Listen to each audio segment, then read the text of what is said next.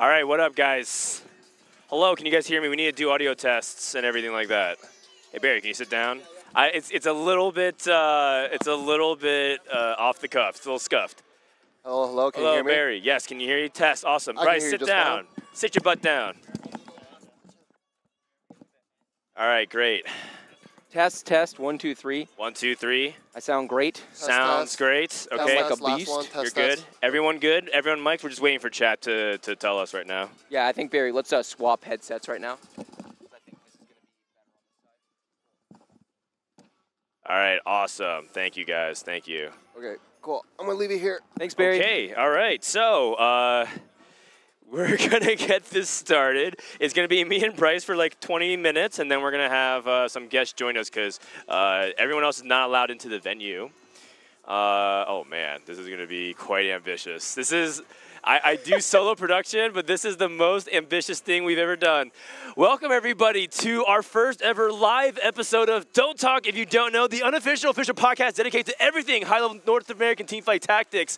But now we're going global. This is our first global LAN. Welcome, Bryce. My God, a global TFT LAN. We never thought we'd see this day. What a time to be alive. I know, it's really cool. The venue is awesome. You guys see like the background shots and everything. There's lights. The stage is great. We have a live audience section, and yes, there are people showing up to watch TFT live, Bryce. There's a lot of spectators here. There's a lot of spectators here. The energy is so cool. The merch line is already insanely long, and it's only going to get longer as the day goes on. And it's just, it feels like TFTCon more than it feels like just a tournament. It really does feel like just an overall celebration of this game that we love, this community we love being a part of, and the magic is kind of in the air. It's just like such a fun feeling being here. It's also frantic. I've worked with some of these people from Riot over the years, and this is like the most stressed they've ever been. This is by far the most ambitious TFT thing they've done yet. There are so many moving parts. I mean, you talked about how it's like TFTCon, right? And everyone talks about like if you go to other conventions like BlizzCon or E3, Comic-Con, whatever PAX, you just know how wild and frenetic the energy is. Yes. But everyone's so excited, and everyone's also really anxious because I think Riot is placing a big bet. How appropriate is it that we're in Las Vegas and it looks like Riot made their biggest financial bet? It just looks expensive, like everything. We even have branded TFT chairs. Let's roll one of these bad boys out here. To the front right here. Look at this. They even have TFT Vegas Open chairs, right? They're doing all the small things. You're not even seeing this on camera. Every chair in the venue is this. This is a lot of money they spent to make this happen for something that you're really, like Dan said, it's mostly about the feeling of being here and when you sit down in your seat being like, wow, I'm sitting in this cool Vegas Open chair. Yes, that's right. Someone's asking, by the way, is this live or recorded? No, this is live. The show's going to start in about an hour and 45 minutes, but we said, hey, can we do our podcast live in Vegas? And said, yeah, sure, just use the co-stream setup that you're going to be doing. Yeah. And so just for reference, this weekend, what are we doing, Bryce? So we are maining the fort for Soju's co-stream, so obviously he'll be competing. Hopefully he'll be competing for a long time. And so Dan and I will be anchoring the couches, as it were, for Soju's co-stream over the course of the weekend, and then Soju will join us. We'll have random players coming through and joining us, right? We've already been talking to a bunch of them. I know Ray's going to swing by. I know Ramblin wants to swing by at some point. We'll obviously get Milk and Prestovin. And yep, Becca, Bellum, all of them want to stop by. And then various other casters might come and join us at some point, so it's going to be a really fun weekend. Yep, that's right. And so, wait, someone says they're getting confused because of the stream title? I thought I updated the stream title. Live with Restream. Oh, you're right. Let me change that. DTIK live at TVO Las Vegas. All right. And it looks like we got a table coming. We're literally setting this up in real time. Apologies for being a little bit late. Dan was figuring out all the stream stuff, all the tech stuff, where we had to figure out how to be on these couches. They had us originally set up with kind of chairs across for a more traditional stream experience, but we really want this to feel more summit-like in nature. We really want just to be couches where Dan and I are kind of hanging out most of the time, and then people are rolling through over the course of individual games or maybe for a whole set. Yep, that's right. Okay, stream title's updated. It's a little bit chaotic as well because we've been setting up nonstop for about an hour or so. But yeah, we want to catch that summit energy, a lot of spontaneity, right? It's going to be not formulaic. If you want, polished, high-level production with a bunch of fancy stuff. The mainstream is still going to be happening. That's going to be anchored by Mortdog, Necra, Azale's in the house for people who love LCS. We also have Makes and Panda from EMEA, Casanova from North America holding it down. And Dan, do you want this table? They've brought a table back here. We're checking. Oh, we're checking. Okay, it's not ready. Okay, we'll get a table out here sooner rather than later. But yeah, the entire event is gonna be incredible from start to finish, and I can't wait to see how many kind of known commodities are making these deep runs and how many new players we'll be learning out over the course of the next 3 days. All right, so without further ado, this is our official preview episode. Let's go ahead and just bring up the first thing here. Our first topic. This is the most tech you guys will get all weekend, by the way. Wow, a transition to some fun on the screen. Who are the players most likely to do well this event? We're just going to go ahead and popcorn and ping pong it. You start off first. I'm going to start with the easiest layup that you've ever given me. It's Setsuko. He has been the best player on the North American ladder since the set released, and that's both because he's just in a vacuum probably North America's best player, but also because the meta on the first patch especially, and probably on the second patch as well, has really favored his Fast 9-oriented playstyle. There's no one who caps out boards better than Setsuko, and he understands how to get there better than anyone else as well. This is also an environment where I would expect that type of style to have success, since there will be weaker players in these lobbies. Every lobby is a little bit of a wild card, though, in terms of how strong you actually against your opponents. Yeah, that's a really good point. Actually, real quick, I'm going to go ahead and zoom this bad boy. Oh. Because it's just us, right? Yeah, we can zoom out when we get our guests. If we zoom in, it just looks like a little empty because... Look at this one-man production crew, you guys. Right. Dan really does it all. Peepo claps in the chat for Dan. You would not believe how frenetic this morning was getting everything set up, but Dan pulled it off as always. All right, well, thank you very much. Okay, player, I think Setsuko comes in with a lot of expectations, but I feel like I think DQA and a few other people were saying that even the very best player, yes, he has a complete edge over the field. He is very strong.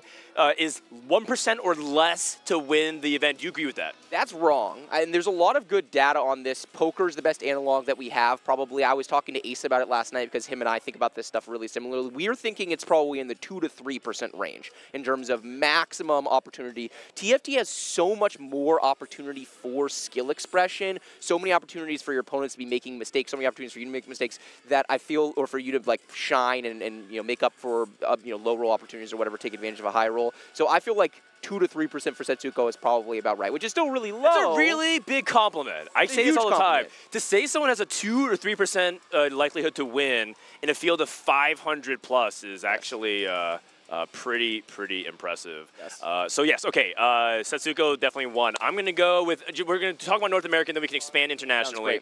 Talk about Dish Soap. Very consistent player, but what's up? Getting a table. Oh, we have a table. Oh, chat. You guys are watching the stream being built live. Yes, chat. Amazing. Barry, could you actually tilt that camera also light towards us? It somehow turned away. The light on the back end. Yeah, on the other side. No, the light. Just like this light is pointing away. Thank you. Because Bryce has all shadows on him right now. And so we want to direct. Bring me into the light. I don't know if that changed anything, but maybe a little bit. It helped a tiny bit. Thanks, Barry. That's perfect. Okay, great.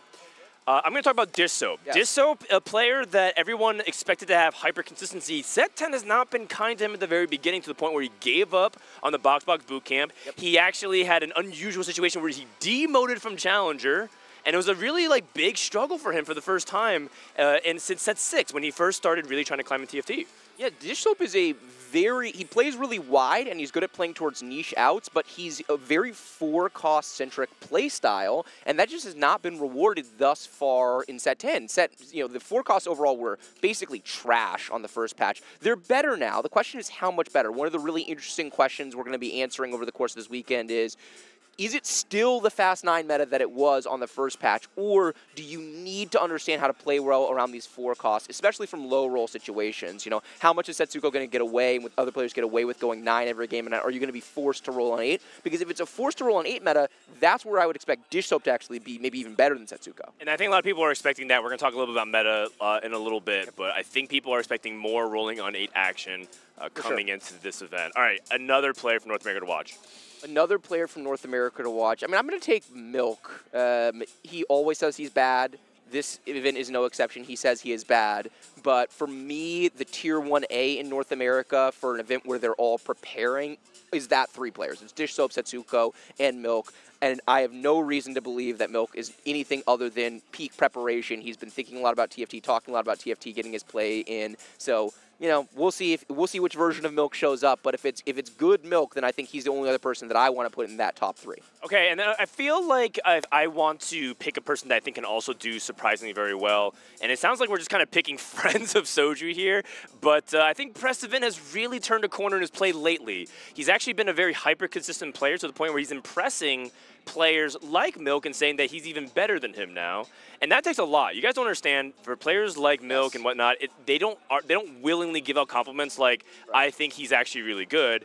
And I think this format favors him. Remember, it's 3 games and then we cut players and we lose half the field. You have to be hyper consistent. Yeah. And Prestivan's a really consistent top 4 oriented player who's learning how to cap out boards now. Yeah, speaking of consistent players, Robin Song's another player that we should highlight. He is a player that I think is among the highest likelihood of anyone in the field to make it to day 2. On day 1, you're just cutting half and then half, so it really is consistency rewarding. I think he might struggle more when we start to require you to be in the top 2 of 8 in your lobby, which is going to be tomorrow. But for today, Robin is someone that I would expect to just get in, play good TFT. His fundamentals are insane, and he's just someone that understands how to top 4.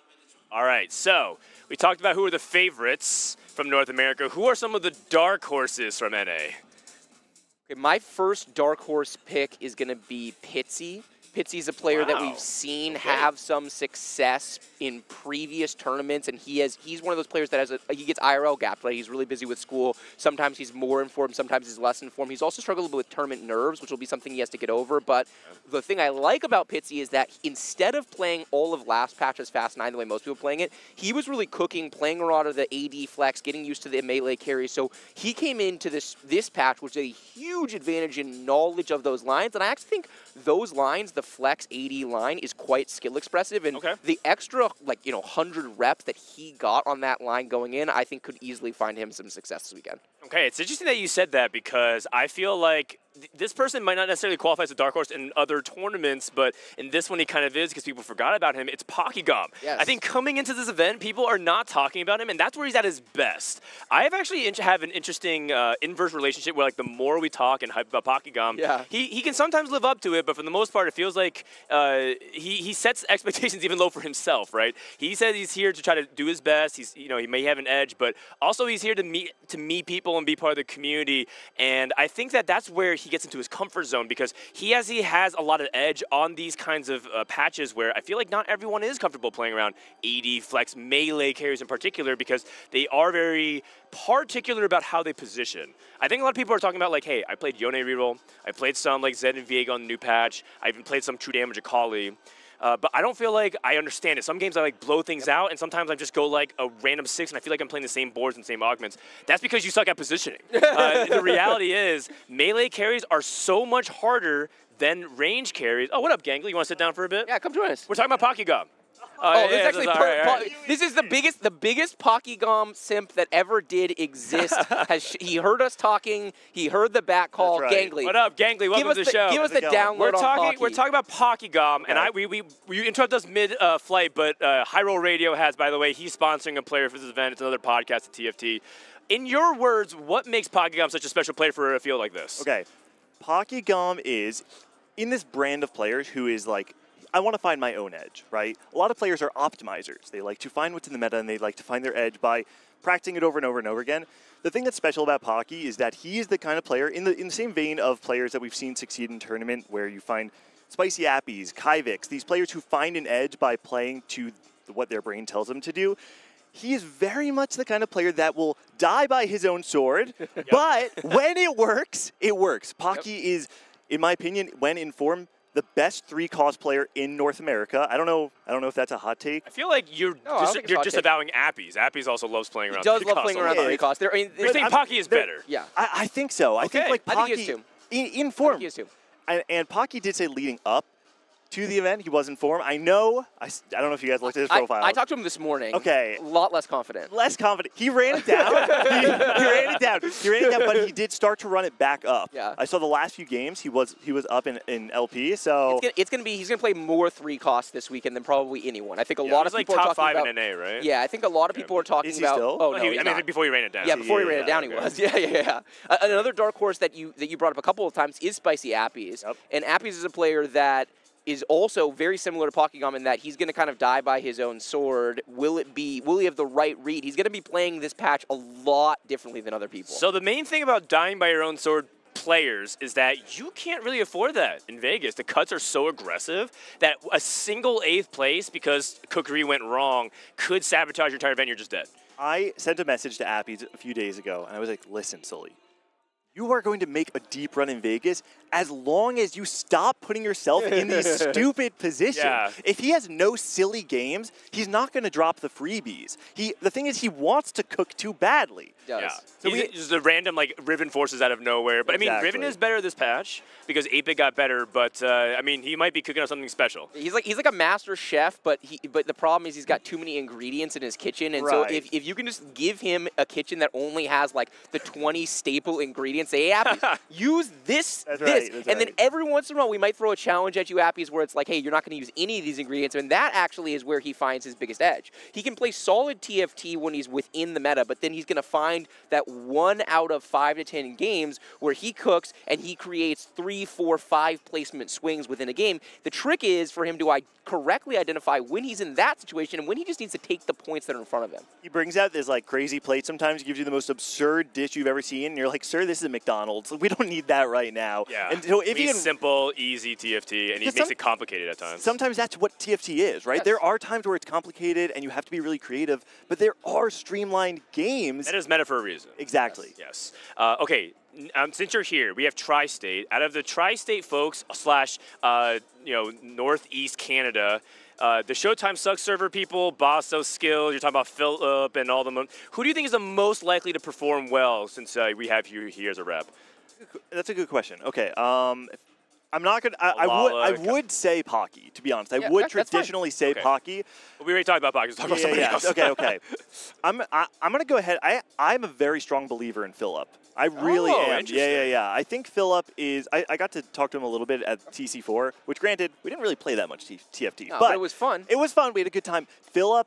I ended up also rating him pretty highly going into regionals. I think he's the kind of player that is not consistently in form. Yep. But when he is in form, he tends to perform well. And we see that because he has this mix of results where sometimes he just flames out super fast. Yep. And then he has a large volume of high-end results where he can top out with a top 16. I find this deeply relatable. I mean, the reality of TFT is that to play truly at the top tier to be able to compete with North America's best, you have to be so fucking in it. You have to be deep in your knowledge of the meta and understanding around which items you're slamming, which units you're playing around, and then you can, once you know all that, then you can find a way to express whatever it is that your edge in the game, whatever it is that you do better than most other players. You can't get there unless you're at this really high baseline. That takes a ton of time and effort that most people just cannot consistently maintain over the course of an entire set, let alone multiple sets.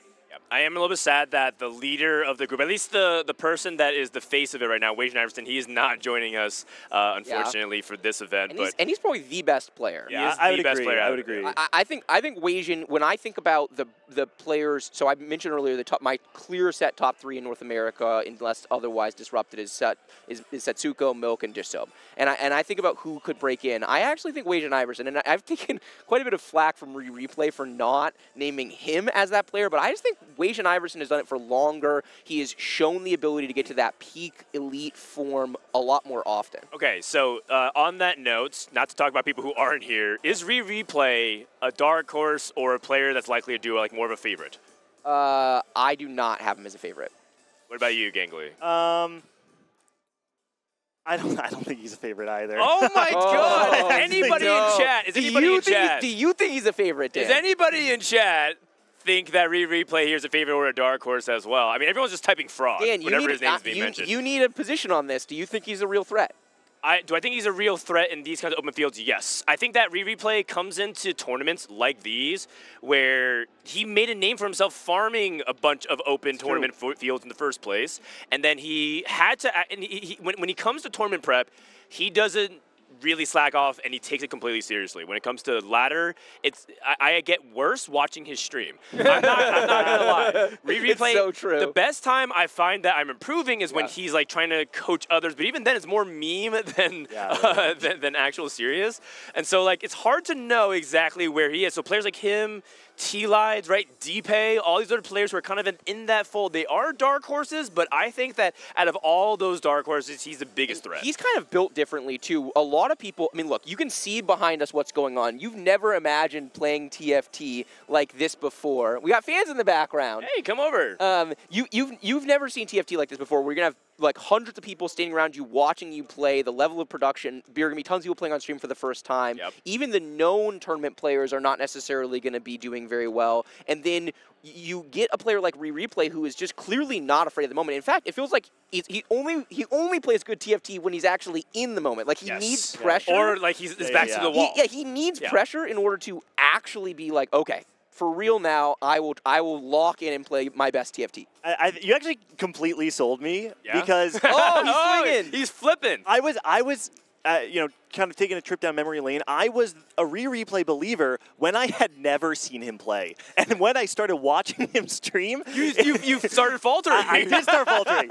So that's the tech. I need to just believe and don't look. It's a trap. It's a trap. You can only study his tournament games. If you study any of his, I did this too because when the set that he had his breakout performance was when I was what was I doing, Dan? I don't remember. I was really busy IRL. Something was going on when like Worlds was happening. Anyway, you're the birth of your twins.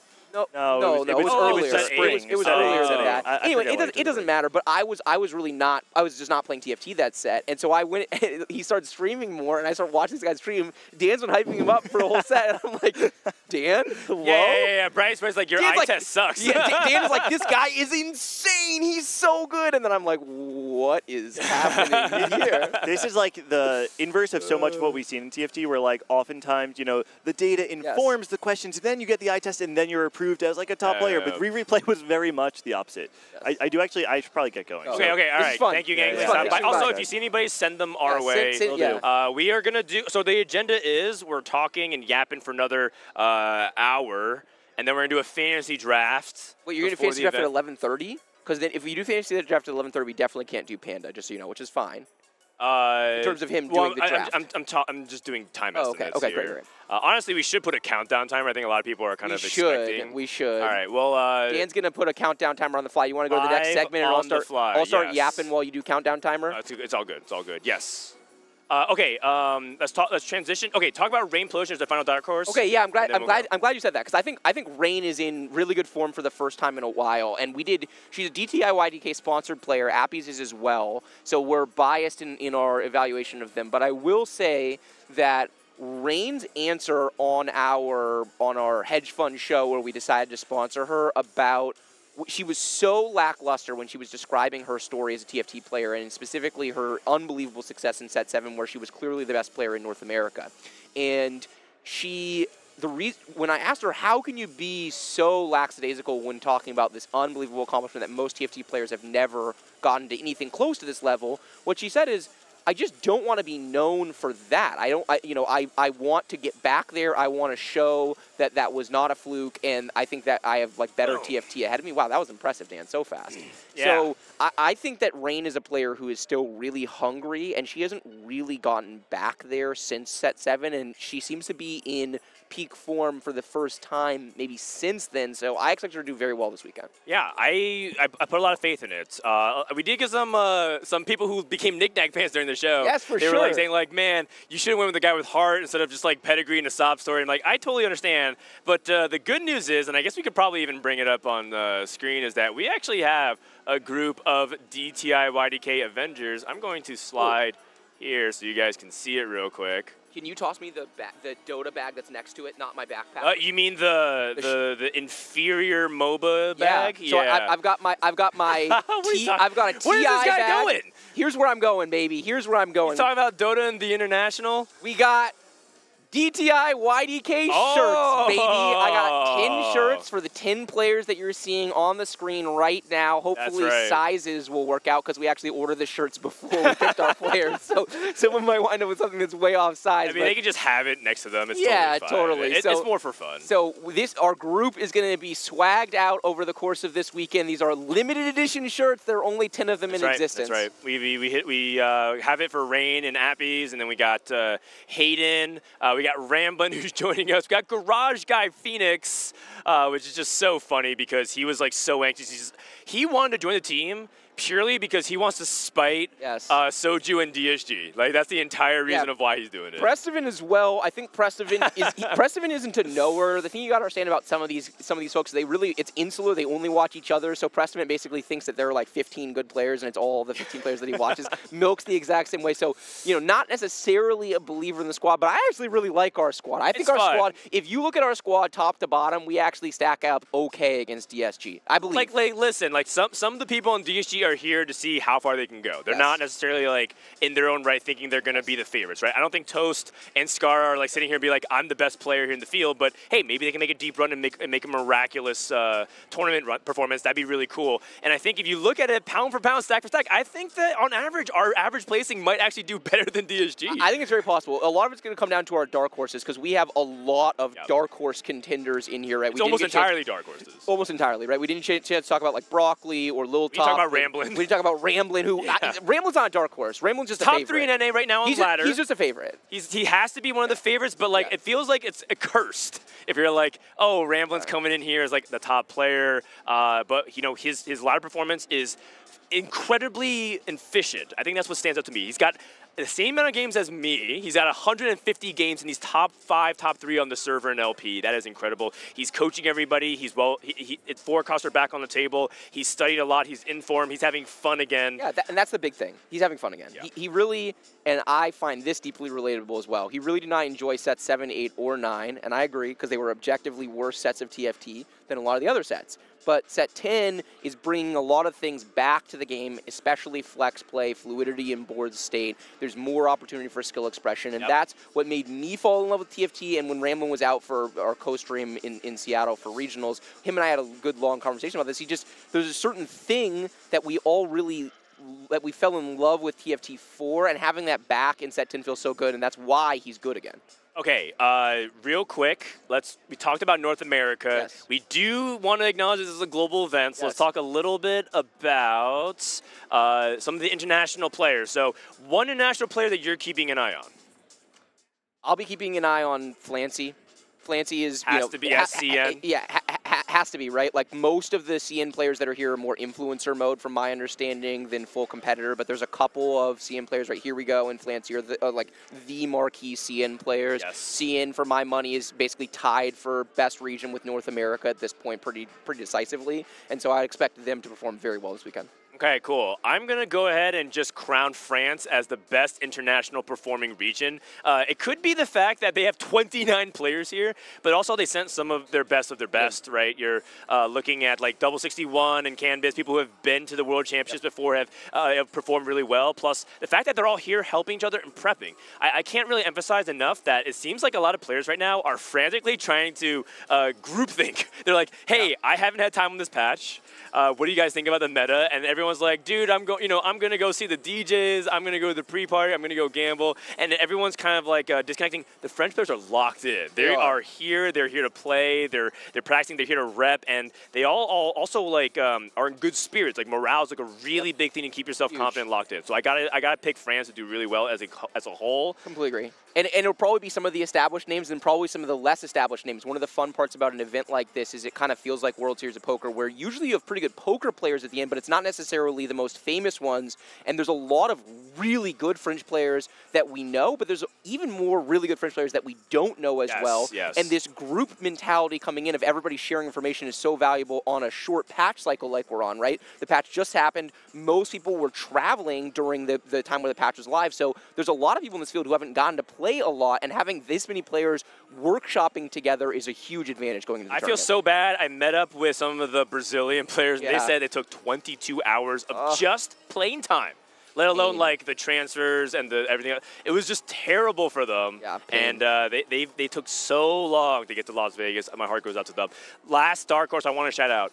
Bobe from Korea is here in the flesh with That's his not a dark study horse group. either. He's not a dark We're horse. just talking about favorites. Okay, we're transitioning the topic back to favorites here. Yeah, these are just favorites from abroad, and his whole study group's here, right? Players, his whole study group from Korea, and Korea is just honestly just taking the punches, man.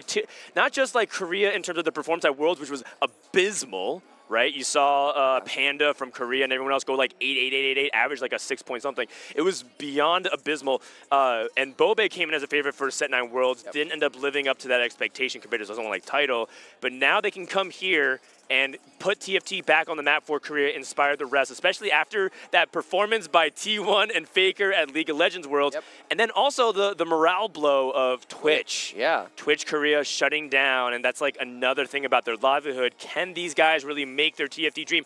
It might be their last shot, Bryce. It might be, and it's so weird, having been in esports for such a long time, seeing a region like Korea flounder in any game, but especially a game like TFT, where it seemed like they were invested early on, and there were a lot of reasons why it could theoretically gotten better. I know Baby's talked a lot about like format issues and all the different incentives around KR, TFT, and that's been problematic, but I would love to see Korea pop off. We also didn't talk about Solo Gasong, to talk about another region around the world, right? One of the best German players, and there's too many. Right? We didn't even talk about our own players. Yeah, and Salvi, Dark Hydra's here. Yeah, and I got to meet them yesterday. Salvi, I did not realize how tall Salvi is. He's European, man. He's just a big human being. Yeah, but Dark Hydra's also European. These things are not erected the same way. It's funny because like Makes is like, oh man, all these Europeans are so tall. I'm like, Makes, you're also like almost 6 feet tall. You're so tall as well. Yeah. It's just crazy, man. All these Europeans are just towering over us short North American players. Unlucky, I guess.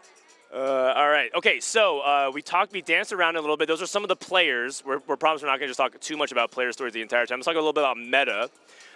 So yesterday we talked a little bit on the show match, but that wasn't actually something that we went into really in depth here. What do you expect the meta to be this weekend? Fast 9, just to set the table here. Previous patch, everyone was talking about, first it was like open flex. You can play around with some of the strong, like, established comps that were really easy. People were playing like Punk and Disco. And then we realized 3-cost reroll was insane with Country Samira. And then Jazz really took over. And then we had the Fast 9 part of the patch, which a lot of people understood. You try to pick an Econ augment, you pick strong combat augments, and win streak and go to Fast 9, play around Legendaries. Yep. What's currently your read on the meta going into this weekend? Okay, my read, and this is going to be my personal read, and I'll point out where it's kind of different from some players, because I think there's actually a fairly wide set of opinions about this. That if you like Asa was saying that he thinks that, for example, Caitlyn is a unit that he asked 15 people yesterday, and he got some people who think it's the strongest 4-cost. Oh, look who's coming live in the flesh. Here. He is live in the flesh. You know, someone asked in Soju's chat, offline chat, did Soju miss the plane? He didn't. He might wish he had missed the plane by the time the tournament is over, but for Emily, now... hello. Does anybody want to come up here and say hi to the podcast? We're doing a podcast right now. Yeah, we're live. You want to come up and say hi? You can say hi very briefly if you want. Emily Wang, live in the flesh. You have a... There's you want a headset. You don't have to. I think she's prepping for You're locked in. Yeah. Good luck. Emily Wang needs to queue a solo queue game. So the meta, here's the thing. I think the winning boards are often going to be level 9 boards playing around legendaries again. I think that level 9 boards are really strong. Oh, we're gonna get blessed. Yeah, just sit down and say hi. I know you want to prep and probably queue up a game. You're not. Oh, you're not allowed to actually play a game? Wait. I don't want to play anyway. Okay. You want to sit and say hey? Just say hi. We're actually talking a little bit about the meta. Yeah. Why don't we start with your meta read, Soju, and then I'll explain where you're wrong. How does that sound? You're terrible. Wait, put the headset on and then say it. What does this do? Hello? It's a microphone. It's a headset. Yes. So what happens is you talk into this thing, and then other people hear it. Okay. Okay. So the question is, what's your meta read going into the event? Wait, hold on. I'm getting a call. Give me a sec. Yeah, you're good. Oh, it's my dad. No such thing as over-rolling on 8. If you don't high roll... Like your opener? Or no, it's not even high roll opener. It's just like high roll your level 8, how much gold you have left after you hit. Okay, so stable on 8. Yeah, if you don't high roll on 8. Also, like, how many people are watching this? I'm not trying to leak the tech. Oh, I mean, no competitors are watching this. It's like 2K. Okay, actually, you maybe you don't want to leak the tech, but more just talking about like your. How do you feel about the meta? Do you like it? I mean, I don't know. I think I'm getting day one. this guy looks nervous. It's a totally different version of Soju. This guy is really worried. Why do you feel that way? Yeah, Why do you feel that what's way? wrong? What's going on? I mean, like you get okay. So yesterday, we were in my room prepping, right? It was like me, Percival, Setsuko, Milk.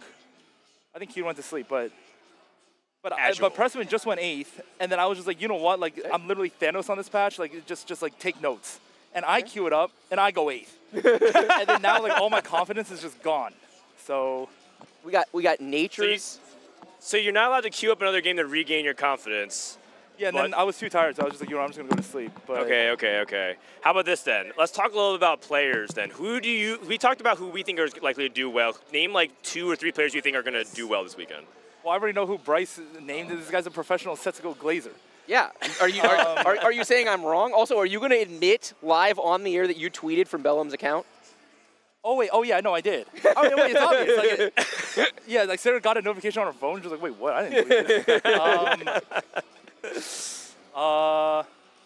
Okay, but What do I think Setsuko is- is a beast, Okay, though, okay. right? Yeah, I think Setsuko's the favorite to win. How's Percival's form? You said he went 8th. We talked about how he looks like he might be a player to do well. Trust me, that guy is lost. Is Milk good? I'm lost. Is I think Milk. Is Milk good? I don't know. I think he's lost too. I think we're all lost. What about Kiyun? No, I think he's lost too. I mean, he says he's not lost, but when Kyun says he's good, that means he's bad. Didn't he like average a 2.5 his only games on the patch? No, that's fake. That's fake because it's like first day. Okay. I mean, Do you want to forfeit the side match, the DTI YDK DSG Avengers? It sounds like you guys are just doomed.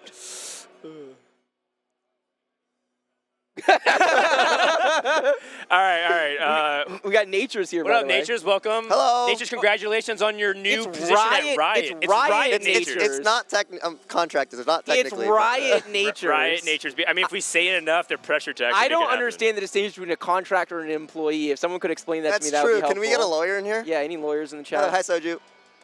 I haven't said hi to Soju yet.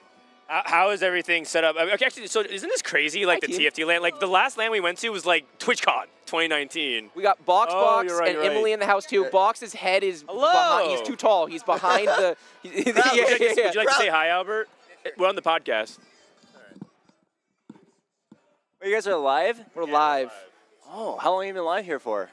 About 30 minutes. Yeah, here, Nature's. You want to give? Or actually, here, just Yeah. take this. This is No, good. okay. Oh, say hi. You got it. Sup, chat? All right, so real quick, rate your confidence on a scale of 1 to 10, Emily.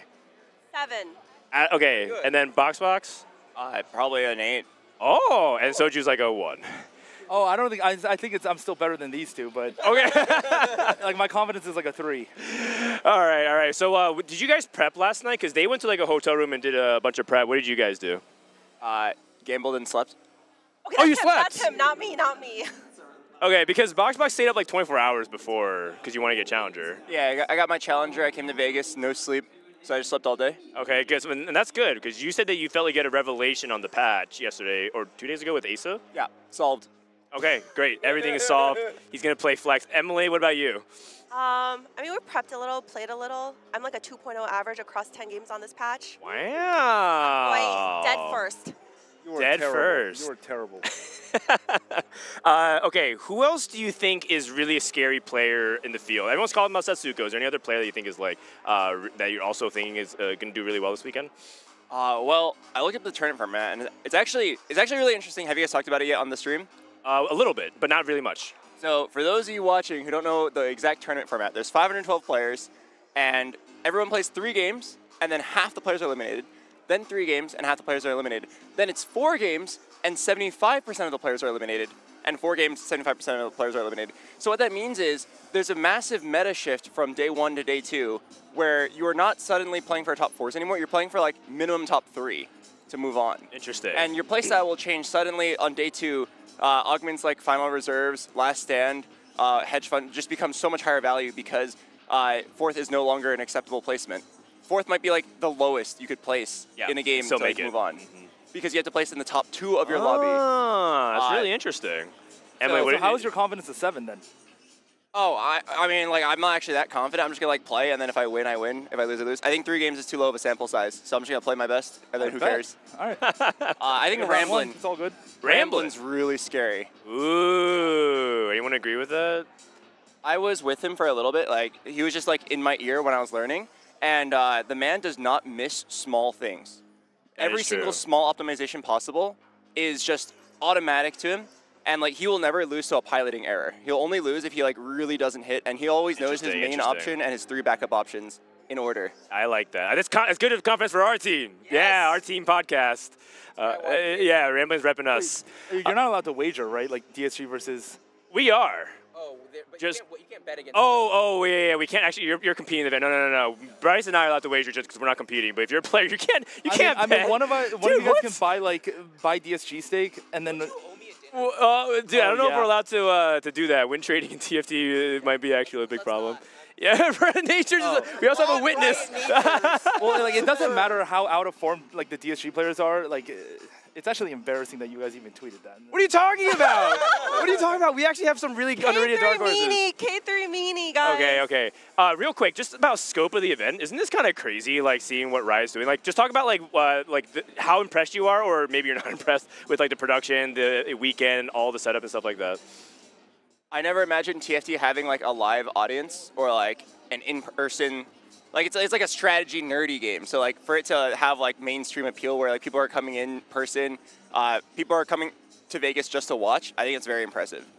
This is like the first of many. This reminds me of when Riot did Summoners Con for League of Legends in like 2014, the first ever League of Legends convention, and it was just a one-day con, but it was really popular and it showed great signs of growth. Where it was like, wait, I can't believe people. Back in 2014, we were saying, like, I can't believe people are coming out for, like, a League of Legends event. Yeah. And then now, League of Legends events are just, like, every few months, and they're mainstream. This makes me feel like this could be the first of many things to come. Hopefully it goes well. Yes. Wow, what's so inspirational, man. How are you so well-spoken? You guys are so it's opposite. crazy. Wow. Who? Me? Yeah, you and Albert. He's, like, super well-spoken. It's crazy. All right, Emily, how is it being here?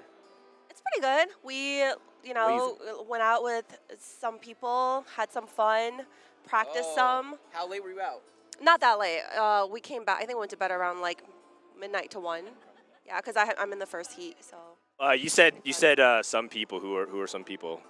Oh, well, You've been hanging with. So I took Soju's spot at the DSG dinner. That was fun. You didn't go to the DSG dinner? He's being talked to by his agent right now. Yeah, Soju didn't even show up to the. Oh, because he arrived too late. You can head up. Yeah, by the way, Soju didn't show up at the DSG dinner, so I took Soju's spot and became an honorary DSG member. And then went to dinner, and then. So you got a free dinner. Yeah, and then I tried to sneak some tech from everyone there, and I learned a little bit. Okay. But yeah, I think Milk is doomed. Milk is doomed. Oh, I don't know. He like freaked out the entire dinner. The whole dinner, he's like, I'm going 8th. I'm going to queue up on my phone. I'm going 8th. That sounds like something he would say. Like why didn't you show up to the DSG dinner? Soju. I landed at like pretty late, like 9. You wanted to practice, okay. right? You want to find late so you could practice? Yeah, but then I didn't end up practicing. I was just slept in. You just watch K-dramas? Okay. Yeah. No, but I played a bunch. I played like 24 hours before my flight. Okay. All right, Emily, do you need to head out? I think my game is starting soon. Okay, so all we're right, gonna go good get luck. Wait, there's no way. Wait, what? No, I mean, it's starting in an hour, but we're going to get food first. Yeah, so. she needs to go. They need to get prepped, so it's really Okay. cool. And if you need to leave too, Soju, as well. This is all just, preview I have and nothing preamble to do. stuff. All right, sounds good. Okay, well, now we're kind of resumed. That was a cool special guest. It was. And that was actually kind of the element of the event. And I think what's really cool is just, there's just a bunch of people walking by all the time. You just don't know who's going to be here. How many times have you been stopped for like pictures and like saying hi? Oh, not here, but that's because I was like lost, and they could tell I was lost. But I actually ran into a bunch of TFT players like on my same flight. They're everywhere, dude. The whole if you just walk through the lobby, it's just all there's like 2 groups of players or 2 groups of people, and you know very clearly which group they are because it's the people for the TFT and the people here for the rodeo, and they're complete opposites. So Yeah, I want to find one TFT player wearing a cowboy hat this weekend. I need the crossover. So also, Nature's your badge. That's okay. Yeah. Wait, what's wrong with the badge? We're not really supposed to show our badge on stream, but like no one can really see it. It doesn't really matter that much. Your posture's It's so terrible. It's not a big deal. But You're like Wait, hunting why? over someone. Why? just part of the rules. Just part of the rules. Just policy. It's not a really big deal.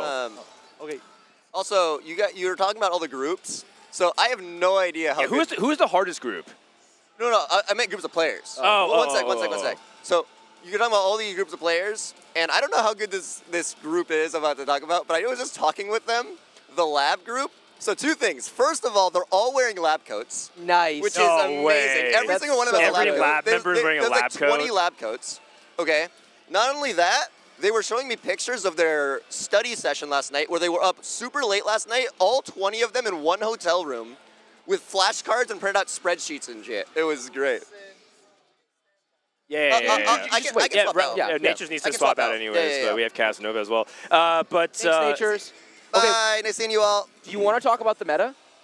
I mean, Soju doesn't want to leak the tech. It's totally fine. I'll leak the tech. Okay, so just go ahead. I don't know if it's tech. It's my personal read. I want Bryce to yap. Maybe Soju is going to pivot. Maybe he's going to learn all right, sure. Go ahead. He's lost anyways. Go ahead. Okay. Talk about the meta. Okay, here's my read on the meta. I think that Fast 9 will win most games. I don't think it's always going to be true Fast 9. I think that a lot of this meta is going to be about the slow upgrading of your chosen over the course of the game. I think it's important to not get stuck on 1 cost chosen, to upgrade to a 2 or 3 cost chosen. I think it's going to be equally important to get onto a 4 cost chosen when you're in stage 4, and then get to stage 5. I think legendaries are still really strong, and there's a bunch of strong iterations of legendary boards, so I think we're going to see better level 9 players have success. Just getting to level 9 is not going to be enough. You have to know the different combinations of units and carries that you can play around, because it is the most flexible level 9 board state that I can remember in all of TFT, actually. Usually we're working with like 1 or 2 carries at level 9. I think that there are 5 or 6 legit different carry options at level 9 that make it much different. Other than Sona. Sona, Yorick, Kane, and Kiana are my top 4. And I think Ziggs is not good, but I think it's probably underrated in terms of its consistency of DPS, and it's not a bad unit to have on your level 9 board. Okay. I mean, the only thing about that is we talked about this last night is that Ziggs is like, if you are like playing it capped versus capped, and like you're both like looking for something, that's when you put in Ziggs, and sometimes he can do something. Because Setsuko has done that a few times. Yeah, for sure. But it's not something that you're Ziggs like. is good, but he's good with 0 items. Yeah. It's because it enables Sona. Yes. For sure. It's good utility. There's a lot of value to it. And then I think there's quite a bit of skill expression on how you play around your 4 cost boards. I think people are probably overvaluing certain 4 costs and undervaluing certain others. Yes. Like I think, for example, I think Akali has done really well. Viego is doing really well. I think people are probably overvaluing Zed slightly relative to my perception of him within the meta. Zed's hit or miss. I feel like he's lower prior. And then there's going to be lots of really, really strong 3 cost reroll. Okay. Do you like Kane, Soju? I think it's a double healing check. It's a double healing. Okay. Because I told you that. Bryce said that it's his tech. Yeah. I told him that. That's what No, the thing is, you say all these carries and stuff, but the thing is, it's like, you can't build healing items early game because it's so bad. And you're just sacking your stage 2 and stage 3 unless you have chosen Cassante. I mean, Hodge isn't a bad early item, and BT is fine. Hodge is pretty bad. I mean, it's not that good. But like, what if you have like a Yasuo or something like that early on? Yeah, but like that's the exception. It's Cassante and Yasuo, but Yasuo falls off like crazy on stage 3, and you're just sacking 40 HP for no reason, and you're never gonna make it to 9. But the thing is, it's like you say like there's all these 5 cost carries, but they're all fake. The only real 5 cost carry is Sona. I mean, I think Sona's the most broken unit in the game too. Yeah. So why are they fake though? Specifically, you're saying like they're not reliable? Because Yorick is broken, but Yorick 1 sucks. And then also, Yorick 2 can't solo carry, but it's like broken. Like Yorick is definitely broken. Yes. But like Yorick 1 is not a unit. I mean, it is a unit. It's still good, but it's not like a carry. So you're saying it's too high roll then? Yeah, and then same thing as with Kiana, where it's if you have Kiana on your board. So a lot of the times, there's this one game that we played, and I didn't sell my TF. Like I won the game, but that's because I got lucky. Like Precious, dummy Zeke's, like whatever. But the thing is, it's the only 5 cost chosen that I think is actually better than 4 costs. That is actual like just a giga upgrade to Sona. Like, I think selling your 4 cost carry with all your items to put items on Kiana. Kiana is not going to solo carry. York is not going to solo carry. Ziggs is definitely not solo carrying. Like, what was the other one? Kane. Oh, Kane can carry, but most of the time you're not going to have double healing unless you go from Zed to Kane. That's what makes Zed good. Is Zed is the best Viego to Kane sometimes. Yeah, but Viego is not nearly as good as Zed. Oh, I don't know about that one. Really? Interesting. Yeah, I think if I had to tier list the 4 costs, I would put Viego ahead of Zed right now. I feel like they're equal in my mind, but it's interesting. Why do you think Viego's better? I think he's more. Is Traits better? Because you can actually play his traits. Traits, yeah, and I think you actually play his traits, right, for sure. And I just think he's more consistent. Yeah. Really? Yeah. I think the indicator to play Zed though is you find Chosen Zed. Like you're not going to just play. Sure. Zed, Yeah. I mean, Zed. Sure. So, yeah. Some amount of time you're going to find Zed. I'm just saying if you get to choose, I would prefer to have the Chosen Viego most of the time. Well, are you playing Viego on your Zed board though? You're telling me you're going to itemize Viego over Zed? Viego's is actually a dual carry you actually see sometimes. Yeah, but, no, he is. I mean, you can play it on the Zed board, but you're going to itemize. So let's say you have 2-star Zed, 2-star Viego. You're going to choose What are my items? Like, is it like BTLW or? Don't they use the same items or? Yeah, they use the same items for the most part. Yeah, there's quite a bit of overlap, but like generic healing plus like whatever. Yeah, I think if I like have generic I think Zed is the better user of damage items if you have damage items, right? If you have like true damage, but if you have like BTLW Titans or something, I'd for sure play it on Viego. I don't even think that's close. and you know, Soju. You know what's really underrated though? Crit Viego. That guy slaps actually. I think the really interesting thing here, Soju, is that you're sitting here telling me that your confidence is low, you are lost. I am telling you things. I am telling you things that are different, and your reaction to that is, well, that guy can't be right. I say that I suck, but I actually think I'm like really good right now. It's just I actually on Reddit I saw someone like, oh yeah, like Soju's going 8th because he only knows how to play greedy, and I'm just like, bro, I'm pretty sure out of all of the players, like the least greedy. I have the least amount of gold throughout the entire game. Yes, it is true. Also, I feel like your items also are consistently so awkward/bad. I feel like you put yourself in situations with you have always mid items and you're just like lower power level because you have like less gold and you have like worse items. Yeah, but I think this meta though, I think stage 2, stage 3 is so important in terms of it's because the higher HP you are in stage 4, the more you can greet your 4-cost Chosen. And then if you can greed and save a little bit of HP, like let's say you buy a suboptimal with like 80 HP going into stage 4, and you win like 1 to 2 rounds and you get like 1 good loss and like 1 terrible loss, right? You're still like 40 to 50 HP, and then if you can 5-2 it and then pivot there, like that's a huge. But you don't have that option. You have to overroll an 8 if your HP is low because you're just gonna play for placement, right? Okay, and that actually makes sense for the format because you have to play for it really safely as well. Okay. Thoughts? Yeah, I'm curious about like the meaningful difference on these 4 costs where you want to greed that deep anyway, because I know there are like some that are significantly better, but considering that I still agree with Bryce, I think that going to 9 still makes a lot of sense.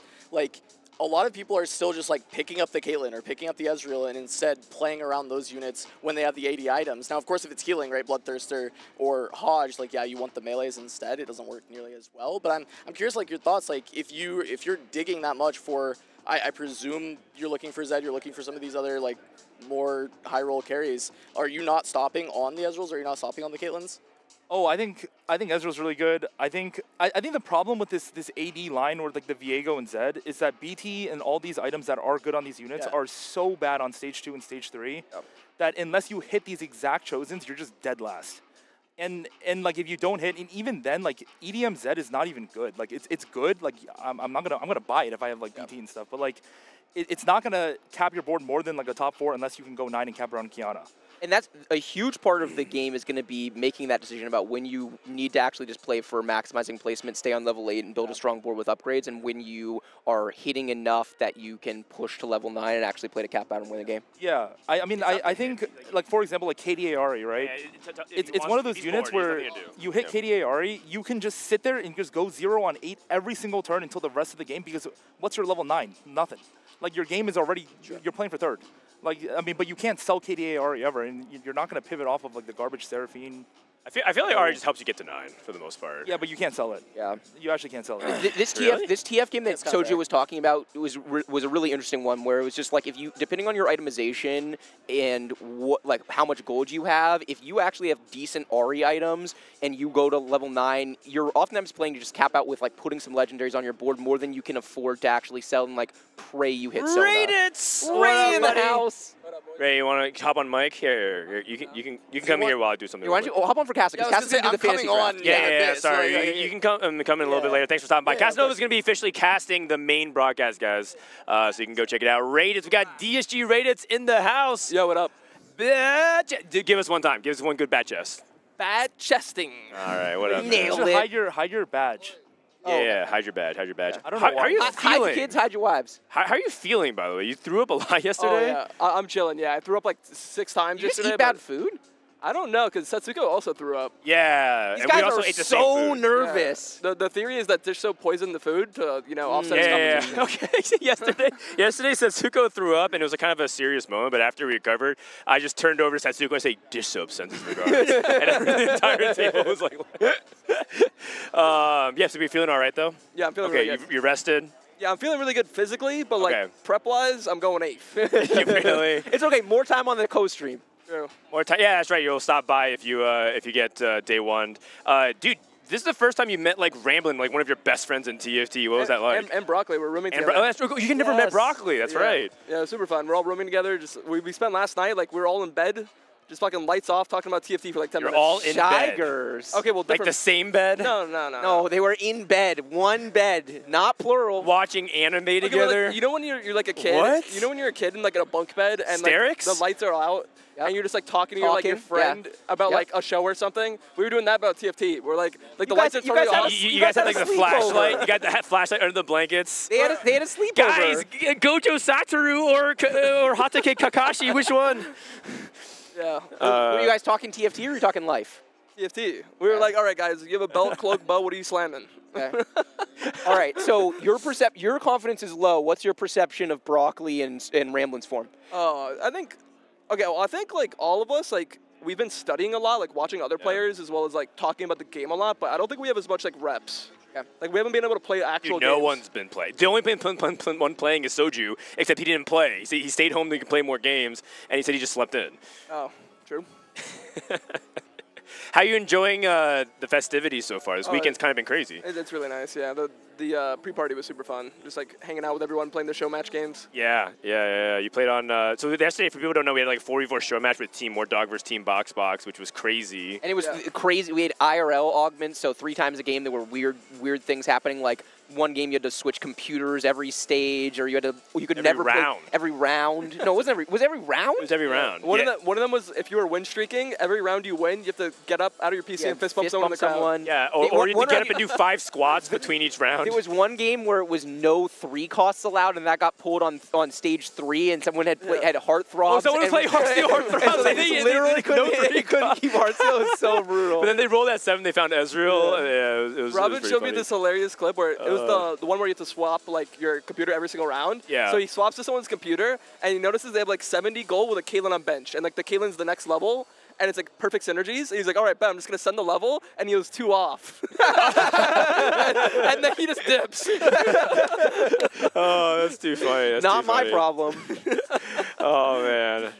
What's the DSG environment like? Since this guy he didn't make it to the dinner because he was late. So what's it like being like hanging out with DSG and everything? Oh, it was super funny. I was sitting next to Toast, Skara, and Setsuko was across the table from me.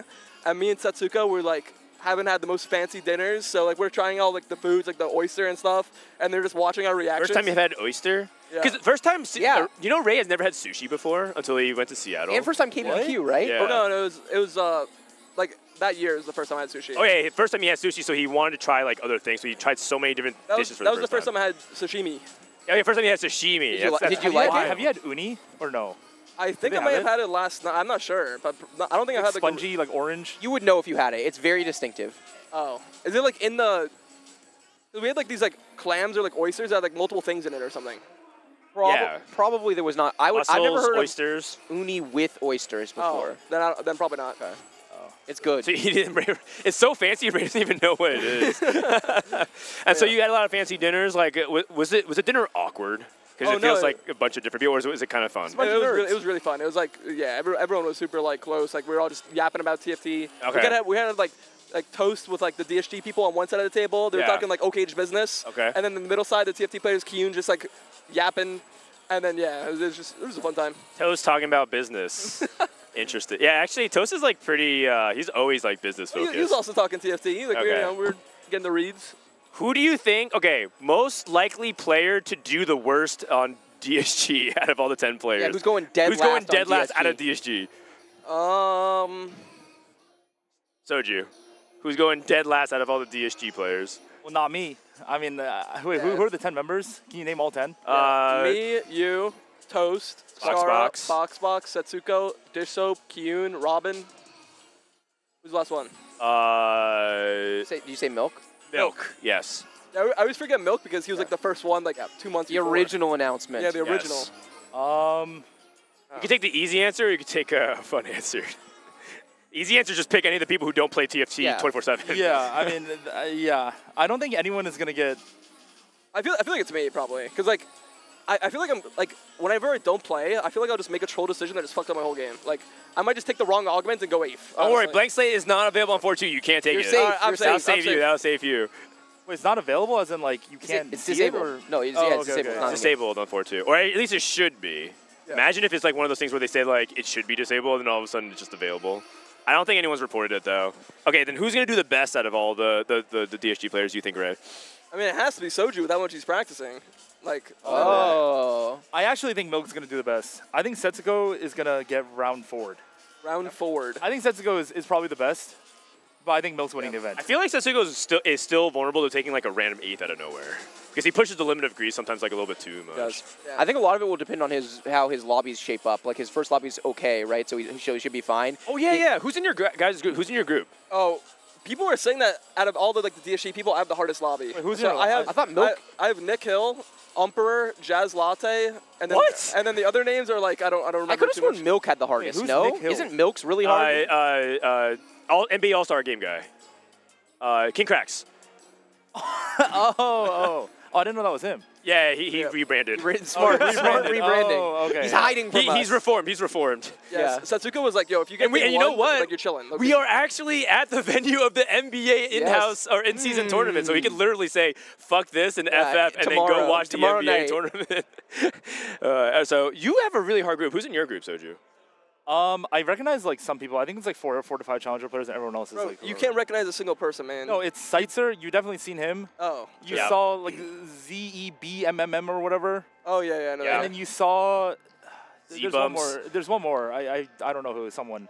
And then there's just 3 He's trying to be Is respectful. Kubum's here? He is here. Oh, we didn't talk about him like at all. Yeah, I mean, He's like so quiet this set. his level of preparation is unclear. Okay. And also, isn't Bertosaurus here? Bird's Yeah, here? I think so. Oh, that's Wait, we didn't awesome. talk about this guy at all. Is he informed? Do you know? And it's 3-cost meta. We were talking earlier about how Pokegom is the best 3-cost player on the server. Bird If is it's a not beast. Pokegom, it is Bertosaurus. I would agree with that as well.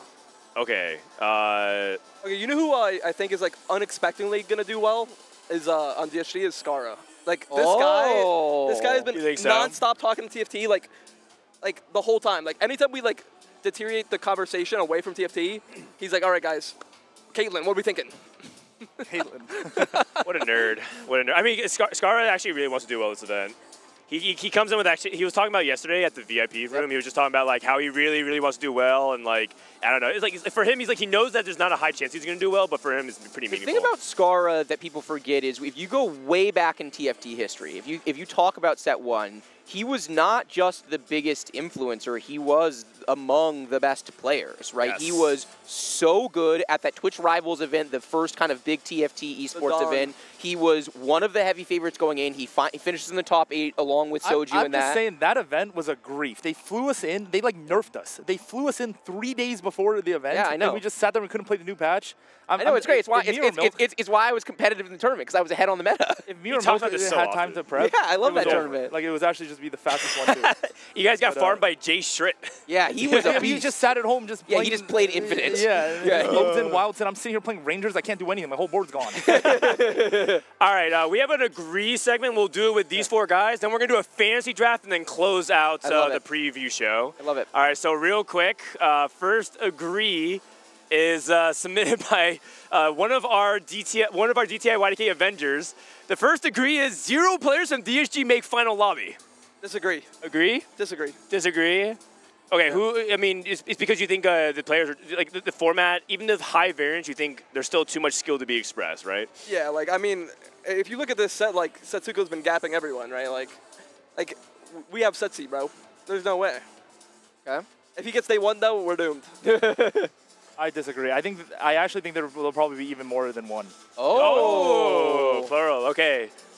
I'm a disagree as well. We were talking earlier about maximum like odds to win. I put Setsuko at 2 to 3%, but I think there's a bunch of people on DSG who I would put in the like 1 to 1.5%, like 1-ish% to win. Okay. And so if you put them all together, chances of final lobby, I think we get at least one person from Okay, so- DSG.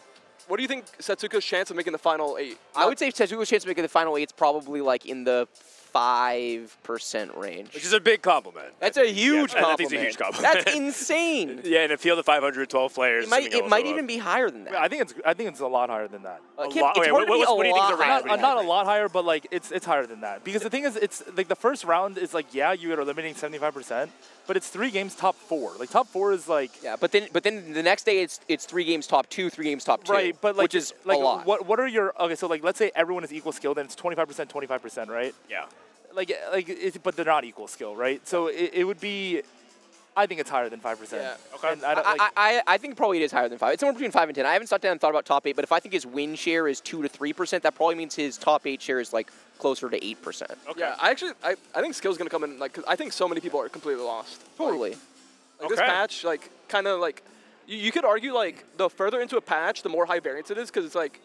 You're just min-maxing like the small details, but everyone like knows the comps. I feel like so many people don't even know what comps to play. And there's a lot of bots in the field. Let's be honest about it, right? Like this is not. It's a lot of for fun players. There's Masters players here. It's the way more extreme version of the open bracket situation, where an open bracket with a bunch of players. Those players usually to qualify for one of the open brackets, you have to be at least GM, and it's current form GM too. Also, I want to say one thing is an X factor is not every player here is accustomed to playing with like lights and cameras and everything like that. These guys have been playing with webcam on for years. They know what it's like to have expectations. Pressure. There's going to be some people who legitimately choke. There's people who told me like, wow, there's actually so many more lights than I thought it was going to be. I don't even know if I can play my normal form. Yeah. It's going to be really interesting. So Soju would never choke. He's been streaming to 20K viewers, getting flamed every single day for years, so. Harassed. He's built for this moment. He's been in his hyperbolic time chamber training. Second degree here. An unknown player will win this event. Fuck no. Fuck no. Fuck no. You think it has to be a good player just based off the way it's being cut? I think even with all the variants, I think the final lobby will have 7 out of 8 at least challenger players. Right, like players who have made it and are known in some capacity. Oh, hi Rain, lab coats, nice. A lab She's here to probably pick up a shirt, by the way, Bryce. Yeah, that's a good point. What size do you want?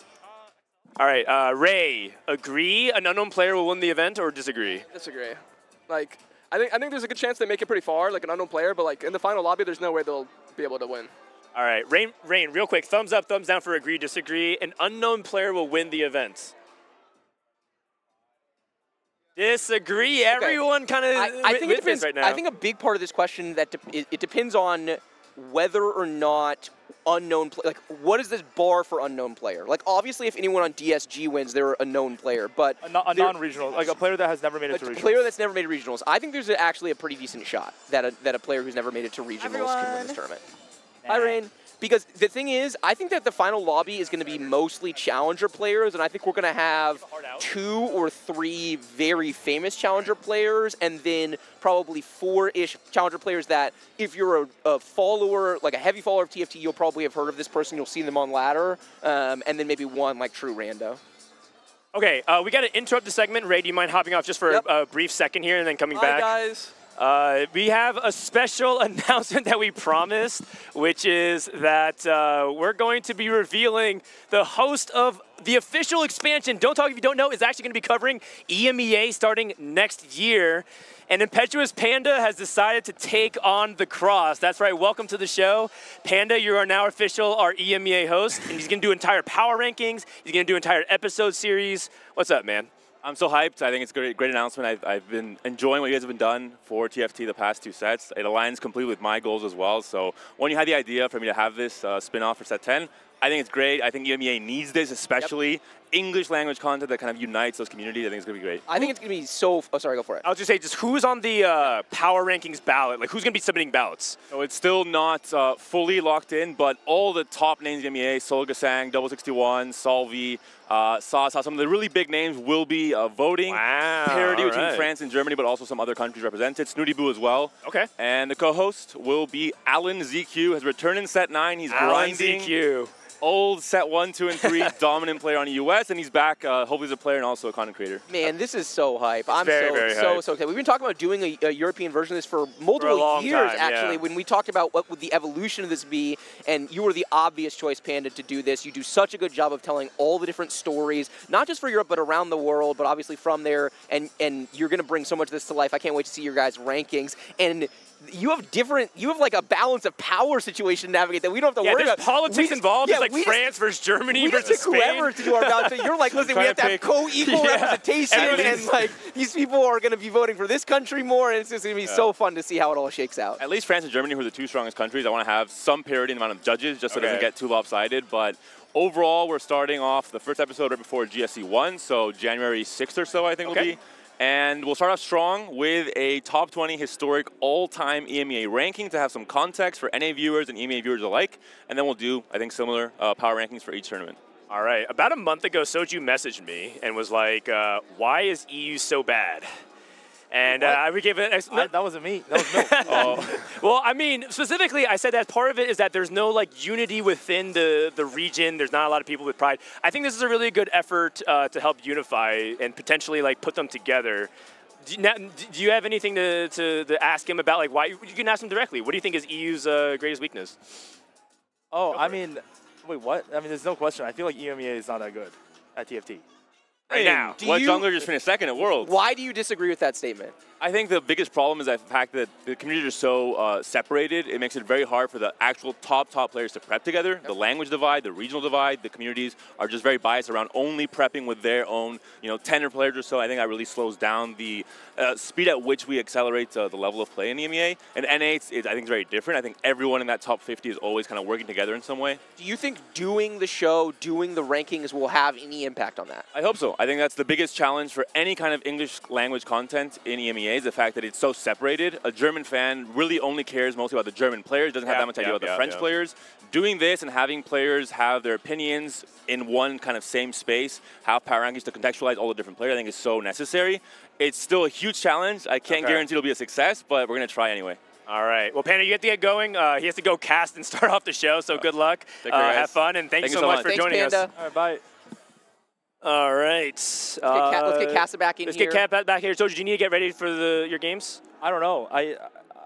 Barry gave us an hour now, like 11:35, right? So you can start prepping. I thought it was 11:45. Okay. We have Soju for 10 more minutes. We can go ahead and do one more agrees. Thanks so much for Panda for joining us. Next agree. Portal should be a permanent mechanic. This was submitted by Bryce. Agree. Let's start off with Soju. Yeah, I think so. I think this set has done a better job at making it less impactful. Like, I don't know if it's because of Legends but they also like toned down, like Glass now gives 2 gold instead. Yep. Yeah, I like it. I think opening Carousel was kind of stupid. Yeah, I mean, hard agree. Like, who starts off with Bow always gave you like so many points. Yeah, exactly. Cass, what do you think? I think this is a pretty agreeable statement in general. I think because opening Carousel, it introduced like, what is the point of having this like kind of APM check, kind of just variance thing to get, maybe the best component on the patch versus Portals. I agree with Soju, toning them down. It made sense in set 9, like that was part of the mechanic was that they were these like crazier things. But now, if it's a permanent mechanic, having the toned down version and continue to explore it in that way, I like quite a bit. And for me, the key is that it has to be this version of Portals. If you bring back Hall of the Nine, if you bring back everybody gets a tome or whatever, right? Like if the Portals have that level of impact on the game, I don't like it. But I really like, for me, a lot of the quest of figuring out what are the permanent kind of additional features of TFT are about replayability. How do you make each different game feel different? And I feel like the balance level for these, for the most part, on the current set of Portals works in that, where sometimes it's pretty generic, it doesn't really change the meta at all, or change the way you approach it. Last or something like that. And then some percentage of the times it does. It changes it fairly meaningfully, and that's fine. Like the toned down version of Clask, you're incentivized to slam items. I think there's something to be said for forcing some games of TFT where you are incentivized to slam items and not greed items. So I like overall the direction they're heading with Portals, and I'm down for it to stay. And obviously, opening Carousel should not come back. Whether you have Portals or not, they should do something else if they're not going to do opening. That's where I think. I think that Portals itself might get old, but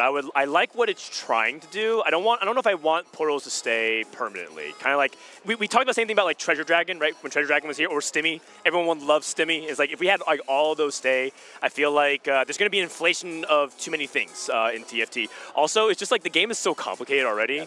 But I will say the one thing is it's nice to be able to queue up a game and then like go to the bathroom or something like that and like AFK for like a minute or two and not feel like you missed out so much on the opening carousel has such a big impact. Yes. That part feels really good, I think. Okay, I think we have our last agree, and then we might, if we have time, we might gonna do our fantasy draft here. The last one is, this is the highest skill expressive tournament patch since set 6. What do you? Okay, Bryce is the one who submitted this, so you take the first step. I mean, I think this is an easy agree. I would love, if anyone disagrees with this statement, I want you to point to which patch of which set was better. Because for me, as a baseline, there is just no world in which any patch from 7 or 8 could be purely because of set mechanic. I am sorry, but dragons and hero augments crowded out skill expression and forced narrow one-dimensional play at a level that is just so night and day. I'm like positive we're gonna when we get to regional stuff and we get a fully balanced set 10 patch, hopefully, that it's gonna be on another level. But I think even already in the current meta state, which is not fully balanced, it's still gonna be higher skill expression. I think the only argument that I could theoretically see is that there might have been a patch of set 9, definitely not 9.5. 9.5 was disgusting. Okay, Soju, what do you think? Most skill expressive tournament patch since set 6. Like since set 6? Yeah. I mean, even with those mechanics, I don't think so. I think you are overestimating the wiggle room that you get with Chosens. I think a lot of the game plan is 4-2 with a little bit over 20 gold if you're lucky. I think if you're level 7 on 4-3, 4-2, 4-3, you're the worst player on the planet. But, unless you're playing reroll, unless you're playing a reroll comp. But the thing is, like, a lot of your game plan actually just or a lot of your placement just gets. It's just basically how hard you hit on 4-2. And I get that there's wiggle room, like greeting HP or like greeting like a suboptimal to save some HP and wiggle out some placements. But the difference in someone just hitting and not hitting is. Isn't that every patch though? Kind of. I mean, yes, but the thing is, when you get an instant 2-star forecast. It's impossible for this to be the highest skill expression. It's not close, and I'm willing to argue on this. I could go back in the patches. Okay. The fact that you can get a 2-star forecast instantly is I'm 4-2, 20 gold, and they're like, oh, dude, you're so poor. I'm like, no, I'm not. No, I'm not. I'm going to hit, and I hit. But you have to hit something. I mean, it's a 70% chance for a 2-star forecast. You have to hit something. We'll see. Okay, so then I think you might be approaching the patch wrong. Can you name a patch that was like better from the past few sets, like that you enjoyed? They think it was like more skills, because Bryce is saying that the hard part about him is that you can't name a better patch. The thing is, all the previous patches are so bad. Like you're just lucky that the past like 3 sets have just been terrible. Maybe. I mean, yeah. I mean, when you won, even dragons. I think dragons were. Like, yeah, dragons were a bad mechanic, but at least you didn't 2-star a dragon for free. Yeah, but like which patch? Not the regionals patch was about as balanced as that set got, and that patch was not that good, man. I mean, okay. I think there was still skill expression. Besides Guardians and stuff like that, it was all right. I still think that patch was more skill expressive just because you can't 2-star instantly. Okay, interesting. So you're sad they brought. You're sad headliners. You're not glad they brought Chosen back. Oh, I mean, I don't mind. Like, it's fine, but there's definitely a lot of skill expression. There's enough variance. Everything. It's fine. Oh shit! What up, Goobos? Oh! But there's no way. Oh, actually, real quick. Oh, we need a professional yapper here. All right, real quick, wait. Get him in. Goobums. Is this the most skill expressive tournament patch in set 6? You were top 2 in set 6. I have no clue. I haven't played a single game on this patch. 0 games. Oh no. What's up, Soji? All right, Goobums is going dead last. He has played 0 games. Wait, what? I mean, we don't know. All right, Cass, what do you think? I mean, so I think it's fair what Soji's saying about like just hitting the 2-star forecast. Like that does feel a little bit bad, but I do think when I look at the augment stats and I look at how many viable units there are to play around, I think you can play around 3 costs. I think you can play around 4 costs, but I do still kind of think that going fast 9 is the best. I like the continued like pivoting throughout the game, buying a bunch of different headliners and getting there. I think it feels very balanced. Now I'm gonna agree because Bryce, you got me. I can't name a better patch. Like I can't name one that I feel like was better than this because I feel like there's so many viable lines. There's so many augments that are clickable. There's not a lot of just like look at the stats and oh, this is the best augment. I think the balance on this patch is very good. I think it is very skill expressive in how you make it to level 9, but it is very much around capping level 9 boards. And the nuance of positioning on this patch I think is really impactful, and a lot of people are understating it. I think it's very small things, but they make a massive difference in the fight, and I think that skill expression is also a big factor in it. So I do think it's incredibly skill expressive. I can't name a better one, so I'll agree on this point. Love it. I disagree just because I think you really, because you didn't even watch the end of set 8 Worlds. I think that was a better patch than this one. And I think that there's like a couple of them that were better, but I do think that this patch is underrated. Okay, we don't have much time left. I don't even know if we can finish this, so this is going to be the fantasy draft. You know, we have us 4. I think I put 5 names on it. So the way it's going to go, we're just going to snake draft. There's just too many people. We can't bid. So I think we just take turns for the most part and try to get this done. Randomize the order of who's going first. Well, I'll take the first pick. Can I get the first pick? Sure. Oh, no, I'll take the first pick. I would really like. This is actually the only time in a snake draft when I really want the first pick. So we're just gonna snake draft, and we're just gonna do 5 players, and then hey, maybe Chat can draft slot number 5. I like this. Chat draft. Chat will draft slot number 5. I okay. was considering spending $96 on a player, so I kind of want first. But I like it. Barry, randomize 1 through 4 or 1 through 5. 2. Okay, that's Bryce. Bryce, your first pick. I love that. I'll take Setsuko. What? Okay, that's just cheating. I love it. I didn't know how it was going to work. I was going to spend 96 on him, and then just pick right. Actually, I like that. Soju, pick another player to do on the field. Wait, why am I picking? Pick any player. Because we're just going in a circle. Oh, Milk. Milk. Okay, so Chat's up next. Chat, start spamming who you want. The first name that we see a lot of, we're going to go with.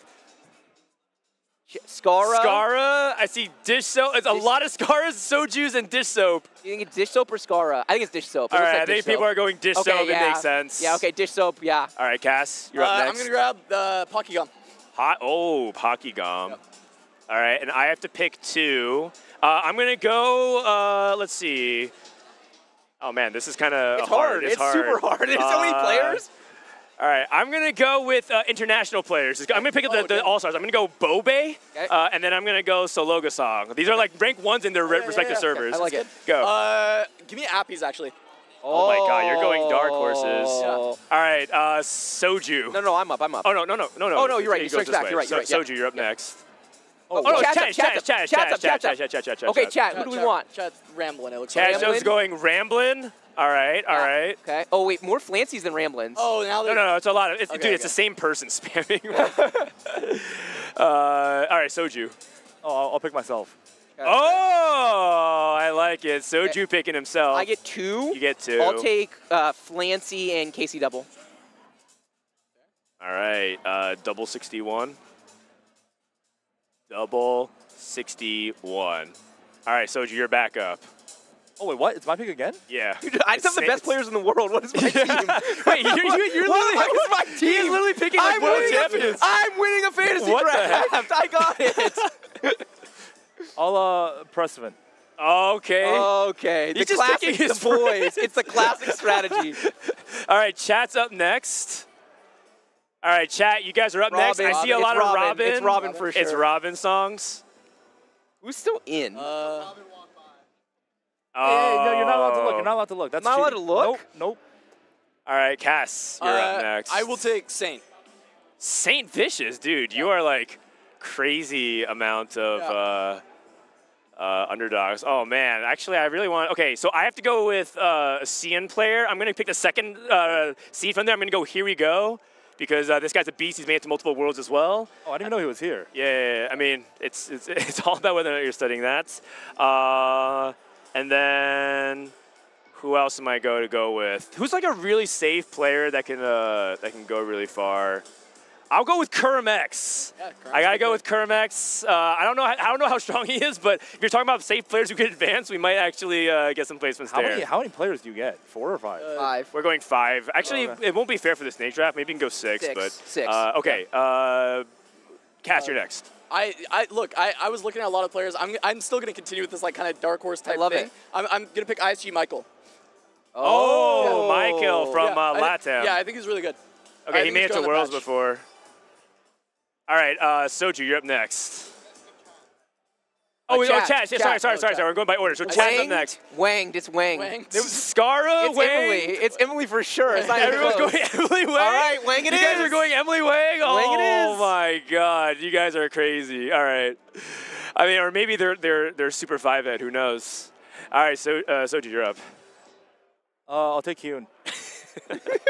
We have a very consistent I think we have themes going on here. What up, Dish Soap? Dish Soap's over there. Dish Soap in the house. Hello. We're doing the podcast right now. Okay. People are saying Wei-Jin. I would love to pick Wei-Jin. He's not. Yeah, he's not here. playing, guys. I would love to be able to grab Wei-Jin. Oh, he's not playing. Wait, why? He's not. Finals? He's not here. Yeah, I don't know. Yeah, why I think school. I think school. Okay, I think I'm gonna. I don't even know if he's in form, but I'm gonna take Lakoko. Oh, that's actually a pretty underground pick. You get 2, by the way. Oh, I get 2. This guy's from France. He's going with 2 French players. We have to wrap it up. Okay. We have to hurry. We have to hurry. Who's still in? I wish I had the player list. Say it first. All the people underrated. Pick someone on our team. I'll take Rain. Okay, Rain Potion. Soju, just do 2 picks and you can go. Oh, I get 2 picks in a row? Get 2 picks and you can go. All right, because he has to go to I'll space just go with it. Phoenix. Garage guy. We lost. Well, who else is there? I don't even know. Spencer's here. You can go Spencer as well. That guy looks... I'll just take Spencer. I'm down. All right, sounds good. All right, Soju, you have to go. Barry says you need to issue up. Oh, we need to get the stream set up as well. We have to wrap up entirely. Okay, speed run. Who's up? Chat has to pick. Chat, you're up. Chat says Scara a lot. Solus? And Ray? Souls. Solus? I love it. I have 2 picks. I can All right, we're just doing this. Just go. Just rip them. Wet Jungler and Alan ZQ. Okay. All right, Wet Jungler and Alan ZQ. Okay. I'm going to go with Dark Hydra and Salvi. Okay. Yep. I'm going to take Jim Ray with the last pick. Oh, yeah, I love Jim Ray, my boy Jim Ray. I think he's going to be really good. This is the most that's my true dark horse pick. I didn't want to mention it earlier. I didn't want anyone to steal it. All right, sounds good. All right, thank you so much, guys. Bye, Soju. Soju's going to go and get prepared. Yep. We got to also prepare the co-stream for, because we're going to be streaming both on Soju and my channel as well. Yep. Cass, thank you so much for stopping by. Good luck on Chat, we're staying. We're staying. We're just saying about the podcast. We're transitioning into the co-stream. This is all done on the fly. And we're going to have guests come in. Thank you. So the way it's going to go is Bryce and I are going to be co-streaming Soju's games and his lobby. And then as the day unfolds, whether or not Soju advances, we're going to be following him. And then if people get eliminated, they're going to be stopping by and hanging out on the couch. Yes, exactly. Wow, we did our first live episode, man. That was a great episode, too. Chat, did you like that? It was totally chaos. But it was kind of fun, right? So scuffed. We got the countdown timer, though. So the tournament's going to start in 20 minutes. They have a fancy intro, by the way, and like this whole ceremony. Which we got to watch. Yeah, they have a whole ceremony. It's not Worlds. We don't have New Jeans performing. La Seraphim is not here, unfortunately. But hey, there was a Maidon set last night. Like, we're kind of high-rolling. Maidon. Yeah, okay, sounds good. So what's the procedure here?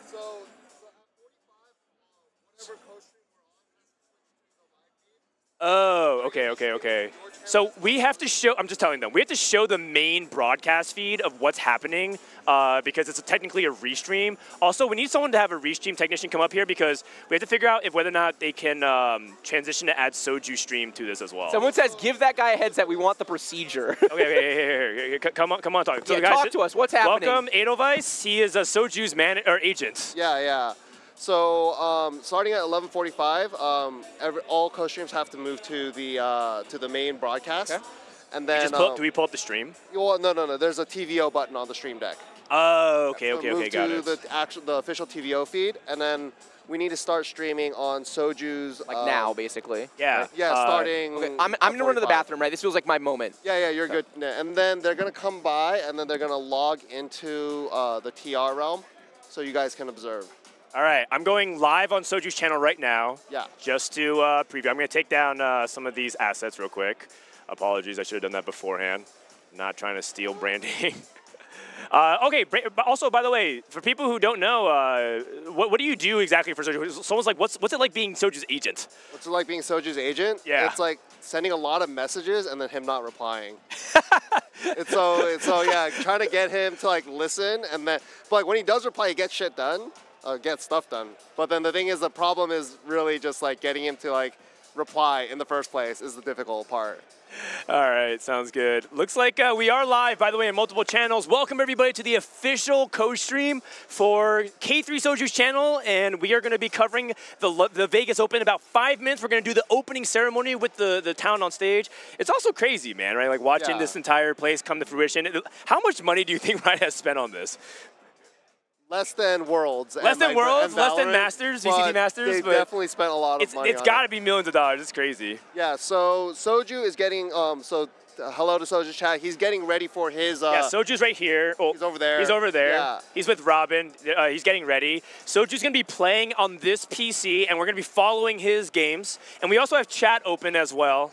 I wonder if we could actually pull up a chat feed. That'd be actually pretty interesting as well. Yeah. So you can figure that out. I need to go flag down the production. Oh my God, they're leaving. Okay, yeah. So I hit the TVO button in 5 minutes. Yeah, in 5 minutes. You're good. Okay, so it's literally just me here, guys, by myself. I've been abandoned. All right, well, it's just me. Oh, Goobums is here. Come, you want to sit down and talk for 5 minutes? I need somebody to bounce off of. Because, as you know, I need other people to make content. Goobums, what up, man? Also, sick hair, sick style. Dude, you are... Your hair looks even better in person. Oh, does it? Put on the headset before you start yapping here. All right, Hello? Goobums, welcome to the official co-stream. How you doing? How's the flight to Vegas? I mean, it was all right. It's a flight. It's not very nice. It's like a 5-hour flight. It's not that bad. What's it like, man, being here? I mean, it's fun. The turnout is cool. Like, I don't know if you guys saw like the CM players. They're all like, they're dressed up in their matching outfits. I think it's really cool. Getting to meet everyone. They have like cool. uniforms and everything like that? Yeah, everybody. They have their name tags. It's almost like the DSG, but like, I mean, they did it light. They have like a hoodie instead. So. That's crazy. Oh, you guys are. Oh, yeah, we had log. Okay, you guys can log on. You guys just take the mouse and keyboard. Just go ahead and do that. Just put this headset on the side in case people join. But yeah, you guys can log in if you can. Okay, so you said that you aren't really practiced and confident. That's intentional. You're just trying to take it for fun. So that you're here to meet people, right? Yeah. Okay. I think I didn't realize how much time people were putting into it. I thought like a lot of people kind of like saw it as a for fun event because like there's 3 games and then you get eliminated. The EV's kind of nice if you can make it past day 1 though. It definitely is. Yeah. I mean, hopefully. My plan is like, okay, after the first 3 games, like once you get more into it, like especially like because I'm fairly experienced playing tournaments, right? Yep. So I figured like after you play a couple games and like you're kind of like used to it, yeah, you should be fine. And I have been watching, so I just haven't been playing too much. Okay. Real quick, Bertosaurus live in the flesh. Yeah. A lot of people didn't know he was going to make it. We were talking about in the pre-show. We're like, we don't know what this guy's form is in. You're a really good friend of his. Is Bert actually a threat in this tournament, or is he for funning? Not at all. He's for funning? So about a week ago, he was hard stuck diamond, and then he figured out, okay, what if I just fast 9 every game? And then after the patch, it's like a little bit hard to fast 9. Also, at least like the going theory is that in the first couple games, like first 3 and then the next 3 that follow that, you probably shouldn't be fast 9ing too much because it's like top 4 that make it. So pretty much like, okay, if you get 1 first, you can go like 2 6s after that, or you could just go like 4 5 5 and you're pretty much making it through. So like if you're fast 9, 4 5 5 and or make like it 4 through? 4 5, like something along slightly those lines. above. Yeah, right. Yeah. So yeah, then he's like, okay, I don't know what to do if I don't fast 9. He assumes that like Yone and some other rerolls will probably be contested. So yeah. Normally that would be his plan, but I think someone in his lobby's already committed to Yone, so that's not something he can do. Oh, that's true. Who's in your lobby, real quick? I took your seat. I mean, it's totally fine. I don't know. Keep your headset on. Keep your headset on. I was gonna swap back to Noble my water. 2 minutes until we stop. Oh, hello. 2 minutes. Hello. 2 minutes of Goobums yapping. I've been yapping. You just missed it. This is I know, Taylor, I'm my sad. lovely wife. Hello, Taylor. How you doing? What's it like from the casual fans' perspective? Isn't the venue awesome? It's so awesome. It's huge. It's beautiful. It's really well organized. Love a riot event. All right. So what were we asking Goobums right before? We only have 2 minutes, so we got to do this really quick. A minute and a half. I don't remember what I was asking him. Ask him anything. Why do you suck? Because I don't play. I played 0 games in the past week. Dude, no one's played though. Like China flew like 30 hours, Brazil flew like 20 hours, France flew like 22 hours. No one's played in the past week though. I got knocked out from Box and you just peaced out. Yeah, all right, sounds good. All right, do you need to go get ready to play? Are you Heat 2 or Heat 1? Heat 2. Heat 2? Oh, You can hang. Do you want to just commentate with us? Yeah, you just hang. I mean, I can for a bit. Yeah, for sure. Yeah, because so for people again who are kind of straggling in, we're running Soju's official co-stream here. It's also live on my channel. If you guys want to chat and hang out, we'll be responding to you. Do we have to spectate friends? Oh my God, the sound. So how are we going to spectate? Are we getting an invite, or do we have to spectate friends? We're going to get an invite? We don't have any friends. Okay, Adam Lander. All right, sounds good. Okay, sounds good. Oh, we got Zane in the house. Zane, the MVP. If you guys love Smash Summit and TFT Summit, this guy was the real MVP. Yeah, and actually, you could argue that he is at least partially responsible for this, because without the success of Smash Summit, this event would not exist. So, Zane, I'll perpetually give Zane infinite credit, and he'll resist. It's going to be our relationship. And we're going to do the opening ceremony. Bye, See Zane. you guys in 15 minutes. The opening ceremony is lit. Let's go! get started. Oh, we have to transition. Peace. Oh, we're reacting to it. Oh. Yeah, we get to react. Oh, okay, never mind. Then we're actually staying here. Oh. We're totally professional and prepared for this event. Also, we probably shouldn't yap over the UNLV strong. This is. Oh, yeah. Okay, yeah. But it's okay. Also, in all seriousness, all stay respect, safe. seriously. Yeah. All right. Classic Riot Games logo. I mean, these Wow, cinematics. I feel like a total asshole. I can't believe I cheered into the U. It's okay. It's okay. It's okay. You didn't know. You didn't know. Terrible person. You didn't know. It's okay.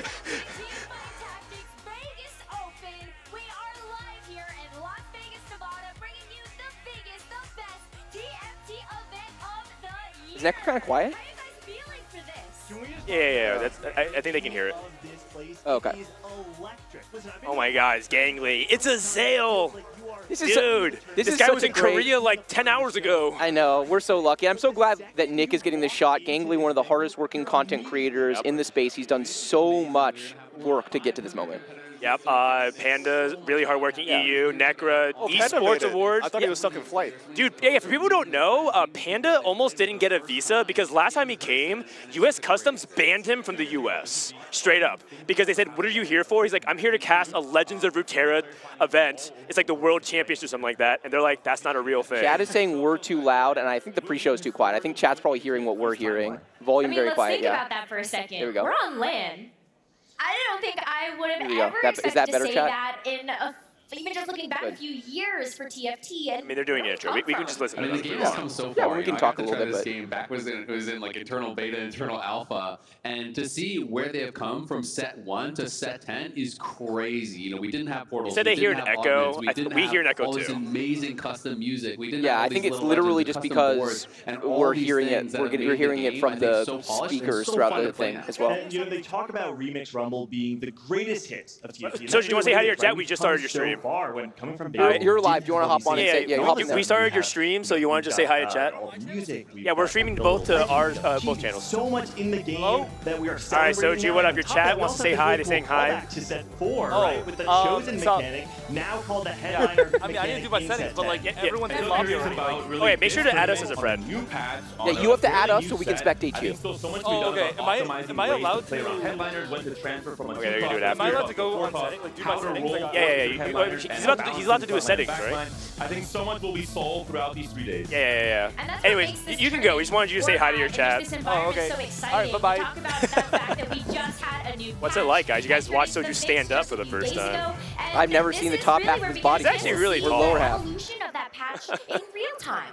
Yeah, absolutely. I mean, I think from day 1 to day All right, 3, let's watch the ceremony. They worked really hard for and the this. players who are going to be able to adapt the quickest are the ones who are going to reap those rewards. You think about the fact that, you know, to be here, there's a travel day, right? That travel day for a lot of these players was literally when the patch dropped. So a lot of these players are actually trying to play catch up, doing their homework now. And like you're saying, the meta is going to develop because all of a sudden we have this hyperbolic time chamber of players playing a high volume of games collectively over the course of 512 players in the field. And you have to imagine that the meta will shift as the tournament goes on. I mean, everyone's been cooking, but it's time to find out if you've been cooking up some garbage or not. I cannot wait to see whether or not we're going to be eating good tonight, or we may need to go back to the kitchen and see Someone's what we gonna can eat good. come up Question with. is But who. one thing's for sure is that this event is the first of its kind, and with that means Oh wow, that we're we've got explaining to like how explore Kali such a new works. format for a In the three-day intro ceremony. competition. All right. So we've got a video to show you. How many people here like exactly what's actually in store don't for you know this anything about weekend. Set 10? I'm really interested.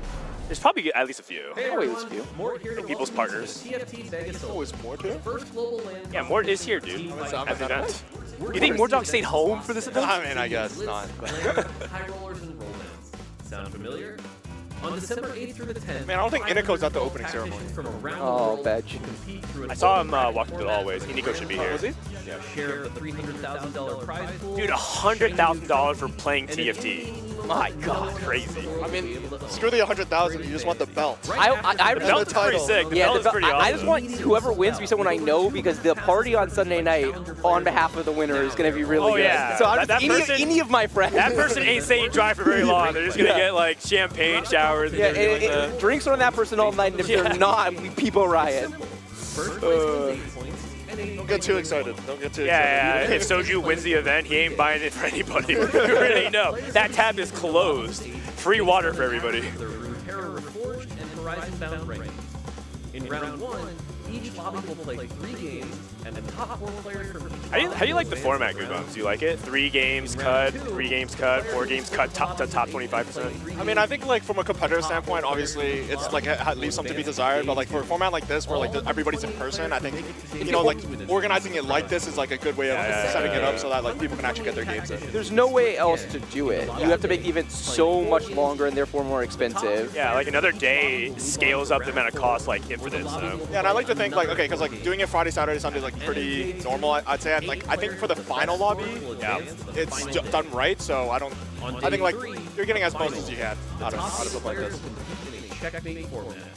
When a competitor earns 20 points, they will put the rest of the finalists Checkmate. I mean, this is an event where checkmate makes sense. Like, finally, a checkmate format, we're like, all right, that makes sense. Yeah, I've been whining about checkmate format since the dawn of TFT. This is the only one you won't hear me yap about it. It's completely correct. Maybe until after the event you can yap about it. Yeah, okay, fine. Yeah, sorry, chat, we don't know what to do about the echo. Like, I think it's because it's coming through our mics from the live thing. The nice thing is, I think in general, it's not gonna happen for the gameplay. The Vegas Open is happening December 8th. There will be a cast though. When we pick up, you guys might hear like the cast in the background. There's just not a lot I think we can do about that from a tech perspective. We're all right on top of each other. I mean, the setup is really cool, by the way, chat. Like Soju's lobby is always going to be directly behind us. So this little pod of 8 players, Soju will always play at that. So we always have. Soju's not playing main stage?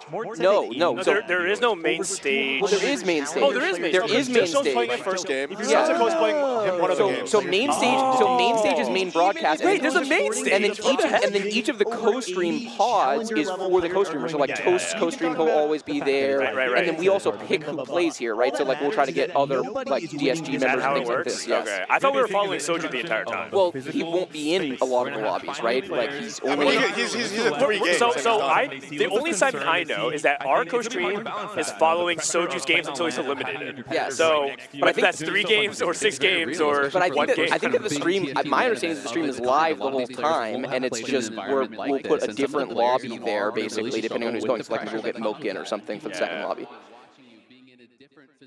So we'll see. Sorry guys about the overlapping audio. We didn't actually get to test this. They kept saying like, oh, it'll be fine, and it is what it is. Yeah, unfortunately, there's not a lot else we can do. Yeah. I think better to turn your mics down. I don't know if that's actually true. Well, I mean, it depends. Like, I mean, we can watch the intro ceremony. They have these steel nerves that cannot be broken by the land environment. Hey, listen, I think NA's got this. We've got some of the best PMers in the entire We're working on the world echo that play chat. TFT. And I personally can't wait for maybe to see those live player reactions where sometimes you see on the Rift, people will start pinging, like, hey, where are the enemies?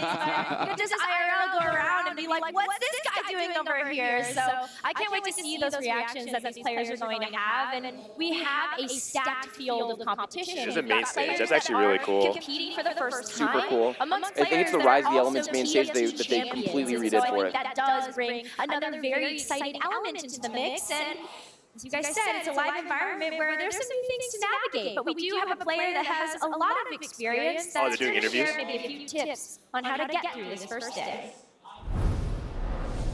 If I were to create a handbook for this event, my 3 tips would be... Okay. Handbook advertising. Like before the tournament. The first one, this game is a lot of mental.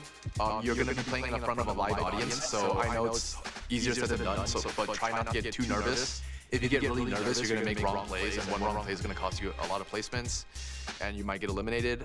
Number 2 is stick to the lines that you know. You might get really dizzy with the new patch. Dude, Robin's got some swag. He does. He's so handsome. What the heck? For a 90-year-old dude, he looks really good. Number 3, probably just go out and have fun. Robin's got some riz. So Robin's got some riz. that people will recognize, but I think we should take a Day second here. one I would be notable remiss if we Goobums. didn't talk about TFT Tetsuko going into this event. Who put this list together? This is the list of people getting day one. It's actually Getting day one. This is the list of people getting day one. He's But this Goobums guy's right here is like, I played 0 games, I know nothing about the patch. Seriously, there's 4 names that are actual tournament favorites, and then Goobums is on there for fun. They haven't rotated through them, man. They haven't rotated through them. Oh my god. It's too funny, man. What's up? A notable? Here, sit down. What's a notable? You want to sit? You want to sit down and talk? You didn't make the list. Hafu. Oh, I forgot that Hafu and Dog are playing. Yeah. My understanding is they're not. Why they position this in the worst location? They're covering up St. Vicious and then who? You have all these people with such a big competitive gaming background, and maybe they'll have a little bit of an advantage in being comfortable in this lane environment. All right, we're getting Soju on. Whoa, holy crap. No, it's okay. There's a little Coke shaky action, man. It's some IRL Coke shaky. Flips around. Especially in North America, I can speak for us in particular. We don't Okay, they actually take it back. He's getting pulled in every single direction. Yeah. Wolfie is here, which is really cool. Leffen from Guilty Gear Strive, Smash Bros. Melee. This guy's a beast. Plays every oh, look, it's you. Wait, it's me. It's wait, you. Wait, why am I there? I think this is footage of Dan. This oh, live footage of Dan setting up the podcast this morning. This is Dan being a one-man wrecking crew. Honestly, man, this guy is such a tryhard. Can someone clip this? Because we don't get enough video of Dan in his element. This man came in, he set up the full co-stream and the podcast setup, all the assets in real time. Oh, that's wild. Dude, I'm famous. Holy crap. Wow, you're so famous. All right. I think we're going to see a ton of... I'm new. Which is Setsuno's chat looking? I don't think Setsuko's streaming. Not everyone's streaming this event. For people, they can't. For people who are just coming in again, we're going to probably say this a few more times, but this is the official co-stream of K3 Soju. But as you see, there's other co-streamers. You can watch Disguised Toast. If you want to watch the French stream, you can watch Sean's, for example. We have CN co-streamers, French co-streamers, Brazilian or the Portuguese language, Spanish speaking as well. So all kinds of co-streamers. So if you want to pull up multiple POVs to watch different players, because you can't just have one broadcast feed, right? There's too many players to follow. I'm watching all the broadcast feeds I can get my hands on if I'm watching from home, and this is the place where every time Soju's in game, we will be watching. So So basically, what's happening is when Soju's in game, which he will be in the first heat, so we'll have Soju starting in about. Yeah, we're watching Soju's POV from now until he gets eliminated. Yes. And everyone's saying 3 games. Like, K3, is that the 3 games? Surely. K3 game Soju? Surely he gets past 3 I actually think he's not going to... I think his style actually works really well in a format like this, actually, believe it or not. Yeah, I agree. By the way, we're back on the main broadcast. Back on the main broadcast again. I mean, they're just getting footage from around the venue. You love it. You guys don't understand. Riot flew out like 100 people to do this event. They have content editors. They have extra producers. They got floor reporters. They got like 10 camera crews rotating around. This is like the highest level of production I've ever seen for TFT by a mile and a half. Anyone who ever complains about Riot investing money in TFT needs to stop yapping. We can't. This is unbelievable. All of the chairs, we showed this earlier on the podcast, but literally all of Taylor, the chairs can you show a chair are custom Vegas Open chairs. You don't even get to see this on broadcast. It's just the look and feel, everything that they did from the merch to the equipment to the staging. No. Dude, look at these guys, Chad. Who's going to try to take a chair with No, them? I don't need them. There's a Vegas Open TFT. Like, look at the back, right? It's got the logo and everything. It's so cool. I mean, no edge, but like kind of. Like, look at it. They actually, every chair in the venue has it. So they have hundreds of like TFT themed chairs, and that's not even like on broadcast, right? So they're trying to really make the IRL experience good. Outside the venue, there's like cosplays, big statues. They're probably going to show some of the background footage of it, but they really made the IRL fan experience really good. It's really, really good. We got like these TFT Vegas poker chips. Oh, we can move off? Okay. We're off the TVO. We're back to us. Webcam full. Pog. All right. Welcome, everybody, to the official launch of the official co-stream featuring Goobums. Goobums. Yeah, actually, we were talking about a live experience. The first games are getting started. Right now, we're having a pod. The referee in the back is explaining the rules. This is how it's going to go. Also, they have an opening ceremony. We're swapping back. Okay, I'm being told we're swapping back. We're doing it live. Fuck it.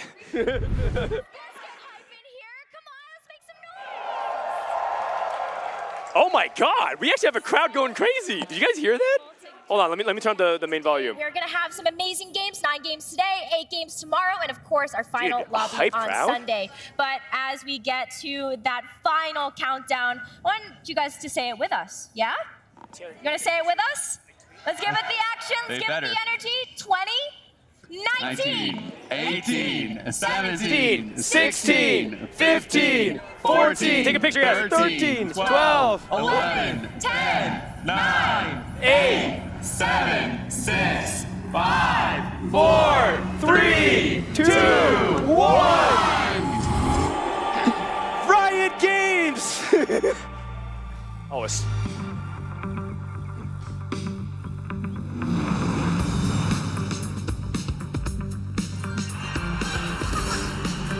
Oh my god. It's so hype. Let's go, Pengu.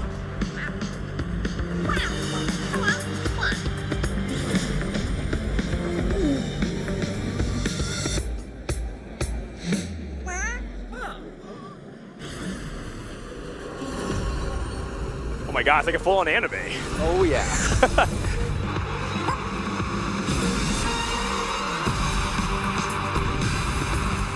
Yo. TFT limos. This is the next step. This is what we'll get for the next event, yeah? Yeah. We'll get the limo service.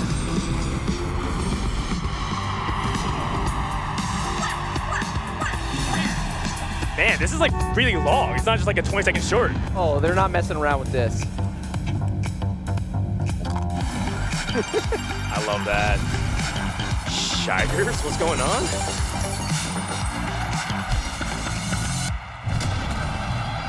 Oh, let's go. Oh, Pengu is here.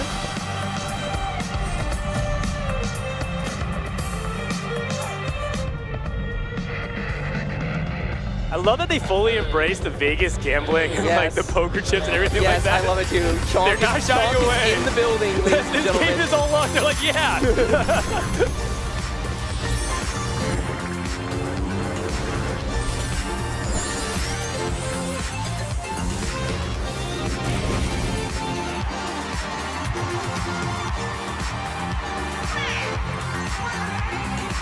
Oh, we got some Robin Wong Ding Docs.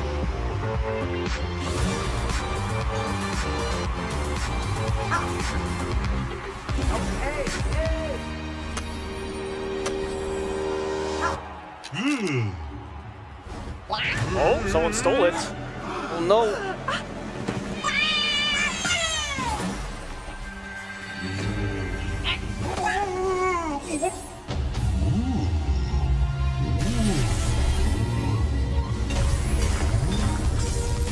Or did they?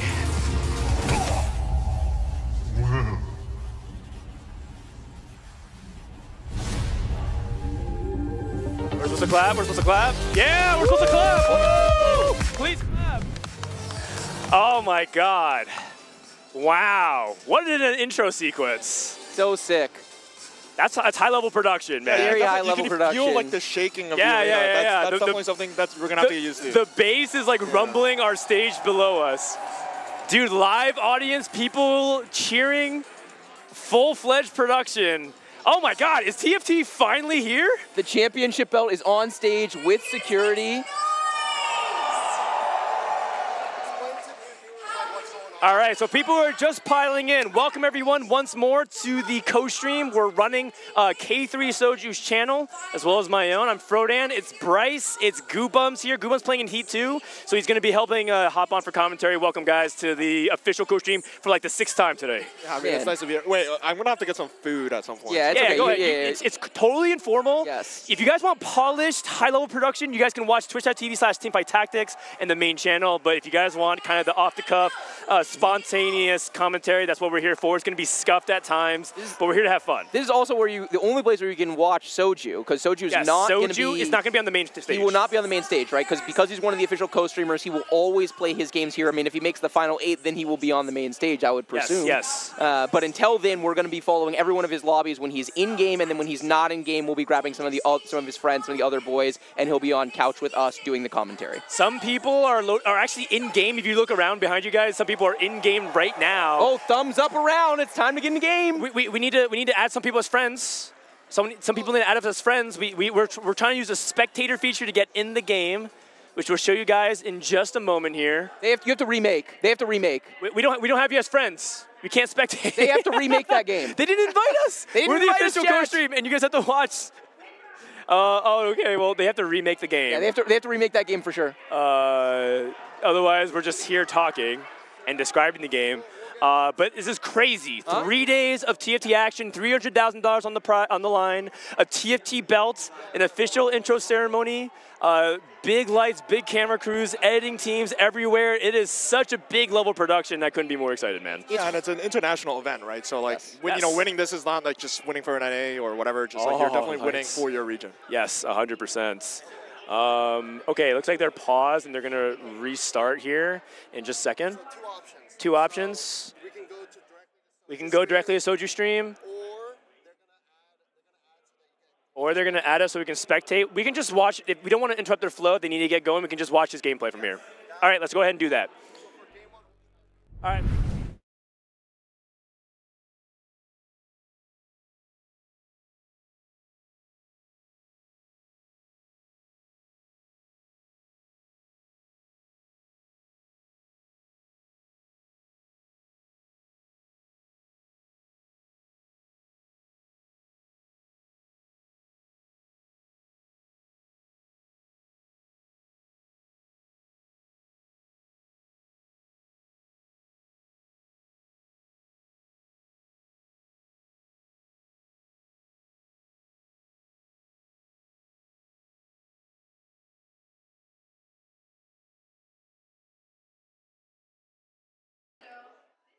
Okay, can you guys hear us now? Okay, great. So literally, we're going to be on Soju's POV. Sorry, this is a little off the cuff. We warned you that it might be scuffed. Yes, we did. We're going to be on Soju's POV. And starting from game 2, we're going to have spectator mode. So for this game specifically, we're just going to be on Soju. We're going to watch all his mouse movements. Might be a lot of flickering, but we get to watch it from his eyes. Yes. And what we said when we didn't have audio is this means we'll get to be on scout watch. How often is Soju actually scouting? It's a fairly big tell for whether or not he's locked in or not as a player. So I don't know which version of Soju is showing up today. I mean, so for people who are probably tuning in late, we did like a preview podcast episode. Soju came on saying, I feel lost. I'm going dead last. I don't really know what I'm doing. And then as the episode continued, actually, I think it's a front. Once more, I think Soju's actually probably in better form than he's letting on. I mean, I don't know if you know that, but do you have any insight into this at all? I think having spoken to Soju like over the course of like his competitive career, in a lot of cases, when he says he's lost, he tends to be pretty lost. I think when he is confident, a lot of people like to, I guess, like chide him, shit on him, you know, whatever have you. So he is lost. Yeah, I think he's pretty lost. Oh, yeah, no. I think he is too. I watched him play not just on his stream, but he's been playing a ton like in our server, and I've been joining and watching and listening to the banter and stuff. And he is getting better for sure.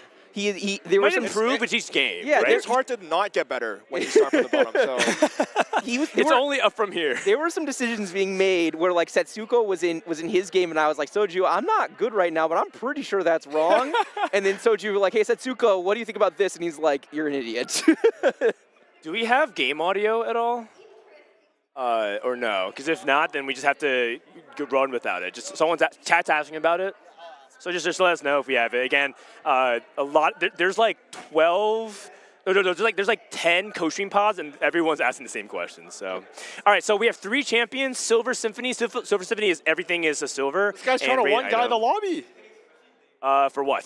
For Silver Symphony. I mean, maybe I think some people's strategy is legitimately just try to throw off. Some people here are completely for fun. Can we check? So they can't hear game audio? Yeah, they can't hear game audio right now. No game audio. No chat. Game audio. Chat confirm. You cannot hear game audio. Can anybody hear game audio? If so, let us know. But I'm pretty sure they can't right now. No one can hear mostly game audio. no. Someone said yes, by the way. Okay, I mean, if 95% say no, then we're going to roll with it. Jax pair. Jax is actually kind of a nice unit to play around if you can two-star him by. I usually play around with a headliner Jax as opposed to like a pair. This guy just high rolls. And he gets the best chosen. He just gets the best chosen. Yeah, Corki has a Cassante, which is really nice. Is he going to try to find a unit to solo this and not buy the chosen Corki? Okay. Yeah. So specifically on 3 champion start, you can make 10 gold on 1-3 because as if you get like the extra gold start. Yeah. So and something you can do, but he chooses not to. Oh, he's already scouting around looking at chosens. He's locked in Goobums. No, Soju actually scouts. What do you think? Soju actually does scout though. When he plays, yeah. That's like I said. I think it's a tell of how seriously he's taking it. If he's when he's playing well, he's actually he scouts regularly. He scouts all the time. But when he's not, he literally never scouts. Okay, that's. I mean, because he's too busy just yapping about his early opener. Okay, so he has Corki. So what makes Corki so good? Is it just does it matter if you have 8-bit or Big Shot at all? I mean, I think in general you will try to fit Big Shot in if you don't have it. Yes. So I want to imagine most of the time Big Shot is better. Yep. But they're obviously, given the case that you have like say an MF or something, then 8-bit's yep. going to be better as well, right? Also, there is an advantage of having 8-bit early. You do get to stack it up a little bit early. Caitlin's gotten a lot stronger as of the most recent patch. Do we have the ability to move our cams? We're not going to be able to see his items the whole game. Yeah, someone was mentioning that we do have the ability to do that. Let me actually, okay, they have to fix audio first. Chat, we're doing it live. We're going to fix the audio, then we're going to fix our cams. Can we put that on the list of moving the cams so that's not blocking the items? Yeah, we're going to do that as well. Great. Live production. We should just move it bottom right. Like, why are we reinventing the wheel here? Yeah. You know what this is? This is like Valorant cam positioning. Like, it really is. Oh. Wait, did you guys not choose to put it there at the start? No, all these were preset. The only thing that I was able to do was do podcast changes. All right, so Soju opens up with Bruiser, okay, and he's going to level. And I think Soju emphasized the importance of stage 2 tempo. Yes. That is the primary game plan for him to try to execute on, because he really wants to make sure that he can preserve HP for that level 8 roll down. Yeah, for sure. And in tournaments, I know we're used to watching him play these like very first to Wraith, taking crazy risks, but in tournament, he's the opposite. You see him slamming his items. He was on our couch on the podcast talking about how much he hates slamming these healing items early. He immediately slams a BT and a Sunfire. He levels. He picks up a good Chosen. He's just going to be playing for top 4s today. Yep, that's right. Is that an Olaf too? I can't see. It looks like an Olaf 1 to me. No, that's an Olaf 2. That's an Olaf 2. It is? Okay. Yeah. Real quick, can we use our full screen projector? Because right now we are watching it on this. Okay. All right, so now we can see it on full screen. Okay, Olaf 2. I think Olaf's a little... All right, never mind. Oh, I think Olaf is a little bit underrated in terms of an item holder. I think he actually can be reliable. Absolutely.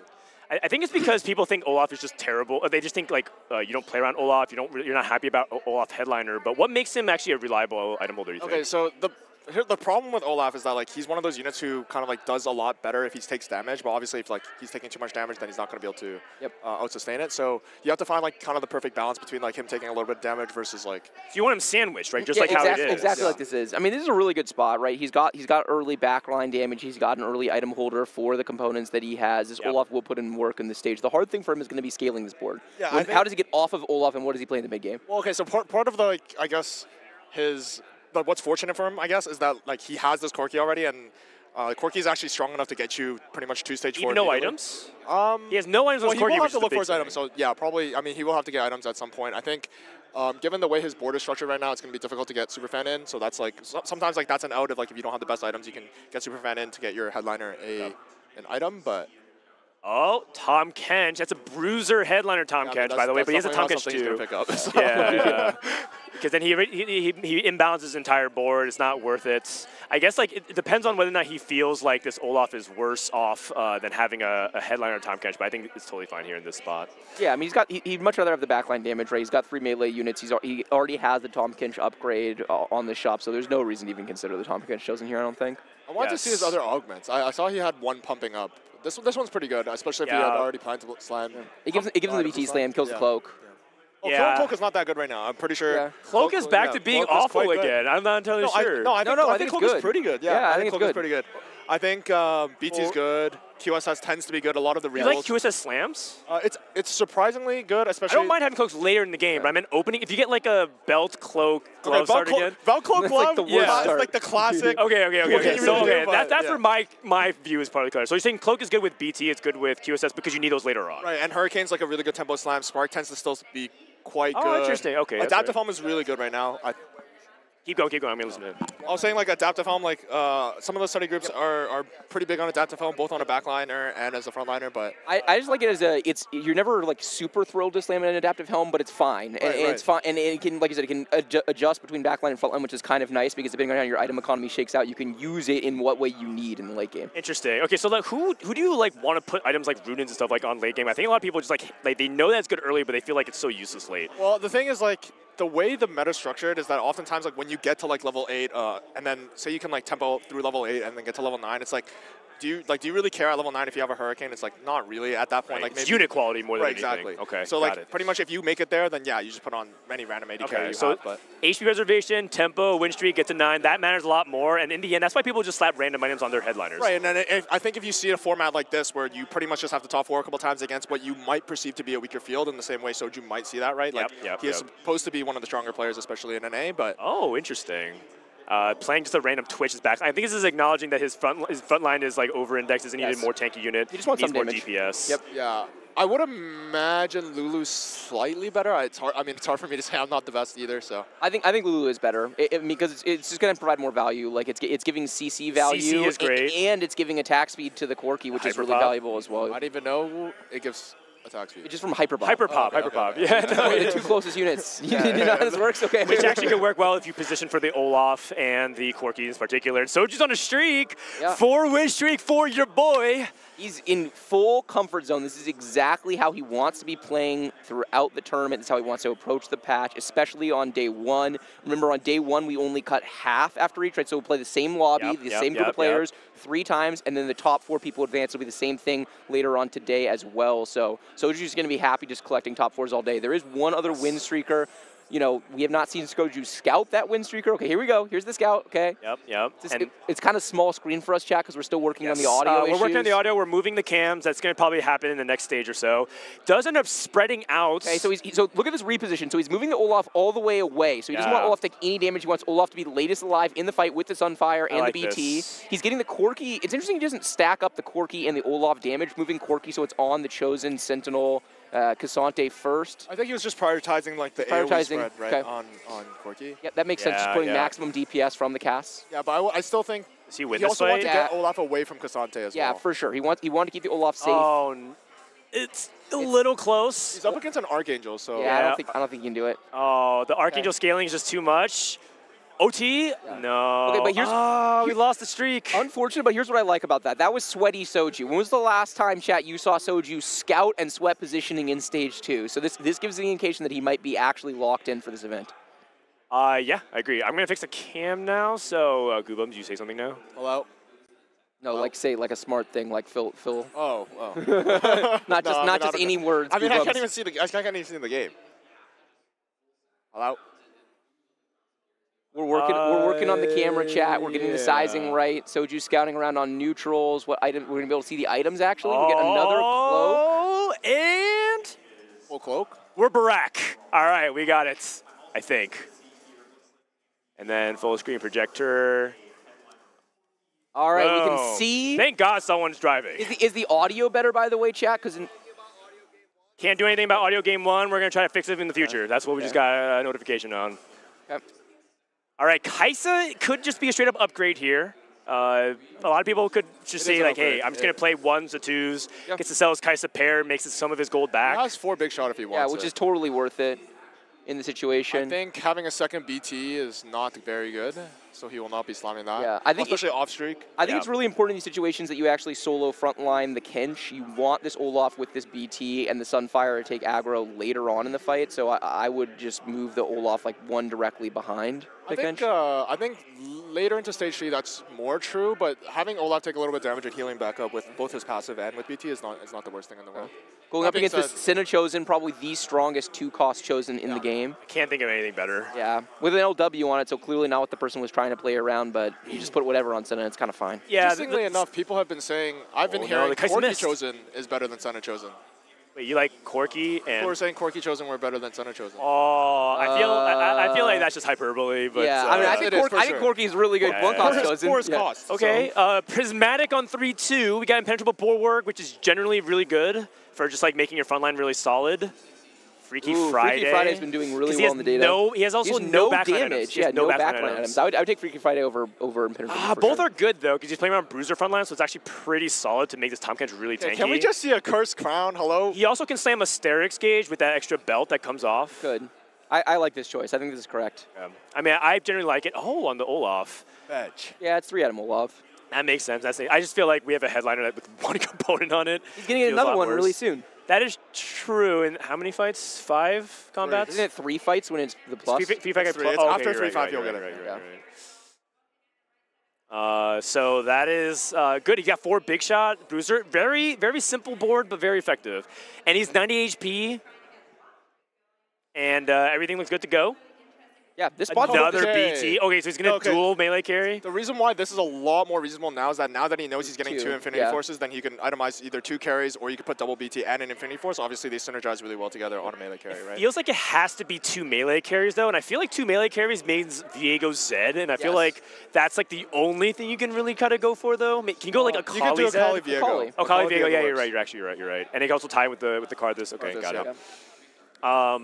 Is KD Akali just so much worse than true damage Akali these days, or do you think it actually is equal? I think depending on your lobby, if you do see that your lobby is like a lot of ranged backline carries, like Alawi's aren't online yet, you can run KDA for a while. Note that like a lot of boards you can actually just like still choose kind of between the two. Yeah, so it's like, and then like later on as you're seeing more Alawi's, as you're seeing like people move away from like backline carries, you just. And for those who don't know, Alawi is a hard counter to Akali because what you do is you put and half the roster. Yeah. What unit does he get countered? You can put the tech is you can put one of your tentacles in the front left, then you put one of them second row all the way to the right, and then what you do is you create just units that are going to get casted on over and over again by these Akalis, and then they die and they get resummoned when she casts her ulti. So and they'll be out of the way of your carries too, so you're not getting like AoE'd and stuff it's just, like that. You can just create so much safe space on the map within Akali. But yeah, early on, I think KDA Akali is still really good. Chad asks, is this the first game? Yes, for people struggling, this is the first game of 3 for the first round, then we cut 50%. Soju needs to get basically average the top 4 for the most part. Average top 4, and you're safe to go. You know, although like we kind of like talked about the reasoning for the second BT, I think if you looked at it, like the fight where he slammed it didn't matter, and then the following fight it also didn't matter because like he obviously lost very hard. And he does this. Sometimes he makes a decision that like a lot of the time it's going to be a BT, and so he's like, whatever, I might as well just like increase my board strength. But you can wait. And glove, which would be huge if you can get some crit items and maybe healing, like double healing. Yeah. Hodge BT. Double healing. So we might have Kane conditions this game if he can get to level 9. For people who don't know, why is like Hodge BT acceptable but double BT bad? Okay, well, I mean, I won't talk about that. Something actually more important than that is because, like, if he's playing True Damage Akali, there's something about True Damage Akali you really want to get to is that 40 AP mark. And Hodge plus Infinity Force, assuming he doesn't put 2 Infinity Forces on the Akali, gets you to 40 AP. Why? Why is it important to get 40 AP? Okay, so, like, if you get 40 AP, you get the perfect, like, there's, like, some sort of mana refund, blah, blah, blah. Yes. Okay, so basically, let me explain. Akali... This guy knows the tech, but he doesn't know why. Goobums assumes that you guys know why, but for people who don't know, Akali's 3-point strike... If it doesn't kill, gets refunded mana. If you get 40 AP, the ability power scales the amount of mana you get refunded back. And so if you get 40 AP, that lets her basically cast with, was it 1 auto or is it automatic cast? So it's you cast and then 1 auto. 1 auto, you cast, 1 auto attack, and then she casts again, which for people is a huge amount of DPS increase. So that is why Hodge is particularly like a really good item on True Damage Akali in particular. And I love that Dan assumes that Andrew just didn't want to explain it. He didn't know, man. Okay. Someone told this man that you need 40 AP on Akali, and he's like, okay, you need 40 AP on Akali, got it. It is about the, it's like 1 auto cast. I mean, I don't know exactly how it works, I just know it's a 1 auto cast. Yeah, actually, to be precise, it's 39 AP. That's what Rainplosion corrected us one time. Like, actually, it's 39 AP. Rain is such a sweat, man. All right, okay, who cares? I'm not, it's 40 AP. I mean, you can just play CD Yone here. Yeah, for sure. He's just getting the perfect natural. Oh, it gets Yone! This is like one of the top headliners you can play around, especially because not only does it give you a lot of power, but maybe he can tech in some mid-game Heartsteel. Would he ever consider just playing the line, or is he just continuing to ladder up his chose and go into level 8? I mean, I think if you scout around and you're seeing that you're entirely uncontested, you wait until after like around 4-2 when you just like see people commit. A couple more shops, see like what people are playing towards your items as well, then you can commit. And this is a decent dual carry comp for his opponent. For melees. So for sure, it's a really good dual carry comp for melees, so you can actually use it all. Yeah. And the whole point is HP preservation. He's only lost twice all game so far, so the only thing is that the Yone doesn't have any defensive item aside of BT, so sometimes he gets focus fired, which is what's happening right now. So a little bit unfortunate, so he does end up taking a loss. His opponent has a needlessly big gem, which is really like good. Super high roll. He got like the biggest high roll and bulk 3, so really good spot. Level 7, insane. 50 gold on 3-6. This person's spot is with a red buff, best item in the game. This person's spot's insane. Error. Error, I think, is Error. Latin. Yeah, I don't know anything about them. Latin or Brazil. I apologize for not knowing off the top of my head. And he's a player who also competed in boot camp. Made a pretty big surge somewhere through the middle of boot camp. Yeah, I mean, really, really good spot. Definitely knows what they're doing. Yep. Okay, so Soju.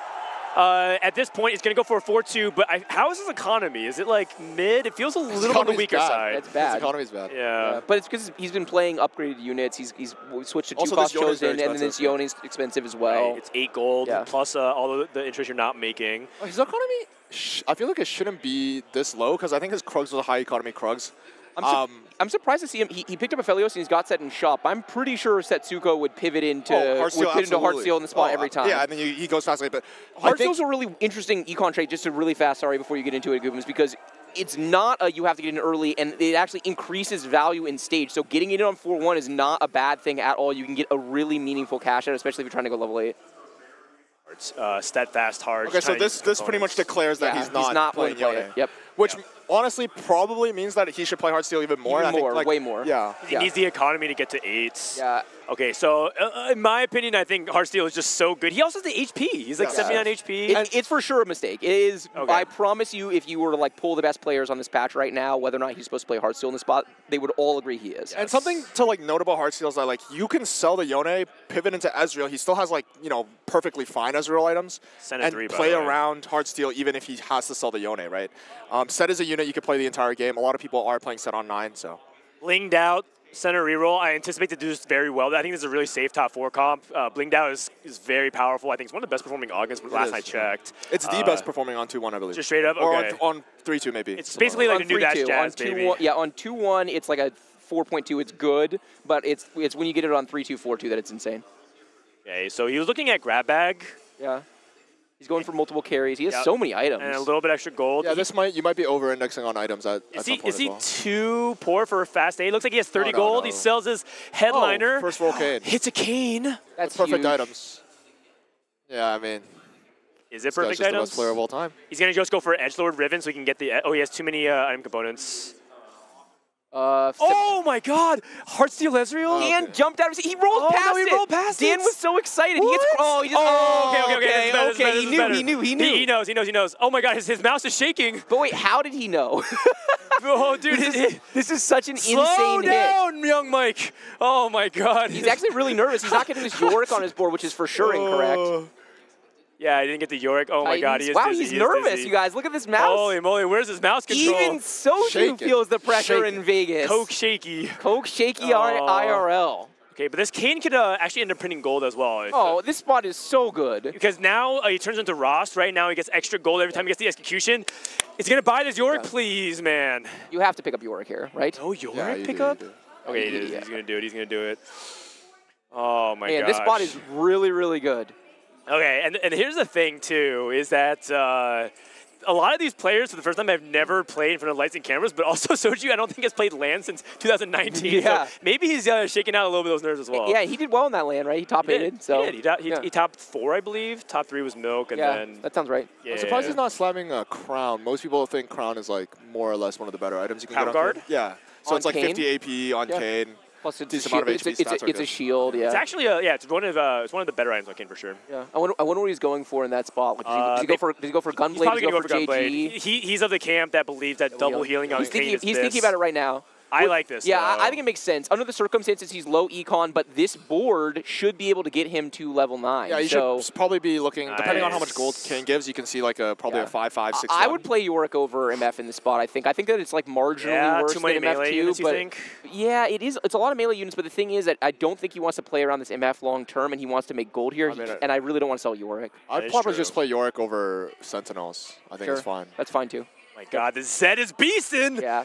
Okay. This is just really just a strong board. He got the exact chosen he was looking for. Like, literally best in slot. Because EDM version is bad. Crowd Diver version is very good. He gets to play 4 Crowd Diver. So he's got scaling damage. He's going to get the opportunity to play the secondary Kane and then eventually get a 2-star and Wait, should he even be playing 4 CD? Isn't the point of like Crowd Diver chosen to not play Force City? Usually it is, but in the situation, it's just what he hit, and he doesn't have other like let's for example, he would play this Yorick plus a Mumu or something if he had gotten it, but he just didn't. Also, if he gets a Viego, he can get like Yorick plus Pentakill and Edgelord, everything kind of like. For sure. It doesn't look like anyone else is really trying to go to 9. I think I see a lot of people at level 7 with a lot of gold, or level 8 with mid-mount gold. I want to see the what's the board?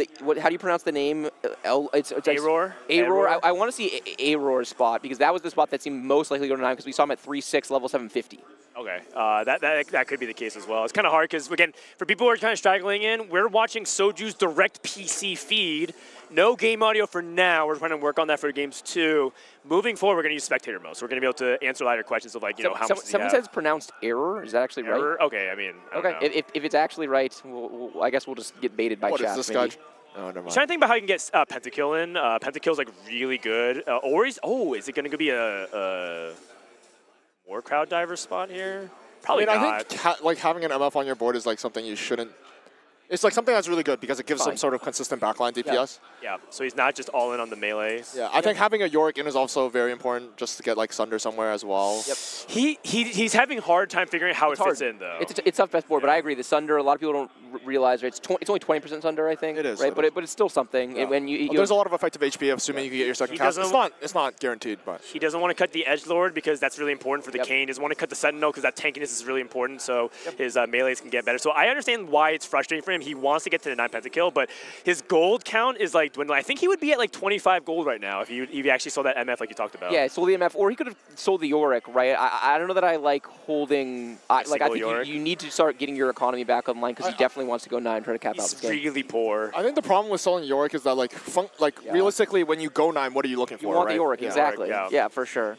I think so he's more realistically, nice. yes, we should be finding a way to play it, right? Well, he finds the KO, so now he can connect all the dots. Yes, and then he can even get an extra spot if he finds a Viego as well. And now you're kind of seeing a kind of interesting, transition to what we talked about, which is he wanted to play something like this, a dual melee carry, and he's really making it work. And other people, it doesn't look like that many people are getting strong. It looks like Arrow was also greeting as well.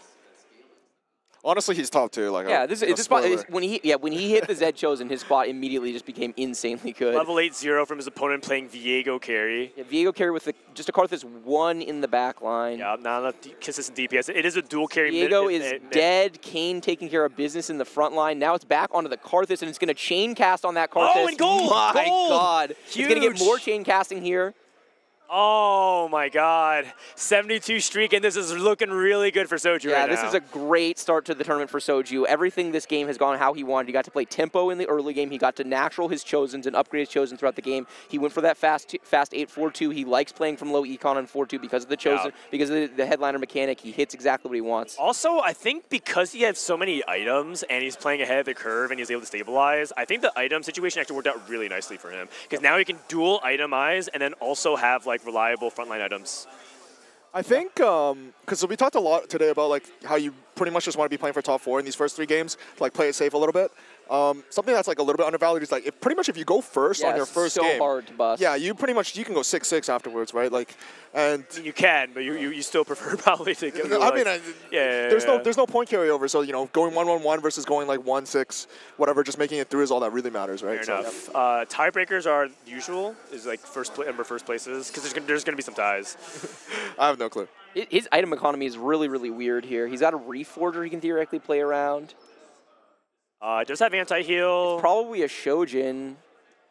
I was thinking Hodge, maybe. You can go double Hodge as well. Yeah. He's looking for a frontline item. Does he want more frontline carry items like the Hodge? The reason why I was thinking Shojin is, well, he can just throw a Stone on his board later. Oh, I figured, yeah. So he's going IE Hodge on thing. We talked about Crit Viego being actually very underrated right now. Do we think, because of his items, do we think he just plays this board the whole game? Like, do we think he even sells this Zed Chosen, or does he just go for Kayn 2, Viego 2, I think if he finds a better headliner, Kiana, for example, it's an instant sell. Yeah, I think this is one of those spots where like people would be pretty eager to sell their 4-cost Chosen when they go 9. I think he's this not one of those spots. In general. Oh, is he? Okay. Yeah, I would say he wants to play around 4-cost Chosen to 9 way more often than most players in the field. I think in this spot specifically, this is one of those spots where you have to recognize it's not a spot where you sell your 4-cost Chosen. And by the way, Error level 9 hits the Stone of Chosen, best Chosen in the game. This guy's with Jim. He's going to get to go level 10. It's really hard for Soju to outcap that board with his items. The early gem is just such a big snowball. but he's going to probably 5-5 it. His HP count is really high, and just some players are going to get eliminated, so maybe he can pick off some... like, for Soju, right now his matchmaking is against people with a lot of HP. That's a little bit unlucky. He actually wants to go against the low HP people who are not hitting right now. Does double gem stack? Do you get 60% bonus damage? Yeah, you do. Should be. And something very underrated about like playing in a live LAN environment like this is that like, so Soju, once he goes, top 2 and loses to Big Gem, he can actually go directly to Mortdog and complain to him immediately. That's so true. If you can find him. I don't even know where Mortdog is right now. He was doing a panel, I think, this morning. Oh. Going up against someone who's all in with an Ezreal carry in the back line. Bigger shot, which is an augment I'm not a big fan of, but he does have Ezreal 2, which is a very solid carry, and this is a time where Soju's the weakest. Oh, but Ezreal TP straight into the Kayn. Kayn, can it cast again? Oh, the Zed, the slide in. Oh. So close. This is Ezreal's a genius. Yeah, so this is the time people want to play against Soju because he's the weakest. How come I never have this Ezreal on my solo queue team? Like, I feel like my solo queue Ezreal. Well, I mean, he was almost there. He did dash in melee. He thought about it. But then he kited beautifully. Yeah. Sona. Okay, so when we get to 9, what are the units we can sell? We can sell Cat and Yone. And then from there, it's like... No, because he can also play 6 CD if he wants. Oh, so you're right. That's on the table at the very least, yeah. So he has to hold on to it. So he has to hold on to Crowd Divers. That's going to be a cheap way of getting stronger. The big question is he going to hold on to the Zed? Is he going to 5-5 and just try to cap out by hitting, a couple legendaries and upgrading his board? Or is he going to greed 6-1 it and then try to transition the whole board? Yeah, pretty hard actually. It's really hard. I think he's gonna 5-5 it and just get as strong as he can and try to bleed out for like a third or a fourth probably. Yeah, because Kaisa 3. Something to notice, I don't think Soju has scouted a single time in the last 2 stages. So like at this point in the game is like where you probably want to decide what placements you're actually playing for. Like if he's really determined that that person is going first, then that's like a placement that he can't get, right? So that being said, I don't know who's streaking. Like, do we know who the streaker's playing? Or what the streaker's playing? Not right now because we don't have the spectator mode. But Soju does end up falling a little bit HP. It's the Ezreal board we just watched. Okay, yeah. Dr. Gertz, the Ezreal player. And then the person in first is the Sona chosen, yes? Yes. It should be, yes. It's Error, yes. It is for sure. So we have... Someone's already dead, by the way. So not an 8th in game 1. Mission accomplished. He didn't go 8th, game 1. That is... we take those. We take those. Top is looking for a 3rd defensive item for Mordekaiser. There's really nothing. Or actually Edge of Night for Viego, if you can get it. It's gone. There's really nothing here that I'm excited about. Maybe just Crown Guard. Crown, yeah, Crown's okay. Yeah, Dragon Claw, not really, and also Poppy's a little bit more gold. Actually, no, it's the same amount of gold as 4 costs. Okay, so do we all agree we expect him to level to 9 and roll here? I think so. Not so chosen? Yeah. I think so. I mean, if he's upgrading that, he can't even roll. Yeah, he can't. He's broke. He went to 9 and rolled once. I mean, it's what more can you ask for than a Soju special? He's looking for Kiana. He's so broke. And I mean, this is kind of a little bit of what we're talking about. We're just like not having an engine, right? No Hearthsteel, none of those like gems. So he gets to play a random Kayle. Thresh is fine. Thresh. Wait, yeah, he's gonna run into melee It's another melee unit. Yeah. You can't do that. Yeah. I like that. He's also playing just too many like 1-star units. Random tier on Thresh, you can cast a little bit fast. This is another legendary board. Tiniest Titan, level 9. Yeah, Tiniest Titan. He's got that Sona. The Kane's onto the Sona in the back line. Sona's down. Sona's down. Kayn is such an underrated unit. I'm going to be a broken record all weekend. This unit is really good. Broken. Who's underrated this guy? So many people are underrating this unit. So many people don't buy this unit but at we all. don't have combat augments. Yeah, that's the problem. It does look like some of these units are scaling because of the Inspiring Epitaph. Zed. We're chilling. Oh, it's so close. We're not getting slapped in the face to death, surely. Oh my god, that's a huge win. That's a huge win. That could be a placement swing. Yes, for sure. We're just trying to eke out like a 3rd here. Right, that's the streaker lost. Yeah, badly. In fact, it looks like the Sona second. player. He queued into Error. He might have queued into number 1 player. Yeah.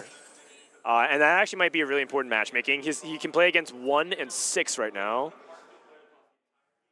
He's not scouting. That's another thing. He's thinking about his board a lot. And he's also thinking about positioning because of the inefficiency of too many melee units. I think a little bit also punished for like lack of range.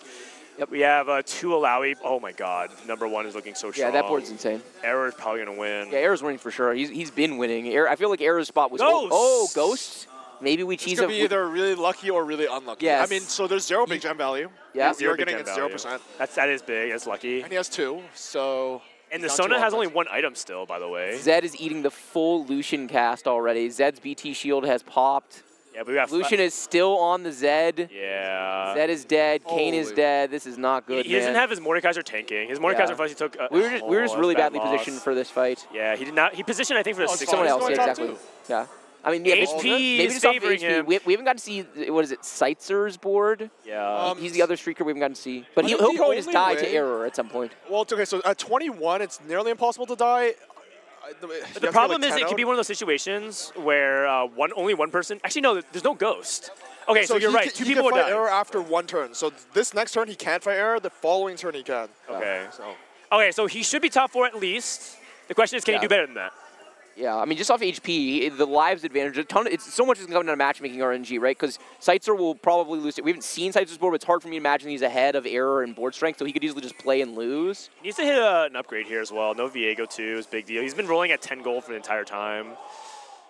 Z3 is a pipe dream. There's no way. Viego pair? Yeah, he can actually just play 2 Z2s, though, instead of this Viego, and then put... Doesn't he need pentakill? Well, he's got a random thresh on his board. It's not that big a deal. Oh, you're right. Dude, no upgrades. Wait, why is he playing? I feel like you play a random Sono over a Shroud? random Thresh.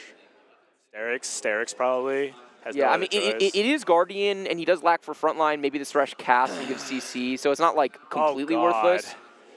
This is actually where it targets. It's huge. It's targeting the Mordekaiser, which is really nice. Yeah, the Alawi 2. So drop for even Shroud on the Viego, by the way, so getting some armor shred, but Sounds he's, like a but he's loss. spread out from the... Oh, the Viego dashed over to the Zed. Man. No, we're not over yet, Dan. This is not over. That's fake. It's over. It's looking over, but at least he's killed some units. Okay, so it's a loss. How many people died? 2 people died? It's a top 4?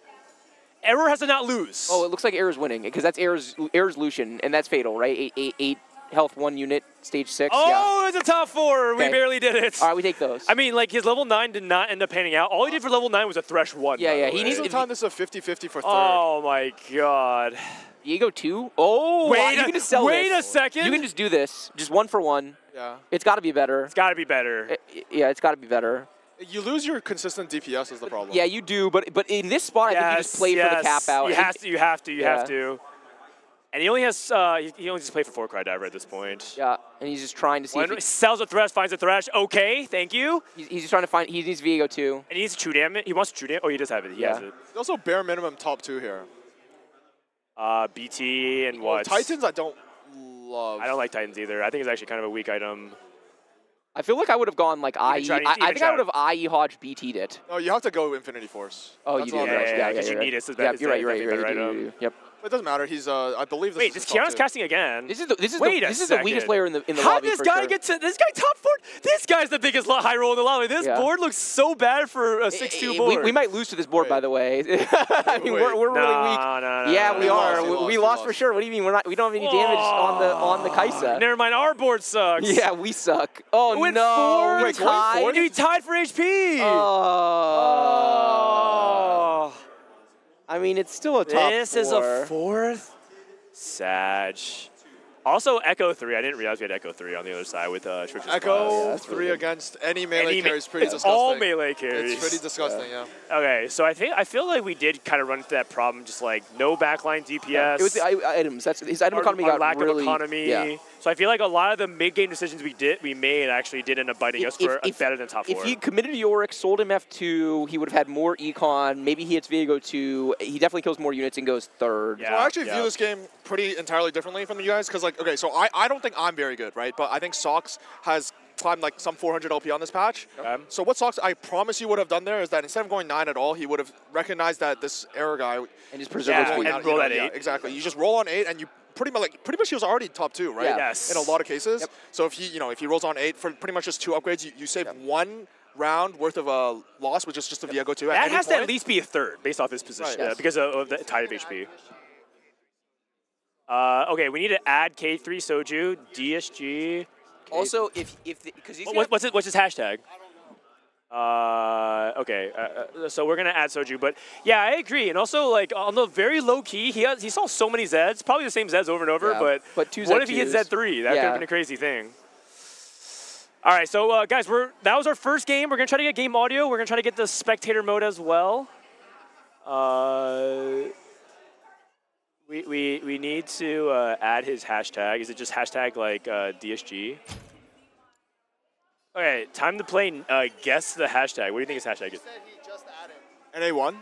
And by the way, Barry, PBE. Hashtag PBE. He can come up here and yap if he wants to, because I think it's going to be a while. He has to wait they wait till every game is finished, I think, before starting game 2. Him to come and get yapped at. Huh? We'll do it for game 2, but I don't have the friend request. So we still need to get it. We're yeah. Erod.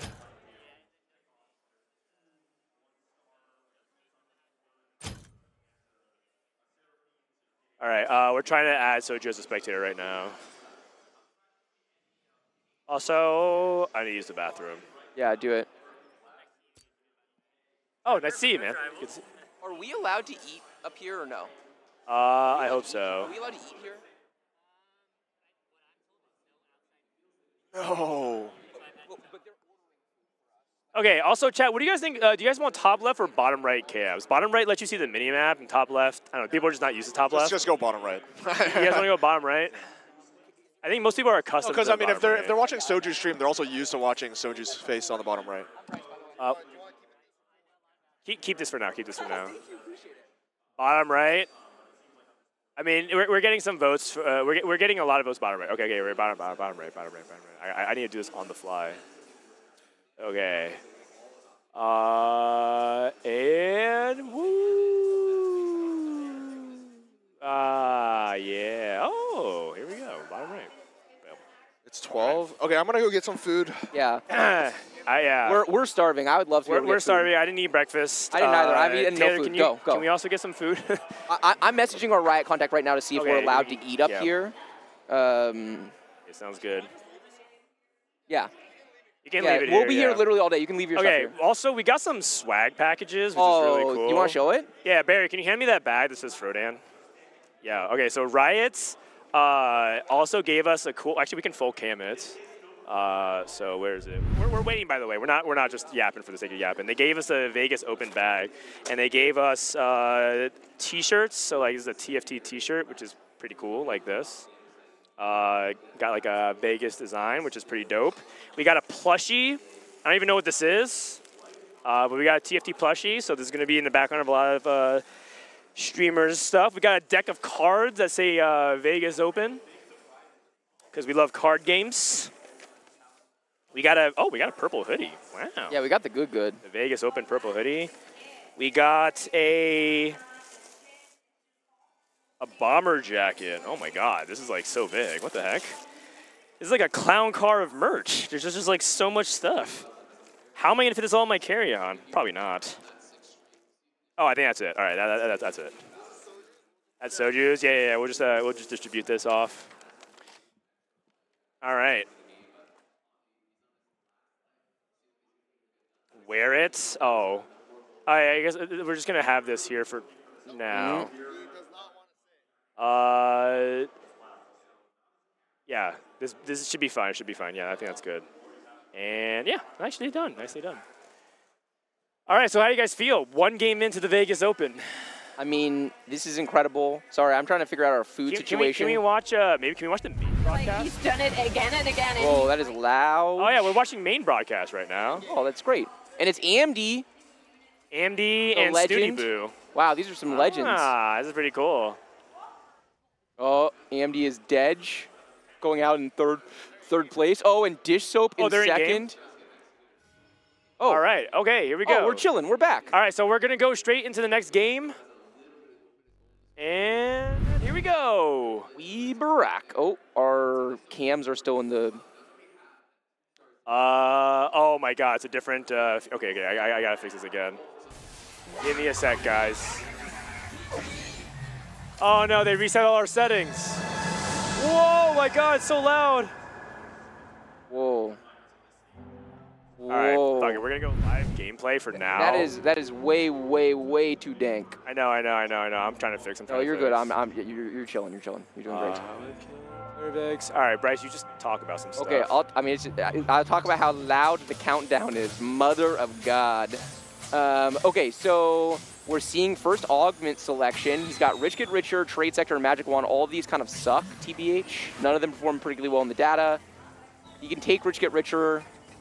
So this is definitely not how he wants to play, but he did get the Corki chosen again, which is really, really good chosen. He doesn't have a good item slam. He's got a BT. He can slam. We saw him play that last time, but it was because he was playing around melee carry and Olaf, so it's a totally different situation. And Nico on the Riot and Nico on the couch, looking fresh to death in his Riot attire. Holy moly! Wow, they really threw us to the wolves here in terms of production. Yes, they did. Thank God we have Dan on the case. Yeah. All right, so we're here. Riot and Nico, welcome to the couch. Also, spectator mode threw us back around, so that's really interesting. So when you click spectate game, it starts from the very beginning. Oh. So Soju's actually a round ahead right now. Okay. Well, I mean, we just watch from here, right? That's fine. Yes. Is it possible to have chat up too, or no? Oh, it's totally possible, but I have to do the whole alt tab thing again. All right. All right, you want me to do that then? I mean, I like having chat, but it's fine if not. You can also open up your phone. I could. That's true. Yeah, you could actually contribute. Actually, Tape, my iPad is in my backpack right next to you. Can you pass it to me, and I'll pull that up and put it here? Sounds good. All right, so I'm going to open up chats. My backpack is right next to you. All right, so we're on Soju's POV. Found a headliner Corki, which is not bad. Do you agree, Nico? Headliner Corki, the best ranged unit, one-cost ranged unit? For headliners? Off the top of my head, yeah, probably. Also, move your mic a little bit. Yeah, in an AD favored meta, I think he's definitely up there. He's got to be at least top 2, in my opinion, for one cost. It's almost the exact same setup from game 1 to game 2. All right, Magic Wand, Trade Sector, or Rich Get Richer. I mean, Rich Get Richer was what you picked on previous patch. You can fast econ. And Soju picks Rich Get Richer. I mean, I think he had to. His other choices felt so bad. Oh my god. Low interest rates? I've never seen it played. I've seen people pick it for like one-cost reroll so they can immediately roll and like try to 3-star as fast as they can for tempo. But let's go ahead and check in on the rest of the lobby, see what other people have in the meantime. Oh, he's a duplicator, by the way. Yep. Okay, so we got Know Your Enemy with early KDA. We got Combat Caster with no headliner. We got Q-Cone, Adapticone. We got Three's Company. Looks like he was fishing for something really powerful, maybe just high econ. Got a potential superfan. Kennen, You Have My Bow, Patient Study, and Scrappy Invention. So only a couple people who have econ augments with them, but for the most part, a lot of tempo augments. Scrappy Inventions, that's really interesting. I think that's one of the higher skill augments to play around. In this tourney, it's not very surprising you'll see somebody go for it. But I personally actually like Soju's strategy of just going for the econ augment. Like we said, he didn't have the best options, but I think that for his playstyle and for his skill level, I think that's a really good bet for him. For his skill level, what are you trying to say, Nico? Oh, I think he's one of the better players here. I mean, signed to DSG, you know, it's not quite team don't talk if you don't know, Agreed. But, you know, we have to give them some props. Agreed. All right, so Soju has a 2-star Terex. Don't Play Gargoyle's kind of got a lot of bad rap saying it's like it's so much weaker this set, frontline's more spread out. In these kinds of situations, when do you actually want to slam things like Gargoyle in your opinion? I mean, personally, I'm never excited about slamming this item. I think this item is really bad, but I think that, and Soju agrees with that, by the way. There's no way Soju is happy about slamming this item, but for him, the way he likes to play in tournaments specifically is super conservatively, which means he wants to slam all of his items whenever he can. It's a frontline item, and it does make sense on his board because he can just solo frontline this Tark and get value out of it. He can then go for a damage item on this Corki off of the first carousel. So I think there's a lot of people in the field who would not slam this. They would rather greed for items that they're actually at least, I mean, this is like a D tier item, right? This is one of the worst items in the game. So the fact that he's slamming it shows a lot about his mentality for the event. Yeah, late game boards are really, really cluttered up on the front line, so it's hard to get any value out of it. Not that it was an amazing item late game before, but now it's like a little bit worse with the set. Yep. I think his mindset was mostly like, you know, 2-1. He has a Tarek 2, a Corki 2. It's reasonable that he can win the first round at least and maybe start a win streak off that tempo, but he is losing some rounds. At least he's saving some HP. Yeah. How important is it to 5 loss with Rich Get Richer? Is it like feeling doomed if you don't get it, or is it because you're making so much economy you don't care that much? Not entirely sure, honestly. I mean, personally, with my playstyle, I would always want to go for the 5 streak here. I think Soju's of a similar He's going to sell to 30 here, I'm pretty sure. Yeah, like, sell Kennen. He's going to sell Kennen and Kazante. The fact that he hasn't immediately thought about best board. Oh, he's selling the Corki. Corki. Wow. Okay, so the argument for this is he gets to hold Heartsteel units, and Heartsteel is super broken, especially if he's going to be playing Lost Streak Econ oriented, potentially going for Fast 9. And then he's also opening up his Chosen, right? So he can try to hit a 2-cost Chosen here. Yeah, and I think this gives him the higher potential, right? Because he doesn't have, And if you're selling to 30 anyway, you're only playing 2 units, so what are you going to kill, one unit? He's trying to lose. Yeah, it also helps guarantee that loss more. The only thing is he's going to preserve less HP is the only problem. Talking about the best backline. Does he kill this? Does he kill this Tarek? The shield. I mean, we're freaking out over 1 unit kill, but that's if he does that every round, that is another life entirely in stage 5, stage 6. Yes, completely agree. Can we turn in-game sound down slightly, or maybe just the music? I have people saying that it's too soft. Maybe just the music volume down. For you? Just for in-game, I feel like I was getting like pretty loud music. Dude, Bryce, that's the entire feature of set 10. What do you want next? What do you want next? Remove headliners and remove portals? I mean, I'm down. Let's do it. Let's remove headliners, remove portals. We got Riot and Nico on the couch. Is it available to us? It's above my pay grade personally. I mean, I personally like headliners a lot. I think they're fun. I like playing with the Chosen mechanic, quote unquote. I think they're fun too. They said they can't even hear game sound. They said they can't even hear game sound. They said they can't hear game sound right now. Last game they said that they can hear something like game sound, but it was very, very low, but he's not sure. They're saying they can. It's just it's super low. They're saying they can, but it's super low. All right. Okay. Oh, we're cranking it, chat. All right. How's now? How's now? Can you guys hear volume? It's blasting.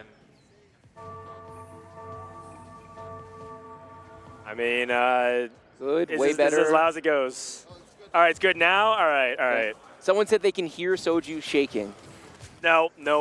That's a special feature. That's just your normal social anxiety speaking in the back of your mind. All right, so focus back on.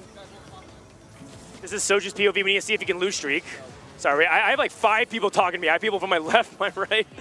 I hear so many voices. Okay, a successful 4 loss here for Soju. Just checking around to see other people in the lobby and see how it's going for them. Kind of keeping tabs on people. Error player to focus on with that first place. 1 person streaking. Jinx 2. We don't want to play that on the board at least. He actually makes it and sells it. Pretty interesting shop here for like the Amumu Vex. Really good. His components are great as well. Yeah, and also I think Amumu's actually one of the units that actually loves Gargoyle, which is really interesting. Yes, for sure. And it's a line where you can actually get more value out of it as the game goes on. Yeah, he has a good route here for playing Emo mid-game for sure with the Shojin and the open belt. Okay, who's he going to go up against? I'm surprised he's making his board this strong on weakest. Yeah, exactly. I was saying that this player is going to be potentially. Oh, never mind. No problem. Senna 2. We are losing. And that's good on him because unlike the previous game, we don't see what Soju's scouting. Yes. So he could have scouted that and say, there's no way he's going to sell this 2-star Senna. And that is for sure what he did, too, because he is very, very careful usually about protecting his 5-loss streak, right? Yes. He'll like full open if he has to. Make no mistake, if this guy wants to have low HP and lose streak, he will. He would probably sell everything. Honestly, 71 HP, 5-loss, 40 golds, pretty solid. Yep, it could be, All right, so the question is, when is he going to sell this Gragas? And then, like, kind of, is it probably level 6? Because level 5 feels like it still gives you kind of the same thing. I think a lot of it depends on what he wants to do here. If he wants to theoretically look at some of this 3-cost reroll, I think this could be a 3-2 roll down situation and play for one of the 3-cost chosen outs. Like Nico said, he's got like solid items to be able to do that, right? He can easily duo carry Vex Samira. He has enough DPS for this, right? Yes, he's fine. Oh yeah, for sure. He's fine. This used to be scary. This is no longer scary. Make Krugs great again, Nico. I think Gragas could solo this, honestly. Yeah. Really? Okay. This guy, look at this guy. He's not taking any damage. Dan's so nervous. I just want to make sure everything's okay. Nothing from the second Krug. We've gotten 1 item component so far. Is this going to be 1 item component, 3 gold Krugs? I'm also really curious how he rips this duplicator. I feel like Soju's the kind of guy that might use it more aggressively than other players as well. Yeah. Okay, so you see these items. Does that change? Shojin and Crown Guard is what I'm looking at right now to keep it generic. I'm not sure if you see something better. Yeah, I think Crown Guard's reasonable. I think Morello is really reasonable as well. If you're trying to play around Amumu, I think Crown Guard plus the belt item for the HP would be totally fine. Yep. Okay. Yeah, he's going to go for the Crown Guard. So what I was wondering is here, we were talking about what he plans to do this game. Do you think he ever just goes level 7, 3-5 and tries to just hard force look for the Amumu? It could be, but I don't feel like he's a hard force roll for a 3-cost kind of guy. I think he's like a level, and he'll pick the first thing that he thinks is good enough to go to the next level, I think. Gotcha. But I do think Amumu, I mean, is Amumu like the best 3-cost frontliner, you think? I mean, he's definitely up. Like with this setup, I think he can do whatever he wants. He can fast 9, he can re-roll it, like whatever. One of the tough things from an item economy perspective is this is a set of items that plays well at level 7 and well at 9, but not necessarily that well at level 8 unless he gets the KDA Ahri and wants to play around like Ahri Akali. He's killing so many units. He might even get a perfect loss. Oh my God. Oh, say it, chat. You already know what time it is. Is that even a loss? 60 gold, perfect loss? My God.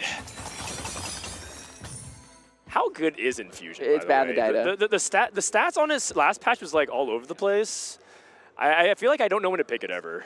Last patch, Ziggs probably inflated a lot. Ziggs oh, 3's a crowd, and you just commit. Yeah, I am for sure committing off of that. I think that's all she wrote there.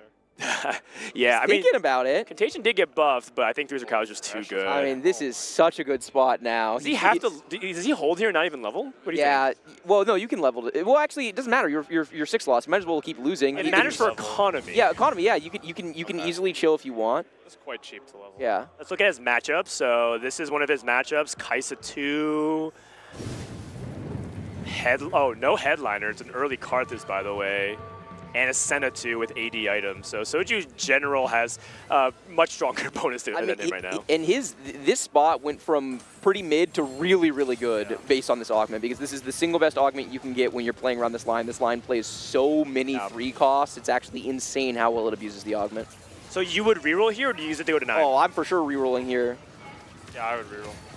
In the previous patch, people just used this legitimate just to get to 9, and then just felt like they didn't have to spend any gold. You play things like the MF Jazz, or you play the country board.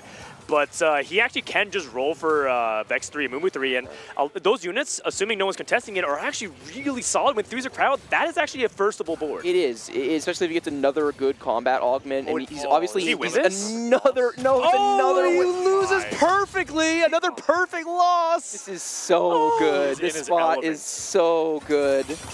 Oh my goodness gracious. This is incredible start in the mid game. All right. 2 people streaking. Just want to check on their boards real quick and see what they're doing. Senna, a lot of people hitting Senna as the headliner. Yeah, unit is very good. ZZ Rot and Patient Study, so that's going to be a fast 9. And then this player is just playing super fan tempo. Why is this board streaking? Items. Yeah, a lot of items. Yeah. Hard to get through the cannon. Sleight of hand, which is pretty good. Line. Big shots also just kind of want frontline. Like they don't necessarily need a ton of items themselves, so pump out a lot of DPS regardless. This looks like another good loss situation for Soju. This board has a lot of very killable units in the front line. It's going to take bard damage a little while. Just a bot bard, by the way. He might just win. Yeah, I can see him winning. Yeah, he's just winning. This bard can't get through the Gragas. All 1-star frontline except for a bard 2. Oh? Yeah, Zach's actually doing a little bit more work than I thought he would be. Yeah, winning isn't the end of the world because he's probably 3-5ing it, right? Or is he going to 4-1 at this point? I think he ought to 3-5. Yeah. Oh, I actually could see him 4-1 greeting, but I kind of want to 3-5 it. I'm surprised he lost this hard. Hold on. Maybe OT cheese on this Vex. One more cast. Unfortunately, okay. It's not the OT cheese you remember. I mean, it's 2 unit loss. 2 unit loss. Still not even a loss. That's incredible. We lost by 4 units this entire stage so far. Yeah, and also, by the way, we haven't talked about this, but because of the portal, when you're getting so many more items, it's really good on the line, assuming he rerolls, because you can put items on Vex, Urgot, Samira, and Amumu, so it's really hard. I kind of wanted to take the Spat. I think Emo Spat in this kind of 3-cost reroll is insane. It was on a Vex as well, but I understand like why he opted out of it. Probably one of those things where he just wants to take the consistent items. I mean, full LW for Samir is really good. Yeah. Is it last whisper? He might be setting himself up for Steadfast Heart plus bow item on Vex as well. I think both are totally reasonable options. Oh, that's a really good shop. Wow. Whoa. It looks like he's not immediately leveling and rolling, so it seems like he's very comfortable on his 8-loss situation, going for 4-1, max greed from Soju. So he's max greeding, and this is one of those windows where it's actually a little dicey because some people might spike, and now he might take some pretty significant losses, and he is at a delicate place where 54 HP can feel like you still have room to give, but you take 2 bad losses, you're in the 30s, you're like, oh, I don't know, I don't actually know anymore. Yeah. I think you do want to play, you want to play the Samir at least, right? Yeah, I agree. And slam. Do you want to slam the Last Whisper here? I mean, if he had, the thing is, I haven't played a ton on the new patch. I don't really trust the Samir unit a lot. Like as a primary, I would rather primary Vex usually. Yeah, I would just wait and see, right? At this point, since we're trying to lose anyway, it's not like the Last Whisper is going to do that much on a Samira 1. And also, a big part of it also is that he's gonna want to roll for Chosen. If he hits like Country Samira, for example, then he's going to be sad that he has this Last Whisper on this other copy of Samira. Another 2-unit loss. This is incredible. He's lost streaking without even losing. Yeah, he hasn't lost a fight the whole game. Yeah, that's crazy. Only Soju can manage that. Oh my! Hold on, do you upgrade? Okay, I mean, yeah. You do. What it's worth thinking about. You know, it is worth thinking about, but like, come on now. Like he's taken so many good losses. I feel like he can actually kind of afford to greed it. This spot is illegal in all 50 states. He has a win streaker in his pool. It's still this Superfan board is still doing very well, by the way. The Thief's Close tempo, and then the Senna 2. Just played that board. Senna boards aren't actually beating the Superfan board, to be honest. Yeah. And she does really well with her AoE into the big frontline clumps. Oh, this is one of the weaker players as well. It's another weak board. This is excellent matchmaking. And Seraphine is not that reliable. Yeah, this is perfect matchmaking because he will have no trouble beating that Superfan board with the board he builds on 4-1. So he's actually dodging, taking infinite damage. So if he hits Vex as a headliner, you just go for that, right, Nico? Yeah, I think so. I think you can even find a way to play both, honestly. Looks like a fight win. If you find Executioner Samira, are you going to pass that? A lot of people prefer the Country. You pass Executioner Samira for sure. Actually, I don't know if you do. I think there's a world where you can play into 4 Executioner or 4 Guardian and skip the Country altogether. Oh, or maybe play 3 Country later, or something maybe, as well, because you want to play Urgot for the 3's a crowd. Right, we get a win. I mean, that board was pretty terrible. Yeah, honestly, win here is totally fine. Starting the win streak. And now he can also...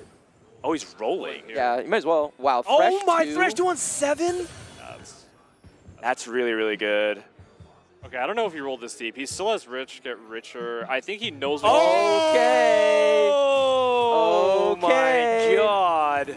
Wow. He sells up to 40 at least. Yeah, he can get rid of a lot of this stuff. Yeah, he holds the Moo. Man, this spot and a bow for a second bow item. Oh, that got a little awkward, but I mean, he gets some Moroks. Yeah, I think this is doable. You can also just itemize Urgot. Yeah. Does he have to keep rolling here? So China actually sends sends here. They usually roll to 10. Really? Oh, yeah. The Nikos as well. And I think that tempo, because he also won. I think in his mind he's thinking about he already won, so he really wants to turn around the lose streak. I think a disaster scenario is losing here. So he also has a duplicator. Has he seen any sets so far? No. One set. Unfortunate. Set's actually a really big deal. Okay, so is he going to tank the Amumu, or is he just going to put the items on Thresh since it's Thresh 2? Okay, Thresh 2. Yeah, I don't slams items. Actually kind of like tank the Amumu. I kind of do too, because long term, right, you're definitely going for it, and it's still really good with these items. Like Amumu 2 will put in plenty of work in stage 4 with these items. Go Rudon's here, or is he saving for red buff?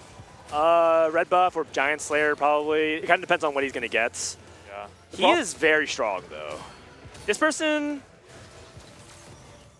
I mean, this Bard is rampant. Also, this Echo's unkillable. Looks like we're losing, man. Yeah. See, this is what I mean. I think that Samira is not entirely what she used to be. I mean, granted, it was just Last Whisper both Samira. Yeah, don't get me wrong. Yeah. Oh, this loss is actually kind of a big deal. The problem is he's over-indexed in tank items because not on purpose. Okay, Radiant Relics might actually be worth in this spot. I would reroll all of these. Okay, Cybernetic Bulk 3. Okay. You ever he's just going to contract. He's just going to take his top 4. Oh, straight up send.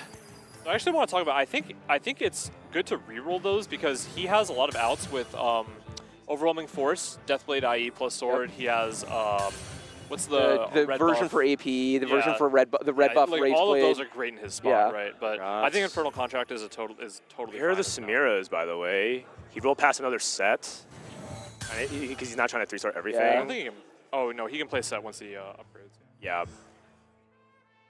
So in this spot, you prefer to itemize a Mumu? Personally, yeah. I think it's totally fine to itemize Thresh, though. What about the positioning? He's no longer getting Stoneblade value. Yeah, it is what it is. I mean, he basically gets max here. Yeah, actually, he actually has the best of both worlds. Yeah. These melee units can be in the front, and he gets really good Stoneblade value. If the Thresh can cast twice, that'll be huge. It's Akali. 88 Akali's gonna give him some trouble. Yeah, it's BIS Akali. It's Sojin, Declaw, Sunfire Akali taking care of the back line. Wait, this is a bad loss. Yeah. Oh no, all of a sudden the situation is reversing. This is really not what you want to see when you take Infernal as well. No. Uh-oh. This is looking Yeah, bad. it does feel like his core issue is just the way the items shook out this game. He's not able to true carry either Samira or Vex, and he really didn't have any item combination to be able to do that. There's just nothing he could have done with his components to be able to get like a natural 2-item. You can argue he Dude, could where have are gone the for Samiras? Nashers maybe, but yeah, he just has so many frontline components. Hello, where are the Samiras? Okay, finally we found one. We have this duplicator we still haven't used. A Mumu. Dude, he's having to sell. Oh, he's got a... Got some. Okay. That's a big spike, but he didn't get the position at all. Hopefully that's enough.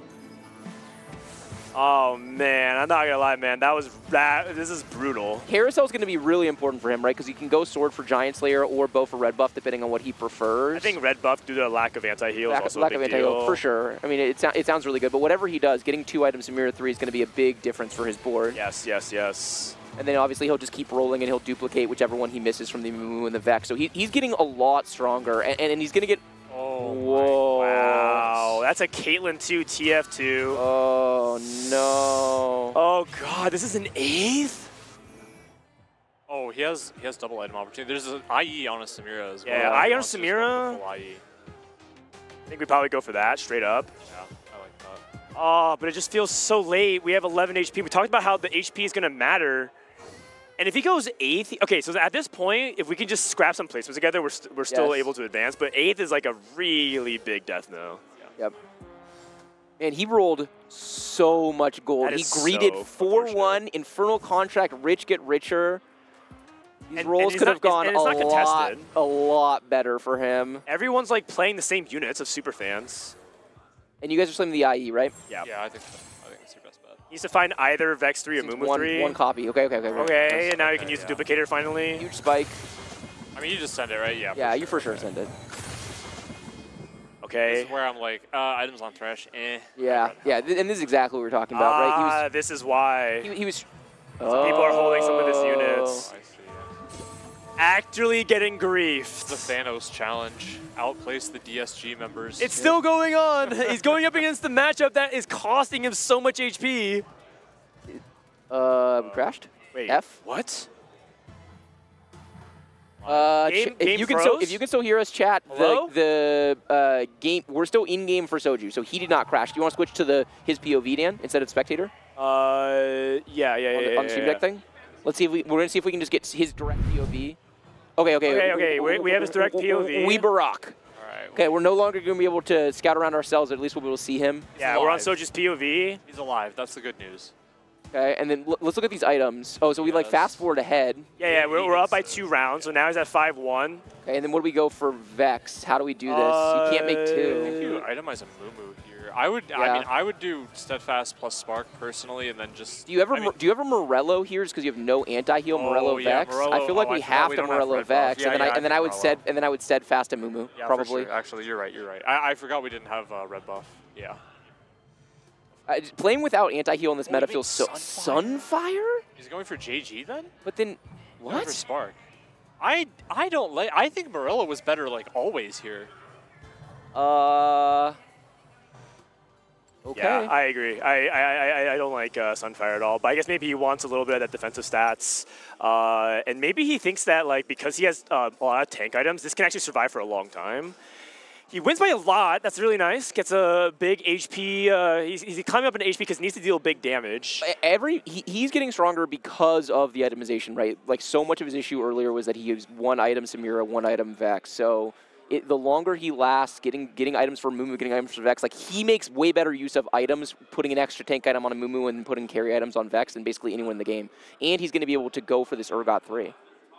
I actually don't. I mean, I think it's fine. Theresa Crowd has a lot of like HP on his front line. I think it's fine. I think it's just whether or not Morello was just straight up better, and then I think he liked it. I think it was too, but I think probably the argument for this would be that he values the spark. Like he thinks the shred is still really impactful, right? And this gave him the ability to make anti-heal and magic shred. Yeah, I think you can definitely make that argument with some utility. The other issue I have here is you're always looking to itemize Vex off of carousels. So this Urgot 3, while it's fine, is not really going to spec you that hard because Urgot is a unit known to actually fall off a lot in the late game. For sure. He'll just look to put extra, like if he gets a TG later or something, that'd be ideal.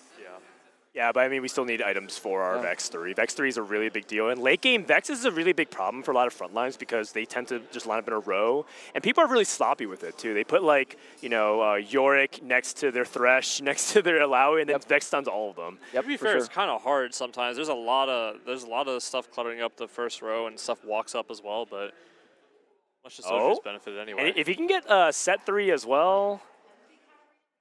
I also think with these bag changes, it's worth him looking around and seeing what people need and trying to hold stuff. Yeah. But I feel like Soju's kind of in survival mode. Like that, I think it's a luxury once you're ahead, because he still has to focus on his scouting and his positioning right now. For sure. Okay.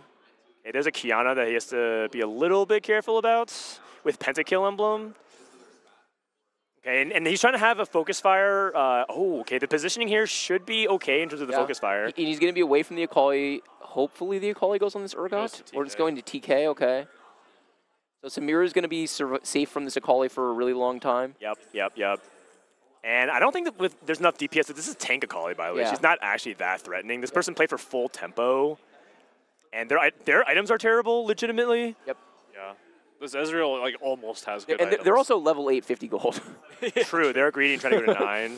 Okay, not 8. And that's Error. Error also, Error actually goes from 1st to 8th, so it's going to really balance out points in the lobby. Another Shojin. Yeah, Shojin's really good. It's for sure best. What's another item on a Mumu 3? I feel like another item on Vex is way more impactful than a Mumu item you want here. damage. Like Samira is good, but she can't do it all by herself. I actually really think you want damage. Well, a Mumu with 3 items either way, low-key does a lot of damage too. Sometimes he could do like 5k out of nowhere. He's probably thinking about keeping his Spark and anti-heal alive. Keeping the Spark and anti-heal alive. Yeah. I can see it. And Vow is probably a pretty solid item, right? Just gets the cast rolling. I think that was the best. If he was looking for a tank item specifically, that was probably his best option. Nice. We're making Kennen mascot situation. I roll. We're also, by the way, if you're hearing a bunch of background noises because we were tech supporting spectator mode, we were just notified that spectator mode might randomly crash, still ironing out some bugs. We're going to try our best to weave that in throughout the weekend. Trying to get Thresh on the correct side. Slanting left. Going up against the Thief's Gloves. Tempo player, the guy griefing him. This is his son. This is doing max damage to the person who griefed all of his units for fun. This is exactly the reason why Soju's at 11 HP. Yeah. Revenge hour. Yep.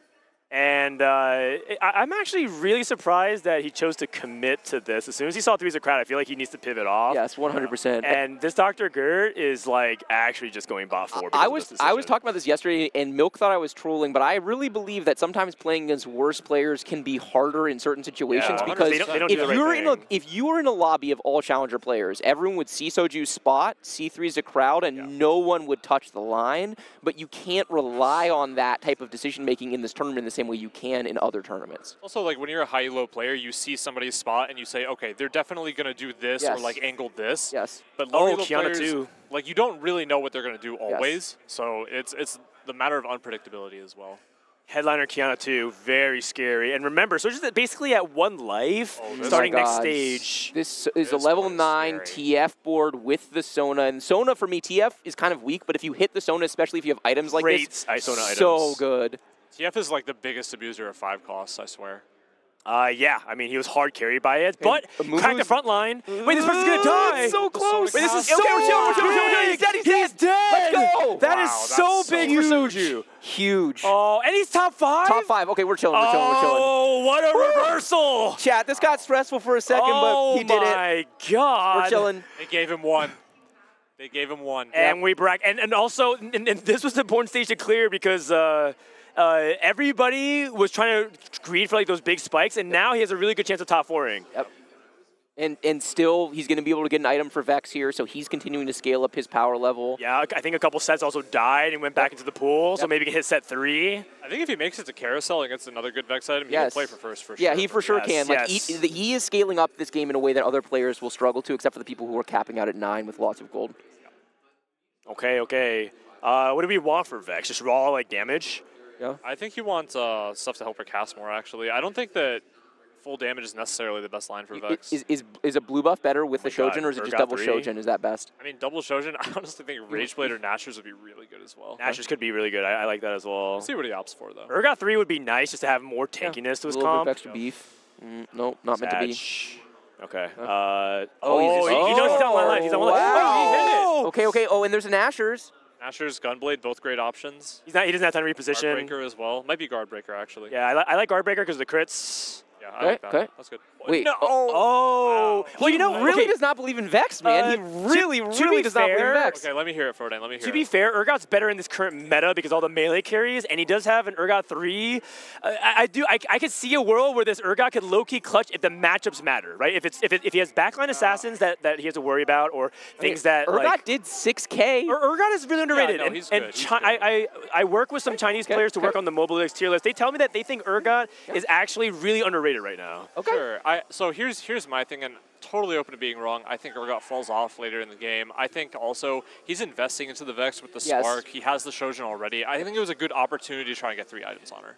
Yep. And it does look like it's a lot more front to back with range, so I do think Urgot's worse in this setup. But if he's going up against a lot of those Kions and whatnot, I think that Urgot is underrated. I totally buy the Urgot being underrated.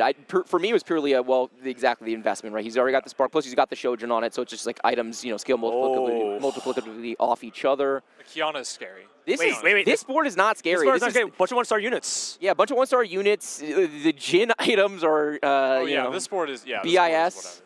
I mean, he has the Rageblade Sona, which, Stunning the Jin when he has frontline. But yeah, for now, this board is like whatever. Oh, and then we just roll this board over. It's the Kiana big that damage, I'm worried about for huge damage. You have to have so much consistent DPS to be able to deal with our board, because with all of the 3-star HP plus the three's a crowd augment, it's just so much beef to get through. Now he has to clear the highest HP person. No, he's good. He's up against Dr. Gur. Dude, this Dr. Gur guy is actually a genius. Yeah, he's a genius. He almost became a legend by griefing Soju, and he squeezed it out of top 4. He hit Yorick 2 on 8, by the way. I don't think it's changing anything, but pretty good. Yeah, especially because Yorick might just get focus fired. A lot of times in this spot, you actually put Samira and Vex right next to each other so they can aim at the exact same target. And he's been trying to doing that. He's been separating by 1 hex as well. But you can see he's really trying to bulldoze.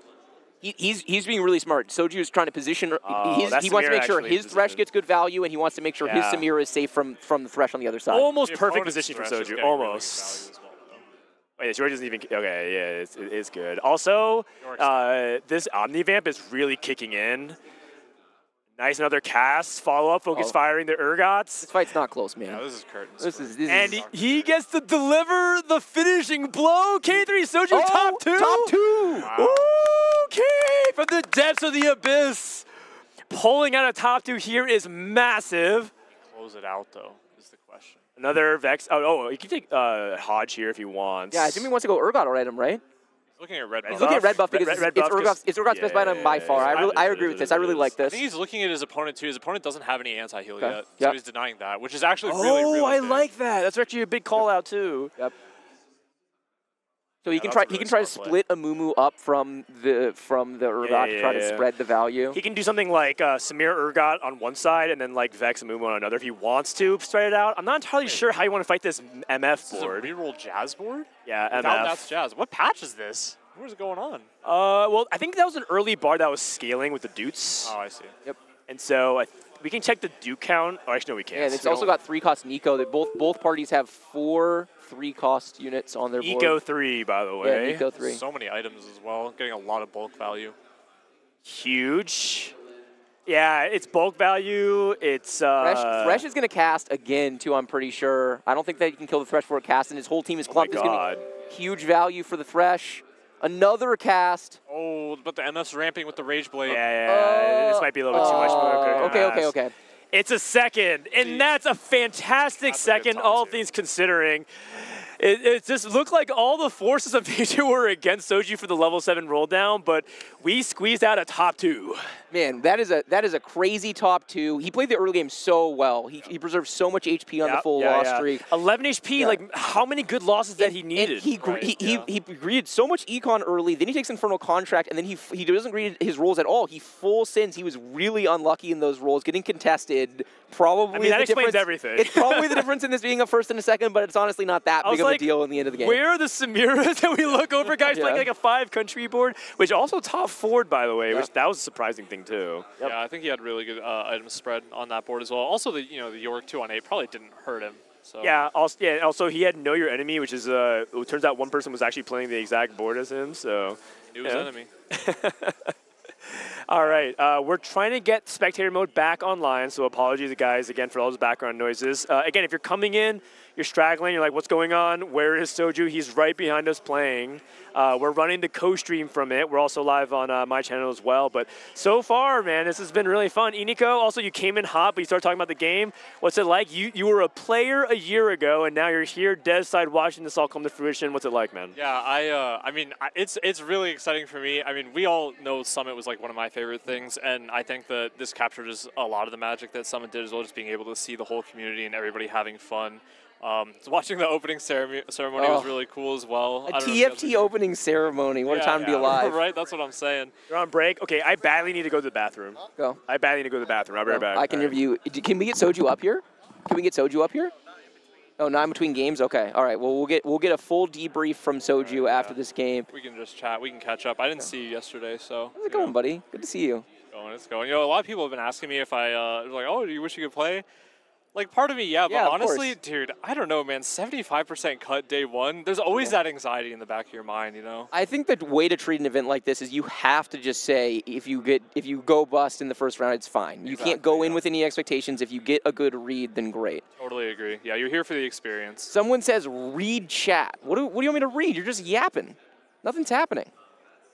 Keep Soju POV? Keep Soju we keep Soju POV. He's not doing anything. Soju POV over. Oh, as in you don't want us to be able to spectate?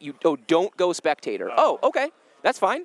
Honestly, that makes our lives much easier, to be honest, because then we don't have to worry about being spectators in addition to being casters. We can just put it up. Is this like fully you guys right now? It's like you don't have to worry about like covering, you know, everybody. It's just totally us, and we just and so it'll be Soju whenever he's playing, and then chat. Sold. You guys are very, very clearly in favor of that. That makes our lives better as well. Honestly, it's kind of a lot trying to juggle all of it and figure out spectating and what to watch. So, yeah, that sounds great. We'll just do it the way you want it, then everybody wins. Hey, okay, whoever said read chat, if you said whoever was the person who originally said read chat that I saw you, just DM me and I'll gift you a sub later. Wow. I'm not gonna do it right now, but I'll remember to do it later. Actually, maybe I will do it right now. Who was it? It was me. Person want to take credit? Everyone, the me's? Yeah. He was saying, by the way, you get a gifted sub to my stream, so. Yeah, gifted sub to Nico's stream, everyone. It's a coveted thing. Money can buy a sub to Soju's stream, but it cannot buy a sub to a Nico's stream. He's too famous. Oh, I see. That's how it works. Okay, so, hey, you actually don't have to save the spectator mode. You're fine. The chat wants to just watch it this way anyway. So you're good. So can you just actually pull up the two chats back up there on the left screen and don't even worry about the... Yep, that's perfect. We're happy. All right, chat. We're good. You're good. We're good. We're back in game. Okay, so we've gone second. We've gone fourth. So we just have to go fifth here to functionally guarantee sixth. Also probably guarantees. The thing is, it assumes, averaging a top 4 assumes even placement distribution, which probably won't happen in these lobbies. Yep. So it's probably not safe enough to assume just a top 4, just because you can assume there's a skill gap. Unfortunately, we don't. I wish we had placements for everybody and we could do scores and stuff, but I'm pretty confident that a 5th will get it done. So that becomes the goal. And then he can probably get in with a 6th and maybe get in with a 7th is how I would think about it. Man, you're doing the mental math over here. I'm just sitting here like, man, I hope he makes it. We'll see. I have one job to do, literally, and it's this. He buys the Mosher. He sees this guy, he's like, all right, this is my guy for all of stage 2. Yeah, and this is how Soju plays the game. Yep. You know, Soju is simultaneously the most overrated and underrated player of all in all of TFT. I'm not sure how that's possible, but like it feels like 50% of his chat thinks he sucks and is really bad, and then 50% of the chat thinks he's a god. Yeah. He's somewhere in between. Peak form, he is an elite top 10 player in North America. There's the Jax as well. Yeah, no, I mean, I've always thought that I've been on the train that you see Soju stream, like you cannot assess this man's skill based off of that. Like, yeah, of course almost not. Ever. Yeah, whenever people were like talking about ranking him, and people were like, "Have you been watching his stream? He's just going 888." It's like, does that matter? Is that relevant information to how well he's going to do in this tournament? Because past precedent would say that it is not. Right. Also, 3-cost champion start. You know, I want to mention I also like the power play here by picking up the Vi. He's clearly going for full temple. Yep. Because you know the prevailing way to play this this portal is to just go for Heartsteel. Whoever drops the Yone or the set. So he knows he's going to be able to fight against like at least a couple Vampirism. He could also, does that give him 2 slams? Does you have my bow? What would his second slam be? Blade maybe. Oh wow. So I assume he wants. Do you think he goes? Is he going Rage Blade Edge or is it Titan's Gunblade? What do you think he wants? I think Titans makes a lot more Titan's sense. Gunblade is the strongest right now. It's just 2 items you're not really that excited about slamming. I just think Titan's Greed. I think that's totally fine for 2-1, especially like his board is very strong. He's leveling here. I think it's just slam a Titans. Yeah, I like Titans here. It's really solid on Urgot in particular. Yeah, for sure. Also, slam as well. you guys mentioned that's really good Heartsteel for portal. What portal is it? Sorry about that. It's 3 cost. 3 cost. Oh, okay, okay, got it. Yeah, so whoever's getting the Yone in the set, looking to hard force, most likely. All right. Oh. Dude, by the way, I walked out. There's so much cool stuff happening. There's panels. So much. It's full. The audience live. It's full. There's like cosplay stuff. There's all kinds of music DJs going on outside. It's a freaking party. You've also got you guys like, who stayed home. You guys are missing out. Not to give you too much of a FOMO. There's at least like 50 people just standing along I know, our rope watching, line right here, kind of like just fighting watching. games. Yeah. There's people just trying to spectate. There's also big monitors that are showing what's happening for the spectators who are standing outside the rows and stuff like that. Man, it's really, really cool. So cool. Oh man, this event is so cool. Full disclosure, I was like going into it before I came here. I was like a little bit nervous. I was just anxious because I was like, man, I really hope the event does well. I really hope people, like come in and hang out and stuff like that. Dude, it is exceeded. It's a full-on con. So like I just can't believe how many people are here. It's dope. Great. It's amazing. All right, okay, not to nerd out too much. He did slam the Gunblade and he lost, by the way. Not ideal. They had a DFG Senna right in front of his Urgot. That's just curtains. Yeah. Did he front row his Urgot? He did, and you know what he did the first thing when the round ended? He moved the Urgot back a row. Yeah, I think it's okay to frontline it. Yeah, actually, in general, I think it's fine with the yeah. Titans and the Gunblade. I think it makes perfect sense. It's just brutal the way it worked out. Ooh, some strong boards as well. Headliner Yasuo is really good. I think a lot of people have rediscovered that Yasuo is very powerful to start building tempo from him. Going against Annie, I don't really expect to see much Annie reroll. I do think that Annie is underrated, and usually you only play if you have like a godlike start, right?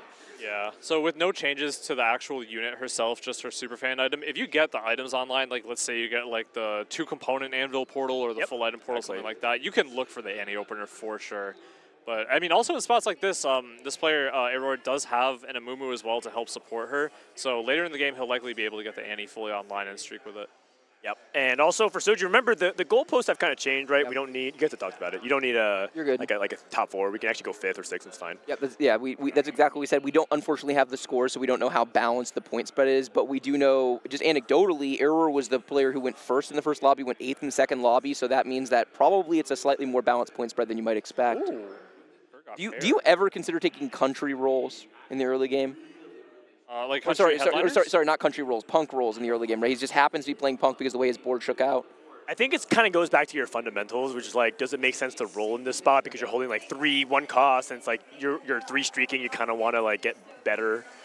I feel like in these kinds of spots, you can take your free punk rerolls. Like the only thing you can really hit is like an Urgot 2, which is like very unlikely to happen. For me, the real value of taking punk rerolls, and I probably just wouldn't do it yet, but I think I probably would do it starting on 2-5, is that I want to get out of this Chosen. Yeah, you want to speed up. And so you want to see more. You want to see more Chosens. Yeah, I think is the real value. People also have their overlays, right? Like that meta TFT or whatever that like shows you how many rounds. Yeah, they have to memorize it again. I think that's really reasonable to do once you're level 5, but he does also want to start making 10. Yeah. I've always been of the mind that it's more correct than people lend it to a lot of the time to rolling on stage 2 in general. Yep. And punk enabling that is really, really nice as a tech in. What did he place last game? He got 2nd place.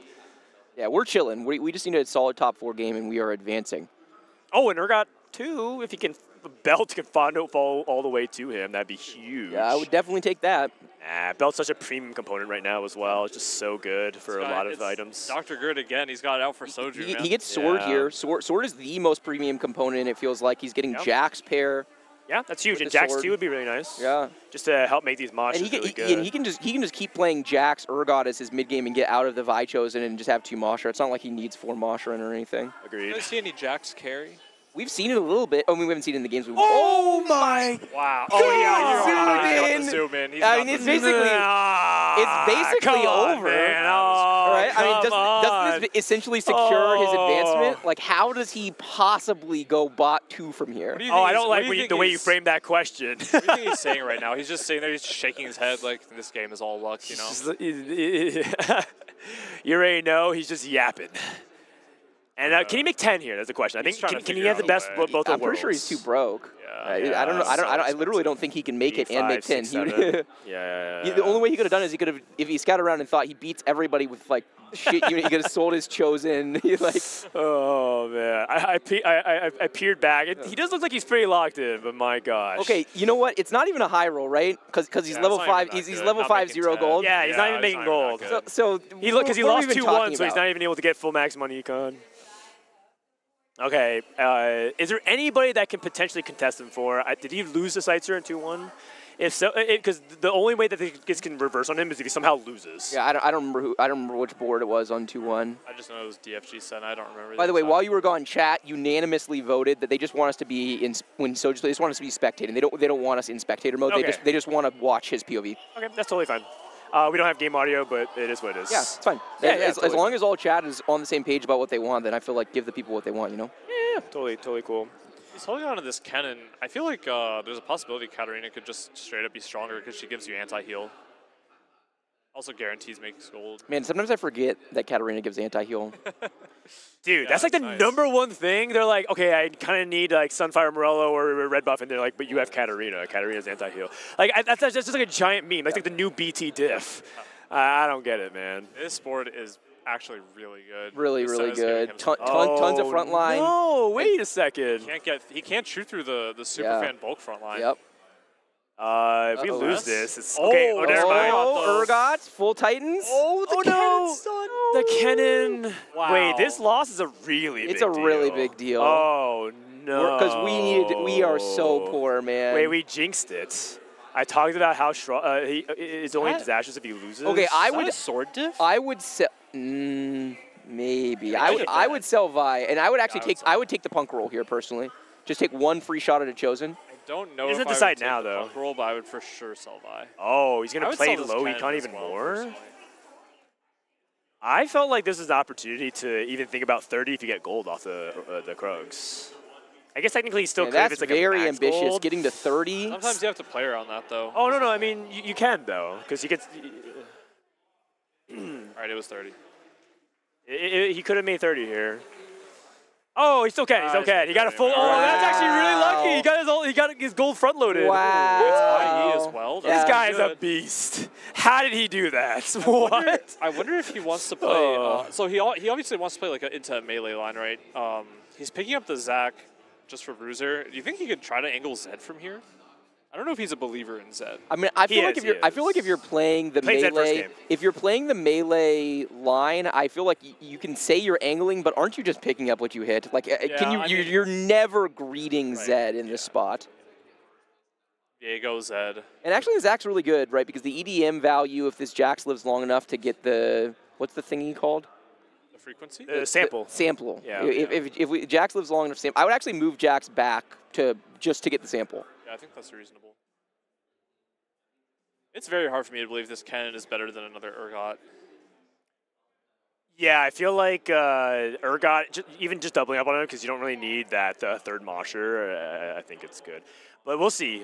This is a pretty free win. DFG just feels like kind of a weak item in general. Yeah. Right now. It's really bad in the data, like really, really bad. There's a couple units that can use it like reasonably, but it just feels like if you just get it like in front of a tentacle late game, you're just so sad. It feels like that item is so dependent on whether or not there are good holders of it. And there are lots of items in the game like that, blue buff, for example, but DFG on Lux in past set was so good because it would just guarantee get Lux off of the whatever gets stuck on tank-wise, etc. Wind Terror, low key here. He has the Urgot on bench.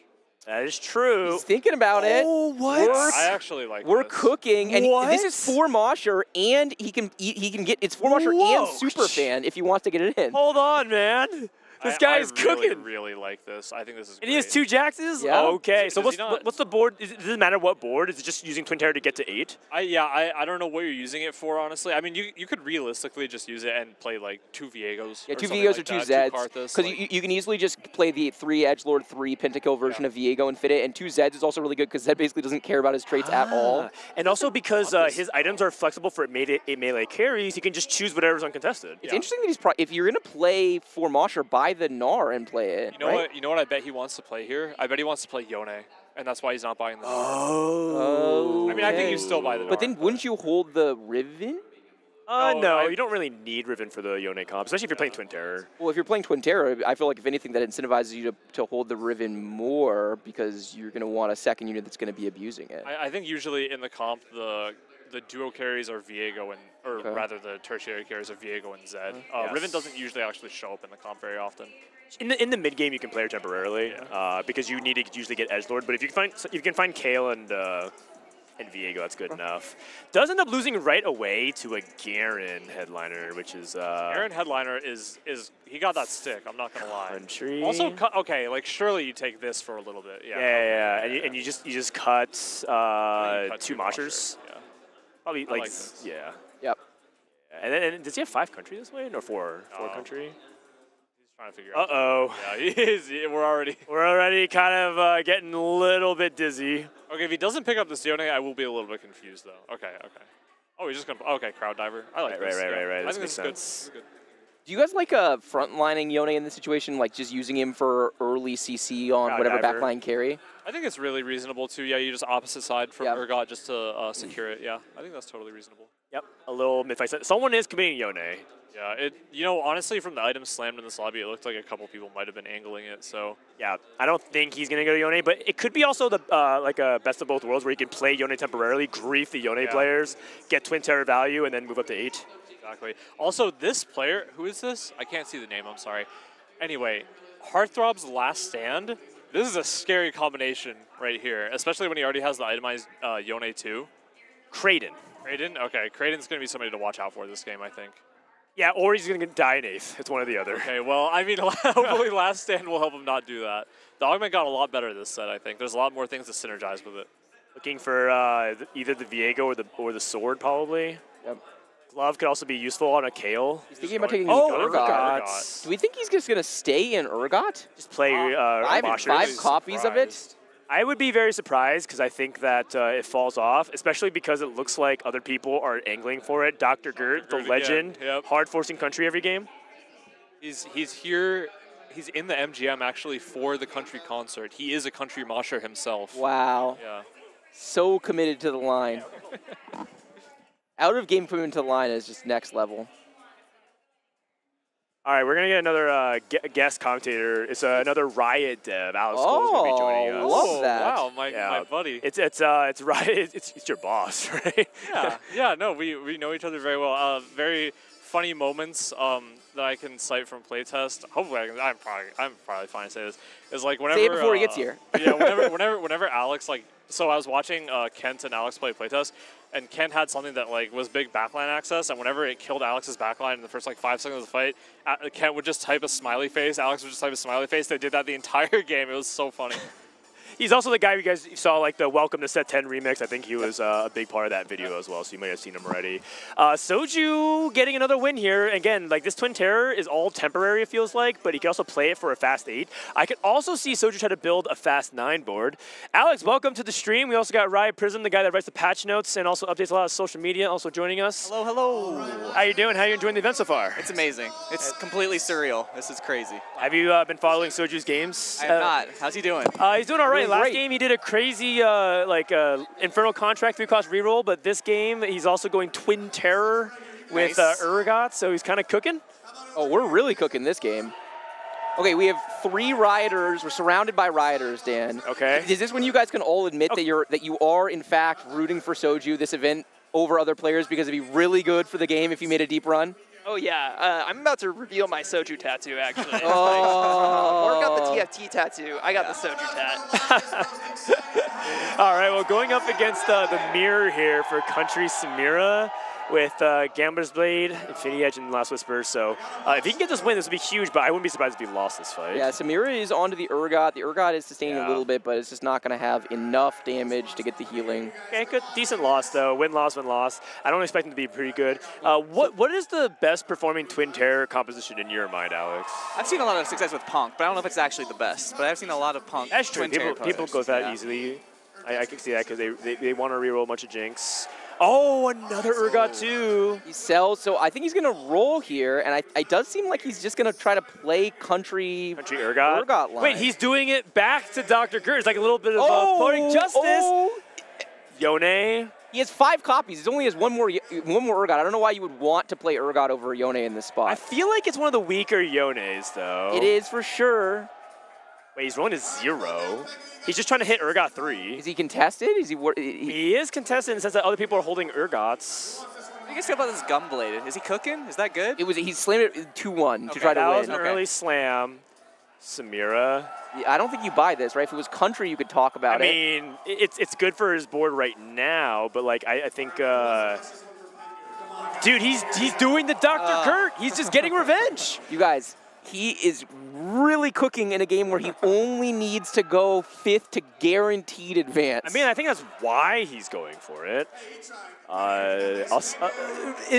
Theoretically, if he sends Dr. Gert 8th, that's +1 placement. True. Could he be just like leading us all astray?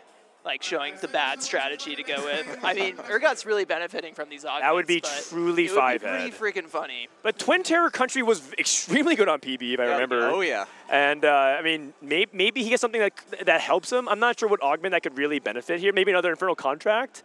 Yeah, I mean, honestly, Infernal Contract sounds really good in terms of just trying to secure top 5 and get out. Three's a Crowd? It just got buffed, too. That is true. And? Three's a Crowd's unique, though, so it's not as much value with Twin Terror. Soju, stop scouting. Oh, Epitaph. Okay, so we're chilling no matter what. Wow. Great hit. You got a take on that? All right, Inigo's coming back on. I'm back. I think Epitaph is great. I'm wondering if we ever consider heavy hitters as well. Getting a lot of like raw ADAP when you already have all the crit scaling. Plus Urgot being like a pseudo frontline unit already has high base stats. So I think that was definitely something to consider at least. And he's gonna basically his whole board is gonna wind up getting value off of it. Yeah. I mean, this is, again, really safe. I feel like it's much more top oriented. And that Epitaph is, like, really big. So really strong combat potential. Yeah, being triple combat here, and Soju just from an item economy perspective doesn't really want to play around his rods, so he's just going to choose to get the power on his board. It makes sense. Because, like, Vex can't make this board, easily at least. I will also give a shout-out to Twin Terror Vex and Mumu. I think that's actually a really strong reroll board. Yeah, I agree. And people don't know about this. I think this is some tech. About the Vex Twin Yeah. So you basically just play the opposite half of this board. You play Mumu, Vex, and then you just tie in like a Thresh, and then like a Samira or a Pakarthus, something like that, and you get Emo online. It's actually really good. Or Guardian is great as well, just to fill in the front line to let Vex stall and let Vex do her thing. Yeah, everyone, like having 4 units that are just sharing 50% HP shields on each other is real good. If he can just win-loss for the rest of the stage. Someone went 8th. The Heartthrob player looks like he went 8th. He has last stand. He's already procced last stand. He's dead. He died. I'm sorry. I'm sorry, Creighton. It's my fault. It's my fault. That is not good. I respect it. You're in Vegas. He went all in. He got his chips in the middle, and he just didn't take it down. Time to hit the tables. Yeah, time to hit the tables. Oh, God. Okay, I mean, any player that dies is just so good for Soju because we're just trying to eke out placements here. This is a board he knows he's going to get outscaled. He has like worst in slot, not actually worst in slot, but kind of worst in slot on his primary carry at this point, right? The reality of Urgot is not only does it tend to get outscaled, but it's also a unit that scales really well off attack speed. He's got 1 bow on it. He's got You Have My Bow and Epitaph. He does. Well, that's so true. Least, that's big. He's got that going for him. He does for sure. The triple combat augments are going to be huge, right? His augments are huge. Yeah, he's been spending gold to get his board as stable as he can. Okay. And Blue Buff Akali, interesting. I mean, I feel like this board is actually really weak. Actually, I've heard some whisperings. I don't know if you guys have heard this as well, but best in slot true damage Akali is actually AP on her. Is that true? You need 40 AP. Oh. 40 AP. Why is that? Can you explain it? Well, 40 AP is so that way you can get the 1 auto cast, because her 3-point strike works if she doesn't kill the unit, she gets a refund on the mana. And so the 40 AP gives her enough because AP scales the amount of mana you get back. And so the actual number is 39, but we say 40 for simplistic rounding numbers. If you get 40 AP on her, then you're able to get the refund off of 1 auto, and it's almost like a machine gun Akali to cast really fast. Pep OG. So it's not really AP. That's why TFT is so cool, man, because it's not really AP, but if you get above that threshold, it's a big deal. Her, yeah, which it's is why Hodge just tends a to be DPS check, right? That tends to be why Hodge is a really good sweet spot, because it still gives her everything she wants, which is crit damage, the Omni Vamp, as well as the AP. We're rolling to 0. A Mumu, not fitting the board. Yeah, Urgot 3 would be massive here to spike. Please. Is he sending 0 at this point? Might as well. Because at this point he's committed. Okay, set 2, which is weaker chatting. Weaker. I mean, I agree with the decision. Once he hits the 8th Urgot, it makes tons of sense. And again, he's just trying to eke out as many placements as he can. Oh man. He really wants to greed for Last Whisper here as well. Yeah, he really needs it, right? Yeah. Both his carries are going to need it. AD focus. Sets a Viego 2. Oh, very tanky Viego really 2. Little buddies. Yeah. It's a strong Viego. Is that Little Buddy's Epitaph? That's so strong. Yeah. So it looks like he takes a loss here. He's taking notes. Well, he's taking a double loss. His ghost is losing. To Dr. Gert, the legend. The nemesis of rivalry is born in Vegas. It feels personal, but not really. Dr. Gert is also streaking. And the thing about to pay attention to is also the people at the bottom who are losing. Alawi. Alawi's solid. If he just wants to put it on his board over the thresh. Yeah, you can just put it on. I mean, you could put it on over set as. Oh, no, over set, yeah. No, you need the Mosher. You need the Mosher. Yeah, Mosher for Urgot's like a TK. big That makes a lot more sense. deal, but I kind of like the Alawi just to have more HP here. Makes more sense. How do we feel about Samira's performance post-patch here, Alex? I'm still pretty happy. Yeah, I feel like she's in a good spot. She's still really solid. Most people are putting her in S tier still as like a really strong start if you're able to play around her. I still want to see her in executioner-focused comps more, but we'll get there. Yeah, it took a double whammy, the headliner plus the executioner nerf, but it feels like it kind of like hits other units like Karthus as well. Yep. Okay. All right, see if we can get a good win. This is RE2 with Blue Buff and Nashus, which is considered to be her best in slots. Our food is here. Bryce, you want to take a break first? No, go for it. Okay, here, Prism, you can sit down and take my mic. Take care of these folks, please. Oh, my bad. Yeah, apologies, chat, but Dan and I have actually not eaten yet today, and it's like 2 o'clock. We should probably get food at some point. Wow, I'm now completely surrounded by rioters. We are outnumbered. How does it feel? GG, buddy. Scary, intimidating, lonely. I have a lot of feelings. Oh, Prism. Yeah. No, don't Guys, the patch notes are always so nice, Prism. You did such a good job.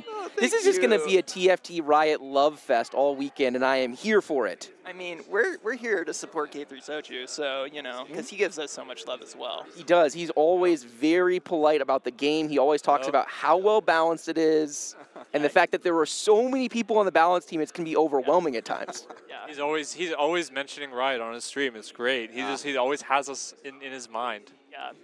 How good looking we are, how funny we are. Oh, these items. These are worse in slot. Ouch. Yeah. I mean, you have anti-heal, I guess. I guess. Like, okay. Urgot 3. All right, that's something. Yeah.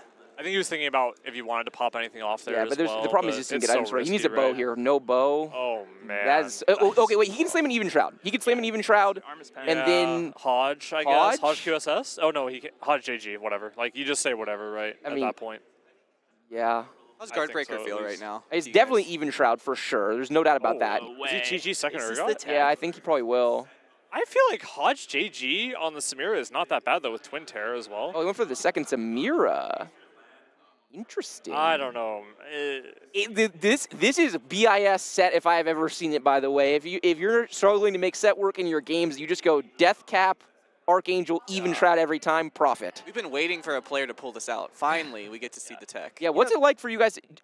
Okay, first of all, how are you not all rank 1? You guys have infinite behind-the-scenes information of all of the data we don't get. More dog nerfs our accounts. We also try to be like really player-focused and let other players have a chance. Yeah, we give LP, we take 8s generously. It's really nice of you guys to have the opportunity to all be rank 1, and you just like the people too much. Yeah. Milk already explained it every time he talks about me. He says Nico's playing 4 sets at once. Like that's pretty much all you need to know. You know? Well, how many sets are you actually playing right now? Right now, I think we're just 2. Just 2? Yeah. When we were in dev for set 10, I was definitely playing like 3 sets. Okay. Do you find it hard to keep it all straight in your head? And especially overlapping units between sets? Oh, dude, I can't tell you. There was this one time where I was playing just like a game in 9-5. And I was playing Shurima, and I rolled past Cassante because I was like, oh, fucking one-cost Cassante. There's no way I want this, you know? Yep. Yeah, it definitely some wires get crossed in there for sure. Makes perfect sense. Returning to the game for a second, things are getting a little dicey for Soju. This is going to be a fight win. I believe he's playing a Ghost, right? I didn't see another player loading. Maybe he's hiding. So he's playing Ghost, so we'll take that win where we can get it, but we're at 28 HP. We were on 3 loss that we fought the Ghost. There's someone down at 8 HP. We've got a win streaker at 36. Really, the bar to clear here was 5th to guarantee. 6th would mean that he would average a top 4. He would be 2-4-6 would be his placements, avoiding odd numbers, but I am officially worried for Soju. Oh, actually decent TG roll. I think decent roll and big spike, too. Having that TG Samira, too, with the Twin Terror, that's a really big deal. We just have a huge frontline problem. Our frontline is... I think the Alawi helps. I think a big problem is he wants to protect his set, and he can't really manage to do that right now. Another problem is he wants to econ a little bit back up, just try and get like set 3, Samira 3, stuff like that, but he's going to have a hard time doing it. Yeah, he's been item griefed 2 games in a row, by the way. Like, he just can't find frontline items. Like, he winds up with this... I was joking about the set earlier, but he just is, you know, the AP is doing something, but he would just much rather have actual tank items. Choosing to position his Samira's and his Urgot all the same spot, so he's really going to try to have focus fire damage and make use of the even Shroud. I like this, yeah. Yeah, you know, that's why they call Soju the Wiz, though. The worst in slot genius. The worst? Is this? Do they call him this? I've never heard this before. Chat, do we call Soju the Wiz? Is that a thing? Okay, so we lost in the 8 HP. This is getting very dicey. We were feeling really good about the spot earlier, and this is part of my fear about overcooking a little bit this game, is he went way off the script in a game where he needed to go just 6th, 5th place to guarantee probably 6th, so I am very worried about the situation. He could hypothetically get in with the 7th. It would be slightly below top 4 average. We just don't know how the points are shaking out within his lobby. Got a Hodge, got an Edge of Night. I mean, at this point, you're not really looking for frontline anymore. You just want to even out your Samira, right? Oh, he wants anti-heal. Anti-heal, yeah. I don't know, man. I feel like you have such a damage problem, but anti-heal is technically something that helps with that anyway. Sunfire is not the best avenue, but you can take what you can get. Yeah, I mean, it kind of is what it is. It definitely feels like a really important anti-heal meta just because there's so much melee carry happening in the game, so basically everyone has meaningful healing going on their board. Yeah. Ooh, it's dicey. We have really no prospects. He can't roll. There's no spike. There's nothing he can do. I mean, he could roll and get 1 triple Samira shop, which would be one of the, the great shops all the time. Great TG rolls. This must be the best. Like, this is like actual BIS. All right, it was Hodge. We could have just rolled anti-heal on our TG the entire game. Why didn't you just do that? Yep. Okay, scouting around. So he knows his opponent. It's an Ahri board. So a lot of this fight's going to come down to when Ahri gets onto his Urgot 3. Goobums is back, and we're in a dicey situation, Goobums. He needed to go 6th in this game to average top 4s across the board, and we are 7th. Is he? Yeah.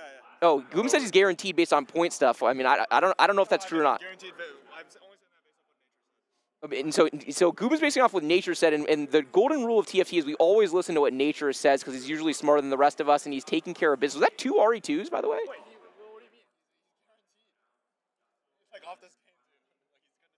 Okay, so this game is looking pretty dicey. Look at this HP. Goobums shows up.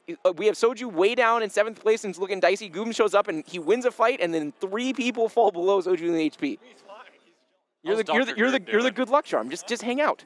Dr. Gert's been his rival. Yes, we've got a burgeoning nemesis situation. So scattering out. Dr. Gert's board looks so bad. How does he have 50 HP? What? Huh? Yeah, I mean, he has good items, I think. He has spread out damage. Yeah, he actually has really good items. Okay. All right, so this is Soju's really sweating his positioning. We're seeing him scout around. So Dr. Gert, can he take care of business? So we're going to all on left side and leave our Samiras in the middle. There's no Thresh on the enemy board, so he doesn't get punished for clumping. All right, this is the Doctor. This is the Doctor, this is the Nemesis. The Samira is going to get on. Okay, the Alawi cast it, and it's going to be back up, but Samira's onto the Urgot. I do not think this positioning is going to work out for Soju. Soju's going to take huge damage on his key unit. Like this. He's got his set all the way on the other side. This was really, I mean, you said he's the Whiz King Prism. This was worse in slot positioning. This fight could have gone a lot differently, and he's going to die off of this. He is going to take the 6th place as a 5th. It's a 6, so he's 2-4-6, so he's averaging a top 4. So probably fine. Probably fine. Hopefully. Very hopefully. Yeah. Do you guys think that he came in with like a plan to play country, thinking that's like such a good board to go top 4? I think that at 4th place? I think in general, the general sentiment within the field is that the country vet, which depending on the iteration you play, is probably the strongest 3-cost reroll. So he definitely is interested in playing it. He played it back-to-back games. I think that's more happenstance than real. Yeah. Yeah.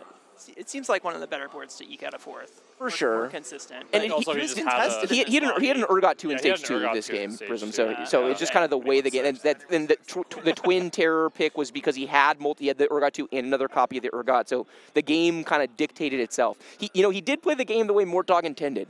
He took what he was offered and he tried to run with it. I actually think that loss on 2-1 was like so influential on the outcome of this game. Huge. And then again on 2-6, right? Yeah. We were just so poor, man. We were so broke this whole game. Like his board was great, but he didn't have the money. This Pentakill's board's looking good. We've seen a lot of Pentakill. I've been walking around. There's been a lot of 7 Pentakill success across the games. Diego Akali Flex definitely feels like the premier 4-cost line from what I'm seeing. And admittedly, we haven't watched that many games, right? We've only watched these couple of games we're just talking about from study from going into this. But that'll be part of what's fun is that the meta is going to evolve. There'll be an in-tournament meta that will emerge over time. So, I mean, I can't wait to get, like, we're going to have behind-the-scenes information to a whole bunch of data, and it'll be interesting to see what's performing, how well over the course of the whole field. Data. Okay, so Soju's out of game. I think it's safe to say that our viewers probably don't care that much about how this game shakes out. So we get an impromptu Riot interview situation. I have 3 Rioters on the couch. We've got a whole bunch of people at home who are not going to be able to go and watch the panels. Actually, the panel's streamed. No, not right now. Okay, so the panels aren't streamed. So chat, we get a Rioter AMA. What is all of your favorite thing about set 10? Oh God, probably the music for me. Oh man, the way that came together with just so much hard work and the beautiful collaboration that we have a panel about it tonight at 6 p.m. If you're around, do show up for that. But the way like Milo was able to add these layers into the gameplay and make it so seamless and beautiful, lovely work. I think just straight up this event for me so far, at least, like just Vegas. Yeah, this event has been my favorite part. Like literally day 0 and day 1 are my favorite parts of the set so far. It's been a lot of fun. Love it. Alex? Same. This is incredible. Like, I'm excited for more of these in the future, bigger, smaller, if we have them. So, yeah, it's been awesome. It has been cool. Confirmed by Riot Alex. Everyone clip it. Go to Twitter. There will be a Vegas 2.0. What a time to be alive. Okay, next question for you. Balance heading into this patch, there was a lot of kind of discussion around how much to change the patch in advance of Vegas. Are you guys overall happy with the balance of how things came in for the meta and for this patch? And what is one additional change that if you had personally been Mortdog, you wave a magic wand, you make the change, what would you have done? Prism, if you have an answer, you're more than welcome to give it, but primarily flying at Alex and Nico. Yeah, I think the big one, and Mort and I actually talked about this a lot leading up in the week, was the level 9. I'm glad you talked about this because I was hoping you were going to say, I wasn't sure if you were comfortable going there. So yes, tell us more, please. So we are talking about, like, did we want to change the meta drastically before Vegas? And the answer was just no. Like, we wanted competitors to have a stable patch and, like, know what they're going into ahead of time. But at the other side of it, like, we know that level 9 right now is way too accessible, but that is a huge swing to take. And it was a lot of philosophical conversations that Mort and I had for about a week straight of what we wanted to do about this. And it feels like the big, maybe, implementation of that would have been the change that you've already more talked about publicly. It's going to go from 10% to 2% chosen odds or headliner odds. I got to get that right on level 9. Was that the biggest lever that you think you were considering pulling on that you ultimately decided not to? Yep, it's that one, and then making level 9 a little bit more expensive to get to. Not a ton, but just a little bit. Yep. Okay. And Nico, where do you fall on that change? Were you in favor of reducing the from 10% to 2% for this tournament, or are you happy it stayed at 10%? I mean, I'm pretty happy with how things have worked out so far. I think that the game plan was definitely really sound. What we wanted to do was, try to shift it back into more 4-cost power at first and nerf some of the 5-cost outliers, see how that works out at first. If we need to address it further, then we can. Yeah, I think that we see a lot of 3-cost rerolls find success. We see a lot of just standard 4-cost flex play find success. We see still a lot of fast 9 is fine if you're in the spot for it. You just need to, have a little more tact with it. Chat seems very angry about this 2%. By the way, everyone's saying, why not 4 or 5? So do we have an answer to that? So we still want it to be easy. So I think a lot of people, not to judge, but there's a big misunderstanding of percentages with roll downs. And 2% is actually still very high. 10% is crazy high. So you are still going to see a lot of level 5 headliners coming down the pipe on level 9. It's nothing to stress about. I mean, there's a world as well where if 2% is not enough, then we can also just nix it completely, right? Okay, as much as I want to keep talking about this, and I do because I think it's fascinating, we need to get back into the game because we're hearing that the guy who just lost, Loopiness, if he goes first, Soju is out. So we're officially the biggest Loopiness haters on the server. No one hates Loopiness more than this group of people on the couch, especially the Rioters. Loopiness, if you go back and you watch this, understand that all the Rioters are rooting against you, all of the chat is rooting against you, the world is rooting against you. the other players more. How about that? Yeah, I'm going to choose to interpret this differently. Wow, lots of let's go Loopiness in the chat. Maybe Soju's chat hates him the most. I take it all back. Yeah, chat's saying let's go Loopy. So this is going to be big. Let's see if are we watching Loopy's fight? Does Soju even know what's happening? Because it doesn't look like Soju's watching the only fight that matters for him. Okay, we're watching Loopy's fight now. It looks like good things are happening. 3M Carthage won, but the Pentakill Akali killed. Okay. Okay. Yeah. That's a double Hodge. Loopiness's board looks kind of strong. Yeah, Frodan board, so free win for Loopy. What were his augments? I don't know. We got to go back and scout. Soju. Scout. Where's he at? He's right there. He's right there? He's right there. Can we go back to Loopy's board? Make him be on Loopy's board. We only want to watch Loopy. Because that's the board that matters, right? Yep. Wow, all of chat, let's go Loopy. No one hates Soju quite as much as Soju's chat. That tracks. That tracks. It's honestly, the fact that Soju is as mentally resilient and puts up with you guys all day, every day, it's really very impressive, I think. Okay, this board looks kind of good. If he hits Karthus 2, this board is... If he hits Karthus 2, he's in a great spot. 7 Pentakill. There's a Kali is scary. This Viego's scary. This is the guy with Epitaph Little Buddies. Yeah, this is Epitaph Little Buddies. 7 Pentakill. Yorick 2. He's got Karthus. He's got Karthus pair. Scyther level 10 though. Scyther is level 10 though. We can see if level 10 board can maybe potentially knock it out. Okay, I mean he did lose a fight. He lost 2 fights ago, and then he fought Ghost. So Gooms is yapping over here. We're not listening to him because the first thing he said when he came on the couch is that Soju was guaranteed, which he is not. So definitely not listening to that guy anymore. Oh, it's Dr. Gert, Soju's nemesis.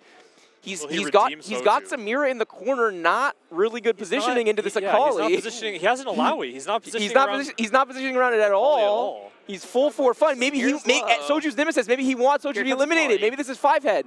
Samira casts again, but it's going to die to the Karthus, and it looks like this is an easy fight win for Loopiness.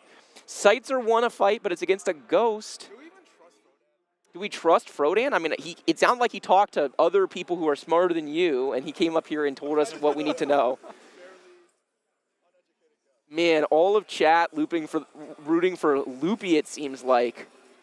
With friends like this, who needs enemies? Am I right? Huh? I mean, yeah, because there's no guarantee of even point distribution within a lobby. If anything, I would expect for lobbies to have not even point distribution. You're going to have some really good players, and you have players that are, not as good. So you're probably going to have a lot of people that will go like 8-8-8 in lobbies today. All right, so this is the fight. This is, if we want Soju to advance, we're playing Ziggs Chosen. He's got Emo Sona 2. This board is terrifying. He did position around this Akali, so this Akali is going to do nothing for the whole fight with these tentacles in the back line. The front line is surviving. He's got that Yorick 2, and it looks like we're taking care of business, and we are advancing Sojo. Soji saved Loopy. The loopiness arc ends on day 1. Loopiness, rip Loopy, whatever today's date is to whatever today's date is. He had his moment. Day in the 1 sun. to day 1. Day 1 to day 1. It was really fun while it lasted, Loopy. And you know what? You had all of Soju's chat rooting for you. I don't know how many people are watching. I'll just assume around 20K people watching. So very, very well done. You had a lot of people rooting for you. Hey, maybe some of these rioters were really rooting for you too. Someone just said, doesn't Scyther advance over Soju? I honestly don't know. I mean, we don't have the point, so. We made it. We made it? We're in. Right. Okay. Dan says we're in. Dan, get in here. Actually, why don't you take this? All right, I think we barely made it, guys. I think we barely made it. That was really close. I talked to Soju, and he was like, oh, that is not good. Also, Kiyun has an update on Setsuko. You want to? Yeah. Kiyun, get over here. Guam's get on the mic. Thanks to all the rioters who stopped by. You can go. Prism, etc. Yeah, of course. Congratulations to Scyther who won the lobby. Well done. Congratulations to people who advanced. I believe Chusa, Dr. Gerd, the legend, Soju, and I think fourth person I don't know exactly up top. Kiyun, you said you have an update on Setsuko. What happened? Okay, so I was move the mic closer to your mouth. Oh wait. So I was watching his first game, and he pretty high rolled. He got like a Poppy 3. Was like a 1-off Akali. He won his first game. And then his game 2, I was on my way, and then I heard he went 8th. But he also high rolled in the sense that one person was late to the table, and they got disqualified.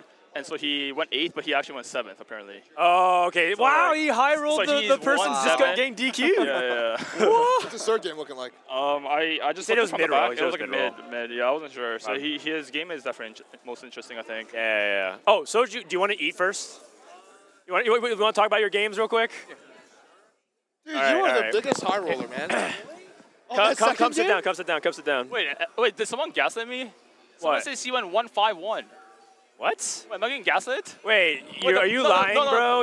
Okay, basically, Setsuko's playing over there, right? And there's like 10 Setsuko fanboys behind, just staring at every little things he does, and they're like giving me information, like every time he does something, and then he told me he went 7th or something. So are they lying? Okay, well, apparently the scores are 1-5-1.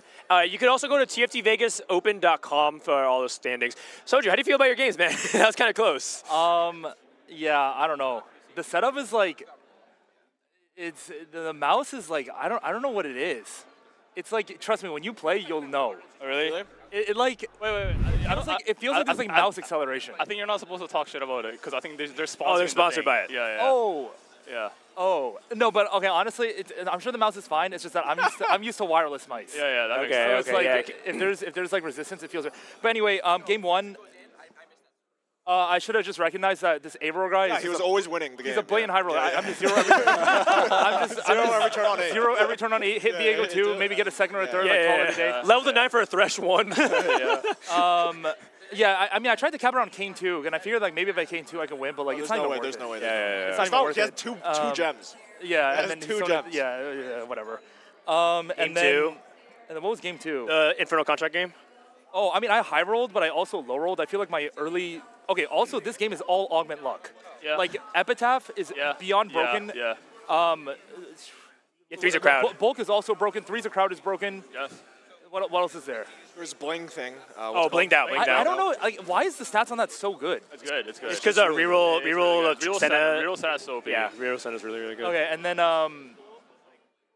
there's another one that's broken. Little Buddies. There's Stationary Support. Little Buddies is broken. Stationary Support's broken, and then also the Gambler's Blade one is also broken. If you're playing 3-cost reroll, Infernal Contract, it instantly top 2. Yeah. Because all the 3-cost rerolls just stay on 7 the entire game. I mean, you think so, but then but someone was contesting his country line, so he rolled like 90 gold and didn't find a single You're Samira. contested country? Oh no, I contested him. He had Three's a crowd. I didn't want to contest him. Even with Three's a crowd, I was just like, I'm just gonna push 8 and just play like 4 3-costs. It's fine. Yeah. But then I just saw like double Thresh, double Samir, double Vex on 6. Yeah, I was and like, then you committed. hit Infernal Contract afterwards, right? Yeah, and then I was just praying I hit a BF or a glove. That guy is mad. That guy is fucking mad. Yeah, that guy's mad. I'll be so pissed. But like this Samira unit without IE, like I don't understand where I'm losing every single round with a 3-star Samira on stage 4. Like Samira is so tied to IEGS Last Whisper. Like you need those exact 3 items. Or like you don't need GS. You don't need GS. You don't need GS, but it's really good. If you want to contest lobby, you need GS. IE is stronger than GS. Huh? I saw IE way before GS. No, Last Whisper IE is stronger than GS. Oh really? Oh, interesting. Really? It's supposed to be, yeah.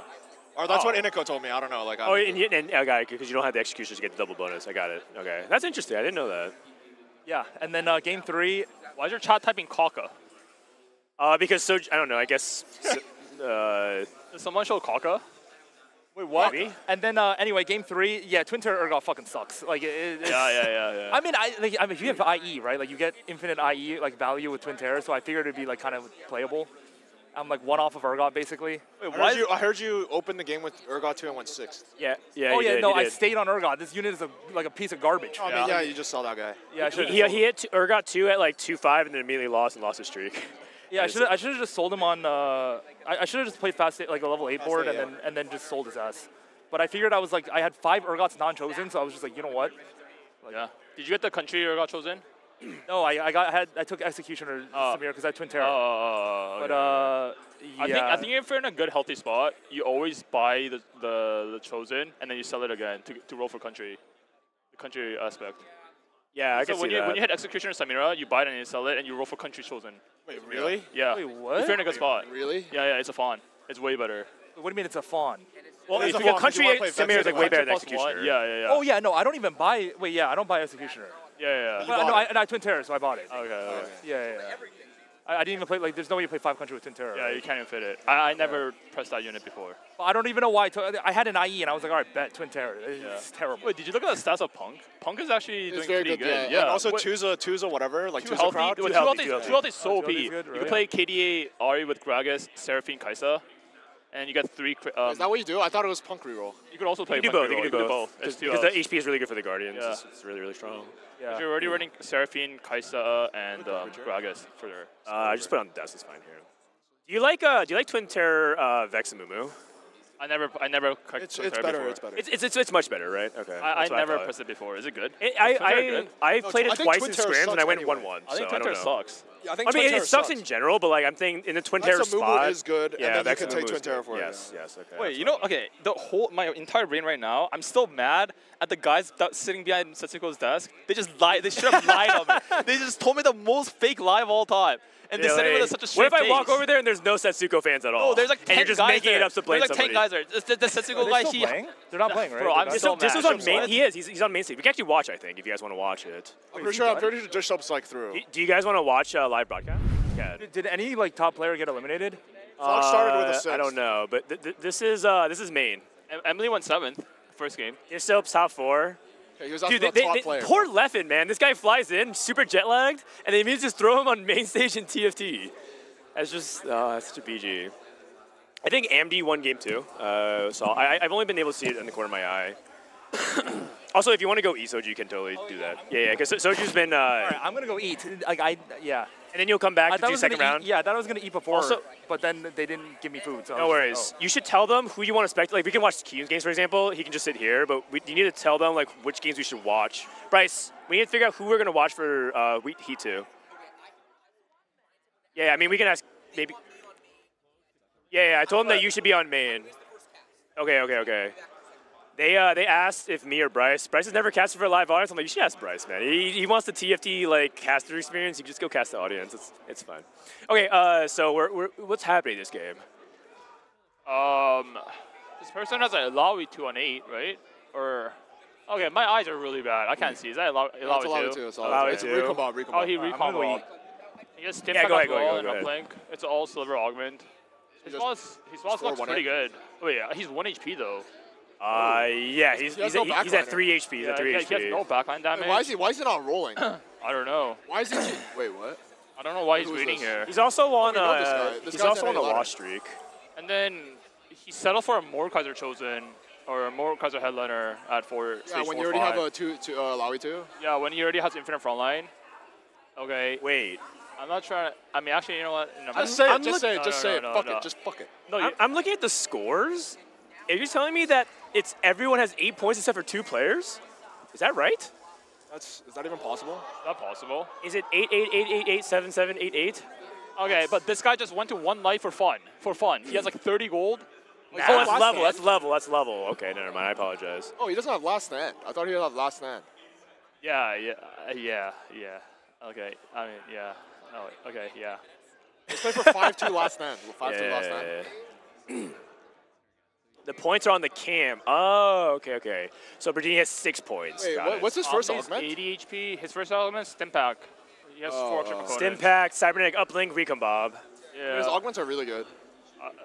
His augments are really good. I think he's playing a little too greedy, where he definitely should have rolled and not set up for more cards or 2 when he already has a lot of frontline. Okay, rolling for a headliner. Yeah. Wait, Ari's not even bad here. This is really good here. How many hit? You like Karthus better than Ari? I think from his spot with his item set, definitely Ari's better. Yeah. And then if he had the Crowd Diver Zed, he could have also played Crowd Diver Zed because he got dropped at full BT. Wait, I'm pretty sure there's actually never a spot where Karthus is better than Ari, other than like you're playing. I think so too. From this spot. We need to change the. Okay, after this game, we're gonna change the views so that way we're not blocking the item bench. Oh, yeah, this is so troll. Yeah, I thought you guys already changed that. Top left. It's every single scene individually has to be changed. Oh. Which is why we didn't do that. Yeah. I've been watching a lot of games, and I think the Sterex item is actually really good. Wait, someone said he needs a first to stay in, so he has to greed. Okay. No, but the thing is, even then, sometimes like to get first, you can't greed like that. Yeah. Because now I mean, Oh my God, that's a big win. Okay, I mean, I think it's a little bit more reasonable that he greeted because you can't greed to 1 HP if you but need it first. I think regardless, going to 1 HP is really risky. But I mean, I guess it worked out because I guess he was like 12 HP before, which is pretty much 1 HP if he takes a bad loss. No, but like it also depends when he was 1 HP, right? Or 12 HP. Someone. Oh, Sona headliner, Snooty Boo. Yeah. I think he's full win streaking as well. His fall looks pretty good. 13 points, Andy has 14 points. So these are 2 players who are probably going to get through guaranteed, right? Their Soap's also doing really well. He opened with the second. I assume he like top 6. So Andy, Snooty, and Dish Soap, top 3 players, and then only 1 player advances from that group. Only 1 player? Oh, outside. Outside of that, yeah. Leffen won 7th. That's pretty good. All right. What's Leffen's score this game? I don't know. I feel kind of bad. I feel like he got thrown into the wolves. He went 7th, which is an improvement. I think her first game he went 8th, but I don't know how he did his second game. Talking about Leffen? I mean, it's definitely hard. It's a definitely really hard lobby. It's a hard lobby for sure. I mean, I'm pretty sure this is like easily the hardest lobby. I heard some lobbies are really hard. Like Ray has a really hard lobby. Ace's lobby is really hard. What's Ace's lobby? Yeah, I don't know. He has like 6 players that are like 1 KLP challenger. Oh, 6 out of 8 is difficult. 1 KLP challenger. That sucks. Yeah. I feel like seeding didn't make sense to me when I looked at it. Seeding was really great for me. Like a lot of the high seeds had good lobbies. Yeah, I have really good has a good lobby. Milk's lobby is pretty hard. How did they seeded through LP and qualifier points? Okay, so the way it worked was it was like you're 9.0. They took a snapshot when people signed up. Your LP there, and then they took another shot at 9.5, which nobody actually knew about. So a lot of people were complaining about. They announced it, but like nobody knew about. Yeah. They announced it like a week before, and then it happened. Yeah. Okay, and also none of the NA players, or there's only 2 NA players in top 10 for seeding, because a lot of them went to the. Yeah, Flancy's like #1 seed or something like that. So Flancy's #1, and the VN guy is #3, and the VN guy's like 2K in VN. Oh, DK is out. Apparently, funny story, Prestivan was outside, and then there was a bunch of Chinese players going to Panda Express, and Prestivan just messaged us, they're going to be so disappointed. Nothing against Panda Express or anything, but... Yeah. Dude, CN players trying American Chinese fast food? Oh, God. All right, so we got... so Dishop has 14 points, so he should be through as well. Yeah. So the top 3 players, Indy Alex has 6 points. So who out of the other players are going to get through is the biggest question. It might be like really top heavy. Like the top 3 players have the same amount of points. Say on the left side. It shows the round results. No, that's the round win rate. Yeah. So one thing about the main broadcast, in case anyone cares, is they actually have a huge amount of stats going into the main broadcast. Now they actually improved their stats from the API on Tournament Realm, so now they're tracking like way more data. Oh, so really? yeah, if you're not watching this tournament, in the future tournament, you're gonna see like a lot more like advanced stats for tournaments. Okay, that's really good. Yeah. That's actually really helpful then. Yeah. There's like more incentive to watch the main broadcast to see the stats and stuff like that, right? Yeah. Oh, true damage Akali. It Oh no, it's KDA Akali. KDA Akali with a Karthus backline. Yeah, with true damage emblem. Did anyone go for like crazy 4-cost 3-star like out? For Not in Soju. I don't think anyone did. Funny enough, I think if Soju rolled on 8, he would have hit Z3. He saw like 2 Zs every other shot in that one game. No one went for 3-star 4-cost, right?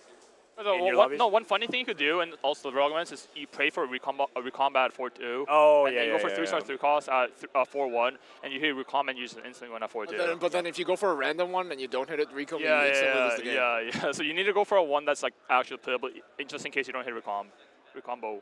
Oh, here's some of the stats. It's just like their average gold, how much HP, like how much they spend on EXP. It's like gold distribution, which is like kind of interesting. I want them to track like how many times people like are playing headliners per game. Like on average, how many headliners do you have per game? I think it's a really interesting stat. It kind of shows a little bit like how much you're willing to buy and sell. Just kind of interesting small stats like that, which I don't think it means anything right now. It's just like kind of a bunch of numbers, but I think it'll be interesting if they show the trends of players. Is there any benefit of like going first in your lobby? Like, does it No, change with, like, it's just seeding and stuff? padding. There's no seeding. Okay, so as long as you're top Actually, four, it might be seeding for the following round. Oh, really? Yeah. Okay. But that's relatively fake. Most Yeah, of the time. it's because you just Once you you're can't in the control tournament, that. yeah. You don't know who has what good seeding. How is Wang doing? Has anybody? Does anybody know? I mean, after this, I think we're gonna pull up our screen and just look up scores and whatnot. Okay. How do you feel, by the way, going into the day, Keen? They said that you went to sleep instead of prepping last night. Oh yeah, I did go to sleep. I think. No. He just sat in his room and then what? Did nothing?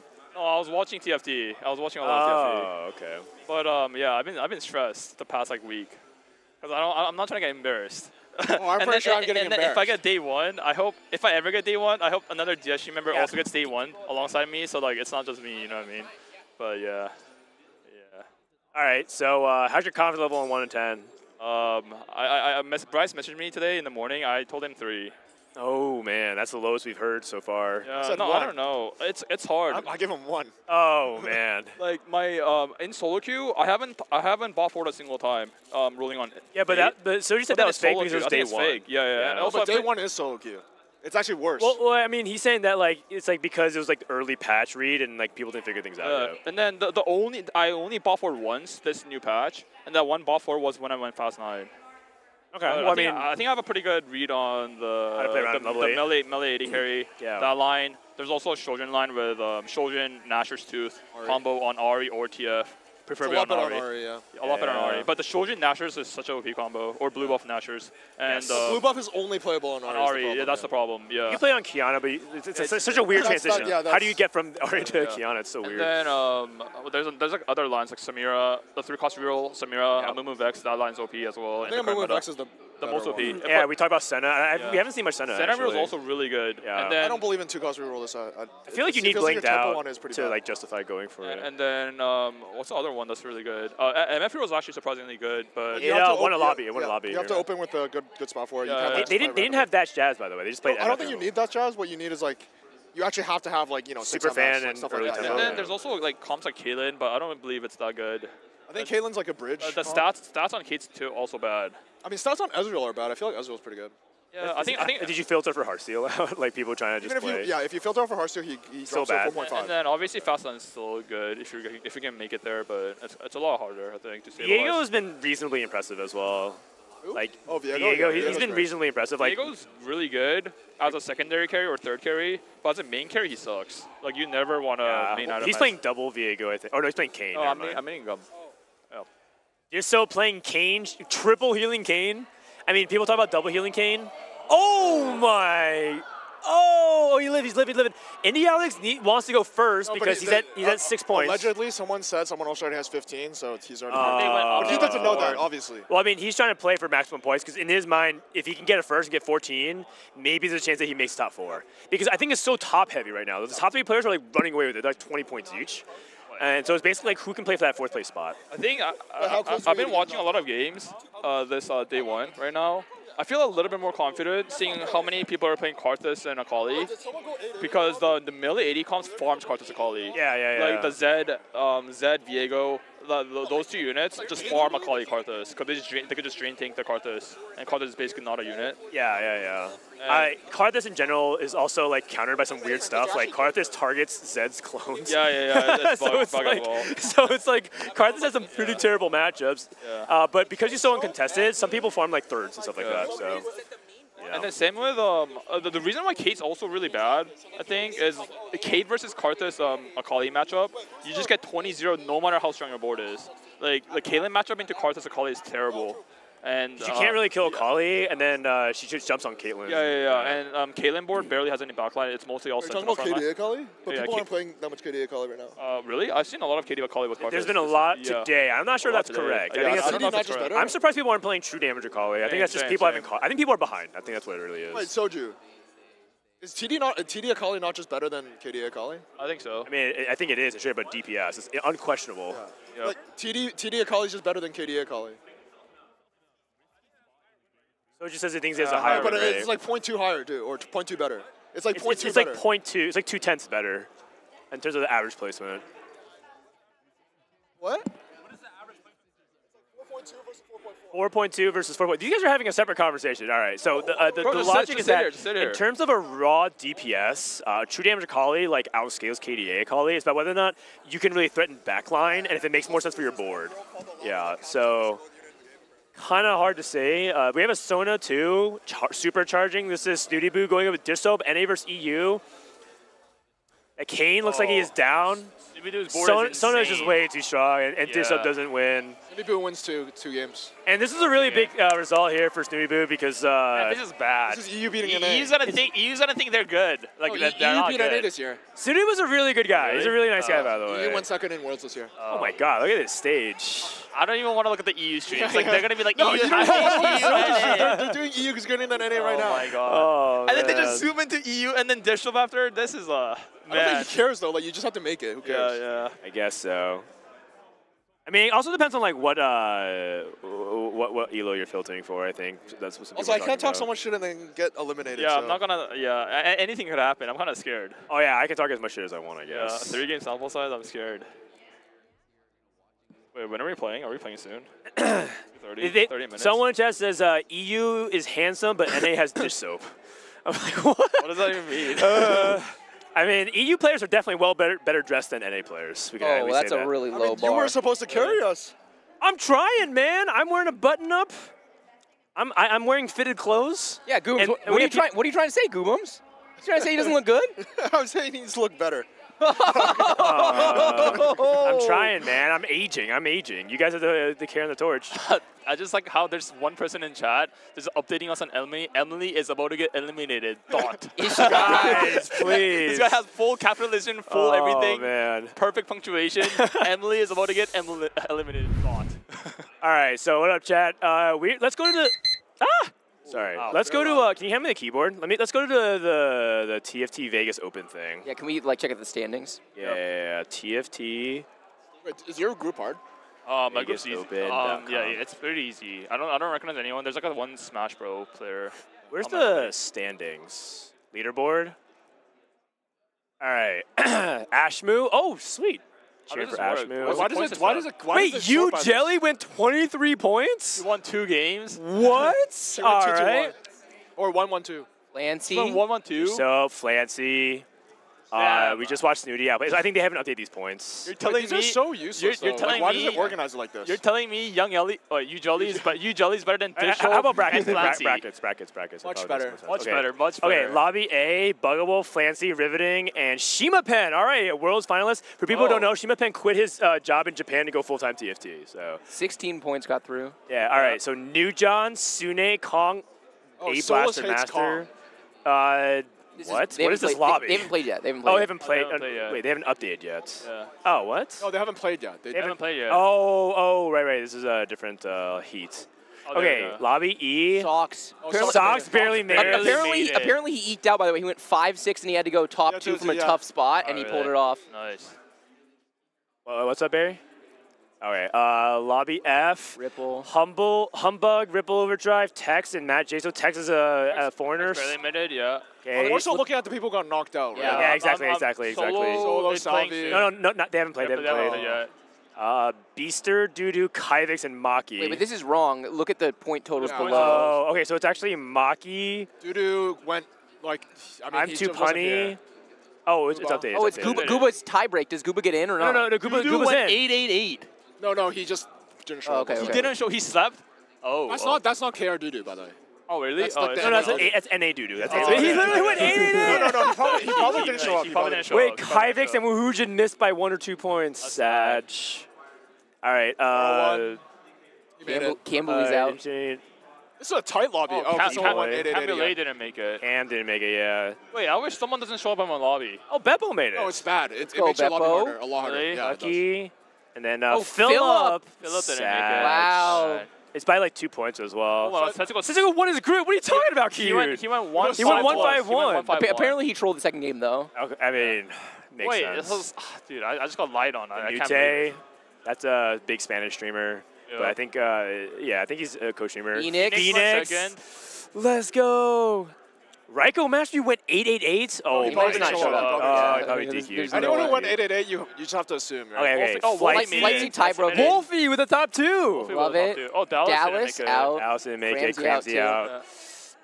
Didn't play. Sieners 24. Oh my God, he went 1-1-1. 1-1-1. That's my boot camp hero. He usually does the best for my boot camp team. Cottontail didn't make it. Oh, Kelly didn't make it. Is also Higa or Higa? Isn't he also a high? Yeah, he's a European challenger player as well. He's a challenger player. As well. Oh, stunned. Let's go. Wow. Groxy. Oh, no, Aura and Broseph out, too. Oh, Aegon. Sag. Aegon went 5. A lot of homies in the bot. Oh, Phil gets through. Feed, Voidson. Who didn't make it? Zeno. Zeno's made it. He barely made it. Okay, Magarki. Ambiz. Wow, these are French players, straight up. And I don't recognize I think the many French people. players are strong. I think this is a Latam or Brazilian player. Oh, Freddy Babes. This is an EU player. Okay. Natty Fruit, Elite, Telonis, Hyrule. I know this JX from ladder. So he's hit rank 1 before. Wait, really? Yeah, one time. Wait. Oh, it's not updated. It's not updated. That's not updated. The final game's not updated. Oh yeah, this is not updated, so the game's probably still going on. By the way, did you say Bobe is? Oh, Bobe's at 8 points. Yeah, he needs to go like. No, his points are third. These are just not. Yeah. This is 5-5. This is 5-5. This is like we don't know. Like the final game.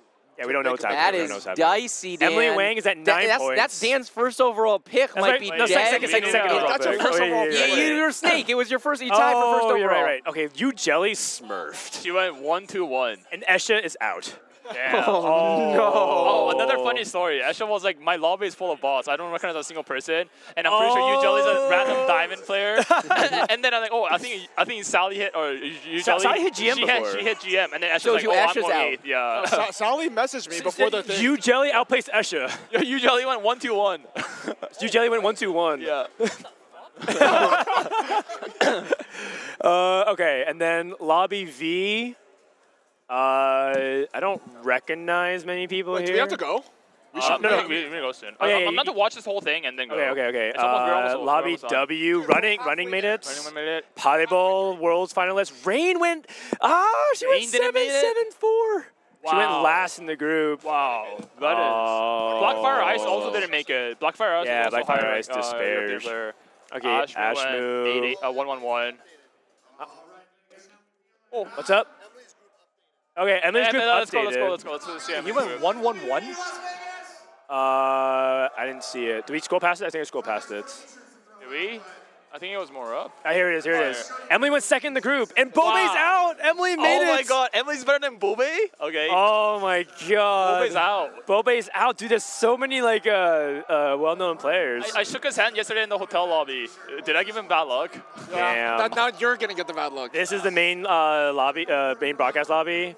DK made it. AMD, Dish Soap, Snooty, Leffen's out. DQA, top lobby. DQA, top. DQA, top lobby. I'm gonna go pee Nick before. Knack and Mike for Mike out. You guys need to go get ready? Okay, sounds good. I'm good to go. Kane drew first, Joe Bookmark. Ramen Blitz eliminated. Minhee, Lyris, Michael. Oh, Zombie's actually looking at Broccoli. Not yet. Oh, Game Three's not done. Yeah.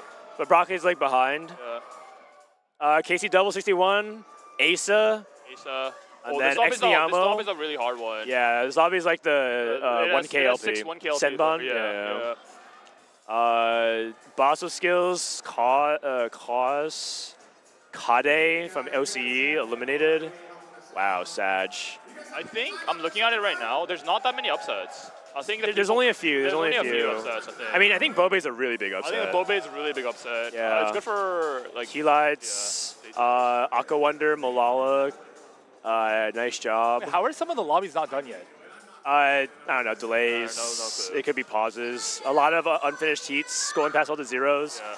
All the zeros. Heartman, Garrett, Pickle Onion, and Wagyu. Oh, Casper didn't make it. Bert, okay. Bert didn't make it either. Bert said that he was forfeiting this event. He Oh, didn't really? prep. He didn't prep at all. He basically learned how to do Fast 9, and that's it. So Bert and went. Casper. Okay, that's a pretty big upset though. I still think Bert's a lot better. Oh no! Toast missed by 1 point. Oh man, boss man.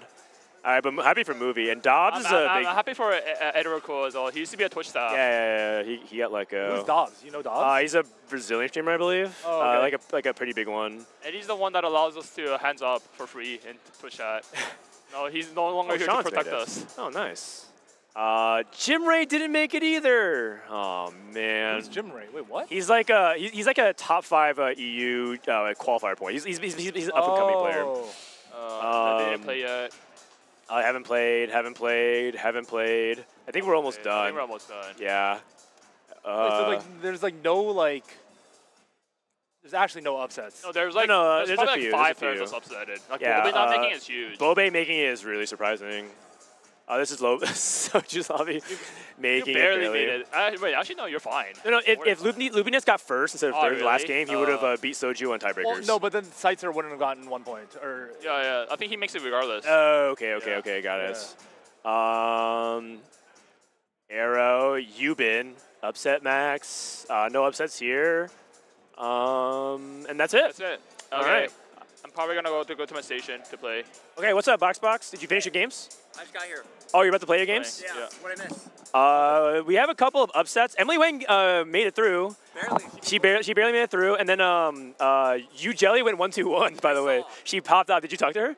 Yeah. What'd she say? What'd she say? She was feeling incredibly unconfident going into the games, and she said, "I'm just gonna force a random strat and just Okay. go all the way. Either I hit her." or what was the strat? She said she forced. Country. She forced random strats. Country and disco, and it went 1-2-1. Okay. I mean, country seems like it's really consistent. So probably high roller, three's a crowd. All right, sounds good. Yeah, I'm done with my food. All right. How you feel, man? You can relax. You're done for today, right? You can just relax until tomorrow. No, wait. Doesn't everyone play 6 games today? Oh, everyone plays 6 games today? Okay, I wasn't sure. Oh, yeah, because tomorrow we do top 4 cuts, right? Well, I don't even know the format. I'm like confused. No, I think they're gonna play 3 games, but are they? Is he playing more games today? Yeah. Oh, he's playing more games. Okay. Oh, we have. Oh my God, graced by the PP. What up? It's Dish Soap. All right, just grab a random headset. Here you go. What's up, Dish Soap? How was playing on May stage? I wasn't nervous before, but like when I was in game, it was very, very different. Hearing like the crowd, seeing them watching you, and like. You move the mic a little closer to your mouth. Yeah. Hearing the crowd, like hearing the casters and everyone cheering and stuff. It made it very real, right? Yeah, it's very, very real. Like game 2, I just wasn't focused. I slammed a Morello when I already had a red buff. It was just like. Oh, so you made like a pretty big mistake. Yeah, and I'm pretty sure it cost me a first, but yeah. Okay. Well, thankfully, no points carry over. It's just seeding. So, but do you feel like you're more in your element now? Because that's the most high stakes it gets until final lobby. I mean, my strategy is just to keep calm and hope other people mess up. Okay. I feel like that kind of happened today. Like, there's a couple people that just fast 9'd, but they I don't know, because of the nerves. I don't think they were scouting, and I just cheesed them with positioning. Nice, so. nice. That's good. Did you get to like talk to any other players or any like we saw some of the upsets, but did you get to talk to anybody? No, I don't even know who got eliminated. I'm just I'm blind. Who got upset? So I think the biggest upset is Bobe from Korea didn't make it, and that was like, cause I think he has a lot of high expectations. There's also like a lot of players who got like Casper didn't make it, I think. That was also another city upset, but most people made it through. Soju barely made it through at the very last, but if someone got it first, he would have lost tiebreakers, so we ended up making it by a couple points. But yeah, for the most part, I think a lot of big names made it through. I think that's what people expect. Right? It's kind of like playing. How would you compare this to like a day one of a cup? Oh, I'm really not. I mean, I haven't played in day one, but like comparing it to day three, I actually think this lobby was easier. Okay, interesting. Did you get to talk with anybody there, or are you just kind of like isolated on stage? I mean, I talked to the people around me, but it wasn't really anything like that much. It feels like everyone's kind of in their own zone and focusing on their own thing. How are you enjoying the event, man? Like, isn't this kind of crazy? Yeah, it's actually like so surreal. Yeah, it's crazy to think this is like a TFT event. How many people are like stopping you for like pictures and like trying to get you to sign their chests or whatever? Like, are you getting any of that? Oh, actually a fair amount. That's good. That's good. Yeah. And are you overwhelmed by that? Like, what's it like being a celebrity here? I mean, I'm not a celebrity, but it's not really overwhelming. It's really cool seeing people come out. A few people like that I recognize in my Twitch chat for forever. Oh, that's awesome. That's awesome. Yeah. Any funny stories that happened in Vegas so far for the past day or two? I don't know. I just thought I met up with Solus and he was being such a freeloader. I thought it was hilarious. Oh yeah. What do you do? What do you do? Like he's just trying to rip mooch off everybody? Well, first of all, he scheduled his flight so that he could Uber straight to the pre-party. Okay. So he could save one Uber fee. and then the second I see him at the pre-party, he's just like getting all the free stuff and just. Oh yeah. Trying to collect everything for free. Yeah. Oh, you're not finishing that drink? I'll get that. Yeah. Sounds good. Did you get a chance to meet up with the rest of the group, Kurum and Goobums? Yeah. That's good. I met Goobums like just now, but me, Kurum, Solus are hanging out at the pre-party. That's good. Going into this tournament a week ago, you were kind of tweeting about how last patch is just like, this is just not my patch. I'm going to focus on it. Going into this week, do you feel like how much did that help you? Do you feel like your confidence is really high?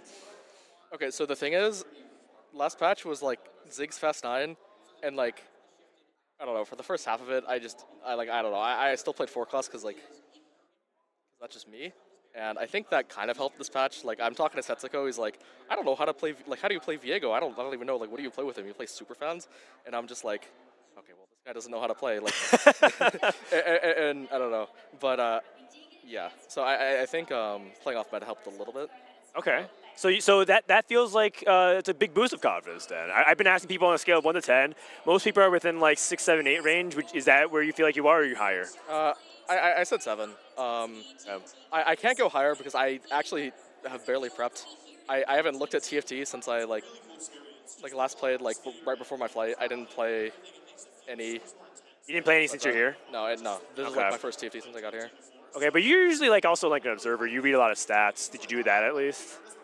Honestly, not really. I've been kind of in like I was in like a TFT break, I guess. Okay, got it. So you're on a break. What are you gonna do like between now? Do you want to cast some games with us, or are you gonna go relax? Oh, I'm not a cast. Okay, cool.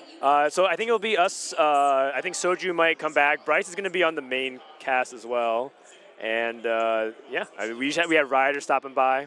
It's pretty dope. Oh man, is this the first time you've been to Vegas, by the way? Yes. Okay. I didn't think it would be like so like big. Like I don't know. I just get like the lost. City. Or like the Strip. Like the Strip, the city, like the building, like the casinos and stuff. Like I got lost so many times. But I mean, like you're lost by yourself, or you're with people? Like I'm with people, but like we're all lost. Oh yeah. That's like a really common. That's not just you. It's actually like a gamer thing. They go to like their first few events, and they're like, "Wow, this is like so much bigger than I thought it'd be," and they just don't know where to go. Yeah. And then no one's taking charge. Usually, one person's like, "What are we doing?" And everyone's like, "I don't know." and then we're just like wandering around. Sounds all right. Yeah. How's like DSG and everything like that? What's the dynamic like, just for people who don't know? Like, what's it like being on DSG? Does it feel like you guys are cohesive, or are you kind of just like doing whatever your own thing? No, we're doing our own thing. So like, they want us to like strategize and stuff, but like, I don't think anyone else is confident enough to like actually do that. How much is it like people aren't confident, or they just don't want to leak tech? Because as much as you guys are all like representing a team, you're also kind of like within your own groups. I mean, it's not like I don't want to leak tech. I just don't want to like bait them because I don't even know what's going. Oh, okay. You don't want to claim responsibility if they go like 888. Yeah. What's up, Goobums? I mean, just come sit down on the couch with us and chill. Like, they're doing a Setsuko interview. Hold on one second. I mean, but it feels nice just seeing everyone though. Like, oh my God, Setsuko! It's a obviously a tournament of high variance, right? That's the nature of TFT, low sample size. But if you honestly give me a number, what are your chances of making it to the top 8 in this tournament? I mean, as of now, probably like, I don't know, like 10% or like 15% the top 8. I mean, I think I like kind of like during those 3 games I kind of like learned the patch a little bit. Like it sounds weird, but like I'm like learning as I play, because I haven't really had many games on the patch. So now that I survived like the first 3 games, I feel like it only gets better from here. Like it's like easier and easier, yeah. All right, thank you so much, Setsuko. We have so many people who are really rooting for you. You are obviously one of North America's best talents, so good luck to you on the rest of the tournament. That's going to do it for us. Back to you. We're at the TFT Las Vegas Open this morning. We're here with Ariana. Okay, how is it that Setsuko still looks short, even though, right, Genki's like 6'3"? No, I know, but like there's a reputation that he's short, but he looks small on camera next to Gangly, and Genki's like 6'3", and Setsuko's actually like reasonably tall. I don't even know how that happened, but that's pretty funny.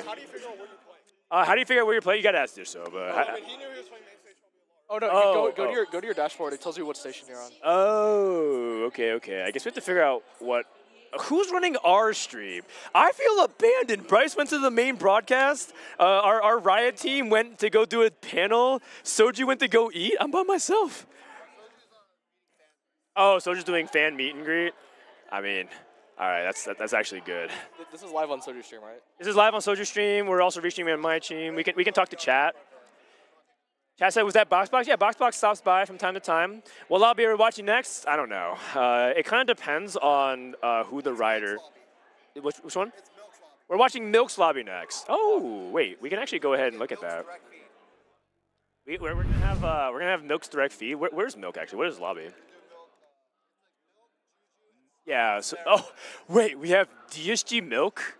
We got Vanilla, TK Matt, Saber, Cerebellum, Julia, Kiting His Heart, and Sour Snake. That's actually a hilarious lobby. It almost feels like a show match lobby. Yeah. Imagine if Sarah and Julia outplays Milk. That'd be so funny.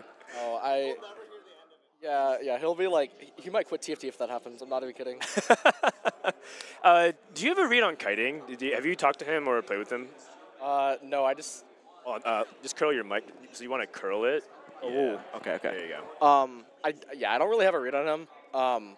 But Solus told me he got to Vegas and then immediately went to the hotel room to play TFT on his laptop. Yeah. There's a few sweats like that. TK Matt, I think he's a challenger player I've seen before, and also a player that's like made some cups. And then Vanilla. Actually, I never asked you. There's people who are very hot or cold of Vanilla. So it's like, okay, he's not good on ladder, but he has good tournament results. Other people are like, I watch him. He's a complete for-fun player. Do you have an opinion on Vanilla? Oh, I'm not really. I'm not really impressed with him when I watch him. Okay. Yeah, but I don't know. Like sometimes I don't understand what people are doing, and like they still have good results. So they must be doing something I just don't see. That's a humble approach. But, yeah. Okay. And he has to kind of keep that mantra up for lab. Oh yeah, Rain Potion got eliminated unfortunately. That's another person I think is a notable name. Oh, I actually think it's sick. They all have like lab coats with like their numbers on it. Yeah. They actually like invested and bought like straight up lab coats to wear to represent the lab, which I thought was really cute. Yeah, I thought that was really, really cute. That was cool to see. Yeah. All right, so that's going to be coming up next. In the meantime, actually Bryce is on main, so we can actually put this up. So we actually, sorry about that. We have a little bit of background content. spot to go level 9, you have to be able to build winning boards and get those first where they come. Yeah, I absolutely love it because earlier I was just hanging out. Dude, how weird is it that Azael is like casting here? He plays a lot of TFT apparently, but it's just cool. Like I feel like it adds. I don't know. There's like more reasons to watch the main broadcast now. Oh, Soju, what's up, man? Hello. All right. So Dish Soap and Soju. Okay, can I tell a funny story actually? Yeah.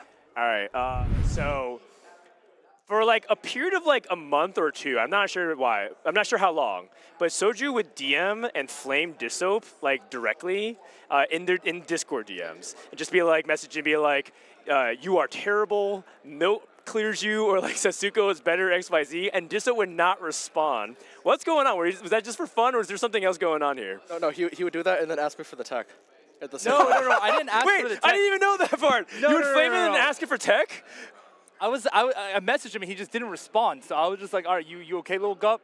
And then he didn't respond again. So then every time I realize I'm getting egoed, I just send like another like message trying to instigate. And then yeah, he eventually. You're just started harassing responding. Dish Soap for fun. Yeah, no, but then he started responding. So. Okay. Yeah, So I you have actually no share the tech. tech with Soju sometimes. No, he doesn't give me anything. Oh. Wait. But I mean, I don't give him anything either. So. Yeah. What tech do you have to share though? Well, I mean, I don't have anything. It's more so I just leech off of Setsuko milk for Steven. And then, yeah. All right. Oh, we're watching Milk's Lobby, by the way, next. Oh, okay. Sarah, by the way, is playing. Can you share some insight? How prepared is she? She streamed a lot She's not of even TFT. bad. She's actually not even bad. I just sat there in call with like Milk, Prestivan, Sarah, and we just played like 20 hours straight. Yeah. Well, so who do you think is the top four here? Just give 4 names. We got Milk, Vanilla, TK Matt, Saber, Sour Snake, Bellum, Julia, and Kiting. Is Kiting good? I don't know if he's playing. How much is he playing this set? Do you know? He's playing a lot. He grinded like a ton, but he kind of plateaued in box boot camp. He kind of got stuck in the diamonds before he got eliminated, in like day 3 or something like that. And then he's been grinding nonstop though. He went to the hotel instead of the pre-party last night to grind. Oh, what? Okay. Plays Infinite. All right. Okay, I'm gonna go Milk, Kiting, Vanilla, and Sarah. Oh, all right. How much do you help Sarah in terms of improving at TFT? Because I feel like sometimes in the Discord servers, she's just like, no one's here to help me, I need the tech, and it's like, dude, you could just ask one of the best players on the server. I think she doesn't know what to play, and she's so greedy. But I think I literally just start yelling when she's like under-rolling. And I think if there's no such thing as over-rolling on 8 in tournament, I think if the players are actually somewhat decent. And I think she's gotten less greedy. I mean, she was actually challenger like 2 sets ago. Yeah, she's hit challenger a few times, right? Yeah, in the Xayah meta, the Fast 8 Xayah meta. But that's like all she played. So her fundamentals aren't like the best, but like she's not terrible. It's like if she has a good B on the patch, she can do well. Yeah. Okay. What about Julia? Oh, yeah, nah. I mean, yeah, I mean, the thing is, we were all prepping at like 2 a.m. We were all like super tired. Yeah. And then Kyun and Julia just dipped. And they're just like sitting doing nothing. I didn't even see them last night. So, yeah, they just decided to go to bed. I mean, they dipped together. Maybe couples that dip together. They're not prepping. Do well, but I mean, who knows? I mean, it's 3 games, like anything could happen. Did the 3 games shake you guys mentally at all, or do you guys feel like it's fine, like in these kinds of formats? Oh, I don't know. I feel like it's a good amount of time. Wait, didn't you top 4 every game though? I went 2-2-2. 2-2-2. That's the dish though. Blatant high rollers, or? Yeah, I lost to. Okay, I could have won the second game, but like the first and third game were unwinnable. They were just fast 9, fast everything. 9, yeah. Oh. Anything that surprised you in terms of the meta, like something that did better than you thought it did? I don't have anything. Oh, I played Caitlyn one game. It was just giga streaking me with like Alawi 1, set 2, just Caitlyn carry. It was just Caitlyn plus frontline. Did you fast 9 that game? Was that the second game? I mean, I 9'd on like 5-5, but that's pretty fast. Yeah, I never got to like sell the Caitlyn because I never thought it was stronger. I think the Jin unit sucks. So. Oh yeah, I think. Oh, Jin feels terrible. He feels like Ziggs tier to me. I don't know. Yeah, I'd rather just have a Caitlyn 2 than a Jin, honestly. Yeah, that unit's not very good. Oh, Milk is sitting down. And you went second that game with Caitlyn. What were your items? Tech. It's free tech. No, it was Lotus, Red Buff, LW, Shojin. Oh, okay. Okay, I'm pretty sure red buff is like just based on literally every. Yeah, yeah. I mean, it was. Oh, whoops. Sorry. It was already really good, and then they buffed it. Oh, the item is not balanced. They buffed it because like the PV stats were bad, but I'm pretty sure they just like it was fake stats. I feel like it's because just people don't slam it very often, and so like they probably just want more people to play it. No, It's the bonus the, damage. So the thing is, I don't think they actually filtered it because red buff you get it from the Rage Blade Bow red buff augment. I don't know what it's called. Oh, blinding speed. Yeah, and if no one's building red buff normally, like isn't the stat just getting skewed by that augment? Because I don't think that augment's very good. Oh, interesting. I think they got baited. That could be it. I never considered that. Oh, it's like diamond hands with the worthless ass determined. But I think Moore said something one time. It was like the play rate of Morello to Sunfire is like 2 to 3x, and then the play rate from Morello to from Red Buff to Morello, and then the play rate from Morello to Sunfire is like 10x. So like basically Sunfire is like 30x more popular than like Red Buff for like no reason. But it's probably item bow, economy right? too, It's bow. It's like you can't get that shit. Oh, I mean, I just never saw many bow items go for red buff. I feel like that's like Red Buff Shojin is such a really nasty combo. Just I can see that. Oh, look at Bryce. Dude, you guys don't understand. Bryce, all he wants from TFT is good play and one-time cast to a live audience. So this is actually a huge moment for him. I'm very happy. But they didn't even put his name correctly. They like labeled him like it was someone else. It was not. That's okay. I think people know who he is. All right. Do you guys want to listen to this? Sure. All right. Us, right? You know, the AVP at Worlds. Numbers don't lie. They don't lie. Look, I'll give it to Wet Jungler. You did grab second place. Nobody was beating title. Title was way too good. Hey, I was just happy to have but get someone back in the top 80. Hey, that was nice. That's pretty nice. That's pretty nice. Give him some representation, you know. But Wasian still grabbing that third, like NA still having a really good spot. And as we went down that list, right, World Championship was really good for NA. I mean, I'm just sitting back and enjoying the fact that Sorry, it's hard for us to tell. It sounds like kind of quiet for us. You know, I've been working for over a decade, and being in the game where NA is the best, or at least arguably the best, man, that feels good. I don't know if you watch much League of Legends. Oh, I watch a lot of League of Legends. Too much. That's a little rough over They there. break my heart every year. Robin not even knowing that NA is defending champions in Valorant. Come on, Robin. It's our title. We gotta take it where we can get it, man. He's too old to know what Valorant is. Yeah, that's true. That's a good It's more of a point. Zoomer game, yeah. Oh my goodness. But you know what? He does bring up like so many good points, like especially at the beginning of the day to talk about the fact that we're in a live environment right now. I mean, Bryce, what has it been for you just being on the K3 Soju stream? Like, how have you seen kind of the fans interacting with him? It's crazy. I mean, you got all the co-stream setups right along the wall, and you have probably 100 people that are just hanging out along the rope watching, and all the lobbies are potted with each other. So it's just such a cool environment. It feels like somewhere like almost like an open bracket COD event or a fighting game community event. Just feels so interconnected with the fans really being part of the magic, and it just, I don't know, it feels very TFT to me. It's very emblematic of our community. I mean, it's super fun, right? You know, these kind of events really kind of remind me of a lot of like the MLGs that I used to do in the best ways, right? Because I had such a history of coming up through the MLGs and IEMs and all these events where it is like so interconnected. You know, pros are walking around, fans are walking around. You're getting to chat and meet with a lot of these people. That's so fun. There's cool community events that are going on. They had a pre-party last night where you were actually casting a lot of show matches with Frodan that were really cool. With all kinds of DSG people were in there. Mortdog was in there. We had all kinds of different people from the scene playing. Like, we've joked about it, but it really does feel like TFT-Con. Like, it feels like all the personalities from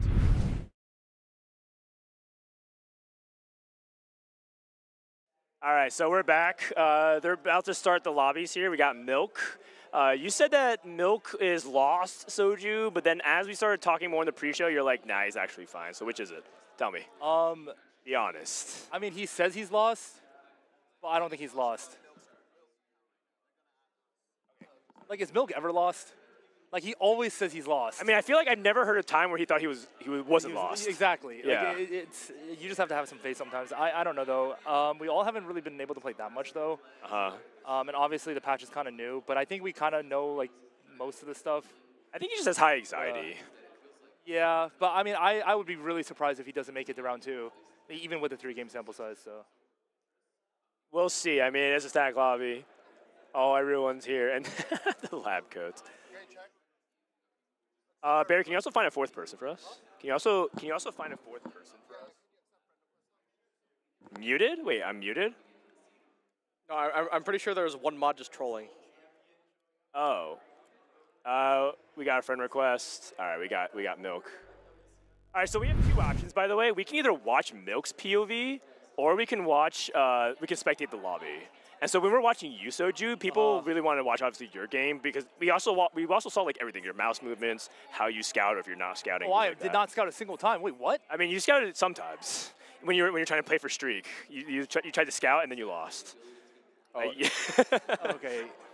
So we could do that, or we could do it based off of spectating. Do you guys see like everything, like their entire like game? Yeah, if we see their entire POV, it's his screen on our screen, or we can spectate and watch the players freely however we want. So we can actually leave it up to chat if they basically want to do. Do you guys want Milk's POV, or do you want spectator mode? That's basically something that. I think it's cool to have like the mouse movement though. I didn't even realize that was. It feels like personal. Yeah. That's why I was saying like your mouse was shaking while you're trying to put items on and stuff like that. Oh, it's fun. Oh, yeah. It's just wired. Like I feel like wired mice nowadays is like. Do you use a wired mouse at home? Do you use a wired mouse at home? No. Exactly. I use two wireless mice actually, in case one disconnects. It's like out of batteries. Yeah. Exactly. Like. It feels like you're just adding like a tiny bit of lag to the wired mouse. It sometimes like drags out and then it's just like. Oh. Yeah. Just you. It looks like most people are either Milk POV or Bellum POV, which we can't do that. Oh, we can't do Sarah's POV because she would not be very happy with me. So. Okay, fair enough. Okay, we'll go Milk's POV. There are some people that want spectator mode, but I think for this specifically, they just want to follow like a player's storyline. So the only downside is like we can't see like what's happening with Sarah if she's streaking, for example. Okay, but I think Milk generally scouts, so. Yeah, he should be fine. Okay, I mean, I'm down to start with Milk, and then if he is already like top 4, like a top 2, then I'm down to just watch everyone. Like, I don't want to watch someone that's already gonna like. You want to watch the low rolls and mid rolls? Yeah, I want to watch people that like actually might not make it. Okay, like people on the cusp. Okay. Okay, that's fair. All right, so they're gonna get started here in just a second. In that case, we don't have to. We can actually just go back to full webcam. All right, Soju, how often are you getting mobbed by people who just like? Oh, it's not that often. But it's when one person asks for a photo, and then I'm like, oh yeah, bet, like I don't mind, and then it's just like nonstop. Yeah, just start snowballing. Yeah, and then that's where I went because I went to go do I don't know, some photographer like wanted me to walk down a hall or something. But anyway, and then one person was like, I was like, oh yeah, sure, and then it was like 20 people, and then I was like. Has any fan been weird or said anything weird to you? Or they've all been kind of nice? Oh no, they've been really nice. No harassment? I mean, for what? I mean, like. Well, I don't know. Just like you always talk about how your chat's always harassing you, and like. I mean, they're harassing me a bit for my gameplay, but like honestly, like when I stream, like my gameplay is kind of mid, so it's like. Well, I don't know. Like maybe someone walks up and it's just like, nah, man, we should have rolled at 8. Why'd you go to 9? Like everyone backs at you. Oh yeah, no, I should have rolled on 8. Like that guy was a blatant high roller. Like I should just go 0 every single turn until I hit. But it just felt bad because it's like I 5-streak stage 4, and I'm just like, oh wait, maybe I can go 9. But it's like it's not even worth it. Like you just 0 every turn, hit Viego 2, call it a day. Like second place, good enough, you know.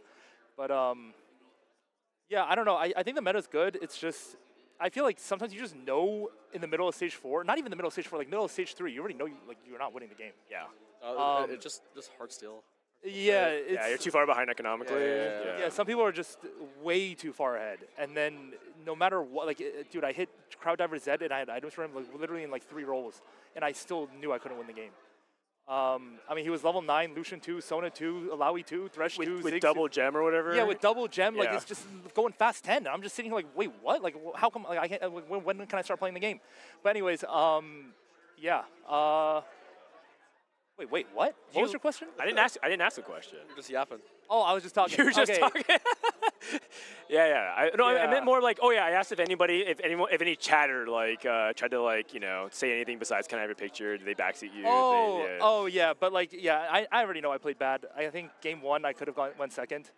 I mean, game 2 I got bailed out, and game 3 I probably could have went like top 4 anyway. Yeah, like, I think Twin Terror Urgot is what he played. Bro, I had 5 Urgots non-chosen, so I was just like, you know what, I'm one off of Urgot 3. I had the IE slammed and everything, and I was just like, all right, Twin Terror. And then I lost every round, and then I died. Oh yeah, I'm not trying to play an Urgot on my board on stage 5. Yeah, no, that unit, I don't get it. He's like so good, and then out of nowhere he falls off. Yeah. I feel like against the melee carries, you can actually hold, but it just feels like even then, he still doesn't really perform as well as you hope he would. You give him like 3 items, 3-star, and he just CC'd and died. I don't know. Like in country, I'm pretty sure you always item as Vex over Urgot.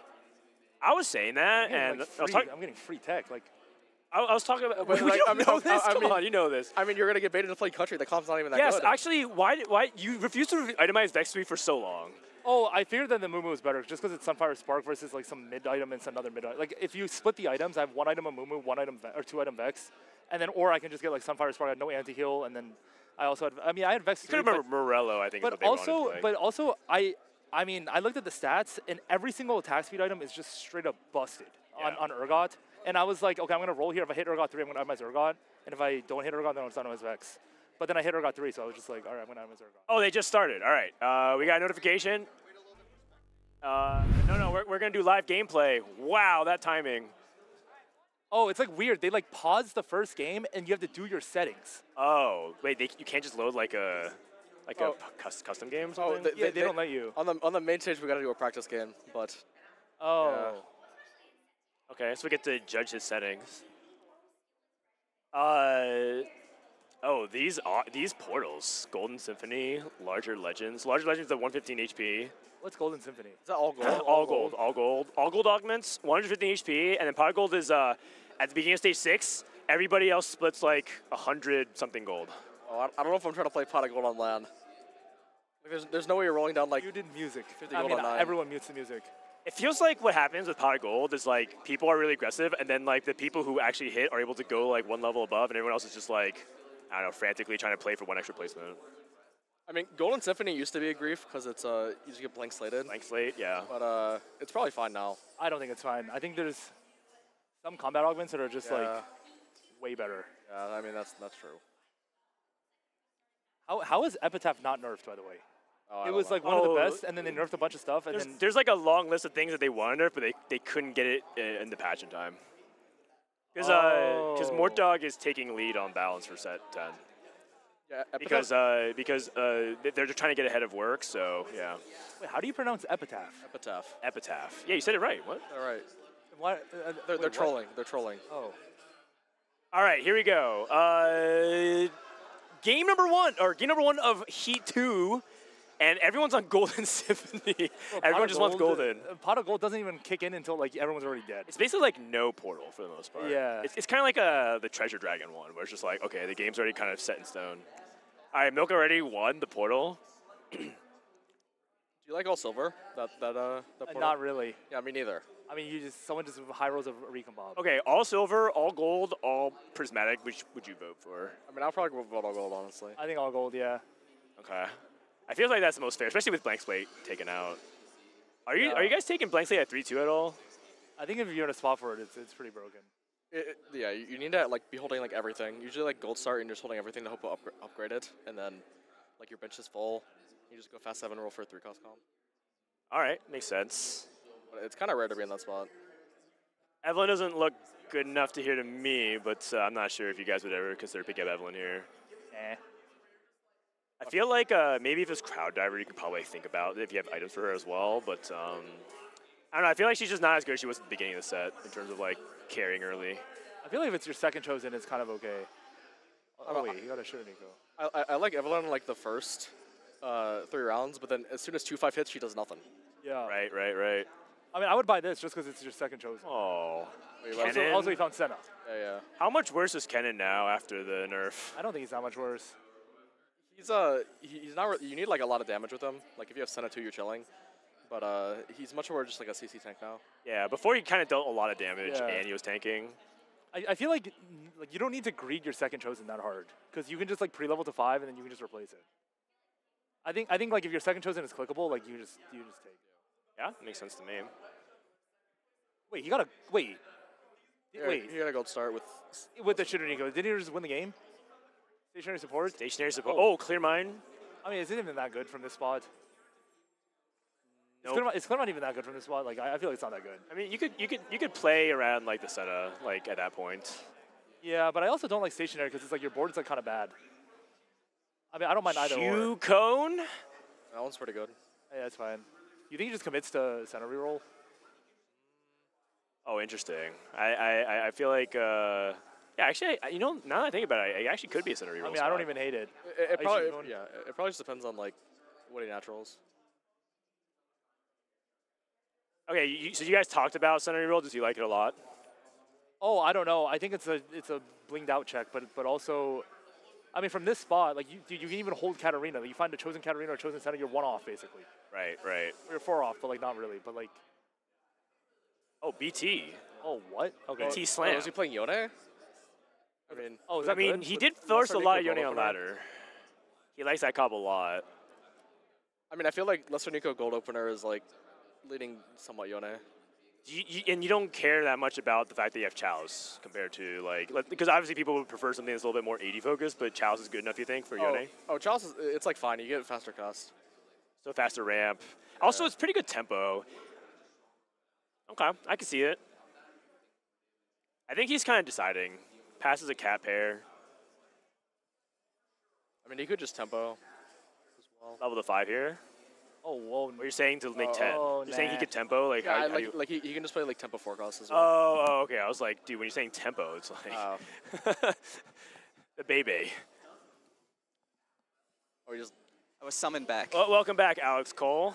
Hello. There's another affirmative level here. I guess he can play. Oh, he's Sentinel. Oh, he is double leveling. Oh, whoa. Is that worth? He you either live long enough to die the hero, or you either die the hero or you live long enough to become Bebe. What is going on here? The thing is, you can do anything you want because you got a gold opener. But like, I don't think there's a wrong play because there is a wrong play. But like, even if it is wrong, it's not even that bad because it's gold opener is just OP. Like it basically depends on like who's in this pool. I mean, I think who in his matchmaking pool. It didn't look like he scouted like very much, but. I mean, at this point, I guess he's just trying to hope that he can play for higher tier units, use a duplicator as soon as possible. I think a lot of people sometimes even greed this duplicator for like the reroll thing, but I feel like it's so much better if you just use it for like high tempo. Yeah, I think with this opener though, like if he's gonna double level here, isn't he just angling towards like a 4-2? I think so. Oh. Oh what? Early Yone and a Kennen. This is a replacement Kennen, right? I mean, eventually it's obviously better right now, but like long term, he probably wants to use this to sell his headliner. Yeah. Okay, but we're also broke. Can you find a way to play on Yone here? Probably not. This just feels like he's trying to win streak top 3 and get out. It could be.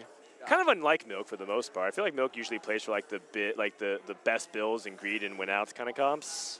Well, the thing is, like right now, that's like not really worth it at all because nothing carries over. You just hit the top 4. Right. The risk is so high. Okay, Gambler's Blade, BT, Yasuo. I was just kiting his hard, by the way. Does kiting not have a headliner? Gambler looks like it. Not entirely sure. Alex, how's everything over on the floor? It's great. It's great. We're getting into games, and I saw Becca starting up her first game. So oh, Becca's playing. Yep, Becca's playing.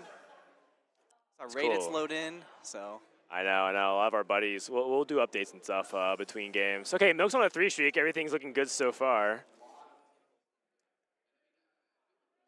Okay, so Soji, you're telling me that you thought that like healing was like kind of bad to slam, but like in this case, BT was like the only thing you could do for tempo, right? So you just gotta go for it. Yeah, but I also wonder if that's like part of like the format where it's just like winning every possible round you can right now. Just has like a higher average placement, or like not average placement, higher top 4 rate. I don't know. I think it's okay. I mean, I think it's fine. I don't know if it spices board that much. How's Kennen Headliner feeling post nerfs to you guys? Fine. Fine. Still solid. He's definitely not like OP anymore. Well, he's 1 off. Wait, yeah, he's 1 off Kennen 3. Is that worth? There's no way. I feel like it's not worth it. Is it not like you hit Kennen 3, you can keep items with him, and it's like a free fast 8 with like 100 HP? Is it ever like that, or is that too optimistic? Oh, I don't think he's good enough for that to be the case. Okay. Because Kennen 3 only gains damage, right? And we already kind of established he doesn't have high base damage anymore. Like if you find the Kennen next turn, I'm kind of down. Yeah, for 5 streak. For the 5 streak, but like if it's not next turn, there's no way. It's not gonna scale into stage 3. He's going up against nonstop weak boards. This is Annie reroll. Oh, 7 Annies though with Trade Sector. How do you feel about Annie reroll post nerf dish though? I would never play it. But you could like Emo Annie is still pretty good early. Yeah, and stat. I mean, you can use it for tempo, but he's gonna reroll for it. I have seen some people find success with it, but it feels like you have to play from like a pretty high roll spot. Like you have to have items ready, and you have to have like a lot of Annies. It's pretty rare, but it can still pop off, I think. I saw Setsugo win a couple lobbies in solo queue with it. But it could be just solo queue. I think it just takes a lot more skill now. Like, you just have to keep up with the lobby instead of just brain dead, I'm playing Annie, which is good. The lack of the double Shojin Nashers, is like, that was a really big break point for it. And I'm guessing that you guys are going to continue to tweak Superfan items like as 100%. goes Yep. through. Yep. I mean, the way we were thinking of is if you're living within Superfan, you won't get optimal items. But if you're going broader with Superfan, we'll give you a pretty optimal item because you're still teching in a lot of things that you probably don't want. Are you guys planning to change Ari with Deathcap? Because that feels like it's really not what we want. Yeah, we're probably not going to go blue buff, but we have talked a lot about Ari. So yeah, I would expect some changes. Yeah. All right, fair enough, fair enough. All right, Milk trying to go for the 5 streaks, go up against a 2-star disco board.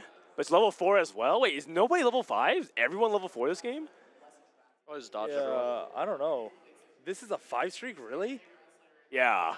I mean, I don't think this board is that good. I don't think it's terrible, but like I don't think it's a 5 streak. It's 1-star Senna, 1-star Lilia, 1-star Gnar, and 2 Ken and 2s. Yeah, but I think that's where like stationary support is just like. He's not even really using it though. He's like winning without the dummy. It's a lot of stat. It's actually a lot. Yeah, fair enough. But a lot of times, like, stationary support gives you, like, the extra, like, dummy in the front line. It just feels like he's winning so convincing without it, too. But, yeah, you're right. It's a lot of stats early. All right, well, I guess we take those. 5 streak like this. Okay. And only one other person streaking who's playing Country. Country, Disco, a lot of Disco. We got Yasuo. Oh, thank you, Milk, for doing full scout. Early Olaf with BT.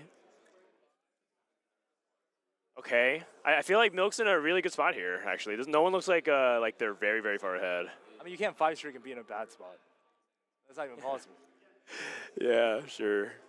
Holding on to Yone, by the way, just in case. And he does have a glove. He might actually be thinking about you. Oh, gets Titans? What? Just like that? Gloves are insane. Yeah, and didn't he have a floating glove as well? He does with the Senna. What? Holy moly. Yeah, I'll take a water. Level 6 here. Does he sell it to Kennen here? Level 6 sell roll? I wouldn't. I think he's probably just going to level for Sentinel.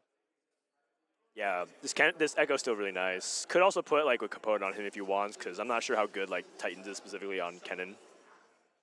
I feel like you actually have to roll pretty deep to get something decent. If you're buying like a 3 cost, it's like 9 gold. Right. If you're saving for 3-5, that's like kind of a lot. And all of a sudden you're making like 10 gold. It's like you're like super broke.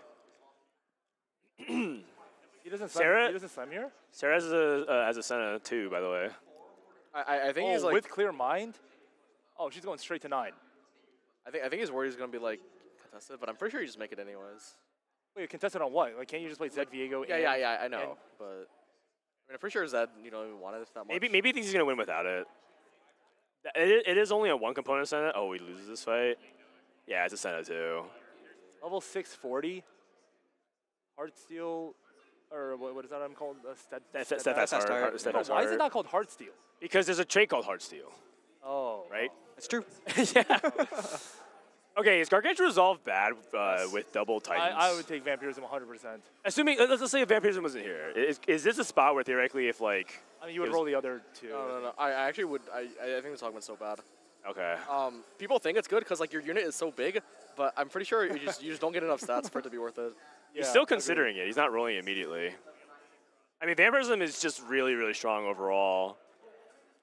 Oh! Really? Oh! What the fuck? Oh, I don't know about that. I mean, that's a cop. That's a cop for sure. Like you just. Okay, I mean now I can see it because you just got. Wow. Oh wait. Actually. Wow. Well, do you sum Last Whisper here, or do you go double Titans?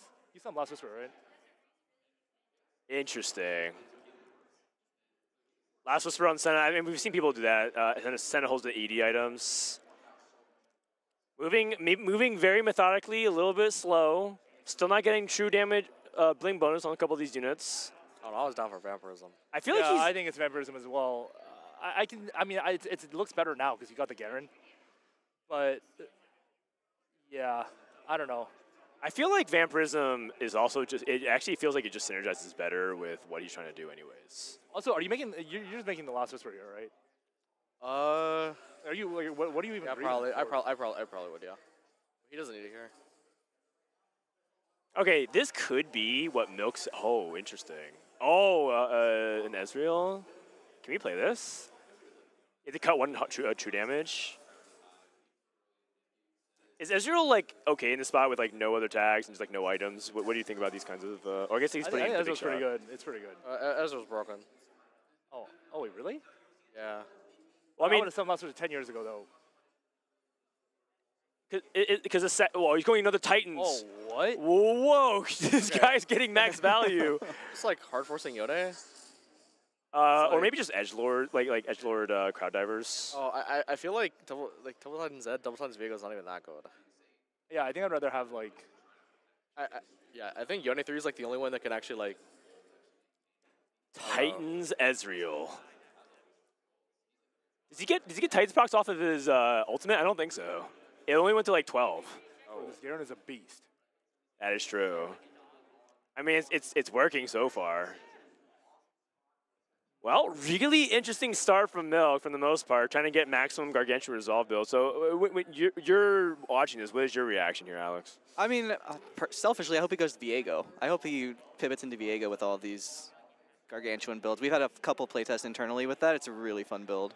Why Viego specifically versus like Zed and other melees? I think actually it's pretty tough on Zed. I think Zed is still in a spot where he needs pretty specific items. I don't know what you guys think, but I think Zed still needs a little bit of love. Okay. Well, he's gonna get a Zed if he wants with the vest, and if he can also use that to build like Edge of Knights, and I think that's what he's gonna be looking for the most part. Oh man, this spot's actually really, really interesting. I think he's going A for sure. He's just 4-2. Yeah. Clicking the first thing he sees. Okay, so he's just playing like generic tempo then, just slamming his items. It's just that I kind of agree with the last whisper in terms of like what his setup was gonna be. But now, I'm not entirely sure. It wouldn't even surprise me if he just slams Steadfast Heart for max tempo, but he has no unit to put it on. I guess he could put it on Echo if he wanted. Yeah, I think if he had a unit to put it on, I think he would just make it. I mean, his items on his character is done, right? Titans VT. Unless he's trying to go like super fan and getting a duo carry. Oh, Scroll Wheel is like trolling him. He's trying to actually pick up the right units. Okay, super fan. Oh, is this Karthus Akali? He's going for 4 super fan. Oh, he's going Viego Akali. Interesting. Yeah, I think he just buys Viego, Zed Akali. He's even probably going to buy Poppy as well. Right. No, this makes sense. This makes sense. Yeah. I got it. Mark any path. Any 4 cost that's good with the Titans. Got it. Oh, honestly, the Poppy's actually pretty decent with us. Yeah, I can see Poppy just straight up unkillable. Yeah. Oh, I've played Gargantuan Solve double Poppy before, and that helped me get to 9. I had an awkward transition. I didn't actually hit any units that were good with the Titans, but it ended up doing really well in stage 5. I can see it. There was full streaking with clear mind. I'm pretty sure if she doesn't mess up, she just wins the game. But I don't know, because every time I go fast 9, I just die. So I don't know. Yeah, I don't know weird. what's going on. Player diff. It is. It really is. Player diff. Cerebellum streaking, Kiting is hard streaking. Like, I'm down to just get eliminated, man. Like, I'm getting stressed for no reason. Like, I'm not going to win the event anyway, so it's like, why don't I just get eliminated sooner than later? Dude, because people want to watch you play. They want to see you. Also, isn't it nice to, like, at least place in the money? Yeah. So you at least get your money back. Oh, I mean, my ticket was free, so like, no matter what, I got my money back. Oh, I see. 5 head. Be a popular streamer, so you don't have to pay for your Vegas Open ticket. Does he win this fight? No. What are you talking about, bro? What? I mean, I'm glad, because like the thing is, if he took a good loss or he wins this round, the game would be too easy. He lost against Kiting. So Kiting's board, is he going for Yone as well? Hail, Yone pair. I mean, he's getting 4-2, right? 4-2 is what you're aiming for. It seems like he's like rich enough to do that, sort of. I feel like you could be like 10 gold and you're still rich enough. As long as Yeah, you can click the 4 costs, you can just send it. So you're saying like it's a 4-2 almost no matter what? Yeah, I think if you're level 7 and you're not playing a reroll comp on like anything 4-2 and beyond, like you mess up somewhere. You just play whatever you hit.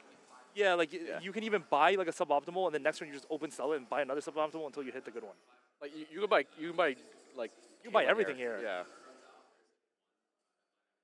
He's gotten great items this game. Okay, so like, what, like Crown Guard, and then you like QSS, Steadfast plus what? I don't even know if these items are that good. Oh, really? I mean, they're makeable, right? Don't Like you kind of want to have Crown at least Guard, like one Steadfast Guard? tank-ish, like one unit that can take damage? Yeah, what's wrong with that? Oh, Crown Guard, Steadfast is good. I was like more thinking that he wanted like a backline carry. Oh. Okay. Yeah, I mean, it could. In general, I feel like having backline plus a frontline carry is a really good mix right now in the meta. Kale, okay, he's thinking about that. He doesn't want to miss that. He wants to go pentakill, edgelords. It also could heavily depend on like what augment he gets as well. No item slam at all. This is actually a very interesting open game from Milk. This is probably the most flexible I've seen him play in quite some time. I mean, you just 4-2, send it, see what you hit, and then he's gonna slam. Yeah, I feel like Crown Guard, like Steadfast Guard right now is like it's not gonna change the fight. Yeah, Garen has like all the items, and again, he doesn't have like that many good units to put on at the moment. This Garen's kind of a beast. Yeah, I think Garen's actually a beast. What the heck? This guy's such a unit. And he also does damage too. Like he's pretty Holy, and that's a Ezreal 1 with Titan's max damage. good. He won this round. Like what? Harm assist. Oh, I was thinking about Martyr as well, but Harm assist is really good. I think if you're playing melee carry, it has to be Harm assist. Yeah, that makes sense. That makes sense. Okay, Zed. Oh, he passed. Oh shit. Oh wow. I think if you were 10 gold poorer, he would buy it. Oh, I still think you buy it. I felt like that was good enough. I'm curious about that. Nah, I'm down. Just send it. He's gonna hit. You have to hit something. Oh, I'm pretty sure you buy that Ezreal as well. Nope. You have to hit something. But he hit something. He passed it. You buy that. You buy that. For Yone Crowd Diver. Hold on a second. Does he have an Eve? Nope. He does not. Oh, that's not good. I mean, you play this for one turn. He's probably gonna open sell it next turn. Like it's fine. It's all good. Okay, are you sure? His entire board's 1 star. Yeah, not really. This game might be an 8th. What happened here? What happened here? I feel like what is he like really greeting for? Oh, Zed, Akali, Poppy. Yeah, Viego. It looked like he really wanted to play around Viego. Yeah, I think he's greeting for the he's Viego. fine. He's fine. He's still fine. Like, like this is you just greed and look, you just open sell, and then all you have to say is you have to hit something. Like he's gonna hit something next round. Like trust. Oh, I'm pretty sure he hit like 2 things, like 2 or 3 things. Okay, with the Ezreal though, wasn't it kind of awkward this itemization? Like you just go like double Titans on Ezreal or something? Probably. I think it's stronger than this Yone right now. This is not looking good. I think you for sure take the Zed though, because you can just sit for like 3 turns on that Zed. I think so. Okay. Okay. Okay, honestly, that helps. You might just be able to stick with this the whole game. Okay, so how long can you play a board like Yone 2 without hitting Yone 3 in these kind of spots? I mean, I think for this stage, it's fine. Okay, Wait, and then you don't try to pivot off. I'm pretty sure you can even look to sell post carousel. Oh, I wouldn't sell post. We need an item on this Kiana. Is it just a single vest? Is it Steadfast Heart? Yeah, I'm down. Like it doesn't matter. Anything is an item. Okay. Is this in front of the Riven? That's a Riven 3 attempt, by the way. Wait, it's a Riven 3 or? No, it's attempt, sorry. I said Saber's going for Riven 3. He has the new Live for Danger buff. Is that buff significant, or is it still kind of bad? I don't think it's very good. I don't know, though. Wait, does he even have a Chosen? He does. He has 2 Rivens. Oh, okay. He has Riven naked and Riven with clothes. Sorry, are you like ending this game on Yone, or? I mean, I wouldn't be, but I don't know if he can. Like, I'm down to just open sell and just like try to. I mean, you're definitely playing Kiana on your board. I feel like it's so hard to get something better. But are you actually getting? You're just playing this rest of the game. Or are you just rolling to 0 every single turn? Or are you trying to actually meaningfully stabilize and look at 9? I don't know. I feel like there's like a non-zero chance you can end Yone 3 if you just stay 8 with Lesser Nico, and then also, like I don't know, 6 Crydiver, Zed 2, Yone 2 is not even bad. Oh, he still has his duplicator. You're right. What did he get? I didn't even see. Sword, I think. I think he's going Edge of Knight. Because I'm pretty sure the other guy playing on Edgelord is going like 8th or 7th. Okay, Nico 2. Okay, with this setup though, it feels like Yone without like some kind of defensive item like Quicksilver. I just feel like he just gets chain CC'd late game, especially if you position like into an Echo or something. Oh, I don't know if I agree. I feel like a lot of people say that they really feel like that. Or is it just because people are bad at positioning Yone? Yeah. Okay. So just get better. What did you say? I don't actually think Yone cares that much about like CC denial, because the thing is he doesn't need uptime, because most of his value is just doing the spell. so he doesn't need to be auto-attacking the whole fight. Oh, interesting. You just want him to ramp. That's all that matters. Yeah. Got it. You're the first person that told me that. A lot of other top players. That's really interesting. I can't tell. So that's what I thought at first, but then Yeah, after playing it, or after seeing it, looks pretty good. Man, this Yone is unkillable, man. He has so much Omni Vamp. He's so tanky. The resolve. Oh my God, he heals the full. Wait. Oh, that's I thought that was a TF. Okay, I'm trolling. Oh my God. Vanilla's going 8th. Okay, you're really selling this Yone? Because I'm not. Okay, I don't think I'm selling it at this point. Yeah, I don't think I'm selling it anymore. Yeah. Okay, so a lot of people were talking about like Yone's really strong, and then you guys buffed him. And they're like, you guys shouldn't buff Yone. In those kinds of situations, are you like, we agree, but it's too late, or is it like now we think it's fine? We thought it was fine. Yeah, we really did think it was fine. I think we're trying to broaden the appeal of like he doesn't have to be such a niche line to run, and I think we are getting to him to like, oh, we're actually seeing him at a competitive level. That's great. We weren't really seeing that previously. It was very solo queue specific. What about this Cassante from 60 to 40 mana? What about that? I think that's an at Kent. That was a little overkill, don't you guys think? And then all of a sudden, Heartsteel is just crazy. All right, well, at Kent, I like it. Yeah, I heard Cassandra got buffed, and like people were like yapping about how Heartsteel would be so broken. I didn't think that would be the case, but then I saw you minus 20 mana did. Yeah. Okay, are we able to win this fight? That would be really nice here, getting on a 3 streak. Oh my God, this Yone is unstoppable. He's just drain tanking straight up the Ahri, just casting the entire time. Thank God it's an Ahri-1. Damn. All right. Is it just like, it feels like he's just low eco for the rest of the game, but now he's starting to save up economy. He's also actually reasonably close to Yone. He has a duplicator. Does he need to go to 9 here? Oh, Probably no, not. I mean, you're going for Yone 3 win con for sure. And also Z2 is a big upgrade, I think, as well. If you can get items on him. I'm surprised he's playing around Superfan. Yeah, that's actually true. A lot of people don't really play around Superfan for the most part. It could be the fact that he's like kind of poor. It feels like he can't build a better board than that. I wonder if he hits the Evelyn, if he'll switch to 6 Crowd Diver. I mean, he doesn't even have a Edgelord in. Oh, you're right. You're right. He doesn't have Kale and Viego. It's Kane now. Get the Kane though. That's big.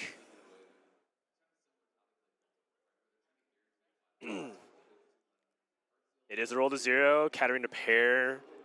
Items are also another Titans if he wants it, by the way. Oh. Z2. That's the only thing he's rolling for, right? Yeah. Last Whisper or Titans on him.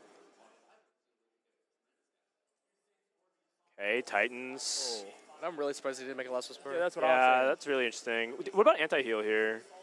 No. JG. I mean, he could also wait for a component if he wants. I'm cool with the JG, I think. I'm pretty sure he's just nervous. I mean, in general, Milk's like always in a state of being nervous, but it's really interesting. I feel like he's playing very differently than I thought he would. Yeah, if you told me this was Milk with no name titles, I wouldn't believe you. Yeah. It does not seem like a Milk board. It feels a lot more like Kurum, actually, just like the way it's being played. Just like eye test. That's funny, because yesterday at the pre-party, like me, Milk, Kurum were like in the same room. Yeah. And like Kurum was watching Milk play, and he was like telling him to like slam all these items, and like Milk's like, no, I'm not gonna slam anything. I'm gonna play for the win out. Wait. Sarah won 8. Sarah died. Wait, why? Her spot looks so good. Yeah. What happened? Oh no. That's what happens when I go fast 9 too. Like I don't get it. Oh, you two are made for each other. True soulmates. All right. Milk just kind of doing basic positioning, by the way. I don't feel like he's actually trying to angle his Kiana, but it's a little bit tricky because of the Q cone. So like the whole point is you really want this Kiana to stick onto a front line to get items, but so far it feels like he's gotten like very minimal value off of it. He's almost like using her as like a mid-round like wrap around the unit and assassinates, but like right now the value of it's like kind of low. Yeah, I'm surprised he's not chaliceing it. I feel like the mana on the Kiana is actually really impactful. He's right now in 4th place. I think he just got nervous. Yeah. And kind of, so when you're nervous, like what happens in those spots? When you say like you're getting nervous, like what's going on? Are you not even thinking about the game? Or are you just like, are you like beating yourself up? Or are you just like, you can't think? Did that guy have Yone 3? I thought it was Riven. No, I think it's Riven 3. Riven 3. Yeah. Yeah, I don't really know what to do if like when you get nervous. Like you just have to not get nervous. Did you guys feel nervous this morning playing in your games, or do you feel pretty good? I think it's just more. It's also just uncomfortable because you're not on your own setup. Your own setup. You're distracted because you can hear. You can like feel the sound. Yeah, like you bass. can hear. Yeah. Yeah, and Milk's very particular about his setup. Yesterday he was like kind of complaining about the VIP DSG setups as well. Oh yeah, it's actually such a grief to like switch to a different setup. Like it just feels all wrong. Yeah. It's unironically like a gaming mouse pad diff in some ways. Okay, he's able to get this win though, which is really huge. And Akali gets farmed by this kind of stuff. And Vanilla is living. If Milk can just escape with the top 4, we can just get past this game and move on. Okay, everyone below him is losing, which is huge. Julia down to 1 HP. I think getting this first game under his belt, he'll feel a lot better. Yeah, agreed. It might be one of the things where Milk walks up and he's just laughing. He's just like, okay, that was like the worst game I ever played. And it's just to go next. He does have no anti-heal. This red buff would be huge. No one's picking red buff. It's a Morello. Okay. Oh, yeah, you're right. Res Morello. Oh. Down guard. Interesting. I don't even know who that's for. Wait, what? I mean, he's going to put on like Echo, but... Wait, someone just... wait, what? Someone's carrying a Chosen Viego with 2 items. Can't see who it is. And Milk's basically like focused on his own game. I don't even feel like he's like scouting very much right now either. Kali, Yone, 6 Yones, 2 more. Like 29 HP here. Like, shouldn't you just try to sack until neutrals? You just win out with Yone 3. Oh, he's just gonna play around a Kali instead. What is he even rolling for? I don't know. With 0 gold? Maybe just trying to preserve HP. Yeah, actually, you're right. The only thing you could 2-star is like Lilia, and I guess a high roll Kiana. I mean, yeah, he is stuck on 8, but like maybe like the extra like 3-4 rolls that you get from econing for 2 rounds gives you the 3-star. And I think 29 is like relatively you're gonna survive. Oh, it could also be Chad says he could be rolling for Evelyn for like 6 Skydiver as well. Yeah. Oh. I can see that. The problem is he doesn't actually have a 3rd Yone item. That is true. A third what item? Yone item. Oh. I guess he would probably drop 4 true damage if he hit the Evelyn right now. Oh, Saber's dead? Oh my gosh. That's crazy. Dead. Oh, it's top 5. Oh, we'll take those. We'll take those. I mean, if he doesn't go top 4 here, that's like a disaster. Yeah. No Kale, by the way, either. Still not playing Edgelord, like you mentioned. Still playing on a Superfan. You ever drop the Superfan after you get this next item? I feel like I would have dropped Superfan a long time ago, personally. I've played this line a lot while I was trying to learn it for the patch, even before the patch came out. And I just felt like Superfan was really disappointing because the unit quality is so low. And all you get is like a Hodge, which you can just easily like put on him. Does not feel worth. So I'm very surprised he chose this route, but he's kind of made his bed nice to live in it. He's going up against what could be actually a top 4. If he wins this fight, he's top 4. It's a Blitzcrank 2 with double Crown Guard, Crown Guarded. And that is an RE2 in the back with pretty good items. That's not good. And RE counters these melee carries. I mean, as long as he doesn't die here and he can hit Yone 3, like he can actually win out. Yeah, but we're so far from Yone. We have 6 Yones. No, 7, you I guess. You have 7.5 because you have the Nico. Yone is not that healing is crazy. Oh my god, but the RE is like... stuck. Wait, the RE can't kill his Yone? Yeah, he's stuck on the Yone. Dude, Gargantua Resolve Yone is this good? My What? God. No way. Oh, Sour Snake is dead. This is a top 4? Yeah, like this is why I was surprised. Like after he took Gargantua, and like he just didn't hold like the 1-star Yones on his bench. Yeah. Yeah, exactly. Would you have just rolled on 7 then for Yone 3, or would you have? Well, usually you're supposed to, but yeah. Or would you have won 8 and played around like the 4 cost and if you hit Yone? I mean, I would have probably played so differently, but I probably would go 8. Yeah. You would have gone 8? I would have gone 8 because I believe Saber was flexing rolling Rivens, Riven and Yone. Yeah. He would have bought a Yone Chosen if he was rolling. So. Got it. But if he wasn't contested, you just stay on 7, hit that Yone 3. Got it. Okay. It also seems like he's like trying to go Akali as well. He's been like buying Akali and selling her like multiple times throughout the stage. Well, he just doesn't really care that much about the Senna. Like Akali 2 would be better, right? Bro, where are these Yones? He had Evelyn. Oh, Yones. So he's not playing 6 Cry Diver. No anti-heal. Dude, crowd is popping off in the background. TG here could be just for height maximum tempo. Like Nico. Okay. Oh. Interesting. Like bonus, I think it's fine. Yeah. Okay, but it's stage 16 is Yone too. Also got Nami and it's gone. Yeah, and now are we dead? We're probably dead. Yeah, too many units surviving. We're attacking tentacles. This board is so trash. Honestly, I'm surprised he top forward with it. But all good. That's a top four. We take those. Oh, you already know he's gonna come over here and say like, I don't know. Does he want to yap or does he have no time? I don't think you're allowed to. Oh, you're not. It's a third. It's a third. Oh, it's a third. Wow. Oh, impressive. And Julia's top 2, by the way. Very impressive. Julia's clearing. Julia and TK Mats. Wait, Milk, can you click on the, we're watching your screen. Can you click on a board? Click on a board. Yeah. Thank you. He's already turned around and yapping to Phoenix. Okay, so what is this board? It's Annie reroll, by the way, which last stand, not even triggered. Little buddies. Annie reroll. I don't know, man. I feel like some people are sleeping on this unit. I think she's all right.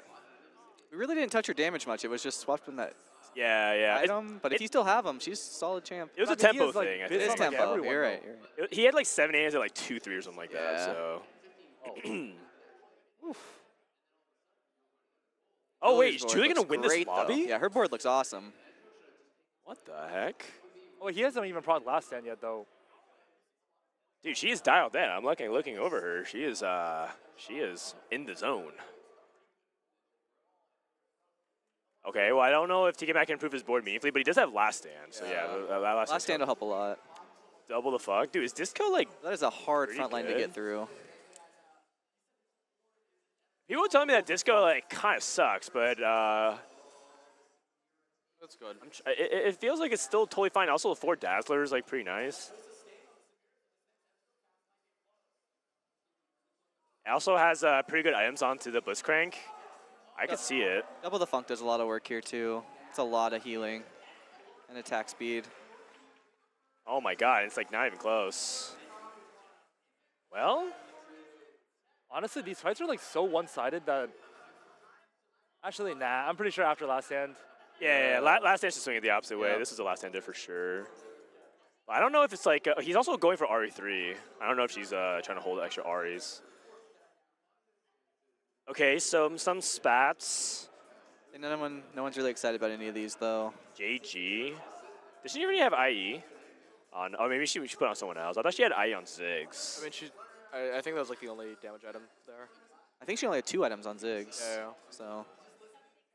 She has an IE on Ziggs. Yep. Kind of. JGIE. That's not the best, but. Oh, she was denying the Yorick. Well, I mean, I'm pretty sure it's not that bad. Yeah, I think it's fine. AP. Yeah, double crit. Oh yeah, from what she had, it's fine. But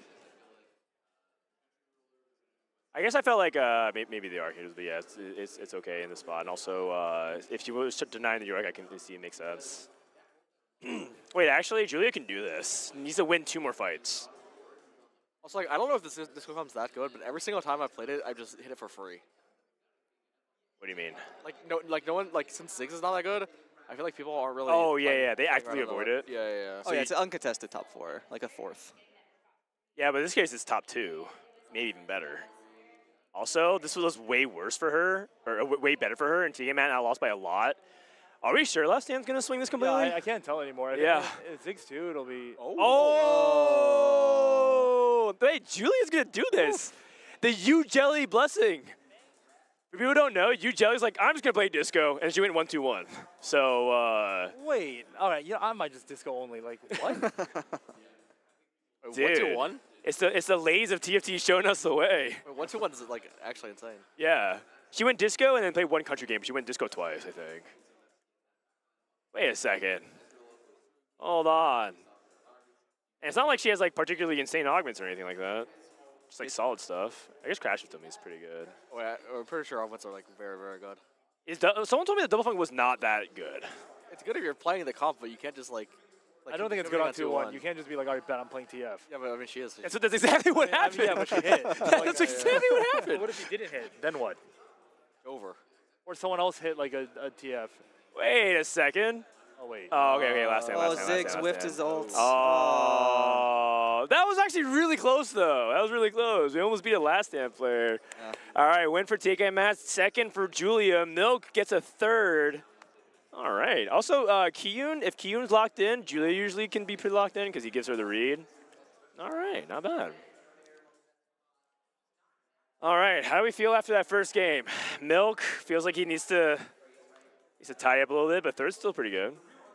Like, you just got to hope that that first game was just nerves. Yeah. Because, yeah, I don't know. I feel like he made a lot of mistakes, but... Also, Riven 3, we didn't see his POV, but some people were talking about like Riven might be like okay now this patch, but that was pretty disappointing at 6th place. Oh, I don't think Riven's that good. I mean, you look at his 3rd place board, and then you look at 1st and 2nd, you're pretty happy with the 3rd. Like, yeah. I mean, I think Riven's just more of a high roll. Like, if you play it if like the stars are really aligning, but like if your game plan is like, oh, I'm gonna play like uncontested Riven, that'll be my edge. You are not gonna advance, I think, for the most part. All right, so 2 more games. Are we rolling straight into the next game? Oh yeah, we are. We're rolling straight into the next game. I need to use the bathroom again. Oh, we have Setsuko. You want to join? Here. All right, here. You take my spot. I need to take a nap. Soju says I need to take a nap. Phoenix, you want to sit down and commentate us? We got Oh my God, we have Setsuko and Dissoap on the same couch. What's up, man? Move your mic closer to your mouth. It's really low. Yeah. All right, what up? Mic check. Hello. Testing. Hello. Oh my God, we got Garage Guy, we got Setsuko and Dissoap. Setsuko, how's your event been so far? Been fine. I mean, I threw a game, but it's all good. Yeah, it's all good. It's all good. Did you watch first game here? No, I was eating. Okay. What do you think about Disco? It seems like people are doing well with it so far. Oh, I mean, I think it's a really good line. Like just slam Shojin tempo early mid, and then you just 4-2. Like chosen TF for blitzcrank, you just play it. It's pretty good. Okay, so it's simple, it's effective. Yeah. Why are people why are people not rating it high at all? Wait, what? I thought people thought it was good. Like I thought a lot of people think Disco is good. Wait, what? Yeah. Oh, interesting. I heard a lot of people say like it's kind of mid because Ziggs got worse, right? So they're thinking about like without Ziggs, I feel like the comp feels like a lot worse. I think Precedent thinks it sucks. Disco. Oh, okay. Oh, I mean, I think it's fine. Like, I don't think the Ziggs nerfs really impact the line that much. I feel like most of the time you don't care about the Ziggs that much. It's just like a trait bot, like a fucking. Oh, sorry. Like a. Oh no, you don't care. It's our stream, so it's totally fine. Okay. It's Soji's stream. I mean, Ziggs was never that good. It's just like a Dazzler like shred bot, anyways. I mean, like most time in Disco, like you just play TF primary like last patch regardless of Ziggs. So like, it's not really that much. Interesting. Phoenix, how'd your games go, by the way? Congrats on making advancing. I went 2-4-2, but I was playing a 7-man lobby. Oh. I was AFK. Everyone's just fighting Ghost and going fast 9. So I had to change your playstyle. I got lucky in the first game because I actually could have gone 6th, but I just lucked out 2 fights and went 2nd. Did someone just not show up for your lobby? Yeah, someone just didn't show up. And then the second game, I tried to roll on 8 again, and then everyone's just 9, and I went 4th, and I'm like, bro, I'm just gonna go 9 on my last game. Like these guys are just all playing Ghost. Okay. I don't get it. All right, so you kind of had a fake first round. Yeah, I don't really know. I don't think I learned anything. Oh my God, Cassante. Is Cassante just like an always buy for a headliner in stage 1? Yeah. No matter what, any other condition, no conditions. I pretty much buy it. Yeah. All right. I mean, I think we're all in agreement there. Okay, so last game, just to catch you guys up, Milk looked kind of nervous. He was kind of making a lot of uncharacteristic plays. This game, let's see if he can tidy up. Inspiring Epitaph looks pretty good. One of the best augments you could possibly pick. People said Bigger Shot is way worse this patch. Are you ever picking Bigger Shot at all? Oh, I think it averaged a 4.9 or something on 2-1. Oh God. Yeah, I haven't clicked it since the change. Okay, I mean, it's just too big of a nerf, I think, overall. I don't even think it's that good on Ezreal and Jhin. As even if you have an ideal setup. Yeah. What's up? Oh, the mic is making my ears hurt. It's kind of loud. Oh, okay. What number? 4? Okay, I'll turn it down. I got you. Yeah. Thank you. How's that? Is that better? Yeah. Okay, cool. If you need to adjust, there's a number 4. Okay. Just dial up that dial. All right, we got True Damage Kennen. Sword on the Kennen. Okay, Guard Breaker Slam. Do we like Guard Breaker Slam? I don't see it that often. I like it. I think it's okay. I mean, what else are you gonna make? You can make Sterix and you can make IE. So yeah, I guess Garbage, especially on Senna, I feel like that's all the best. I mean, Guardbreaker is usually like always underrated, because like it's not. I don't know. It doesn't seem that good, but it always is that good. I mean, it seems like solid. Most people like when they're doing like item tier lists, always like leave it in the bottom half. I remember one time you were saying on your stream that like only like the stats are always good on it because the good players know how to build it. And Oh yeah, a lot of like the item stats are just noob filters. Like no noob is slamming a Rudon, so the Rudon's average placement is extremely high, even though like the item is like not that good. Interesting. Yeah. Okay, that makes sense. That makes sense. And it also kind of always depends on your spot with your item economy. Okay, this spot looks pretty decent though. I think the 4 true damage of the early Senna is pretty solid. True damage in general is just like really good to play around early. Spread around components feels a lot like cyber traits for the most part. You can just like play higher tempo. And Milk also is doing some kind of unusual stuff, like playing low eco, like leveling to 5 really early to try to win streak. And I think that's the sole reason why he was able to top 4 last game. Hey, look, Jewel Lotus. Oh my gosh, I haven't seen Jewel Lotus on 2-1 pay. When's the last time you guys picked Jewel Lotus and like this? Oh, never. That is interesting. Wait, when did Milk buy the cannon? I think 2-1. I think 2-1 because I think he skipped like a Vi or something like that. Okay. Sunfire Slam. You know Epitaph is broken because it's like a combat augment you don't even mind, like you want on 2-1. I feel like no other combat augments are good on 2-1. Oh, interesting. Like not a single. I guess that's interesting. Can you guys think of another combat augment you would pick on 2-1? I'm sure there's like some. I just can't think of any. There's probably like some silver, like probably if they red buff silver one, like sometimes, but. I guess it's like how you're defining things like cybernetic bulk and whatnot, but. I mean, bulk is good on like item galaxies. Yeah. Outside of that, I don't think it's that good. Oh, interesting. That's also another like Distov's like very much going against a lot of the popular isms, but it could just be a fact that either he's ahead or maybe he has something in mind. Cause that's really interesting. A lot of people say like, "Wow, it's so good. I have to pick something like that." Like I'm sure bulk is like always good on like 3-2 or 4-2, but it's not good on 2-1. Yeah, no time. Yeah. You don't have items, and it's also kind of weird because you feel like to commit. Some people in chat are saying healing orbs, but I mean, oh, nah, that shit sucks. I don't even know why that augment's so overrated. Like. It's not that good. Like the stats on it have never been good, but people just love healing orbs. Yes. Although some people are saying like crash test dummies. It's kind of like a loose interpretation of combat augment, but I can get what you guys are saying. Early target dummies are generally very, very strong. Man, this Cassante with Banshees. Okay, so is that like that's got to be like a Yone crowd diver edge lord setup of some kind, right? I feel like that's usually one of the ideal sets that you can get, so you don't have to build Quicksilver, and you can kind of go for 4-item carry. Milk has open Sword. I don't really know what to go for, because he just slams Sword on a cannon. Last time he went for something like BT Slam on the cannon, which was kind of interesting. I wonder if he wants to go for like this Glove, because Glove's like a generally good component here. It's also on a 3 cost. I'm pretty sure you would want like Bow or Tear here. Probably Bow. So what for specifically? Red buff. Oh, okay. But you said tier. That's what I was. Oh, I guess. tier. Yeah. I mean, you do have Shojin technically. Okay. Got it. So either for a red buff or to start building towards Shojin, it makes sense. All right. So we just level best unit here, an Urgot over like another Guardian. I mean, I feel like in these kinds of spots, Urgot's like, all right, just to have max combat power.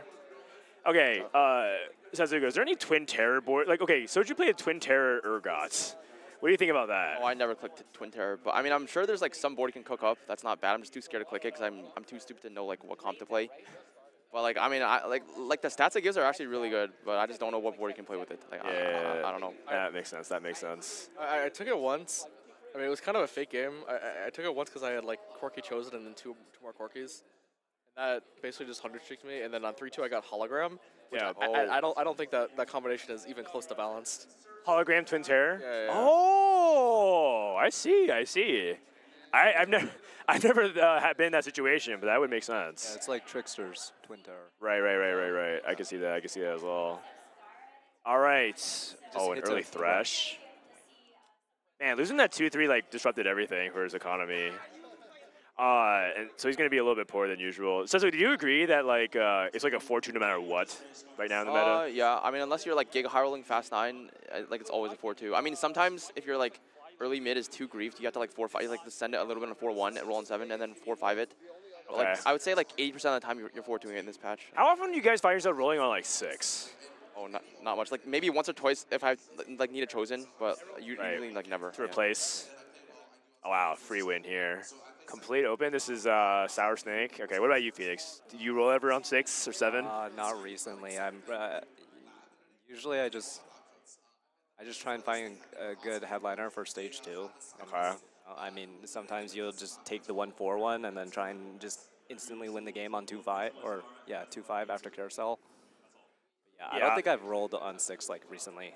I feel like when you roll on 6, if you have to roll more than like twice, your game is like over. Yeah. It feels like you're playing for like 5th at best. What up, Bryce? You want to take my mic? Can you give me a break? I mean, if you want. I mean, it's up to you. I don't know. I mean, yeah. Why don't you go in? Tell the stream how it was casting on the main broadcast to a live audience. My God, is it everything you hoped and dreamed of? Okay.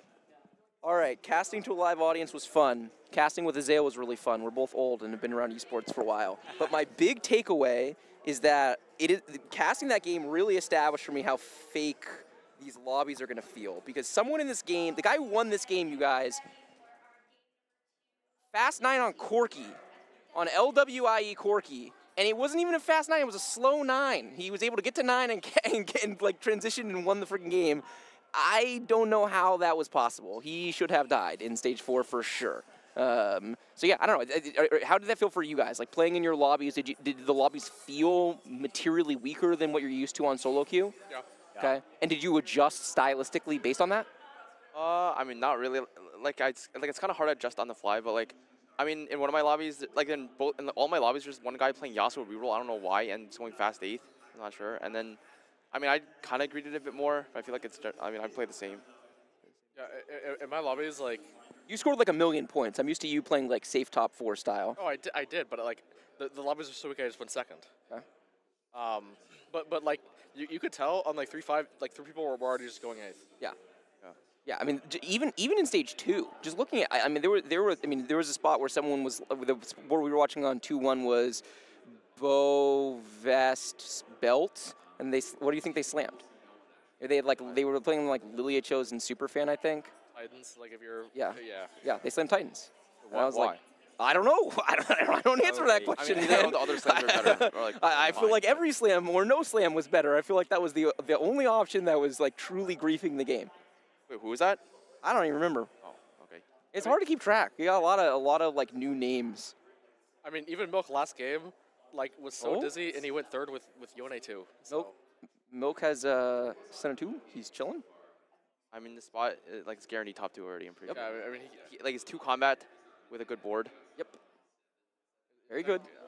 It's impossible to get dizzy here. Well, we'll see. We'll see. Milk says, "Hold your beer, dish soap." Okay, so you're all through, right?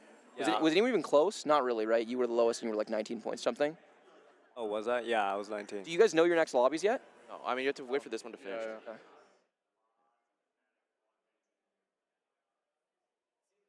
Who else is in this lobby? We got Vanilla. Is that Julia?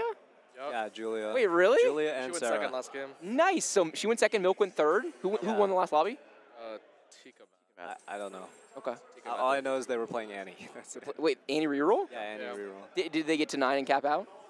Yeah. I feel like actually stuff like that is going to be weirdly good because if people are building weaker mid-game boards and you're not going to get punished for it as hard early and then you can hit and then you can get to 9 in a way you otherwise shouldn't have because stage 4 and 5 are going to be weaker. So it just feels like a lot of the lobby, at least early on, is going to be warped.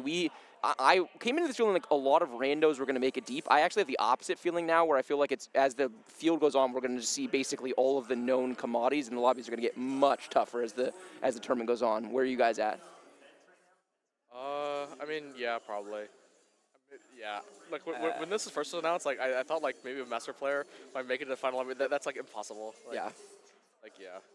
Yeah, I would. I mean, I think day 2 is going to be hard, but then when it becomes top 2 to go on, like it might. Maybe it could be. Maybe a master player could go through. I don't know. But like right now, or like for tomorrow, I think it's going to be hard. I think a lot of it will depend. Not all these Masters players are going to be created equal, right? Like a Masters player that's trying to one-trick Samira, Urgot, the emo country line actually has a much better chance of making it to the end of this tournament than someone who's trying to cook. Like the Masters player that's trying to cook is basically DOA. Yeah, I mean like Julia went second. She just hard forced her comp. What was she playing? She went TF. She went TF. She took double the funk, I think. Like the disco trade dog went on 2-1. What's the stats on that? It has to be bad. It's horrendous on 2-1, but like, yeah. I'm not sure how she even pulled it off. It's a PD. Maybe. I don't know. Is Julia better than Kyun confirmed? Quite possibly. Quite possibly. Do you know what lobby Kyun and like the others are? I don't know. I need someone. I wish there was someone out there who was just like a Twitter account that I could follow that would just tweet how all the known commodities are doing. Yeah. Like this person advances round, this person's in danger of being upset or whatever. That'd be really cool. Yeah, I feel like it's kind of hard to keep track of the scores. Like, It's so like, hard. Yeah. It's just so unruly. Someone said Kyun went 3rd in his first game, so that seems good. Yeah. Even if I find their lobby, like it doesn't say what station they're at, so I'd have to like actually go and look and find them.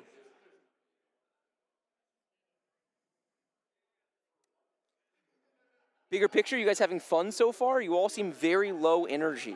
I'm just tired. Yeah. Oh yeah, I'm kind of tired too. Sorry. No, it's all good. I'm just sitting here watching some TFT. There's not really much to say about this game. I mean, this game just plays itself. Yeah, it's just AFK. More to it. Yeah. And then buy the first reasonable chosen. Probably. Yep. What's on your list of reasonable chosens? Akali, TF, Ari. Yeah. I mean, I don't know what items he's going to get dropped from Wolves, but right now, probably those 3. I would think. Caitlyn, maybe. Not really. I don't know. I mean, it feels like with open sword, open tier, there's a pretty good chance he's going to be able to make healing, and then he can play all the melee 4-cost carries as well. Yeah. I wouldn't do that here. Okay. Why not? I don't know why. Well, take your time. You got all the time in the world that you need. I mean, I don't know. It just doesn't feel correct. It feels like you want to be playing like a ranged tier. Yeah, with Garbage, I feel like you want to play like either like Ari or TF or like I don't know TF, I guess. Maybe. Yeah, I like Ezreal a lot here. I think Ezreal, really? Yeah. Chad is asking, who is Garage Guy? Garage Guy, would you like to introduce yourself? Oh, I mean, I'm Phoenix. I'm going dead last. Well, you can't be going dead last. You're going dead 250th. I mean, I'm down. Sure. Just gotta cover the expenses that it cost me to get here. Okay, I like it. I mean, surely you can finish in the top 4 in 3 more games. I mean, yeah, I don't think I'm gonna get day 1. Like, top 4 is like impossible. Really, we're just gonna lobby with 7 Avengers in it. Oh, and then the fraud. That's actually part of the high rolling of this tournament is just going to be lobby draws. Like if you can, I mean, there's just going to be some people who are getting completely free lobbies the second time around. Someone says make Setsi and Dish Soap arm wrestle. I mean, I'm good. I'm down. Oh, we're gonna take a picture. Lean in, team. Oh, just chill. Oh, we're great. You're good. What? Oh. Never mind. Just relax. Or does he even want us to look at it? Yeah. Hey, I don't know. It's an immersive. It's an immersive experience. Let's pretend like we're talking about this game of TFT. Oh, an Alawi? That seems good. Nice. That seems good. Honestly, is Alawi even that good anymore? Yeah, I mean, I think it's pretty good still. I mean, it's still a high roll hitting it here, no? Yeah, I mean, it's I'd say so. Like, if he just doesn't find one of his key units on his 4-2 roll down, he can just play Alawi instead. Oh, that's what's happening.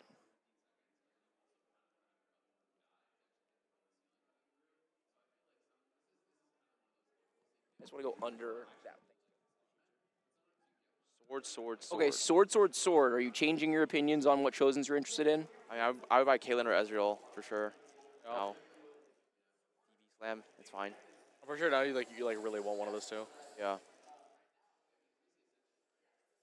So 4-2, open chosen. I think Milk's like leaning Akali, so I think he really likes like the Akali line, but.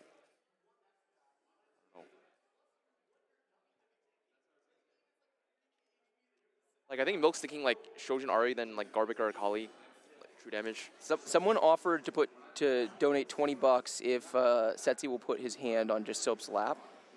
$20? Wait, is this Soju stream or no? It's Soju stream, yeah. He doesn't need $20, man. Like, I'm not doing that. Yeah, he's in other words, he's willing to do it if you donate it to his stream. I mean, yeah, I'm down. Yes, I am. So why are there two chats? Oh, because it's on Dan's stream and Soju's stream. Oh. So Soju's stream is the one where the chat's moving faster. Oh, I mean, yeah, I mean, you can tell it's just a bunch of rats spamming XDD. Yep, that sounds right. Earlier, you guys missed it when Soju was like actually high key in jeopardy of going home in the first round. Oh yeah. And there was like some random player, and I was like, all right, so we're all rooting against this guy now. And all of chat was like, what do you mean we're rooting against this guy? We're for sure rooting for this guy. We want Soju to be eliminated. I was like, wow, his whole chat hates him. I don't know how he does it. Oh, Edge and I. Loopy the legend. Okay, I like this more. Combat caster. Yeah. It's time. Zach chosen, the best chosen in the game. Yana, Alawi too. Alawi too. I'm out of here. Surely that's a high roll. I don't want to watch this game anymore, man. I don't mind if I do. Okay, this game's over. This is just bleeding to man. It's kind of to the same shop as well. It's like the best chosen as well. God, it's Nice. Oh. All right. Well. It's in the Deathblade, right? You just put it all. Yeah. Oh, I guess he is super fan in still, so he can't. Oh wait. That's kind of awkward. I mean, really, I'm pretty sure it's DB it instead of like Shojin, and then you Shojin something else, like Shojin Sana. Yeah, it makes sense. Yeah. Sounds good to me. Oh, okay. That also makes sense. This is fine. Wait, really? I don't like this. I don't know. I want to do this, but maybe it's fine. Why don't you like it? Like, I would rather just Garbreaker Kaelin and just find a component on Carousel for Kiana or something. Like, I don't want to play like a weaker board here. And you don't want to commit a guard breaker to her either, right? I mean, I just feel like playing strongest here is like pretty worth, and you just like fast 9 off it. I don't know. Like, you're guaranteed streak here if you just slam like everything. What is he saving the sword for? Yeah, who's slamming DB?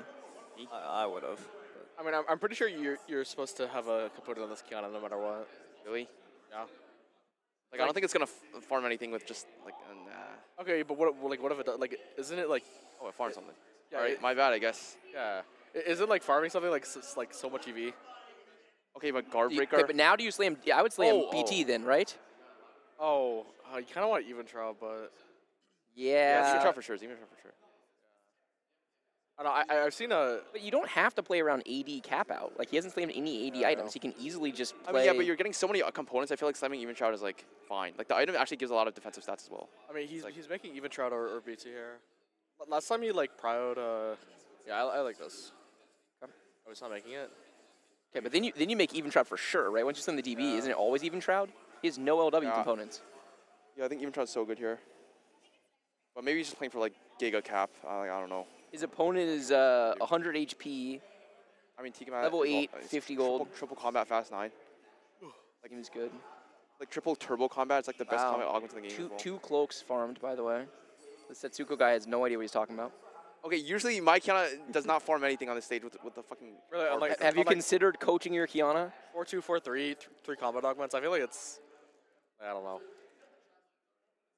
Honestly, I don't know. Like, I guess with Alawi too, he's probably just stalls infinite and Kiana just casts infinite times. Higher chance of farming. 2 spats on the carousel.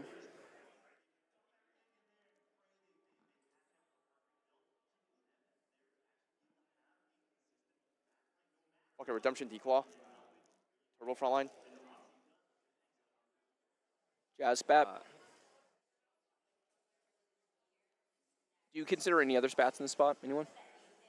No, not really. I mean, after you take spat, I think you're committed to Jazz spat.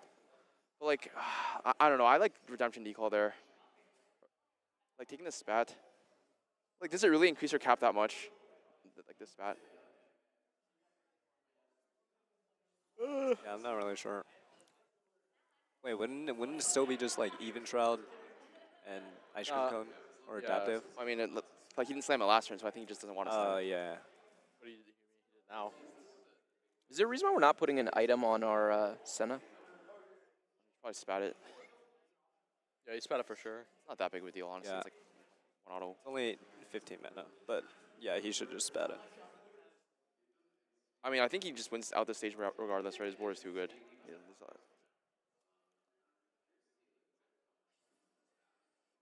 So has anyone materially changed their opinion on the meta after watching and playing so far today? Not really. I mean, I don't even know what my opinion was. Yeah, so. same. I don't know either. Do you know what your opinion is? No. Do we think it's like it feels like the big debate is over how much of a Fast 9 meta it is versus a 4-cost meta. I mean, it's just Fast 9 if your opener is insane, I think. It's Fast 9 if you're able to, for sure. But I mean, you can Fast 9 probably like 20% of your games. Oh wait, it's never something you play for on stage 2 anymore. He's trying to go true damage spat. Interesting. Yeah, that's what I thought he was going for as well. I'm surprised. Like, I'm pretty sure. I mean, it doesn't matter, but not a spat to Senna. Yeah.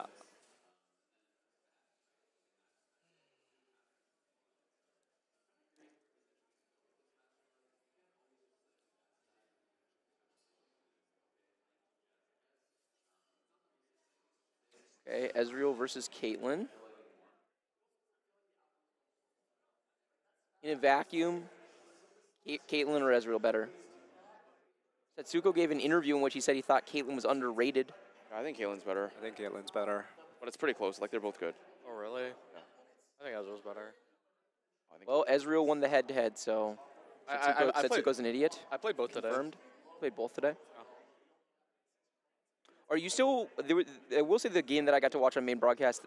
The part of it that I thought was good was that he played around Ezreal carry as his primary source of DPS in the back line, and then it was Kayn was his other main carry, and it felt like Ezreal was doing actually quite a bit of work in the setup with just 2 big shot as just like a generic backliner. Yeah. It feels like I don't know. Lucian just as a consistent source of DPS constantly lacking. Jen needs like really specific items set up. So they're just and with the Ziggs nerfs, there's just not a lot on the kind of backline carry options for level 9 right now.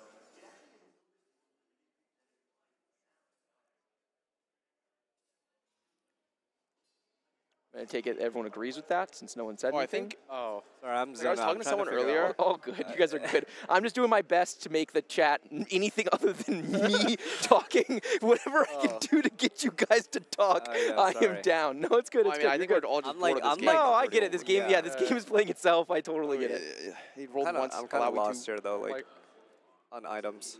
And no sword, so no true damage spat. It has to be jazz spat now, right? I mean, yeah, probably. Wait. But then, wait, I mean, honestly, just let him no spat. Fucking just open spat.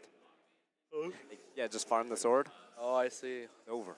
I mean, what, declaw or what? I mean, 8-bit? There's no way you're making 8-bit anymore. He is. Oh, I mean, he's like he's playing Caitlyn the whole I mean, game. he's been playing 8-bit from the beginning, for a little while, or just with this Caitlyn? Just with this Caitlyn. Like I can't remember what I guess you're right. He was playing around rapid fire early. So do we think he's gonna just carry this Caitlyn the whole game? I don't think so. But he might like play like. So he'll sell. Well, I mean, he'll sell and sell and find a new Caitlyn. Yeah, he'll later. sell and play a new Caitlyn. He'll obviously open Chosen. There's no reason to make 8-bits bad if not. But I assume that means he wants to play Caitlyn. Like he's just gonna put a Shochin DB on Caitlyn. Yeah, then 8-bit Lucian or something. Also, I'm pretty sure Shoujo Caitlin's overrated. Yeah. Yeah, it's hard to tell because it's a super fan item. The data on it is super wonky, but it doesn't seem good. I feel like Caitlyn just had her best when she's auto attacking. I don't even like want her to ult that much. I'm pretty sure Gigabyss is a red buff IELW. Gigabyss. Why not just even Shroud and drop the LW? Oh, because she spreads it really well. Okay. I don't know. Also, like, I don't know. Even Shroud's like only the front line. Yeah, I mean, Oh no, Julia went 8th. Oh. I blame Kiyun. Okay, but she's still chilling, right? Because she went 2nd, so she can definitely still make it. Yeah, she's on like the cusp now. 2-8. What's the average points to actually make it through? Is it just like? So the thing is, it was super lobby dependent because normally what we would say is average or top 4 and you're in, but the reality is the skill disparity in these lobbies can be so freaking massive. Like there was the main broadcast lobby that Soap was on. It was the same 4 people top 4'd all 3 games. The same people bot for it. So the point difference is insane. So if you look, some of it is really wide gap in points, and some of it's actually like kind of close. Yeah. Okay.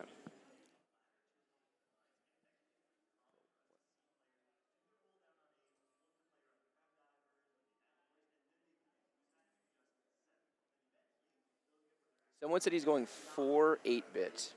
That feels very unlikely to me. Always going for 8-bit. That seems like a thing that a not good player would do, and I perceive Milk to be a good player. I mean, I don't think it's like that crazy to like sit on it for like a turn or two? Sure, yeah. I mean, I'm not saying you like never get it in. I just don't think that's actually what he's like going for. I'm also super like last game he played around Superfan as well. Like I'm actually surprised he's like still values it this much. Oh, I mean, I don't like playing Superfan anymore. Just playing it like double Trojan doesn't really change the intervals that much, right? Yeah. I mean, he played like Superfan all of last game. Like he played 0 Edgelord, 3 Superfan Yone. He's not that rich to go open up this Chosen. Lobby HP is actually so close. Yeah, this is actually this game. I know we're talking about like it's just complete autopilot, but this game does not seem free for him at all right now. Yeah, he's kind of broke. I don't know. Watching this game, I feel like Milk's like nervous or something, or like he's not like playing his normal way. What does not look like Milk? So what are the things that are jumping out at you? I mean, I would never like put the Shoujin on the Kaylin when he has Shoujin already from Superfan. I mean, either you drop Superfan or you just don't Shoujin the Kaylin, you just Guardbreaker it.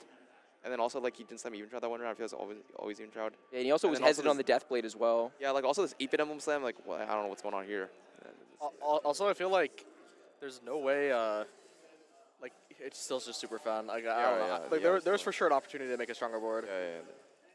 I mean, double Shoujin does like basically nothing, right? So maybe one less auto per cast, or like 2, maybe 2. Not really. Pretty sure you like Vide him. We are so He broke. probably doesn't even see it. Okay, honestly, this board is like it's not good. Considering that we hit everything we wanted to on 8, this game is definitely a little sus. Board hasn't really changed since like 4-2. Has he been positioning as Kiana? I haven't been paying that much attention to it, but it feels like he's mostly just been AFK. Like he's not even scouting, and it's like I don't know why you play this unit if you're not going to scout. It's the most positioning impactful unit they've ever printed. He did this last game as well. Just had AFK'd Kiana in the same spot 10 rounds in a row. Okay. Does not look good. Oh, it does not look good. Like Milk might be the weakest on lobby by now. It's like Kaylin is not doing shit. Okay, I said there's no way to get dizzy. Like I'm sorry, I think I jinxed him. Yeah. So it's Soap's fault? I mean, it's his fault, but like, I mean, you could say it's my fault. Okay. Is everyone else just level 9? What's going on? Yeah, the lobby looks so strong. Like there's one guy with Yorick too, like chosen Yorick, fast 9 Exodia, and then Chat spamming Bellum Sag, so I'm assuming her game did not go well. Yeah, she's 7th. Oh, in the game. Julia and Sarah just 7-8. Oh no. Okay, also, like, I'm pretty sure the Superfriend is so trash because like you're just like instead of just making like Guardbreaker on a Kaylin or whatever, like she just like he's like forced to drop like double Shoujin. It's actually making him weaker. And you don't even want to drop it because then you're just 2 items. He's playing Kinnan 1, Nico 1, Lilia 2. Hog. That's Rage played Yone. Is that actually good? Still have the Gragas on his board? Yeah, he does. Terrible. Not sound right. He had Yone 3 on like 4-1 or something. It's like he's winning a fight. Which is, pretty big. Guy's streaking? That can't be right. How did Milk win this fight? I don't know. He's Kiana put in a bunch of work. I mean, he's 2-item Yone. Oh, wait, what? Oh. I mean, it's Rage Blade, but it doesn't count. Also, like, can this guy please drop Superfan? I'm actually gonna get mad. Hey, isn't he too broke? Yeah, me too. I'm getting mad as well. But the thing is, like, he wants to go for like a Laoi item now, and then he's gonna like get baited, and then he's gonna keep Superfan. I don't know. I mean,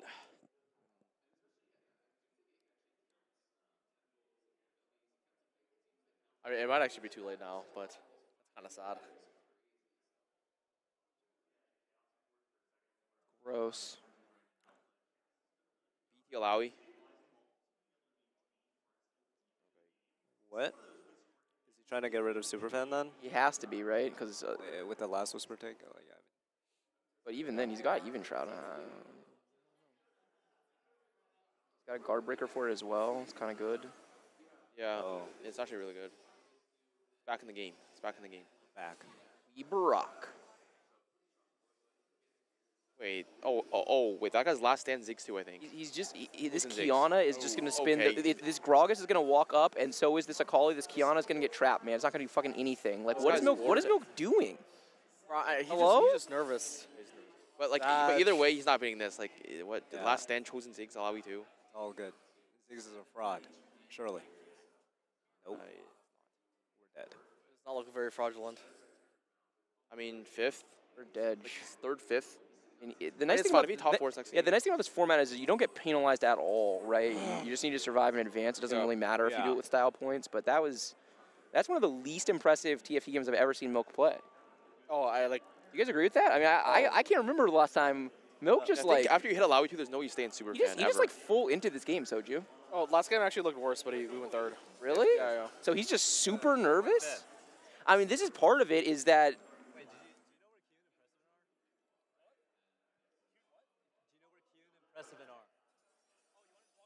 Yeah. Go for it. What? Oh.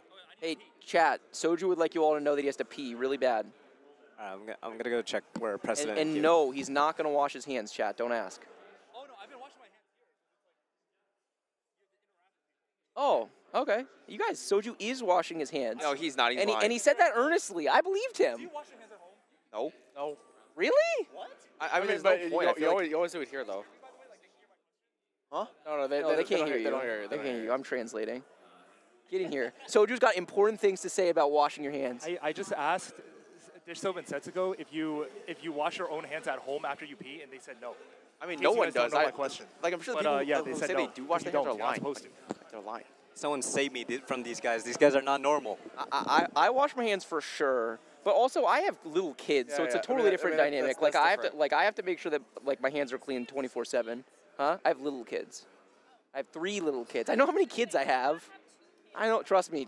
No one knows how many kids I have as well as I know. I'm the one who has to wake up in the middle of the night. Tell him it's a Soju diff. What? If you pee at home, right?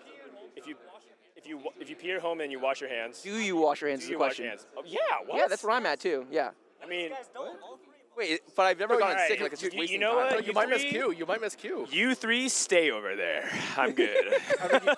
No, they are current hand washers. I mean, because they're interacting with. Yeah. What if you miss Q? That's -6 minutes if you miss Q. My God. Is this why they're so high OP? I mean, I feel like if you do it that way, do you have wireless headsets? No. Oh, okay. Because I have wireless headsets. So Box my does. tech on that is I go with the wireless headset to the bathroom, and then if I hear a Q pop, then I run back in and I press it, and then I go back and wash my hands. Here's the real tag. Box has a wireless mouse. And then he leaves the mouse over the accept. Is that actually what he does? And then literally he has the sound so if he knows his cue, he just literally presses accept, so he's ready to go in the queue. Holy shit, Boxbox is the greatest. And because he has no opening carousel, he knows that he has like an extra minute and a half. Wait, so it's like a timer. Did Boxbox get eliminated? He hasn't played. Oh, he's playing right about now. to play, yes. He's playing right now. Okay. Yes. Man, Boxbox is a fucking genius. That guy is truly 5'8". He's an innovator. How was the game, by the way? I missed it. I was checking out Toast. So the game was mostly high roll, and then it was a 5th. And I was reflecting that I think it's the worst TFT I've ever seen Milk play, unironically. Wow, that was, the first game felt bad, too. I think he's just in bad form. I think his form is fine. It feels like nerves. Yeah, it feels nerves. Okay. And that's part we talked about going in that this event, no one was used to playing on land. No one's used to playing with a crowd. It's a totally different environment. Who would respond how? Yeah. Setsuko, were you nervous at Summit at all when you were playing your first games?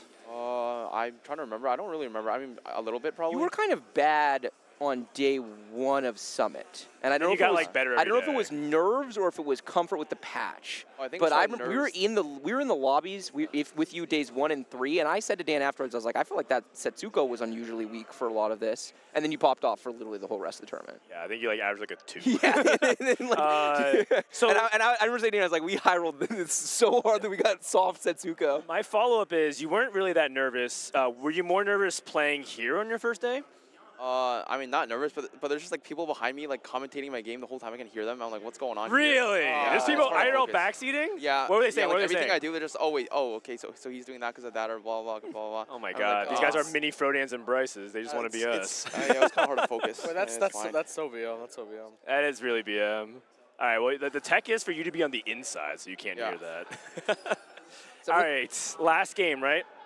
So Milk went 3rd and 5th, which means he's averaging a 4. So he's fine. If he top 4s this season, probably. Yeah, he just needs the top 4. If he goes 5th, it's kind of sus. What did Bellum do in the first game? She went 8th. Oh, so she went 8-7. So that's actually bad for Milk, right? Because it means there's going to be points in the bottom. Yeah, top heavy. How did Julia do second game? She went 7th. Oh, no, she went 8th. Oh, no. Yeah. She went second first game. I know. Sag. All right. What happened last game that was so bad? He just made a lot of mistakes. Yeah. On 4-2, like he hit Alawi 2, Kalen Chosen with like Senna 2, and then he just like he had a Shojin already, right? And then he just kept playing Superfan when he had a Shojin, so he's just playing like death units on the board instead of just like having the Shojin on the Caitlyn. That was consistent with first game where he just feels like a little tied to Superfan. Maybe he's just stuck in like a little bit of knowledge from the last patch. He was also just normally his thinking, like his thought process is really clear, and he's a decisive player, but it was kind of the opposite where he was not making items and he would make them the exact item the next round, even though it like, he was in that first game too. What the heck? And his positioning, he decided to itemize the Kiana, and he actually farmed 2 components early, like very, very luckily, but he basically didn't position the Kiana for the entire game. In the last fight, he even positioned the Kiana where it was very obvious from his positioning that it was going to get trapped, like from the get-go, and then the Kiana just did nothing. It wouldn't have swung the fight, but yeah. So maybe for the first time ever, when Milk says that he is lost, maybe he actually means it. Because I feel like he was saying that he was lost, and it was like, no, he's actually not lost. He's never lost. He told me he's been taking it more casually because he's been trying to focus on some IRL stuff. Okay. Outside of TFT, maybe he actually is telling the truth. Yeah. 5 component start, by the way. Okay. I really like Help's on the way. I think this augment's like awesome. Oh. Someone said, why are they just shitting on Milk? Look. It's because we have high expectations for him. Yeah, because we know he's top 3 minimum in NA if he's at his best. Because if we're talking about the best 3 players in North America, it's the 2 dudes on the couch sitting next to me on my right and delicious Milk. Setsuko. Yeah, exactly. So it's just like, so I mean, we have really high bar for what we expect Milk to do. It's surprising to see him be making any meaningful mistakes, let alone multiple of them in the same game. Ton of items here. What do you see, Dish Soap? Wow. I would go. Like Rage Blade at all? It looks like you kind of lean towards a bow item. Oh, Giant Slayer. Oh, interesting. Okay, I know why Milk is slamming Giant Slayer, but I can't say. Okay, tech. Yeah. It's tech. So clearly he has a build in mind. Yeah. My guess, so you can't say, I don't know. My guess is I think some people, what's up? Ari. Ari? Oh, interesting. So like BIS Ari is not Ari. I thought it would be like Yone, because I think that he really likes playing on some of the melee carries, and I think that GS is just an underrated item in general on those melee carries, but I'm not entirely sure. Also, I feel like the thing is, Giant Slayer is like kind of bad early because you don't get the bonus damage activated very consistently. He's immediately putting the Superfan units back into his thing, by the way. He just like really, it seems like he really just wants to play Super prepped a lot of prepped a lot of Superfan lines, which is why he's like really. Oh, I see. Interesting. But I think after playing today, it's not like that good. Like sometimes you can't play it. I feel like it's like actually like terrible. I don't think it's terrible. Like I think it's really good at really good with the KDA lines. Yeah, I think it's only playable with KDA, and you should never play it otherwise. Oh yeah. I mean, that was kind of the intention design-wise that Riot said. They want a Superfan to like feel pretty solid for KD, but you don't get the optimal items. So if you go out of it, you have to get really good optimal items. If that's the case, then it just feels very weird to me that Ari's Superfan item is Death Cap, because they've acknowledged that they need to change that. They just don't know what it is. If they make a mana item and you slap a mana item for tempo, it feels bad to get like. Yeah, I feel like it's like Gunbladed is correct. Nash was probably too broken. Gunblade seems fine. Probably. I mean, JG is probably better. Yeah, JG. I think so. JG sounds good for Ari. I'm pretty it's sure. Better than Death Cap, right? I don't even know. Okay, interesting. I think Death Cap might actually be better than JG. Oh man, dude, I feel like Dishto just disagrees with all the popular opinions. It's so interesting. Oh man. I mean, I feel like a lot of stuff is just overrated. Yeah, and I think it's fascinating. I'm not saying you're wrong. I just think it's really interesting for conversation, and I love it. Speaking of what I think it's really Do we agree with selling Corki for the Scarin? Not really. I'd rather just make 20 on a 2-loss and then. Yeah, actually, if anything, this kind of might. And it's not like the sport is good. Like it's not really that good. Like there's no backline unit. It's like true damage Akali. Was that what this GS is for? Interesting. Oh, Setsuko didn't immediately say no. I mean, he smirked a little bit. I feel like that's if you're playing Superfan and it's not Ari, like what else can you play? I'm pretty sure it has to be Akali then. Fascinating.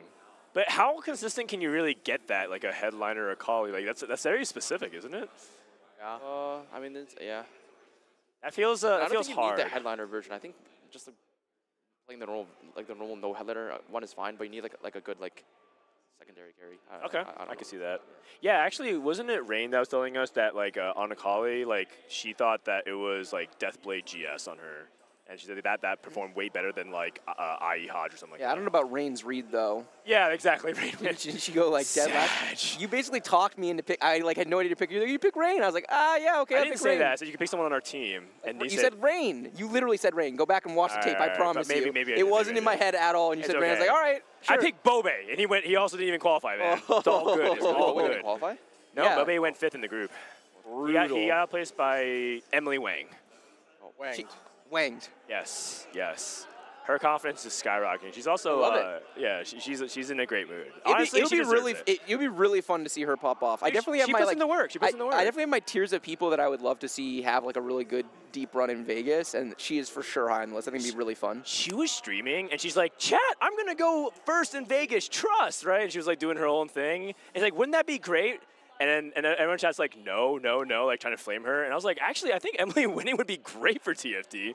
It'd be really awesome because it shows like, one, it's really empowering for like, women and the smaller minority groups in TFT. And two, it's like, it adds more trash talk, right? It feels fun for Emily to like hold that over everyone else's heads. I would love the banter. I also think it'd be really easy for her to not work on her play and just kind of focus on anybody can win influencer. And she continues to work on her play. It's not like she like makes giant leaps forward every set, but every time I watch her, I think she's getting a little bit better.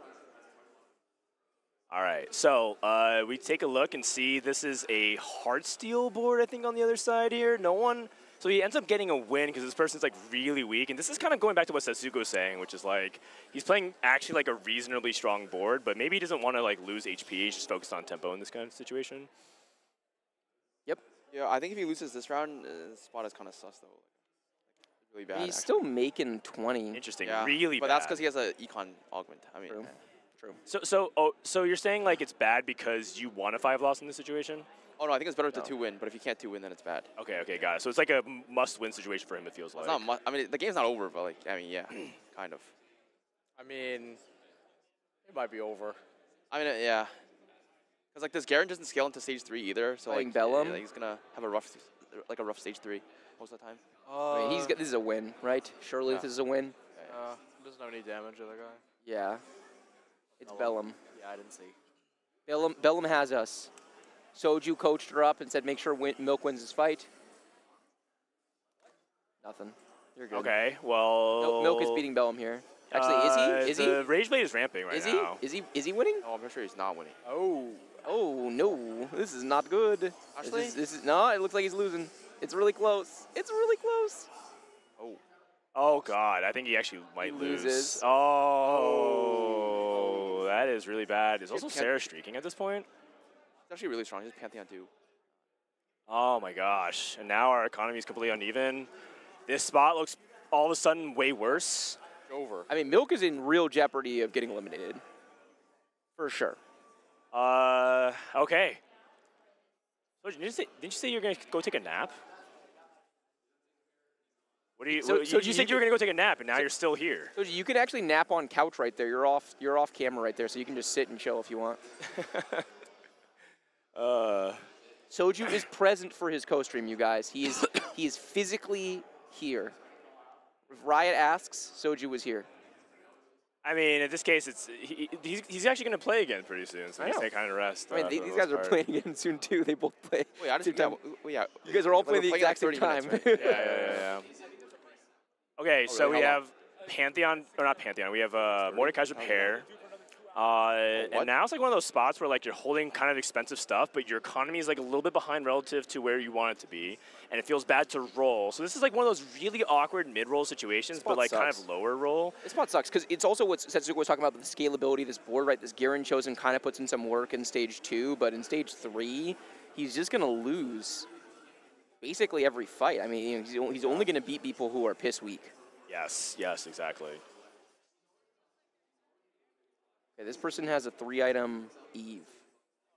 If it's chosen Crowd Diver, it's not bad, but Crowd Diver or not. Chosen, I mean, yeah, Crowd Diver is actually really strong, especially if you can get the Crowd Divers rolling and you have the KD for the extra buffs, but it doesn't look like that's the case. But I will say that this Evelyn looks like it got onto the Garen, and the Garen's kind of getting stunned by the Vex. Vex is like super problematic to deal with this early, I think. Yeah. Oh my God, this stun's so annoying. He does not look like he's doing anything. Yeah, at the same time, Evelyn's not exactly bursting out the Garen either, and this is exactly the problem with Evelyn, is that she feels like when she stops dealing anything damage, she stops doing anything. No anti-heal is a big part of this, right? In the previous fight against Bellum had that Sunfire, and so Garen wasn't able to kind of do its thing and win this really slow fight. Last stand? I've never last stand. Last stand? Yeah, I think last stand is super broken right now. Interesting. But, I don't know if it's in all spots, or are there certain spots in, like almost every spot, like a lot of spots. Like you're not like streaking right now. I think you take it a lot of the time. Okay, little buddies. But little buddy's also broken, so yeah. Especially since his core game plan revolves around Superfan. Both of them do nothing right now, so kind of about the same power level at the moment. He's hard coming to a Akali from here, right? I think so, yeah. I mean, if I have a hard time imagining how he's going to use these kinds of mixture of items otherwise. And the BT is a Viego item, or the BT is an Arya, or is an Akali item? It's probably on Akali. Okay, so it's BT Death Cap, GS on the Akali. It's no Death Cap on Akali. It's probably Death Cap Ari. Yeah, Death Cap Ari. So wait, is the GS getting enough AP to get over the 40 threshold, or like? Wait, what? No, he's playing KDA. Oh, he's playing KDA. He's playing vertical KDA. I take yeah. it back. Sorry. Yeah. But I mean, it's definitely worth thinking about because what if he doesn't get it? Like, is he willing to play on Karthus, which is what I was actually about to ask here, because a lot of people like kind of hate on Karthus right now. Has some bad matchups into the meta with like Zed, and then also just like doesn't really do a lot to the melee carries because it feels like he doesn't actually burst them and they just feed him mana. I'm done. All right, what's going on? What's going on? I appreciate it. Huh? Oh, sure. Black coffee? Yeah. Iced black coffee?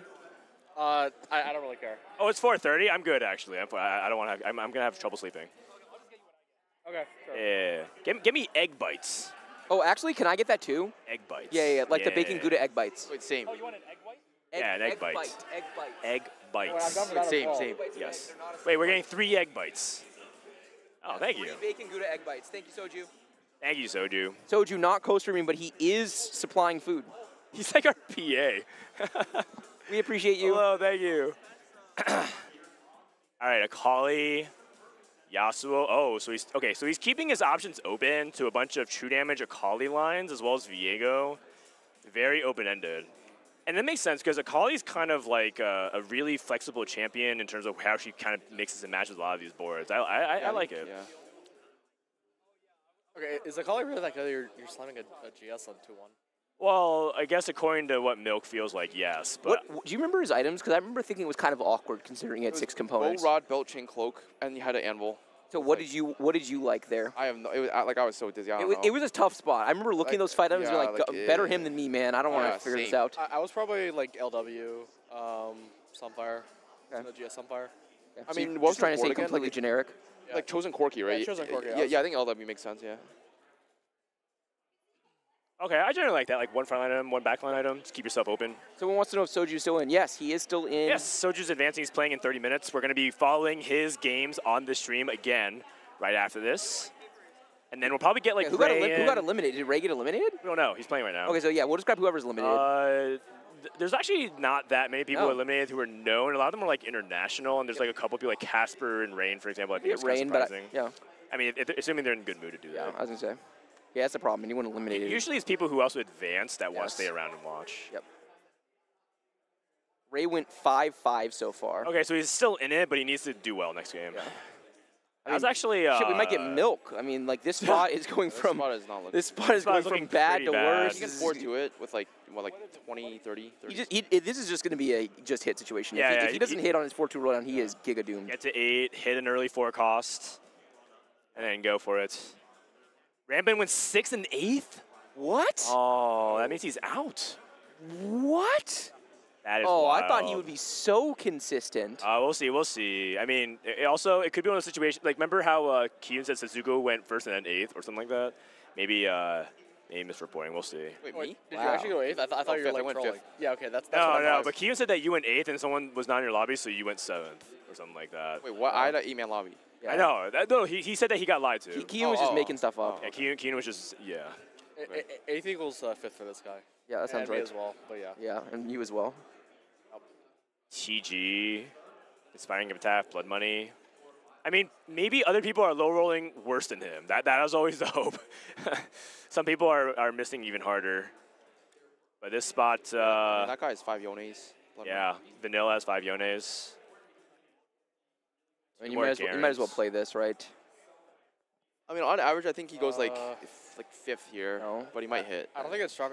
Your entire front line is 4 1-star super fans. You went 3rd, 4th, 5th? Does it kill more units is what I'm trying to figure out. I just assume he's losing. I don't think so. I think it's kind of close. I don't know. Yeah. I don't know. I can see it. I mean, if anything, I feel watching like the first couple games, I feel like MF is a little bit underrated. I feel like this has to kill more units. I think so. MF 3 out is super legit. Yes, it is for sure being underplayed. Not from this spot. I don't No, really no, I'm not trying to play MF 3 from here. But it's really good. And also Superfan being less contested is a big deal for it because you can actually go for Nico 3. All right, well. I feel like we killed the same number of units. Yeah, I was going to say, I don't feel like we actually killed that many. I don't feel like this changed anything. Yeah, I mean, I don't like the Garen chosen buy on stage 2. I feel like that was kind of greedy. I feel like that. I agree. He lost a lot of gold off that. He lost a ton of gold, and it didn't preserve nearly enough HP. If anything, it griefed his streak. For sure, griefed his streak. Yeah, for sure. Interesting. He was 2 lost when he bought it.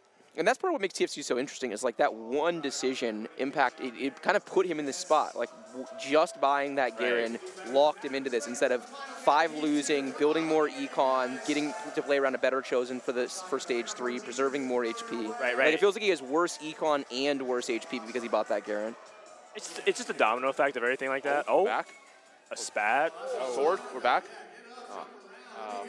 How about Peptikill Emblem? Is that playable? Yeah, it's good. Okay. But I don't know if he's open to the line. Well, he is for sure because he put Viego in his. Viego and cards at one point. He was like he's thinking about it. You say Mahaj here? Wait, I think the spot's actually not bad now with the Pentacle Spat. Yeah, Pentacle Spat actually makes that Akali actually kind of threatening, I guess. I feel like he has to hit in 2 or 3 rolls though. Bro, is there a rave going on in the background? What's happening here? They're giving away some plushies. Oh, they're giving away free shit. Yeah, they're giving away free shit. Wait, so they're giving away plushies? All right, I'll be right back. Actually, I kind of want a plushie, man. I feel like we have no TFT merch ever. So much stuff. Actually, that's true. We got tons of stuff. I secured my daughter. I sent my daughter the picture, and she said she wanted Bun Bun, so we secured the bag. I mean, I'm pretty sure just slam last switch for adaptive here. No, like they're 2 good items. You just slam both. It's just weird that he's slamming nothing. I mean, and what last switch on Akali later? He wants to see what he hits. He wants to see what he hits. He's gonna wait 1 round. Okay, if he wins out here, Akali is broken. But his HP feels kind of like a big commodity at this point. I don't know if he's really broke. He does not have very much gold. Yeah, he's also dizzy. Actually, I mean, honestly, he's not that broke. Like he sells MF, has like 30 gold. It's not bad. Okay, sword. Oh, true damage stat probably. He's Could 30 gold in the game. Hard Steel Ezreal. Oh man. By that. Okay. Oh my God! What? What? Okay. No. Okay. Soju just says this game is fucking garbage. And it's true damage stat now, right? No way, man. Are you serious? And then he could put true damage on. I mean, there's so many different holders you can put on it.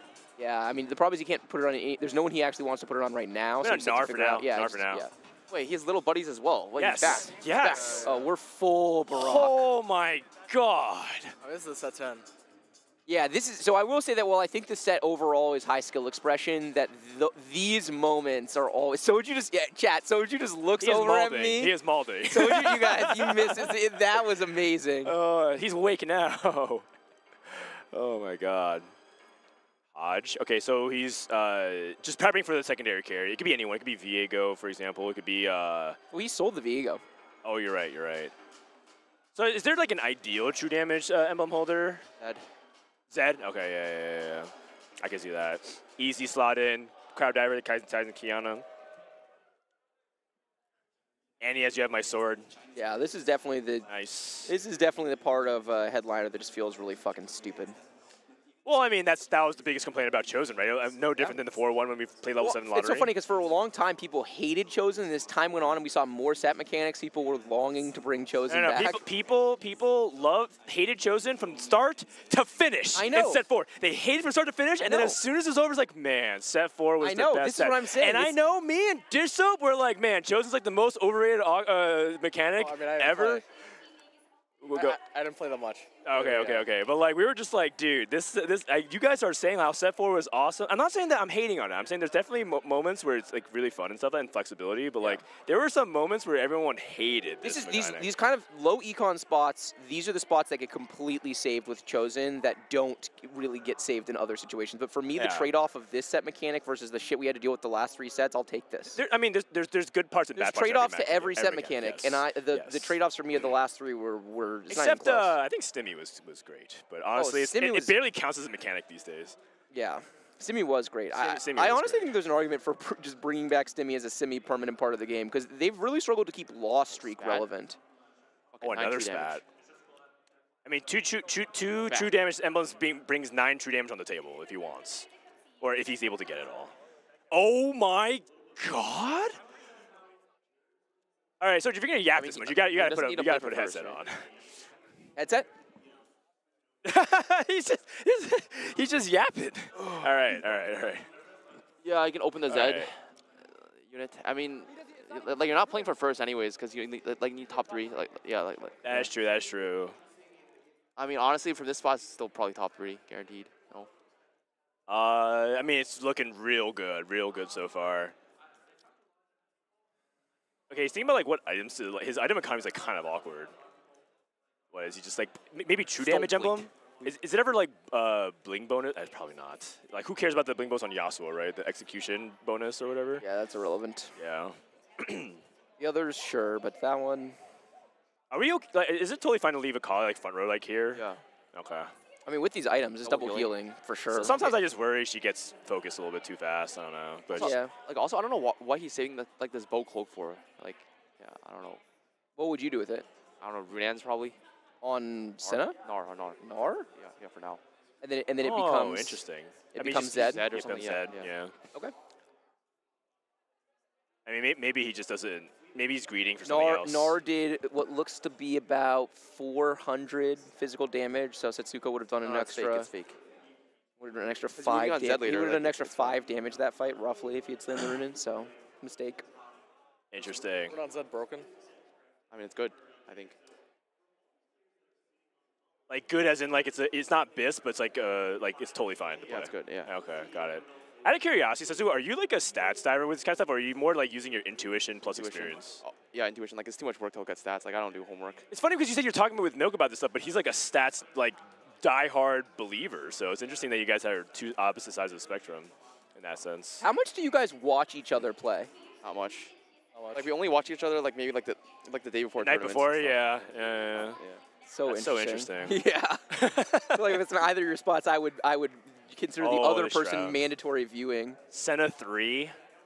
Oh, also, I feel like I don't even know, but like this set, I don't know. I feel like some of the sets are just so fake.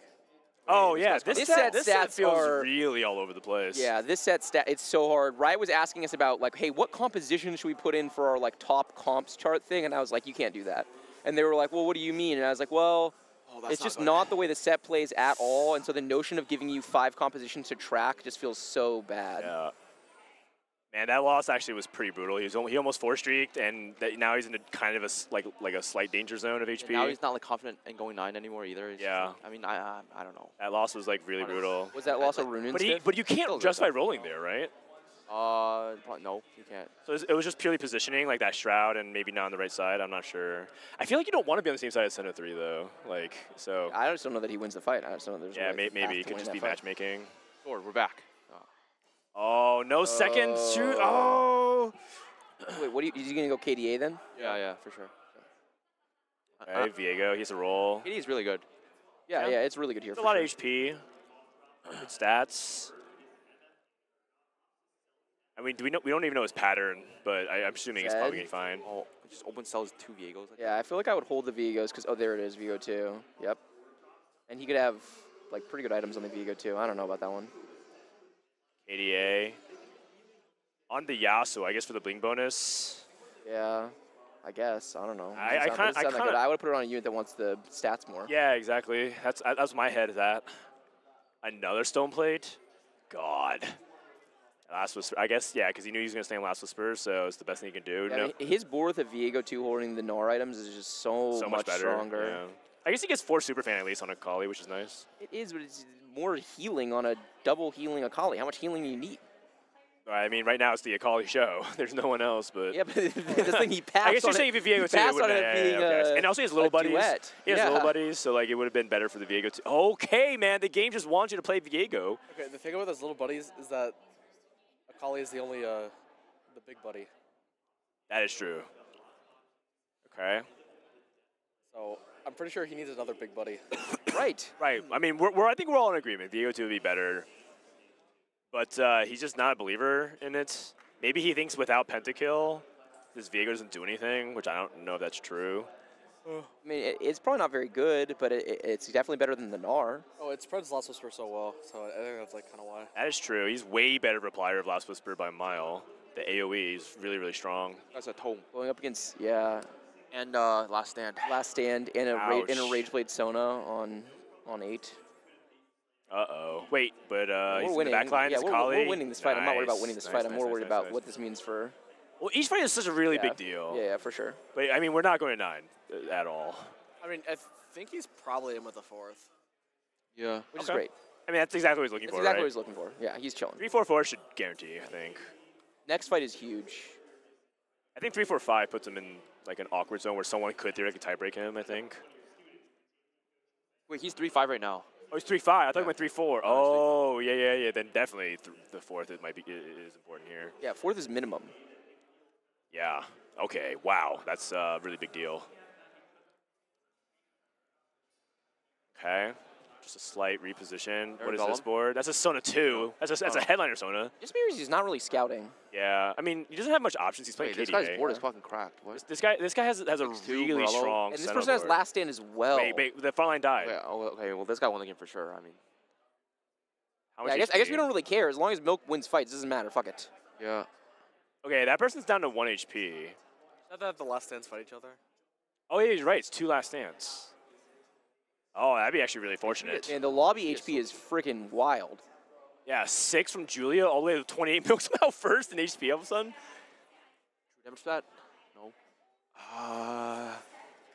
Edgelord Emblem, 2 Heart Steals, Is that Crowd Diver on... It's Edgelord. Edgelord. Okay.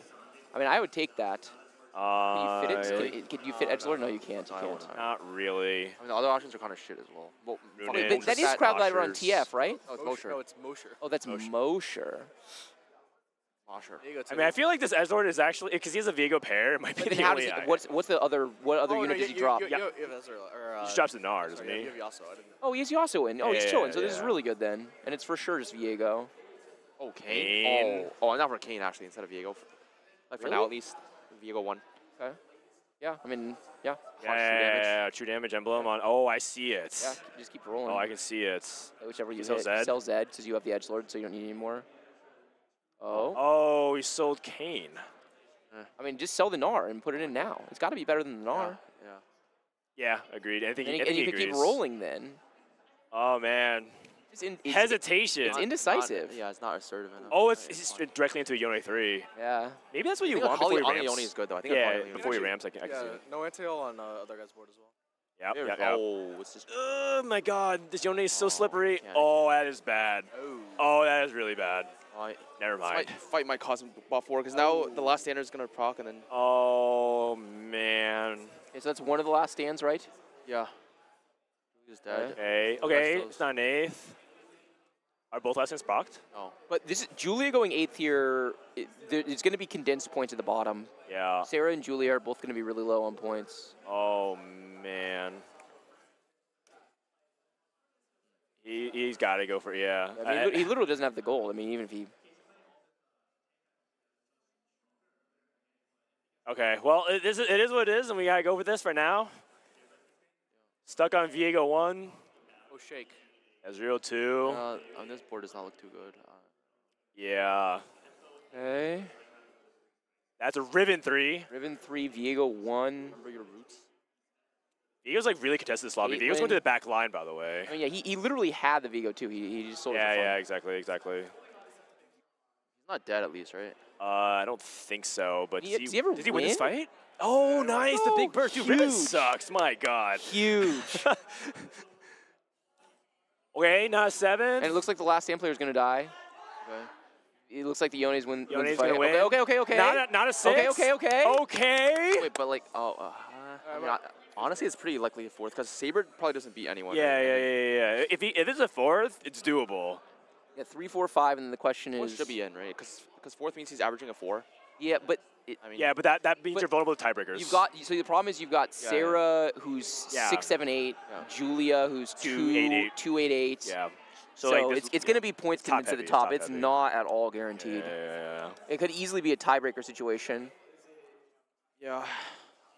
He has no wins, so he probably loses a lot of tiebreakers. Okay, it's more gold. I mean, Viego 2 here is really big. I mean, at this point, he's just trying to play for like losing by less, right? Yeah, for sure. Yeah. I mean, maybe he gets to cheese a fight. On. Does Yorick go over to anything? And he's being giga punished for some of these Viegos earlier. Yeah. Using it for extra gold. Yeah, for sure. You got to. One roll. Two rolls. Kiana? He can tell Lulia. Kiana.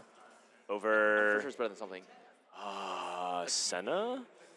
Fuck Edgelord? I'm not a fuck Edgelord. Oh, wait. Okay, all right. Yeah. Yeah. And I mean, Farmsman's fighting a ghost. Guaranteed win then. Okay. Rye game special. Huge.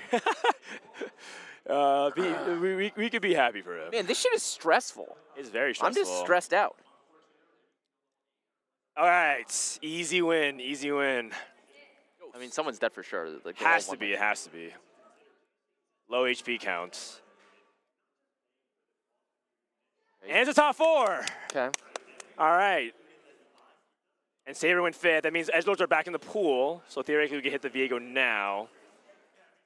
Well, he has like no gold to afford it, even if he appears in the shop now.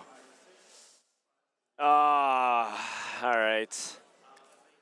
And going against Kiting. Kiting has the Kali Karthus. How has Kiting been doing overall, by the way? I think he won the previous lobby.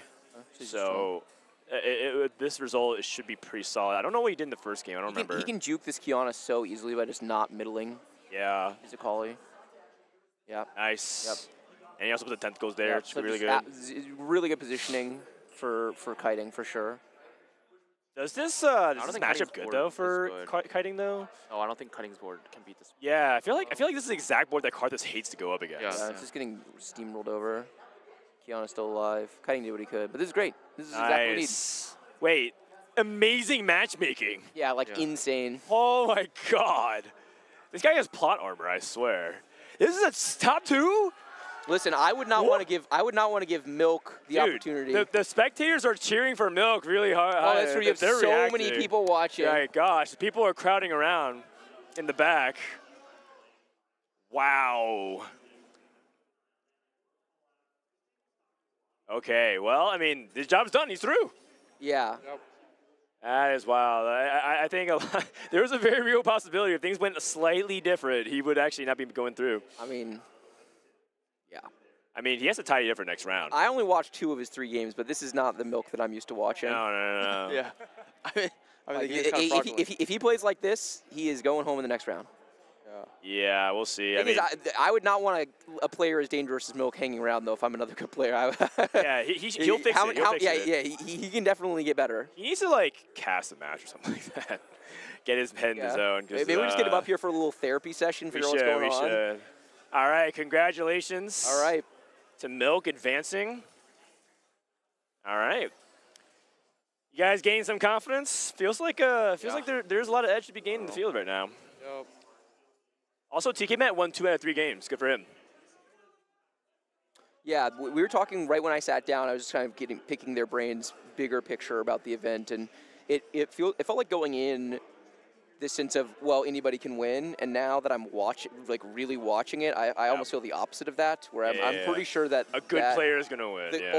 The bad players are just going to mess up so many spots, and it feels like a lot of the bad players didn't come in with strategies that were well designed. Okay, counterpoint. Milk played terribly and got second, so isn't it just the headliner thing though? Sometimes I don't know. I mean, get bailed out. I just think that speaks more to overall lobby play. Right. If let's put it this way, I don't think Milk gets away with that if he was playing in a real lobby. I don't think that Milk ever goes second if he plays like this in a real lobby.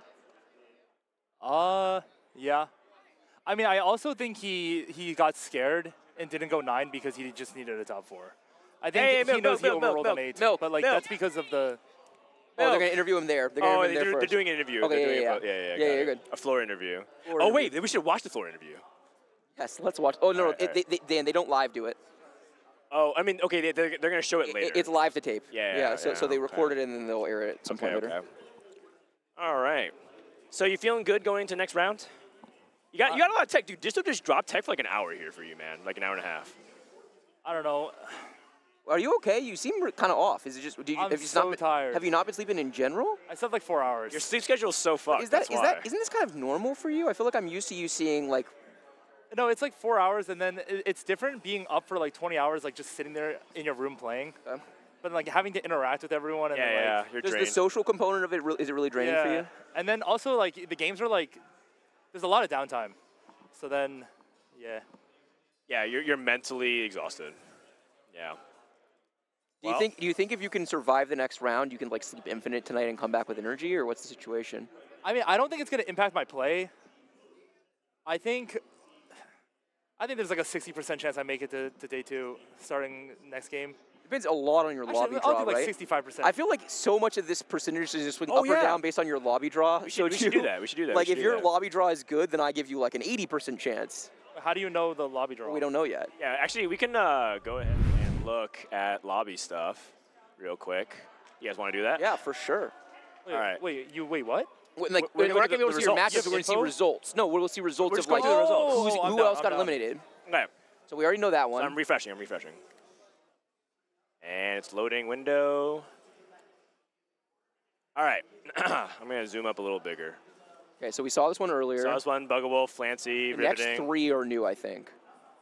New Johns. They're still playing their third game, but New Johns is in the lead. I don't know any of the people in this lobby, literally. Wet Jungler, Saint, top 2. Little Kahuna, looked like Chaos. Oh, Chaos. Wow, if Chaos busts. 9 points is actually pretty. Yeah, he's okay. It's just competitive, right? Robin's in the middle of his third game in the lead. Chilling. The Farmer X. Farmer X, Garchomp Pro. Trick P. We saw this earlier. Sox barely got through. We saw this earlier. Solo Gasong in the lead. And Salvi. Nice. What even happened this lobby? 5-point gap after 2 games? I mean, this is just, the thing is, some of these lobbies are just like 4 really good players and 4 less good players, and then the 4 good players just farm. What is it like? Okay. Did you see What do we see scores at Dish Soap's first lobby, Soju? It's just brutal. Dude, Gooba made it through, man. That's crazy. Good What for a him. beast. We saw this earlier. We saw this earlier. Can't believe we saw this earlier. Beppo. Saw this earlier. Setsuko. Saw this earlier. Phoenix. Wolfie made it through. Awesome. Souls is currently in second. Wait, the 4-way tie at 9 points. And Panda's the guy that went dead last at Worlds. He averaged like a 6. Oh, that's spicy. So he's here for revenge. We saw this. Cottontail. Stunt, we saw winning his group. We saw GD Feed in Voisin. Yeah. We saw Canvas and McGarkey. Yeah. We saw this as well. Emily. Bobe went 5th. Yeah, brutal. You Jelly winning her group by a landslide. Esha busts. That's new, but I don't know any of these new. players. Oh, Zaiku. Oh, yeah, I saw this. Oh, that was not new. That's earlier. Yeah. All the EU players sitting back, I was like, any surprise eliminations? And they were like, yeah, Zaiku. I was like, okay, so no surprise eliminations? Bro, please, man. This guy flew 30 hours just to get flamed by Bryce again. Dish Soap, yeah, this is the lobby that yeah, look at the point gap in this one. It was pretty huge. Poor Leffen. Yeah. DQA we saw. I think we saw a lot of these because Joe Bookmark. No, we saw this already. Kane Drew and Joe Bookmark. Michael, Lyris, we saw this already. Double 61. Asa and Double. This is new. Asa and Double. Ex Niamo flaming out. Niamo flaming out. Boston Skills, we saw this. I don't remember. I think we saw this one. Frobe. T-Lides, Malala. Aka. We saw that one as well. Sudibu. Okay, this one's new. I don't recognize that many people. I do know Vile and Shasta from Latam. He actually applied for our team. And Zoro's good, right? Yeah, Subidu is also like a player that's been playing a lot lately. Clear. Okay, Clear and Pokygom, top 4. But this is no, come join. Last game. You want to join? Appy's first in his group. Love that. Okay. And Cloud, he's a cool guy. Like three-time Worlds participants. Oh, I thought we were going to talk off stream. Umper, Ray. Oh, Ray. Well, we knew that. 5-5. He can still make it. It's not over. Umper, Jazz Latte, Nikhil. This is a tough group. That's a tough lobby. That's not. It's a really tough group. Ray got kind of screwed. Okay, we just saw his lobby. Milk, Vanilla. Oh, what up, Milk? Want to put a headset on? Sure. We're gonna finish going through, and then we'll ask you. Yeah. We'll go through. It flips all the way around. Yeah, Kai Wang. No, this way. Fritz. Okay, Fritz is a Worlds appearance. Yeah, but I think he just didn't show up. DQ'd, yeah. Casper, we saw this upset. Casper Oh, and Bert, no. I mean, Bert wasn't really serious. Yeah, we saw I know. Toast lose by 1 point, which is really sad. Sean's. No, we saw this as well. Oh, Jim Ray's out. Yeah, we saw Jim Ray bot 4. This one, I don't know anybody here, but I think we didn't see this either. So I think Xenia is the only person that might be known. I think he's Korea, but I'm not entirely sure. Degree wins his group. Replay. Dedge, basically. He's not out, He's not out, but like, the 3 people, it's like 3 people have all the points, so he's still in. Yeah, but not good. Chance Tokyo, Spetham. Connor. Okay. Okay, so looks like Connor might be out there. Chillin, Jason. Jason, Hafu. Java, Foking. No. Hafu is in the group as well. Yeah. She's still alive, sort of. Kurum winning his group right now, but it's actually so top 4 heavy. Yep. Nothing, and Jukyu and Kovanel. Those are pretty solid names. There are so many lobbies. This is just insane. Hesavin, top 3. Let's go. Let's go. And it looks like they're done. They're done, so and he's good. Scipiano's eliminated. He's like the only notable person I think I hear. That's kind of notable, actually, Skip losing. Yeah. Skara and Dog. And Dog, Skara? they're right there. It's really close. Wait, it's actually really close. It's Skara really and close. Dog. Wait, I want to watch that lobby. Yeah, okay, can we get that lobby up? Yeah. Aiden, let's love go. That. That's our boy. He went 1-1. Okay. And Nuge, Sag. JD Zelinsky. Yeah, he's going to be out. Whoa. Oh, yeah, he's out. He's out. The game's over. Yeah. Experion, a good French player, I believe. So he made it through. Lelouch in the lead. This is still game 3 going on. Cheche, player from Latam. Deepay, first in this group so far, 1-1. That's pretty good. Spencer, top 4. Becca, struggling. She's functionally eliminated. She's basically out. She still can, sort of, but she has to go 5th 1 and get 7th. help. Lil Top. All right, Lil Top to the top. Oh, no, Pitsy. No, That's Pitsy. sad. All right. Sag. Also, shout out to Supreme Kid. Tiebreaker out. Yep. Unfortunate. Dude. Oh, Box. Yeah, he's struggling. Oh, he went 7 and 5th. Yeah. Here we go. Also, like a little bit on the verge. Yeah, really It's scary. a very close lobby. Rot Dog. Sasa like won 2 GSC Cups. Yep. Did very well. Ramblin' and Sub-Zero are devastating. Oh, God. Yeah, really devastating. That lobby's is so sad. Yeah. Oh, man, that feels so bad. Crowan popping off. Wait, Crowan? Darth might get Darth's eliminated, I think, as well. 5 and 7. Pretty much guaranteed. We got a lot more upset. Dark Hydra, Hydra, top 4. Kevin Parker, top German player. Yep. Young EJ, who made like a deep run, I think, LCQ. Alan. Nice. It's just Wait, one Milk, game. we want to ask you about your games real fast. No. No, trust me. You need to sit down and talk this through. Yeah. Let's walk through this, Milk. Large Stone, Ego. They're only 1 game in. And we're still going through. This is Soju's lobby. Soju made it through top 4. Les Coco, you drafted him, I think. Yeah, he's a beast. 1-1, very, very good. 1-1, what a beast. Yeah. Okay, let's... You want to stop doing it? We're almost done. Okay, almost done. Goobum's got second right now, but they're playing third game. What are we doing? I mean, you have to go ready to play. Well, we wanted to ask. No, they have time. They have tons of time. I'm pretty sure there's going to be a break. Intermission all the way until 6:30. Yeah, there's a break. Oh, what the heck? Yeah. Is that a 1.5 hour break? I think so. Wait, is there? Does that mean we're going to turn off the stream and go live again? No. You just leave the stream AFK. But, like, I'm down for a break. Yeah. It says I'm exhausted. Doing well. Ramkev first, Bobster second, Renzer right now Keen struggling. Mean Mr. Keen is. He might not show up. I don't think he showed up.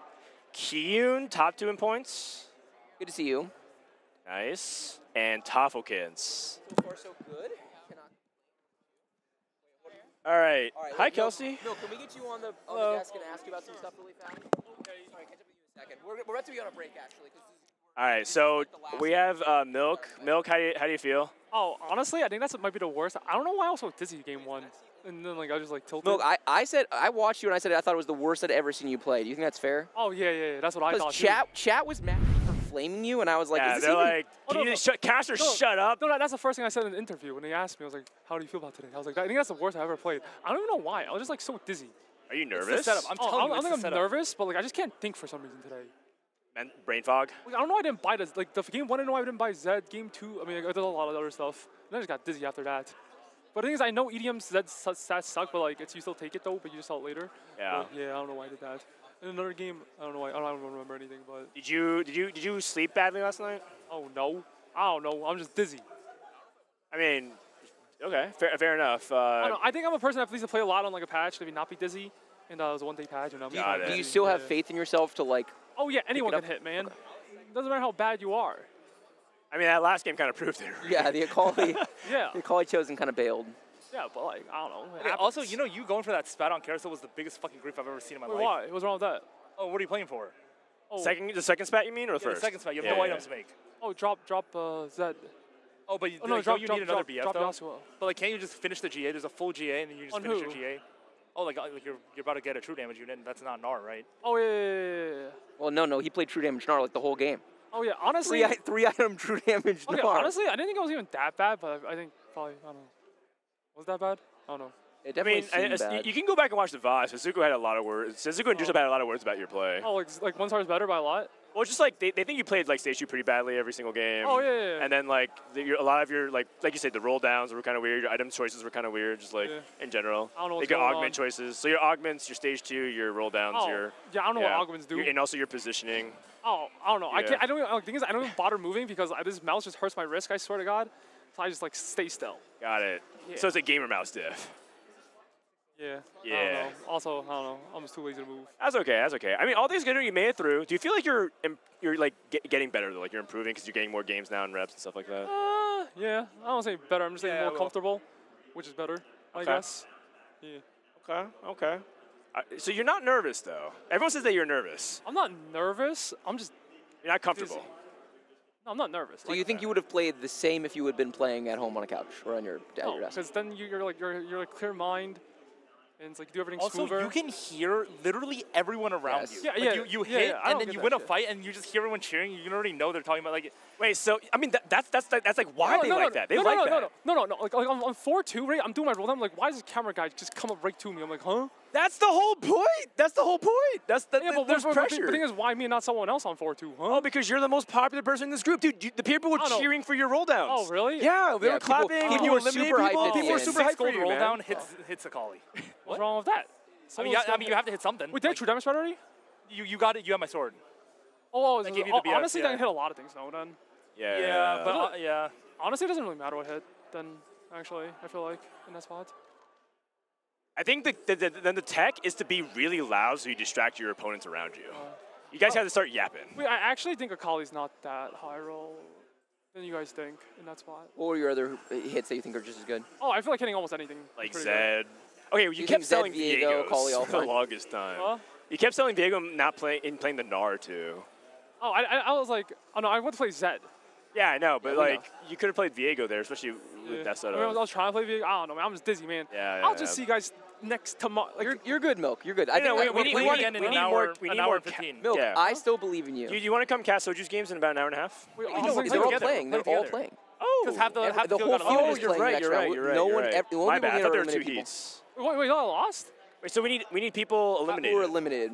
Robin's through. Dipso's through. Emily's through. Yeah, we need like. Pestiven's through. Ray was like close on the bubble. Okay, we might need Ray. And then Ramblin's out. Oh yeah, we'll probably get Ramblin if he's able to, if he wants to. My lobby was so. Like, someone said Ray is outside, so we could actually just do like the co-stream. We could get Ray. Yeah, Ray and actually, Ramblin. you should message them right now. Okay, like, hey guys. The world's co-stream feel for like set 10. I hate to ask because. In unofficial announcements, the world's co-stream team will be me, Ray, Ramblin, and Bryce. Assuming they're not playing in it, but. Oh yeah, I forgot about the coffee that we got. Oh, and the egg bites, Pog. Oh, thank you. Thank you so much. This is my editor Flex, the true homie. Dude, this is Flex. Yeah, congratulations on the Riot job. Congratulations on meeting New Jeans. I didn't send him to get the coffee, by the way. He's comped by Riot, so he was just like, oh, like I'm gonna get coffee anyway. Like, you guys want anything? Oh, he said I wasn't allowed. Oh wait, what? No, okay, no. Anyway, We have no idea what you're talking about. oh, okay. Yeah. Okay, and then I think that's for dish soap. Okay. Thank And you. then food is here. Thank you so much. Damn, we got egg bites. Oh my God. I have such a big headache, so I don't think I've eaten enough. Rambling's got, we got Ramblin'. Oh my, and we got food catered by Taylor. Oh, amazing. Oh my God, thank you so much. Dude, we get the royal treatment. Here's this too. Okay, the co-streamer in me doesn't want to go on an 1.5 hour break. You want to hang out here for an 1.5 hours? But I mean, these people are going to do nothing, and then the viewership drops on Soju's channel. Like, I mean, I feel like we should at least do something here. Huh? This is an opportunity for us to do something for people while everyone else is sleeping. They're napping on the there's job. a neck bite in there, yeah, for sure. No, that's not neck bite. But you can take these. Just take these, and then I think. Well, actually, did you order one? You did, right? I got okay, egg bites for. Yeah, oh, here. okay, you got like 3 I'll get another one from there. So just take those. And I'll just go for it. Okay, I kind of want to go back to my room to Yeah, the last go like, rest. 30 minutes. You need to go rest. You should rest. We'll hold down the floor of your stream. Don't worry. Robin, sit down. Okay, I just wanted to say before I leave, I'm playing in an hour and 15. Yeah, I mean, there's a lot of good players that already got eliminated. So when I get eliminated in an hour and 15, like you can't even harass me. All right. Chat, I don't know what he just said, but if he gets eliminated in an hour and 15 minutes, we're harassing him for sure. I think so. Robin, what up? Welcome to the co-stream. What's up? Dude, what is with your hair? Dude, I don't know. I don't know how to get Are you trying to ascend? Did you blow dry it? Yeah, I did. Okay, but okay. Yeah, I didn't know how to do it good today. I feel like, I can't tell, I tune into your stream like a lot, because you stream at a really good time for me to watch, and your hair is always like blown. I can't tell if you're cosplaying like something or you're You can't tell if is it you're mean? serious or you're trolling. Yeah, I don't do, okay, number one, do you think your hair looks good? I want to say something. Robin, you have style and riz when you want to be, but it feels like I can't tell half the time if you're memeing. Yeah, I don't do my hair, and most of the hair is from me grabbing it when I low roll. Oh, yeah, you go, So the crazier it is, the yeah. more I'm low rolling. So Okay. when you see it's like really nice, that means I'm high rolling. Okay, so you were low rolling a lot today. Yes. What happened? you have a bunch of points? Walk us through your games. I actually did really well the first lobby, but I think my lobby was a little bit easier though. Who'd you have? The only known players were Garchomp Pro and the Farmer, but I'm pretty sure the Farmer is Diamond and Garchomp Pro is Ramblin'. Also Diamond. Hey, grab any headset if you want. All right. We have the dynamic duo, Ramblin' Robin. Hey.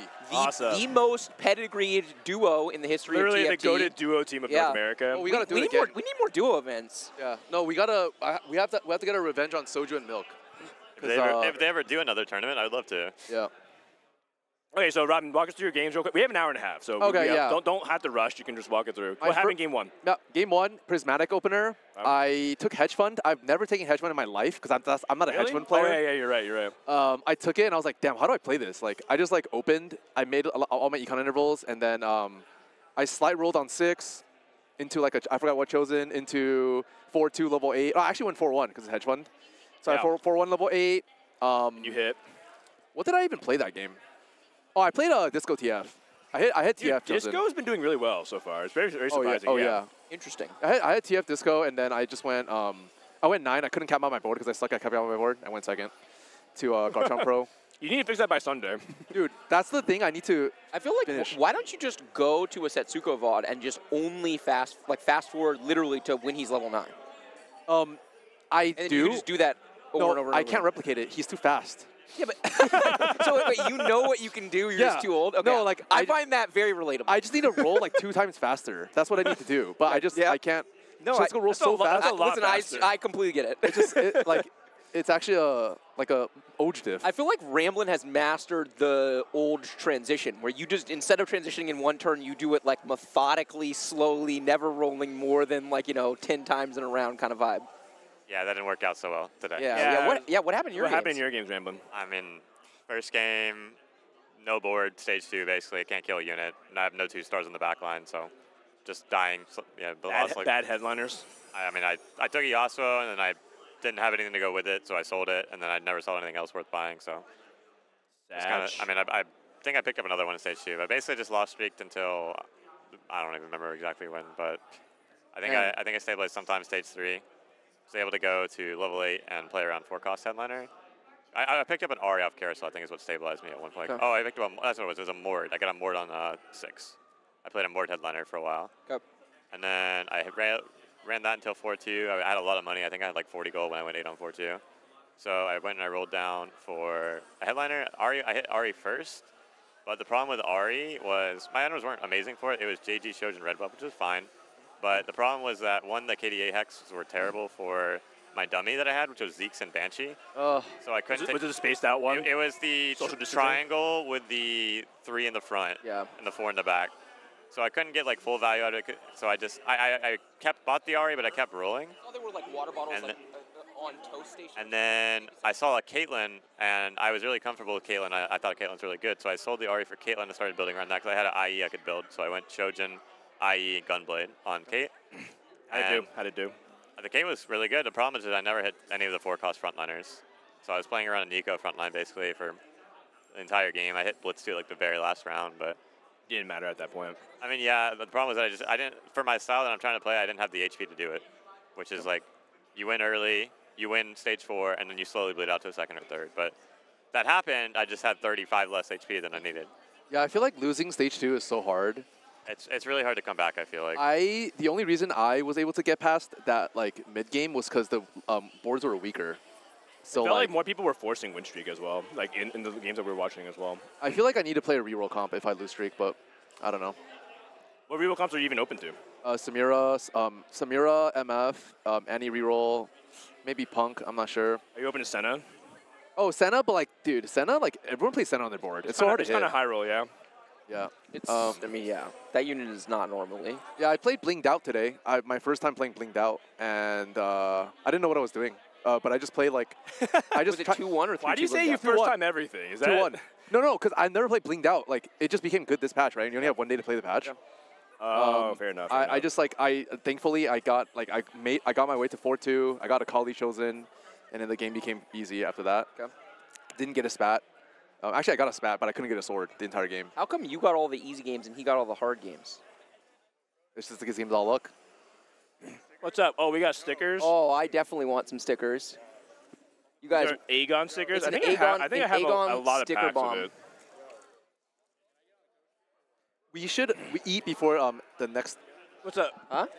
I should eat before the next. Yeah, competition. wait till eat before the next. We're just doing a rotation. We'll go eat then. Feel free to join anytime. We have to walk to the food court, huh? It's not that far. Yeah, it's not that far. Oh, all right. It's actually. Do you want to leave?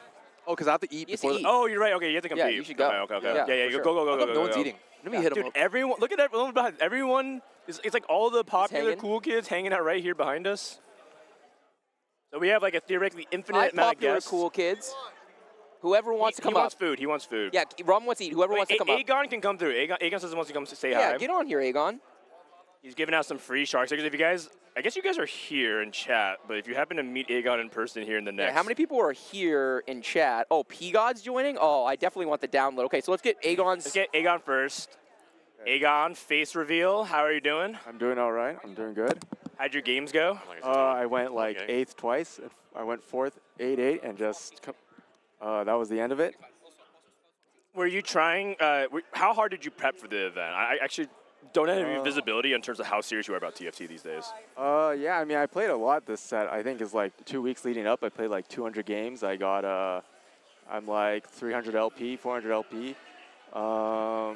I played like 20 games this patch, which apparently seemed to be like a lot because my flight was like super late, and yeah, I just went 8th twice. Sorry, man. Unlucky games or just like I mean, if I had to bitch, it would be definitely. I looked over. Some guy had a gold opener. He had Urgot set, and then I looked over at Krugs, and then he had one more component than me. So he had got a gold opener into more. And is that the line you were trying to play, or just you're saying that's the kind of lobby? I was just taking People are in high roll game lobbies. 3. It was game 3, and I needed like top 2.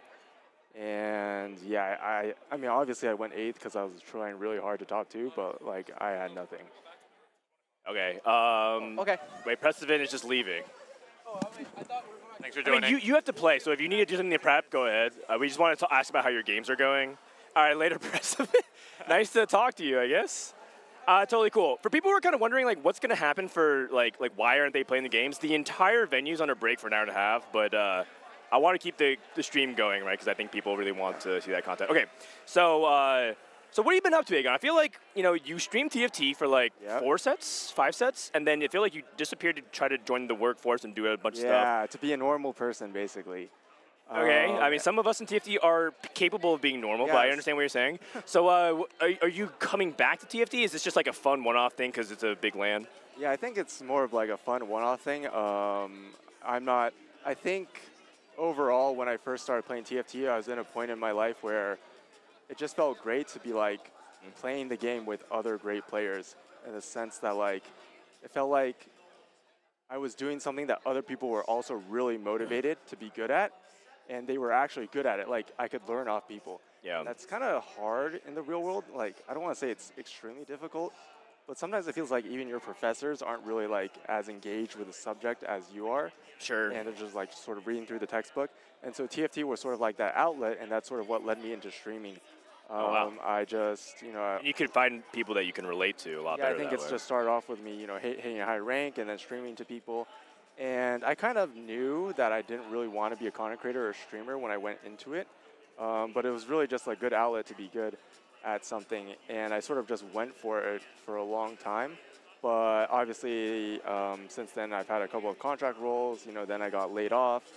And, since then, I'm definitely more invested, I guess, in a normal job and being in a regular workforce. The one thing I'm actually doing right now is I'm actually trying to make my own Steam game with another program. You're trying to be a game dev. Yeah, I'm trying to make. Basically, Are you allowed to talk about it at all? Well, we're really early, so it's like there's not much point. I mean, it's going to be a roguelike, but it's like an indie roguelike game. Yeah, that's pretty much. But yeah, so I'm making it with a programming friend of mine. I don't know. And that's what you're focusing on right now. Yeah, the only. Are you still doing merch for other streamers? I know you did something for Emily Wang. Yeah, so I tried that out just to see how it could work. I think it's one of those things where you have to work with really big streamers, or else the dollar per dollar, every effort you put in, you don't profit enough unless it's like a Ludwig, if that makes sense. Yeah. It has to be mega scale. Yeah, the bigger agencies, they take 30%, and they're doing it only with 10K plus streamers, million YouTubers, subscribers. And it's just because you can't invest extra effort into it without getting a decent return. And so that's sort of what led me into making a game. And the one thing I'd say there is, I think it's almost like the natural evolution to eventually be I'm trying to replace more, well, not really, I'm not trying to replace more dog, but if you sort of are really invested in stuff like this, and you have the opportunity to, which, thankfully my parents are okay with me living at home, otherwise, I wouldn't just be able to spend my own time making a game, but yeah, they're okay with it. I'm really grateful for that, and that's what I've been doing. And then, we sort of had a winter break coming up. We had this opportunity to go to Vegas. And at least for the last 2 weeks, I've been completely sweating TFT. And I did try my best. I've played 200 games. And, personally, I kind of think, when you go double eighth, you're in a spot where it's really difficult to do anything. But, yeah, that's pretty much it.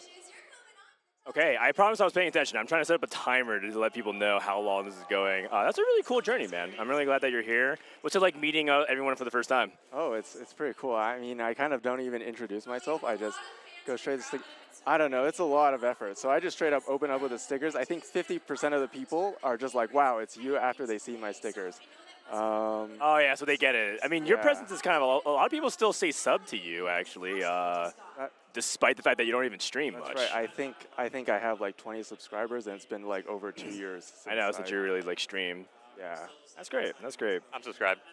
Yeah, actually, Ram is one of the people who actually uses all the shark emotes. So it's you actually have a real-life superfan right here. Yeah. That's good.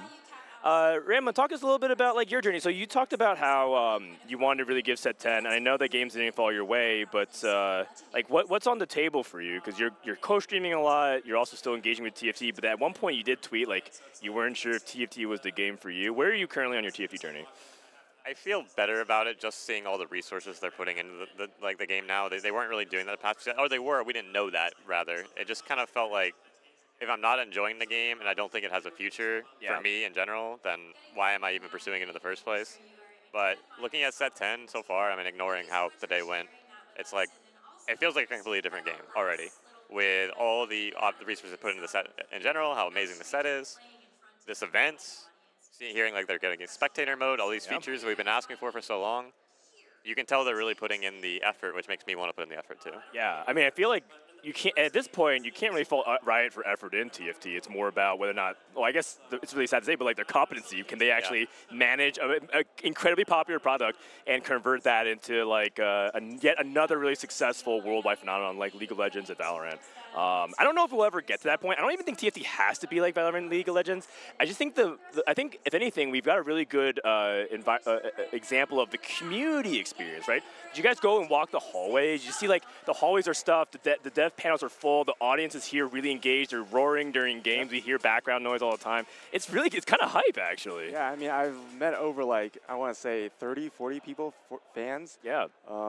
People just come up to me, they see my stickers, and it's really just insane. Like, online, you see you're streaming, you see 200 viewers, but like sometimes you don't really know what that actually means. Right, you can't envision what 200 people actually means. Yeah, but you walk around here and they feel like, you know, this is what it looks like. This is like 500, 1,000 people, and they chose to be out here, and there's a lot of people also watching at home, and it's really just an insane experience. So, are you going to stay involved in the TFT scene, Aegon, now that you're kind of like seeing all this come to fruition?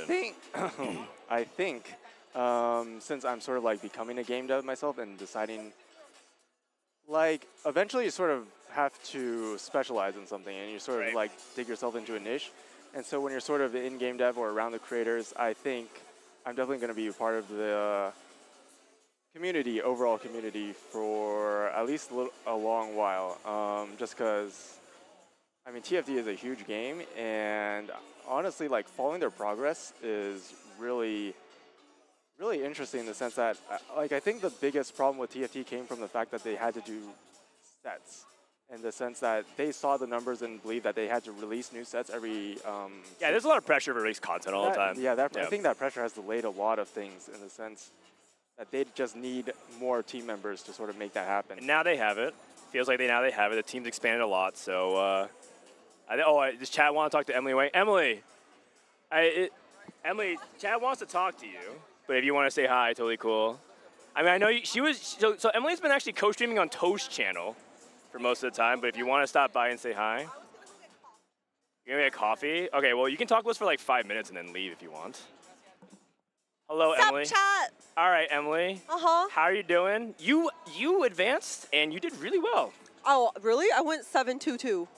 That's pretty good. That's pretty good. You advanced. Okay. I mean, it doesn't matter how, as long as you get through, right? Hog. Hi, guys. Yeah. Also, you outplaced Bobe. And Bobe didn't advance. Yeah, so he was trying to go Yone. So he went 5-5, and then the last game he was trying to play Yone reroll. And I saw that, and I was win streaking, and he had 6 Yones. So I held 2, and then another guy held 1, and he couldn't hit Yone Chosen, Yone 3, and then he died. Oh my God, so you are personally responsible for killing the Korean TFT scene. Yeah. Oh my God. And I went up, and the thing that sucked was like before this, I went up to him, I introduced him, I said, I'm like, hi, Bobe, big fan, I'm Emily, please go easy on me. No, she did it. She did the thing where like you grieve somebody, you grieve your streamer, and they say big fan, by the way. Oh no. And then he sat next to me during lunch, and I said, I'm sorry. It was a very awkward experience, chat with now. Oh my God. Now every time I see him, I do this and I walk really fast. Oh my God. Wow. Actually, that's kind of Giga Chad. You actually did it IRL. Most times, people don't have the balls to do that in real life. Grieve someone IRL? You know, but then to walk up and be like, big fan, by the way. Oh, this was before the game. Before the game. Not afterwards. Okay, I thought you did it afterwards. Oh, no. Oh, because I thought you griefed his Yone. And then say, like, no. big fan, by the way. You know. Oh, no, I did it before. Okay, good. Honestly, I have the order just griefing at this event in general is already like a huge step. It's like, you know, they're right there and you're just holding everything. That's right. You have to you can even make eye contact with them, which is like super awkward. Yeah, I mean, I had to because like we were both, I went 7-2, right? And he went 5-5. Right. So it was like both of us. And so you were it's competing like, for the same spot. Yeah, we're competing for the same spot. Got it. Okay. All right. Macro question. How do you feel about like you know, just competing here right now? What's your confidence level at after the first round? We said it was kind of like a 7 going into it. Is it higher after the first few rounds? Okay, so it was weird. My lobby was weird. I feel like no one was really able to fast night in my lobby, but I heard a lot of the other lobbies, like people just play like ladder, like fast 9. Everything's fine. So I got confused because I did not have enough games this patch. I have no clue how to play melee carries. Like, I don't know what's going on. Okay. Like, what do? You put in a Viego and then what? A Zed? And then a Yone? Ideally, pentakill. And then pentakill and then, like, a Kayn and just pray? I don't know what's going on. But, like, so that's, like, the part that I'm most nervous about. Like, if I got maybe just, like, 5 games of melee carries in before I came here, I would feel a lot better.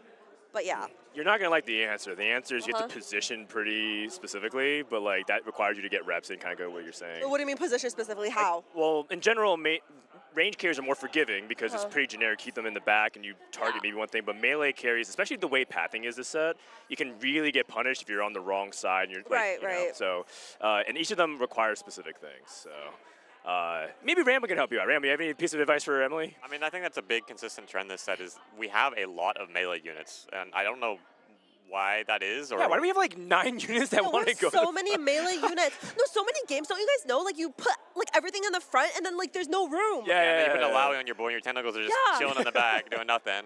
So you have to be really careful with what units you put on your board because you can't make a good board with 8 melee units, and which ones you value having in the right position because they can't all be positioned perfectly.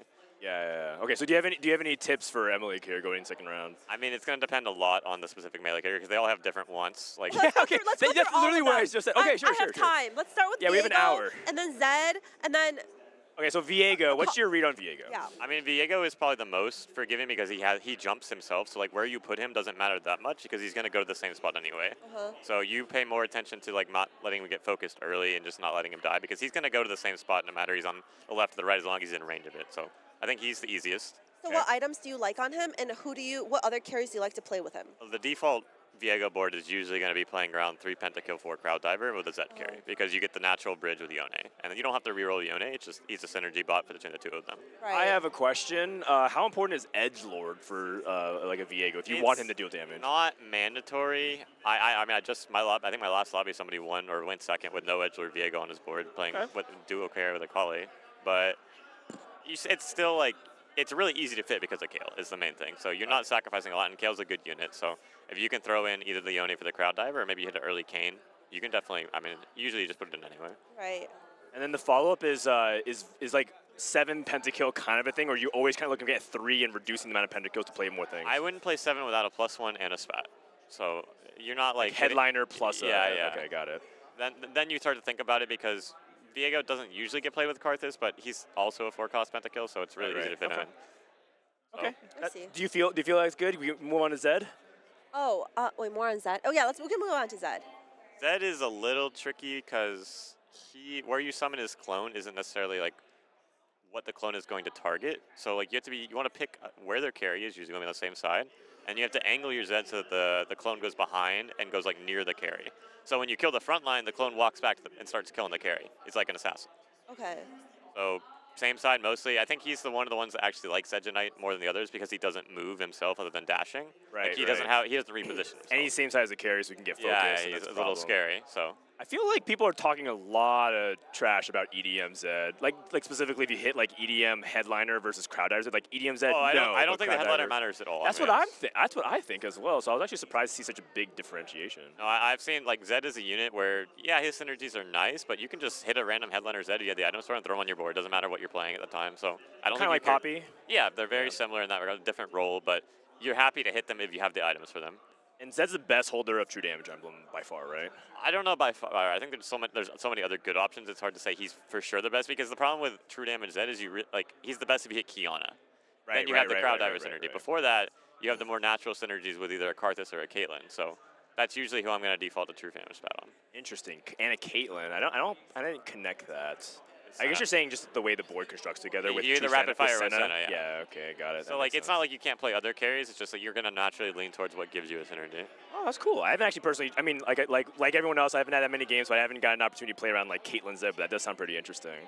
Okay, and then. Robin was saying he played a game earlier today of True Damage, Akali, and with Senna and then Caitlyn as a dual carry. I think that's a really good way to play that board. Yeah, but then Zed, there's Senna, no and 8-bit, right? And that's fine. You can play Garen. Oh, you would play a Garen on that board? I mean, you get Sentinel with Echo. Oh. I mean, you don't have to play it, but like you're playing a Caitlyn, one way to do you it. probably Yeah. want it. I don't think he did, but like, yeah, I can see it. If it's not your main carry, then you probably don't worry about it too much. How do you feel about 8-bit in general? I saw Saber try to play Riven. He hit Riven actually pretty early in both those games and still went 5th and 6th.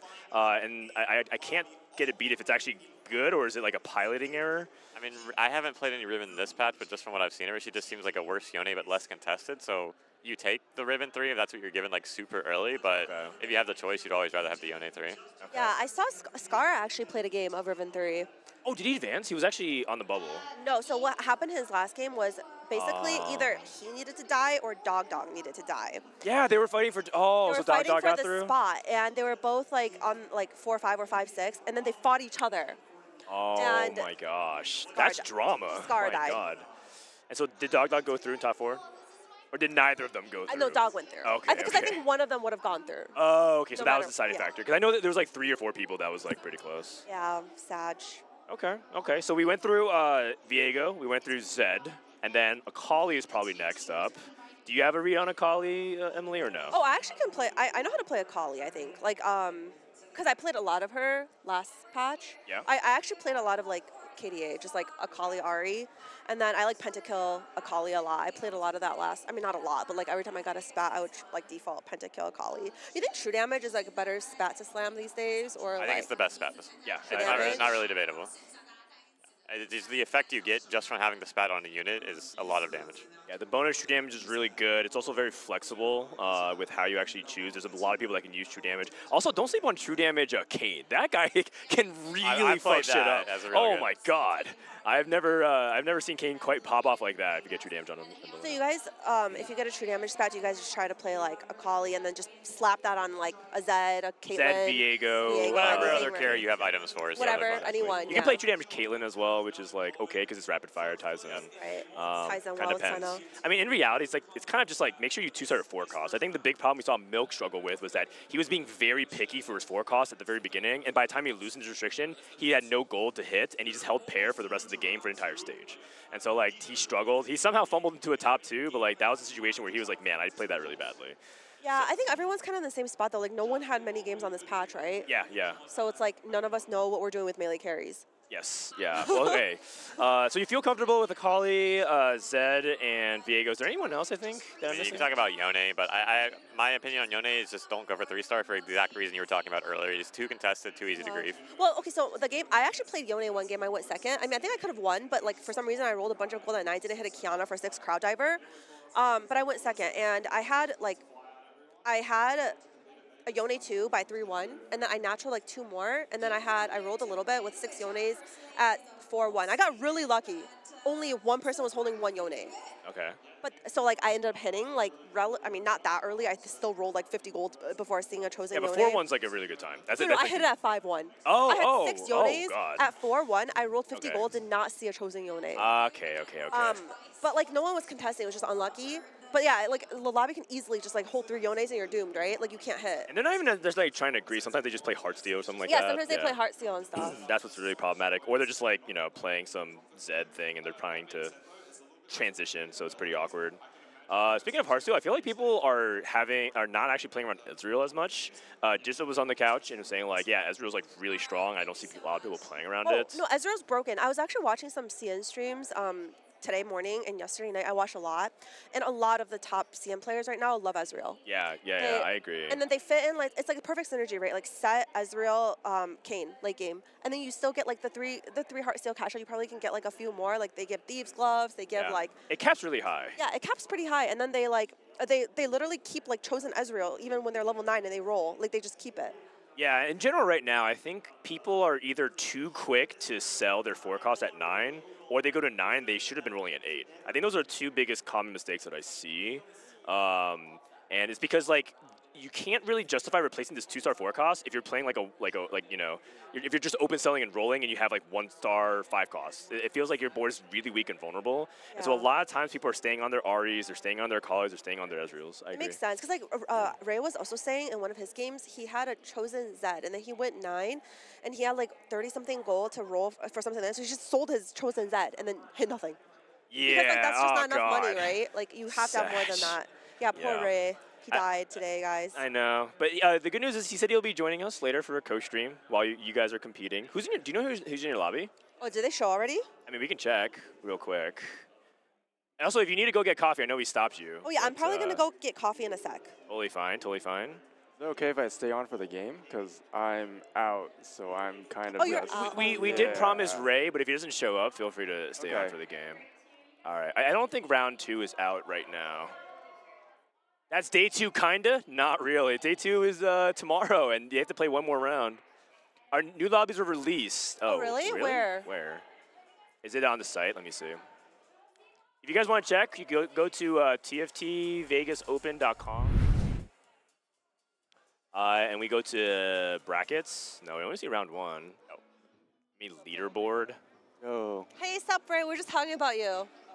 We're talking about how you sold your choice and that and hit nothing. Ray, you want to sit down and chat? All right. Aegon, do you mind giving Ray the headset so we can chat with Ray just for a little bit? Oh, I'm about to get up. Oh, so actually, okay, yeah, Emily. you can take mine. Yeah. Do you want coffee? Bye, Emily. Congratulations and good luck. Yeah, I was gonna go get coffee. Here, Ray. Come sit down. Dude. Hello. Yeah, we're trying to see it. We're trying to see it right now. But right now, only the round of 512 is being shown. Bro, Toast's stream, the last 20 minutes was so depressing. It's just me, Box, and Toast sitting there. Just being like, all right, guys. I just saw round 2. Oh, yeah, round two. I can't click it. Oh. It auto updates. Wait, is chat lying? Is chat lying? Are you guys lying? Where's Setsuko? Setsuko went to go prepare. So people who advance to the next round, like Emily, they're gonna go prep. And then people who got eliminated are Good luck, here Emily. with us. Good luck, Emily. Because he doesn't want to be wrong. There's no notes. He just doesn't want to be wrong. All right. Well, there you go. I hope you guys like that meta talk. We actually just went 15 minutes in depth about forecast melee carries. Ray, you were depressed on their stream. What happened in your games, real quick? You don't have to go in depth if you don't want to. I could have top 4 every single game. Instead, I went 5-5-7. Okay, so you felt like you could have advanced. No, yeah, 100%. I know what I did wrong every game. Like, I just didn't have enough reps on the set. Like, I studied really hard the last, 2-3 days, but, like, I just didn't play the games myself. So I was, like, kind of uncomfortable. Right, so you know theory, you watched the games, but, like, it was hard to actually execute. In my opinion, I think I played stage 2 and 3 every single game really well. And then the board I would put together on stage 4 and 5 were the worst boards of all time. Like, I'm not even kidding. Like, I don't even know what I was doing, but I was like, okay, what unit goes? Like, I have my carry, and then I'm like, what do I plug in? And I'm like, I forgot. And then I started putting random ass units. I was like, oh, so you choked. Yeah, I was playing too flexibly, and I like. Right. And you didn't have a plan in head. Yeah, exactly. Yeah. And then I look at my lobby, and people are just playing like Cookie Cutter, Kali Karthus, and doing well, and Disco TF, right? Like, I had good early games. I just didn't put together good comps. Got it. Well, it feels like at least you recognize that, and I think, I mean, when you experience that, does it feel like, man, fuck this, I'm gonna not do TFT for a while? I'm mad at the game, or you're more like, I am inspired to get better. Like, what's your attitude when you? I'm definitely inspired to get better, but I'm not super inspired because obviously I'm out of this tournament, so sure. I'm gonna be a little uninspired for a little bit. But I mean, I still think the set is great. Like, I actually think this tournament, even though it is high variance, it's you could have an edge on a lot of players. It's surprisingly within your control, it feels like it sometimes. Yeah. Like in terms of at least in my experience, well. I personally think I could have top 4 every single game. Okay, and some people are rambling, who would feel like it's not really much within his control if it feels like the games aren't feeding the openers. I did not feel that way. I mean, I'm going to be completely honest. I'm sure I could have placed better in the 3rd game. I don't know if I could have placed better in the first 2. Oh, yeah. I kind of feel the same way because I went 8th twice, and I'm trying to dig through what could I have done, and I'm really feeling 6th is the best. Oh, yeah. And that's going to happen, right? Like in some TFT tournaments, sometimes it's going to be within your control, and sometimes it feels like it's not. But it's about capitalizing on the times when it is within your control, which is important. What up, Goobumps? What's up? You're in a good spirit. Did you advance? It looked like you were second in your group when we checked, but you didn't play the 3rd game. You did advance. Nice job. Dude, you're so smiley. What the heck? You're so positive and happy right now. Did something happen? Did you meet the love of your life? Oh, he's pointing at me. Oh, wow. I think he's already taken. Yeah, I'm already taken, man. That's good. Do you want to chat or just came to say hi? All right. I mean, I'm done if he wants to grab my mic. I mean, okay, Ray, so you want to co-stream the games in about 45 minutes or 40 minutes? I'm joining Toast because he doesn't have as many okay. people as, you know. Fair enough, fair enough. Yeah, if you want to, totally cool. Yeah, If not. Asa, what's up, man? How you doing? Did you advance? I did. Oh, my God. Wow, yeah. All right, great. So let's go ahead and interview one of them. Why don't we have Asa come down first because Goobums, we've talked to you before, so let's talk to Asa. And you can sit down as well, yeah, Goobums. Always feel free. Come back anytime, Ray. All right, so Asa, how did your games go? I high rolled so hard. I went 1-4-5. I think I could have done better, but I'm just happy to advance. Okay, yeah, you seem in good spirits. So what happened in the high roll games? Like, can you describe a little bit? My first game, I was 100 HP, 3-1, Mordekaiser 2, Senna 2, best in slot, everything. Oh, gross. I went fast 10. For some reason, I don't know why, I went 4th. Oh, so you high rolled and you went 4th. Then I played bad, yeah. And then my second game, 2-5, Heart Steel, Senna 2, and I went 5th. What? So then what game did you go first?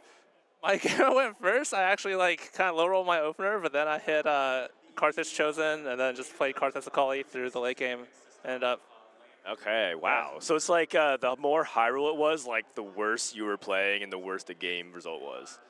I don't know what got into me that first game and the first 2 games, honestly. I think maybe it's just nervous. Yeah, I definitely still feel still nervous going into. I just listened to Saint's interview and he was saying he doesn't get nerves at all, but I feel nervous. I mean, he's played on much bigger stages than this for sure. That's true. He's been around here. He's been around the block for sure. I mean, you seem like you got a lot of energy, like a little jittery here. But do you feel like you're getting more calm as the day goes on? I don't know. We'll see. Yeah, I mean, after having already played a few games, and I'm a little experienced now, right? So. Okay. How's TFT coaching coming along? For people who don't know, Asa started a new. He's actually wearing it right now. Little plug. Asa started a TFT coaching website, and this is inspired by poker coaching websites, right? So in poker coaching websites, for people who don't know, usually you sign up for a series of courses, and it's overseen by a pro. So Doug Polk is one of my buddies, for example. He does his own things. And Asa started his own that's TFT themed, and he got how many subs do you have for it? I got 300 already. That's amazing. Wild. I did not expect anywhere nearly that much. And Dan, you helped me a lot too, because I only had this idea less than a month ago, and I reached out to all the smart people that I thought would give me good advice, and Dan gave me the advice to kind of make it about me, because Upswing Poker, for example, which is Doug's site, it's not about him at all. You might notice, but if you go to the site, it's very impersonal. So that's what I was planning to do. But then Dan was like, no, you should make it about yourself. And I think that worked out way better. So I appreciate that. Yeah, originally he just wanted to be a generic TFT coaching site. But I'm like, listen, Asa, you've you sat with Goobums and survived. And you've coached with, you've boot camped with Sox. You've made it to regionals. You've competed at the highest level. You've won tournaments. People want to know what it's like to be that, right? There's a lot of people in chat right now that say, hey, I want to get to that point where I can win tournaments and break out as well. So just sell the journey, sell the experience. And I think that's going a really long way. The one thing I really like is you have a free 30-minute coaching thing, which is really nice.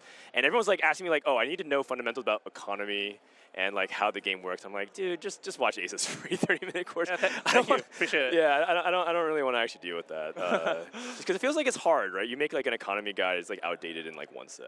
I really wanted to make a guide for players who are in gold, and they're like, where do I start? Because there's so much, you make really good content. Oh, thank and there's so much content out there, but it's kind of scattered, and people have to go look for it. But I want it to be there's one spot, and I don't want it to be too long. It's only 30 minutes, and it's you can get all the fundamentals you need to make it to potentially Masters. How good? Okay, this is a question to everybody here. How important are fundamentals? Everyone says if you have fundamentals, you can get to Challenger every set, no problem. Is that true, Ramblin'? I mean, yes. Just fundamentals? But I also don't there are patches where you don't have to have good fundamentals to do well is the thing. Okay. Just depending on what the meta is like. You can be really good at a comp without having good fundamentals. And that's usually going to be the reroll comps. It's so early in this patch, I can't even say what is the meta, but I don't think there's really a comp like that at this very moment where you can just be a beast at that comp and just ignore all the other basics of TFT, and maybe sometime maybe in the Fast 9 meta a little bit, where you could just be really good at Fast 9 but not really that good at playing the game. What do you think, Aegon? You're actually kind of a notorious hard forcer. Yeah, I mean, I blame that on Mordog. That's how the game was supposed to be played. I'm in Milk's camp for this. like, I feel like, yeah, I remember seeing in 9.5, I was just taking a look at ladder and be like, whoa, what's Milk playing? And it was all multicasters. It was just all multicasters. Every now and then you get a patch like that for sure. I think coming into this set, it's like what I mainly play is, I mean, just what everyone else plays. Like I open up my board, I pray for Senna Chosen, I go 9, I try not to roll on 8. Unfortunately, today I had to roll on 8 because I would. You try not to roll on 8 this patch? I think that's a pretty big mistake. Well, I had to because, well, you don't want to, but I know in my position I was losing a lot of HP. I think you actually do want to a lot this patch. I think last patch you're correct. I think last patch you don't want to roll much on 8 because yeah, in game 1, it's like you roll a bit. Like in game 1, I hit Ezreal Chosen and I hit like a frontline 2-star like 3-cost Sentinel. Or was it like that's pretty good. And I was like, okay, I'm gonna so you go think 9. from that spot you don't want to roll because you feel like you can go to 9. Yeah, and then I lost a lot of HP. I sold my Chosen. I hit Caitlyn Chosen, and I somehow scraped by a 4th, and that was my only placement that wasn't an 8th. And I don't know. Coming into like my games 2 and 3, game 2 was an Artifact Anvil, and that went downhill really fast because I did not hit any gold. What are the broken ones? Goldmancer, Executioners. You want something like Gold Collector. You want things that farm gold, like Diamond Hands, Gold Collector, Gold Mancer. There's some pretty specific combos they can pull off with certain things. I think Death Defiance Yone is like exceptional. I think it's like fantastic. Yeah, that on a Yone too can let you do so many different things. Yeah. I think Mana Zane situation can be really good on certain champions. So as long as you know all those like corner case interactions, it could be pretty good. The one item I don't want is Deathfire Grass. I think that item is like I had to choose between Moguls, Deathfire Grass, and Zonias. And so Zonia's TF is probably the only thing I could think of in that spot. I felt like I had to take Moguls because I had a Cassante pair, but I didn't actually hit until like stage 3 too.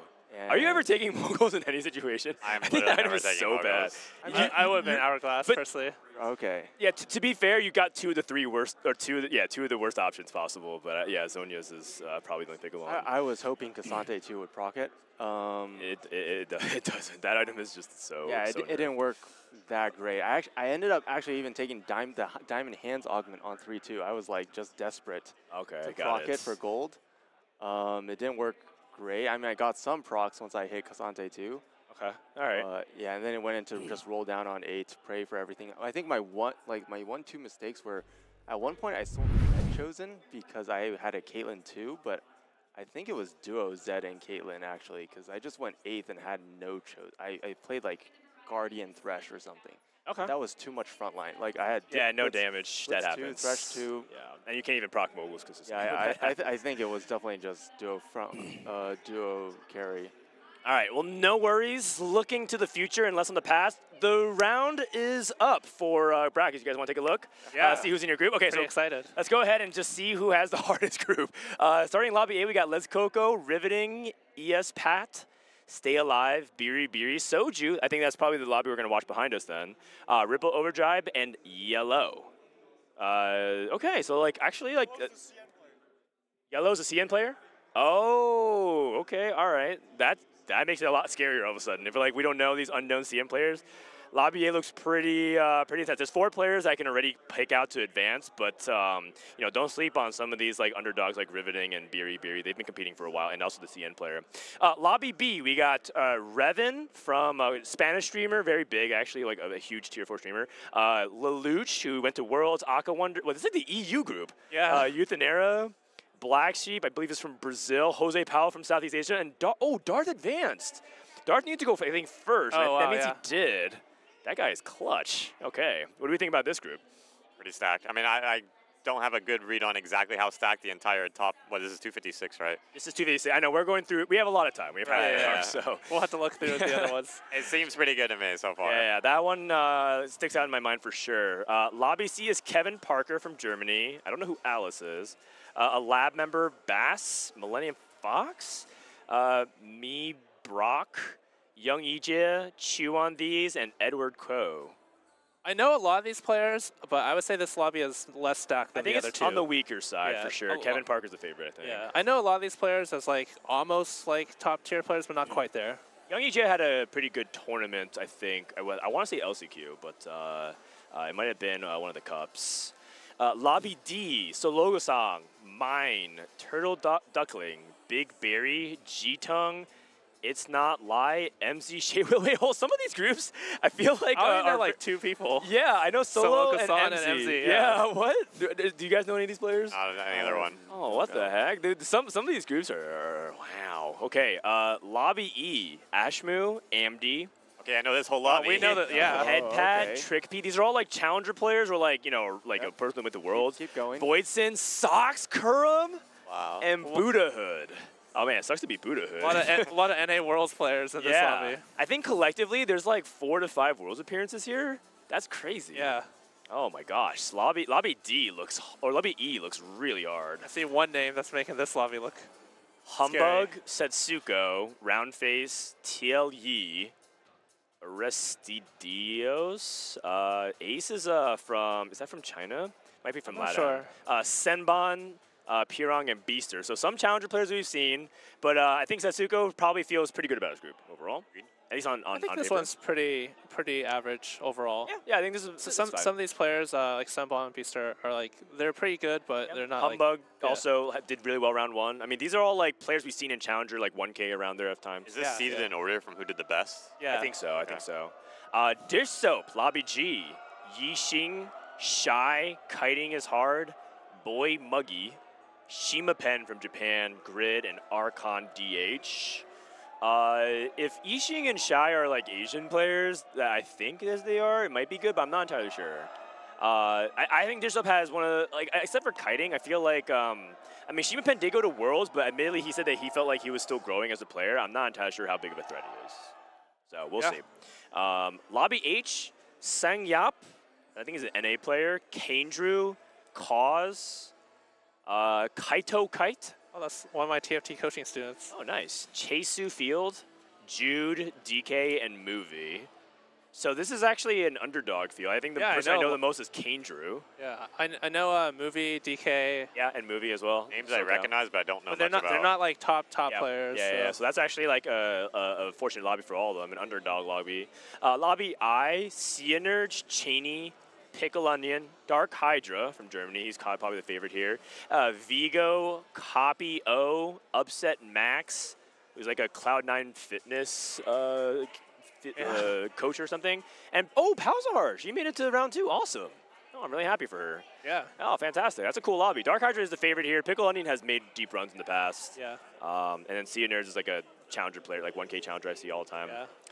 Lobby J, Crone is competing again, by the way. He's usually casting. Cool. If anything, he's like representing the NA casters. Good for him. Lyris from France.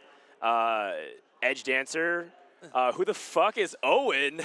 Vakia, that's a reference, by the way. People don't know. I'm not being disrespectful.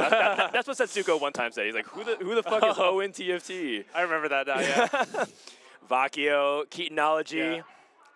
Okay. So, like kind of like a sneaky competitive people, and Lyris, who I think comes in as a favorite here. I would love to see Crowan make it to the top cut day 2. Lobby K, we got Flancy. Oh no! Oh my God, Flancy, Garrett, who I think Iniko speaks very highly of. Yeah, Garrett's good. We got Rand Dino. We got Milk, Asa, and then Weya, Wenchi, and Eggo Waffles, former Hearthstone Grandmaster, by the way. I'm not too happy about this lobby, but it's okay. Okay, so Asa, you're saying you're not too happy, but I mean, 4 players can advance. I mean, I'll get to play with Flancy. I got to play with KC Double in my first lobby, so. How did Double do? He did well. He advanced? Yeah. Oh, like a beast, like a beast. I don't know Wen Shi, but maybe that's a Chinese player. Yeah, I'm kind of scared of that name. I'm not gonna lie. Yeah. When you see like a Chinese name, you're like, Monka W. All right, Lobby L. Tartman, Saint. He went 1-2-1 in his first. Tartman? Yeah. No, Saint. Oh, Saint. Oh, dude. I mean, Saint's in good form, and he's played so many games. And honestly, I feel like composure at this event is really underrated. Yeah, I think people are really underselling their nerve. Like Milk basically described being nervous and anxious without actually admitting to it. He actually described all the symptoms of being nervous on stage without actually just saying that he was nervous. He's like, I'm not nervous, but XYZ describing being nervous. Yeah, I'm very nervous. So. That's funny because you played like really high stakes poker, but like this is this is like even more nerve wracking to you. I always got nervous in poker as well, honestly. Like, Okay, fair enough. Kennedy, Wolfie's in this lobby, Sasa, Vile, and Flights. Okay, these are known commodities, as well as some community members like Flightsy and Vile, and Wolfie. Dude, if Wolfie can advance from this group, man, that'd be really really sick. All right, lobby M, we got Clear, Phoenix, Minhee, Juke. This is a regionals lobby. VCLF, who's been to Worlds like twice or 3 times for Brazil, Yardong, Sunny, and Foking. Sunny, a challenger player in North America, and Foking, my mod. Yeah. My moderator, so good for him. Yeah. My God, this is actually this is like a sleeper group of death. This is actually kind of hard. Oh, yeah, I would not want to be in that lobby. Lobby N, we got Falcor, Og from Greece, a top EME player, Subidoo, NA Challenger, Dr. Kurt, the guy that was contesting Soju every game, Running, Frobe, the YouTuber, Elliot, and Tex. I believe Tex is also from Brazil. Actually, it's really cool to see a lot of Brazilian players advance through. Although, if it's LATAM, sorry, I apologize. Sometimes I mix that up.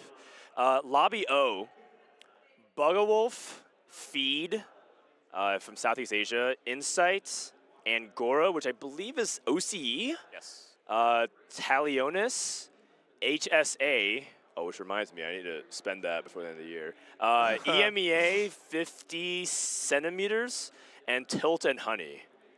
Okay, I've seen a lot of these people like on ladder and do well. I think Feed is the favorite here, based off his pedigree. I think Feed's even like he's been to Worlds before, so definitely see whether or not he can get over that hump for round number 2. In Lobby P, we got Deepay.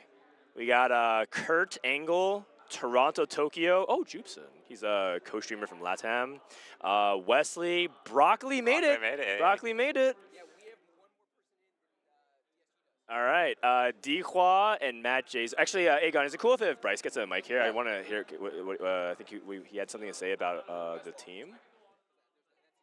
All right, so what do you think about this group? Deepay, Toronto. It's got some solid names, like people who I think this is like the underrated group. I think this group is probably like a little bit tougher than, like a little bit harder than average out of the ones we've seen so far. Okay. What did you say about Broccoli? I said, Broccoli did really well. I've been out talking to a bunch of our squad, and we're up a player. Oh, over PSG? Yeah, we lost 3, they lost 4. We lost Rain, but they lost 4 players. Okay, I got it. We lost Rain, we lost Pitsy, and we lost Ramblin'. I really did not. No. I did not see that coming. That bad, huh? I really, honestly, Ramblin', you're the big. As far as I'm concerned, you're the biggest upset of the first round. I really did not see that coming. I think Ramblin' and Bobi are my 2 biggest. Yeah, I agree with that. And then they lost Scara, Toast, Box, Scara, and Box. And Raditz. They lost 5. You said Scara twice. Scara, Toast, Box, Raditz. Oh, did I say Scara? Okay, yeah, 4. There you go. All right. Okay, so Lobby Q. TK Mats, who topped Milk's lobby, Spetham, Covenel, oh my gosh, Experion, Smau, Aerodynamics. Here we go in Downpour.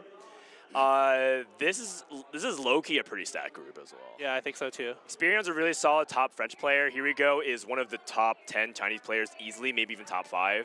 That's really, really scary. Yeah. Lobby R, we got Ramkev, our boy Ramkev. He popped off too, by the way. Dobbs, Rudik, Tsuyan, Joe Bookmark, Draynox. Oh, the Blender, that's awesome. He's a loyal sub. The Farmer as well. Okay, so this is like another underdog NA group plus Ramkev probably comes in as the most notable player here. Dobbs also, Ramkev, the Dobbs group. Lobby S. Goobums, Rudir, I'm way too punny, Degree, Magister Magi, Mdar, Potable from France, and Matty T. Ice. I can't tell if Goobums is actually in good form or not. He keeps saying no, he's not. Okay. So then I think it has to be Potable as probably the top player here. Yeah. And then Goobums could easily get out of this group. He's just good at TFT. He's just good at TFT. Yeah. And then like some players who make underrated runs are like Degree and Rudir who made like far regionals run. And they both did really well in their first lobbies. I think they both won their first lobbies. Good for them. Yunwolf, like an up-and-coming grinder. This guy is playing so much TFT. He's low-key actually one of the highest volume grinders on the server, if you ever know. Stunt, the former League of Legends pro player, support. Kiyun, oh, this lobby is awesome. Elite Muffin. Coral, the Chinese player, the former Worlds on EDG. Is that right? Is this that Coral, or I don't know. Who goes by Pseudo Udo? Wait, chat, help me out here. Is that the right guy? Yep. Yes. Oh my God, this is crazy. That's cool. Jazz Lattes This is in a this cool group. lobby. Panda, who is out for revenge, by the way. Panda went dead last at Set 9 Worlds. He did terribly, and he was like, man, I just like dishonored And he barely Korea. advanced, right? Yeah. Are these? Do you know if these are these? Yeah, Are they? they Oh, are. they're alphabetical. Yeah, oh, they're yeah. not. They're This seated. lobby They're is seated. lit. They're not I would alphabetical. want to watch this They're lobby. seated. Okay. If I would choose, I think we're watching Soju's lobby, but if I could choose another lobby to follow as a second lobby, this lobby is awesome. I think we're watching. I hope we're watching Soju's lobby. think we It are, I is think we Soju's are. co-stream. Soju's group. Is his stream? Is his group good? Do we already see it? It's pretty solid. It's pretty Who solid. It's else above is it? average. Who are the others? We'll go back and Okay. recap. Yeah, sounds good.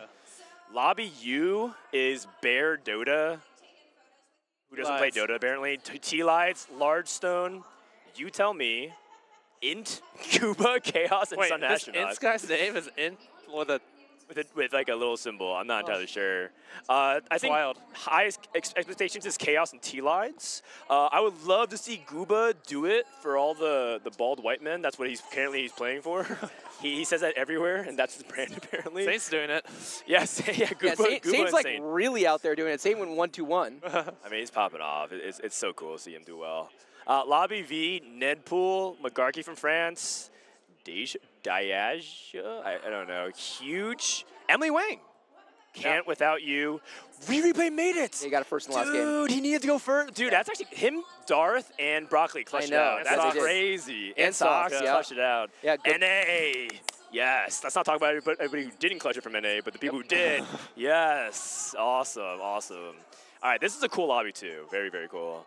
Lobby W, Appies, Travis, who's actually a top EMEA player, Domo, Sang-jong, who I think also went to Worlds for Korea, if I am not mistaken, LDK, Garchomp, Ooh, and Sean. and Aki. So kind of all over the place. The lobby is very experienced competitors though. Overall, so I could see any mix of 4 of these players go through. I think Travis is the favorite, just off of my opinion. You might probably pick Appies, right? All I know about Appies is, I mean, he high rolled his games from the conversation that it doesn't mean he played badly, Yes. but he high rolled his games. Apparently, he had 2 Z2s on 3-6 in one game. Kind of good. Oh wow! Ramlin's face. Ramlin's face. on that. Ramlin just wincing. He apparently he was tempo leveling, and then he hit the Z chosen, and also picked up 2-star Z roll.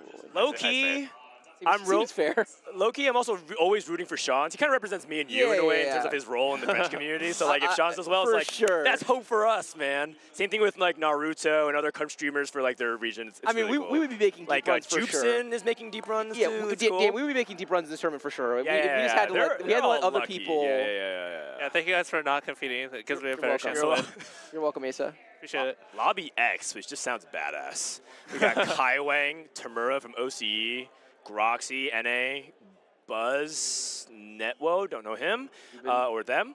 I'm Tilt, Yubin, all right, Neptune and Mujo. Yo, Okay. This lobby is so Finish your thought. easy. Easy? Unknown? I mean, this maybe is there's really good. It's maybe really, there's great TFT being played. I don't think I've watched anyone in this lobby play a game of TFT other than Tamura. Yubin? You never seen Yubin I've play? seen Yubin. Yubin, when he's locked in, can be pretty good. Tamura, I think Tamura's the favorite just by pedigree. He's been to Worlds twice, I think. So, yeah. He's good. Yeah, and also Kai Wang had a decent set 9 for NA. Lobby Y, top seed, you jelly. yeah. All Love right, to let's go, see Sally. it. Woo! All right, Canbiz, cousin of Double 61, went to Worlds in set 8. Locke, Doki, which I think is NA, but I'm not sure. Xeno, Dino Dan, Scyther, and Naruto. Oh, Naruto, one of the coaching for Czech Republic. Oh, yeah. All right. Cool, good stuff. Also, Sally's, you Jelly's the clear favorite here, without a doubt. Oh, yeah, definitely. Yeah, 1-2-1. We got Maki and Lobby Z. Is this Jigglypuff King? Not sure. Anybody know? I don't know. If so, he is low-key Ask chat. the leader of the Kurum Cabal. Wait, Sure, yeah. chat, do you guys know, is this Jigglypuff King? Chat's too busy spamming souls. We're gonna get there, chat. Don't worry. Yeah, we're getting there. We would never not get there. Is this Jigglypuff King? Do you guys know? No, no one knows. All of chat is too busy spamming souls. Sorry, can't answer your question. He's probably in chat memeing right now.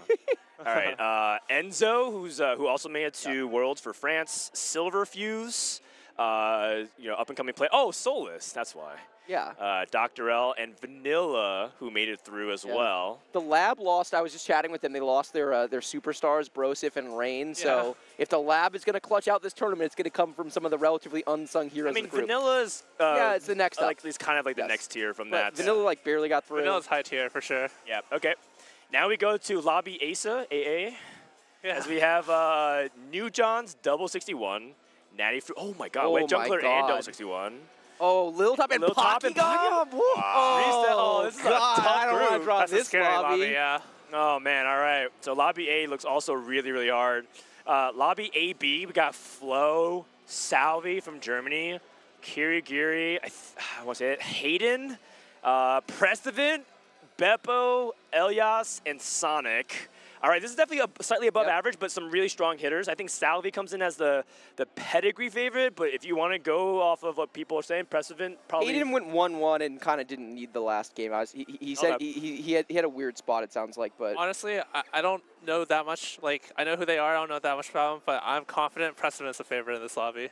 Okay, I mean, just because you're NA biased. Prestevant is a beast. All right. AC, Lobby AC, Zoro, I think from EU, Alan ZQ, also from EU. Also the co-host for Don't Talk If You Don't Know EU. Yep. That's right. If you guys missed the announcement, we're doing an EU expansion next year. Time Traveler, Ian, I think he's NA. Invective, NA. Yeah. Cody Dunn, also NA, I think. Murat Dog. Oh, Mort Dog's alter ego. Yeah. And A5 Wagyu, which now. I think they're all NA. I think they're all NA except for the top two players. I think I recognize all these guys on the ladder. Lobby AD, Snooty Boo from Spain, Emperor from NA, Yaroy. Dog. Oh my God, dude, Dog, he needs to stop, man. He's such a god gamer, man. How is he so Apparently, fucking good? him and Skara were fighting for the 4th spot in the group. Yeah. And they faced off, and that was like the deciding fight of who would advance. Oh, wow. And like they were both at 1 life, so it was like That's crazy. wild. Boss of Skills, very consistent force, Marine Ton, 1K Challenger LPF scene, Star Fairy, and Noel. Noel is an EMEA player who I think either made it to Worlds or made it to Western LCQ. Yeah, I think made it to Worlds. Yeah, so Noel also solid play. This group, very low-key, very hard. AE, the #1 seed, DJ Robinson. #1 seed's Flancy. Is it? Oh, no, #1 seed in the group. Yeah. Wait, Taro. was Flancy 1-1-1? No, he's #1 seed overall. Oh, overall. Going into the event. Yeah, because I have when you're done with the lobbies, I have all the stats on people, which is kind of fun too. Okay. Taro, Yoshi, Malala, Junopoi, Jawei Wu, Dean Styles, and I gotta admit, I think Robin got like a pretty easy group. Yeah, very easy group. They're giving away free stuff if you guys want. Asa wants some free stuff. Asa's just peaced out. Asa's piecing out to get free stuff. Oh no, he's just getting talked to. Okay. I thought that would be good. I wouldn't blame him. Yeah. Good group for Robin. Oh, this group is. Lobby AF, Aero. They're gonna interview me. Okay, Michael, DQA. These players have been to 5 Worlds together collectively, or 4. Hyrule, iLucky, Yugi, and Cloud. Oh, Cloud. Cloud's really cool. Really cool guy. I like he's a cool guy. I like he's a cool guy as well. He's also the reason Soju made it to regionals in set 6. Yep. Never forget the legend iLucky. And there you have it, all our lobbies. Just a recap for people kind of coming in halfway. We're still stalling. People are like wondering where are the games. We're going to start with Soju's lobby with Les Coco, Riveting, ES Pat, Stay Alive, Beery, Soju, Ripple Overdrive, and Yellow. I feel like this is a good draw for Soju. That's a tough lobby. CN is I think so. CN. This place is from CN, Yellow. Is he good? We don't He's know. Barack. All right, Goobums, I have to go do an interview, so you take over my spot real quick. All right, I can just with the overall data because we're. Also, I need a break. We're in the Riot server. Yeah, Dan, definitely take a break now. Okay, so there were 4 players who went 1-1-1-1, or sorry, just 1-1-1. Sia Nerds, Ashmoo, Lakoko, and Millennium Fox. Those are our 1-1-1-1 players, and then there's a few. There were 4 players who were 1-1-2. Clear, TK Matt, Ujelly, and Bear Dota. Of course. Wait, Yes, you of totally course. went 1-1-2? Yeah, 1-1-2. Honestly, What a below beast. expectations. Yeah, agreed. I've also got the stats on placement on final board. So the top legendary placements on final board are York was the most popular unit, then Alawi, Kiana, Sona, Ziggs, Lucian, Kane, Jin. And at 4 cost, it was Thresh, Akali, Viego, Blitz, Karthus, Ahri, Zed, TF, Zac, and Poppy last. Ahri seems... Wait, can you go through the 4 costs again? Thresh, then Akali, Viego, Blitzcrank, Karthus, Ahri, Zed, TF, Zac, and Poppy. Okay, the reason I asked you to go through again is you seem to be missing a 4 cost. Caitlyn did not make the list. Oh, yeah, where the fuck is Caitlyn? I guess no one played any Caitlyn. That's crazy. No, wait, yeah, that's why. No, me and Sox were going. We asked like 20 people at the pre-party where they thought Caitlyn was Sox good. went like 6-4 with Caitlyn or something like that. I wonder if Caitlyn is it just not in the top 10, or is Oh, it no, just, she is. or they just not asked? Well, people were playing her. There's 12 total. 13 if you count both Akalis. So yeah, I there's only guess 10, they're just showing us the top 10. Okay, I guess she's at the bottom then. She's Yeah. at the bottom then. And the other one was Ezreal then. Yeah, I did so Ezreal's well with also Ezreal. missing. Ezreal felt so good. Yeah, Ezreal seems good. I just fast 10 with Ezreal. Well, I think they're both good. I think they're both good. I think that how do I say this without flaming? I guess I don't. Just flame. All right, I'm just gonna flame. I think that the TFT that I witnessed in these lobbies was just so. It was worse even than your average opening day cup lobby for the most part. Easily though. I feel like that should be. Yeah, and expected. so it felt really weird, and I felt like in general we didn't learn anything about the meta. I think we're going to learn about the meta as time goes on, but I'm not sure that we learned overly much because I think there were so many fraudulent boards in every stage. I think what you'll find is that like in 3 games it's hard to like really tell as well. You can get directional information. Yeah. No? Yeah. Like you can usually get sometimes pulling up chat. And I think given like how I guess like I shouldn't say skewed, but like given how like the different lobbies are, like depending on player skill, like obviously there's like high roll and low roll lobbies and such. Yep. Like understanding the lobby tempo that your lobby is going to be. Yes. I playing brought this up on main broadcast when they were talking about meta and how do you approach it. I was like, how you approach your lobby as a good player should be very different based on how many other good players are in your lobby. Yeah, I noticed. Okay, so in my first lobby, like I got scammed, whatever, by like 4 fast niners. Yeah. There's literally 4 fast niners. They all top forward. Yep. I think one or maybe one went like 6 or whatever. And so then the second lobby, I was just like, okay, like I'm not gonna have to roll nearly as much. Like I rolled on 8, got strong, then was able to go 9, and ended up. Well, I mean, my 9 was terrible, but what? Anyways. You're not good, so it's fine. Yeah. I mean, you just gotta get it lucky, honestly. But then the last game, I was able to also like play really greedily, and it ended up working well. I dig it. So yeah, I don't know. I'm curious. I'll be curious to see how it all shakes out. I'm excited to get into some slightly more competitive lobbies as the weekend goes on and see whose beat is correct. Because there are people that are My lobby was hard. There are definitely I had people. 6 players who are like 1,000 LP plus. That's crazy. So different, Asa. Yeah. So different than AC double, the other like, lobbies that I have seen. You know, one of those players has more LP than my entire lobby. I see. I saw I it. see. I see. Okay. In other words, Goomums gets out of his lobby. Okay, fine. Asa, good job getting out of your lobby. My Very next good. lobby's got Flancy and Milk and some of. I saw that, yeah. I love it. Bryce is just flaming everyone. I kind of do that, honestly. Doesn't Asa have to go play? In The like thing 8 is, minutes. We got some time. Here's what I'll say. Goomums got For play those too. of you who've never seen me comment before on Soju's stream, I'm equally willing to praise people when they do really good shit. Like I'm a world class glazer, and I am very happy to be flamethrower on. Right. That's the best part about co-streaming, honestly. You can't do that shit when you're on the main broadcast. When you co-stream, it doesn't matter. That's a good point from Twitch chat, though. I think I will go get ready. You should go get ready. Go do it. You just, ready too? I just came off of the main stage broadcast. I don't know if you saw it, but oh, I didn't. Yeah. Wait, what happened? You were just up there doing an interview or something? Amy had me on pulled me on for a game. She let me know like 30 minutes in advance. I commentated with Necra. Oh, that's so fun. Was it fun? It was fun, yeah, and Gangly. Wait, it was Gangly. Necra and Casanova. And Casa, that's super fun. Yeah, that I did one game in there too. It's just really fun vibing up there. Yeah, I was super nervous because I hadn't like done anything like that really. I'm sure you're a natural. I have no doubt you did well. Thank you. But yeah, I just came straight here from there, so I'm down to. Okay, go rest. Yeah, just chill. Right. Unwind. I like it. For anyone who does not know, Asa has founded a website, tft-coaching.com, and I got you. And if you are a newer player working on improving or a seasoned player that's trying to get to the next level, I think there's a lot of great content there for all of the above, so go check it out. I think he still has discounts for registration, too, where it's like a couple of bucks or something. Ad, but not paid. Hashtag unpaid. I'm just supporting my friend. And if we want stuff like that to exist, then we need it to be supported.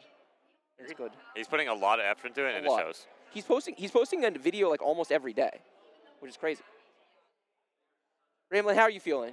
I mean, I'm not like sad that I did bad. I'm just sad I don't want to get to play anymore. Yeah, that makes perfect sense. I don't really care how I did because it's a toss-up. I mean, I'm sure I could have done better, but I don't feel like it was really. They weren't high roll games at least. Let's put it that way. Yeah. But I mean, I'll try and sign up for the second chance if I can, I guess. But like, that's not quite the same thing. Kerm, you want to get on couch for a sec? Get up here. We got Coom in the house, everybody. Drop some Cooms in the chat. Kerm, you can grab the headset right there. Kerm, how were your games so far? Kind of hard. I did donkey at 8, like a fucking sorry. No, it's co-stream. You're good. You can swear as much as you want. It's the best part. Yeah, the donkey at 8 like an idiot. Like my get the mic in front of your face. Oh. Bro, my Jotens are so grief every game. Like I can't do anything. I just donkey at 8. It sucked. Was it close? Were you feeling the pressure? Or was it? I mean, okay, I went 2-3, so I was getting kind of complacent. I was like, it's free as fuck, and then I almost went 8. Oh no. So yeah, I kind of sneaked by, but yeah. Okay. And how was your lobby hard, or what was the vibe? It was alright. There was like 4 players I recognized. And what are you guys' new draws? I don't even remember which lobbies you guys are in. Oh, Ram's lobby was mine's stacked. Hard. It's like Omde, Headpat, Sox, Voidson. Oh God. Yeah, Ashmoo. Oh God. Yeah, that's pretty Oh hard. no. Yeah. On some level, though, it's kind of nice, though, right? Because you get to play against players that you can like predict what they're doing and understand and kind of get in the flow of the game a little bit more normally. Yeah, it's I recognize most of them, but it's on the actually it's kind of medium. You got a medium one. Pasta Bowl is hard. Rudier and Degree both popped off in their first lobbies, so that's not easy. I mean, I'm the fraud, so. Yeah, you're the fraud. Yeah, the first thing one of the first things Dan asked me when I got back was, is Gooba was good, or was he just yapping? And I was like, no, I'm pretty sure he's actually bad. I played well though, I think. That's good. That's really good. Doesn't mean I'm good, of course. Of course not. Did you play any on this patch? My first game was 3 hours ago. Oh, okay. I mean, you're just a high roller pro. My first game in a week was 3 hours ago. Dude, I don't know what you've been up to. You don't even talk in the study group Discord. I mean, yeah, because there's nothing for me to say. Like, I'm just gonna grief you, idiots. He's just downloading your tech. Oh, okay. They haven't been leaking that much tech in there, honestly. Oh, I mean, we're all kind of jerking off right now. Like, it's the beginning of the season, man. I don't know. Like, this is a forefront. It's not a forefront event, but you know what I mean. Like, I definitely approached it as a forefront event, but I realized, like, after I saw like how people were prepping, I was like, oh, maybe I should. Like, I don't want to. I don't know. Like, it felt like almost disrespectful because like obviously people are gonna put in a good amount of effort into an event like this. So then I was like, maybe. But then I started watching stuff. I actually felt like even though I didn't think I was good in terms of form. Like, because you asked me based on, like, form, right? But I was still quite confident I'd make it out of first round. Yeah, first round, I was too. I mean, if you're a player of a certain pedigree, just your raw, and this is part of what makes TFT great is that just your fundamentals. Yeah, I think I was playing well. You're going to be able to logic through decisions and make better decisions. And it's not like you came in blind on the meta. You asked people, they told you what was strong. So it's like, all right, people told me this unit's good. It's like earlier we had him on broadcast, and he knew that the Akali over 40 AP threshold was good. When I know most of stuff like that. Yeah, what does that mean? I don't know what that means. Oh, you get the perfect refund on 40 mana. or 40 AP. You should have 40 AP. Wait, so if you have 40 AP on 2 damage Akali? It's relevant, like super relevant. Super relevant. Then it's one auto recast when you don't execute. What the fuck? I did not know that. We got you. Wait, we said that in the chat. Oh, for really? sure. Someone did. I didn't. Herb can't read, man. Bro, I cannot read. This guy plays TFT. Bro, there's two. Wait, okay, how many people on Twitch chat knew that? Did they all know that? They all knew that. We told them all. None of them knew until we told them all. Now they all know. Oh, okay. Wait, so none of them knew, but they all knew. They all knew. They all knew. All right, fuck it, they all knew. I'm just a fraud, honestly, man. Fuck. Yeah, chat's the real heroes. We have to check it on fantasy, but wasn't chat kind of popping off in fantasy? I feel like I think chat. We should actually head out. Yeah, I think you guys should go. Yeah, good luck. Good luck. Hey, go bring it home, guys. You got this.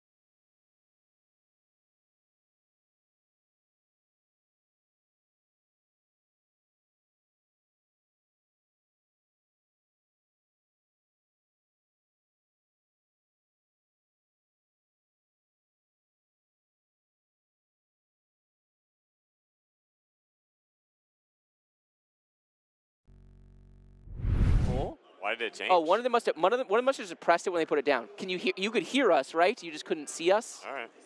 Okay. The countdown's almost over. We Barack.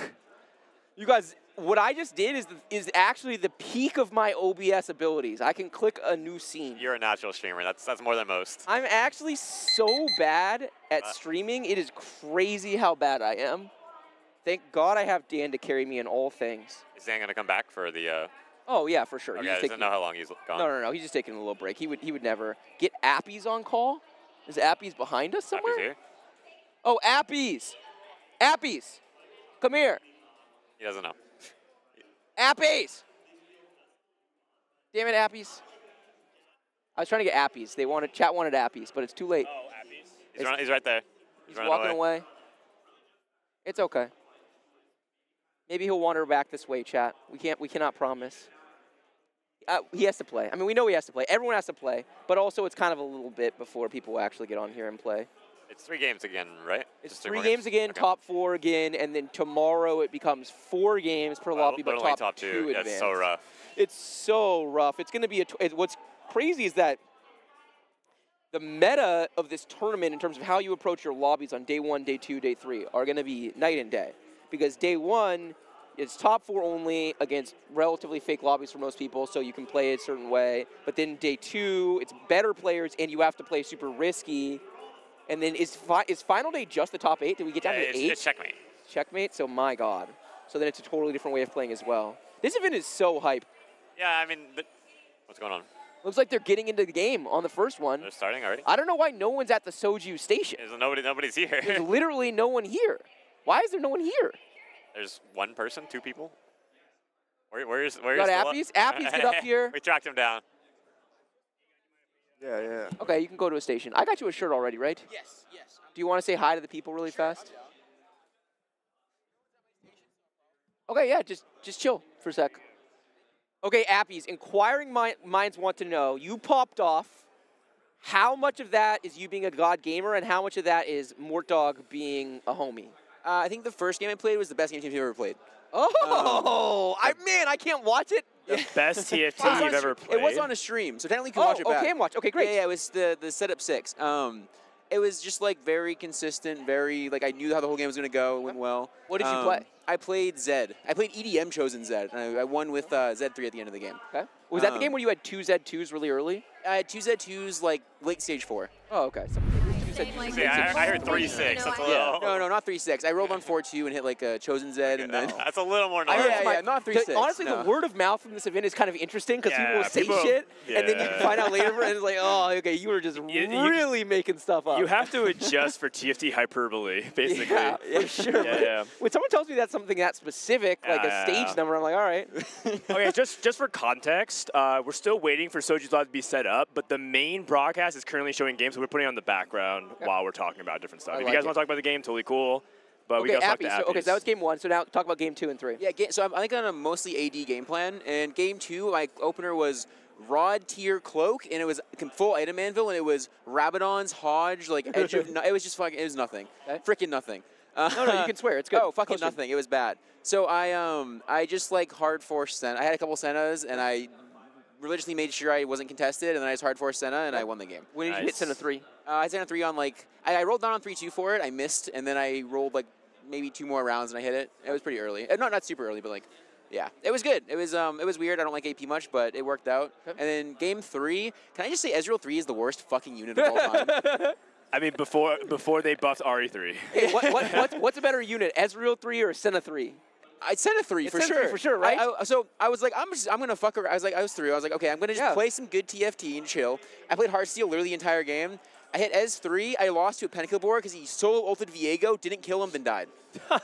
Yeah, that's terrible. It's fucked up. It was real fucked up. Guys, Wolfie's on stage right now. I know, what a beast. He's popping off. I'm so happy. I just talked to him. I would say that his knowledge was medium, but apparently he's been the Church of Appies. Yeah. I've been helping him prep for a couple months now, which is sick. And so like last night in his hotel room, we were just looking through lines, like talking through stuff. I think he played really well the first 3 games. I will say. Reality is, like, very well. Certain people just have good gaming DNA, and he's just one of those people. when he needs to, he puts it together. It's like Dog advancing. It's like, is anyone surprised Dog advanced? Because I'm not. I need to go play. Yeah, Sorry. go play. All right. Bye, all right, Appies. good luck. We love you. Go win. I was trying to find out. Do we think is Ray going to join us or no? No, Ray said that Toast asked him to be on the stream or something like that, and also I think we might get Pitsy to Love that. stop by. I love that. I talked to Pitsy. We'll see. He's rocking the shirt. I mean, I can go get him if you want, and you guys can just talk real quick. That sounds great. They're back. Where's Smojo? Smojo is behind us. I assume. He's just right there. Oh, he's over here? He's literally sitting right there 2 seconds ago. He's not there anymore. But he's somewhere close by. No, I know. I'm saying he was right there. He's not there. But he's still playing right here, right? What's going on? Why aren't they here? They're delayed? So all the co-streams are delayed, I guess? I mean, they're literally playing on the main. Yeah, it's so weird that they're playing on the main that no one's at it. Why? So they just started it? Everybody else will catch up. That actually kind of makes sense because then you can get to the into the main stage. Pitsy! That's Get in here, buddy. You're right there. Yep, that's your spot. Ladies and gentlemen, the swollest TFT player that ever did swole, Pitsy, in the house.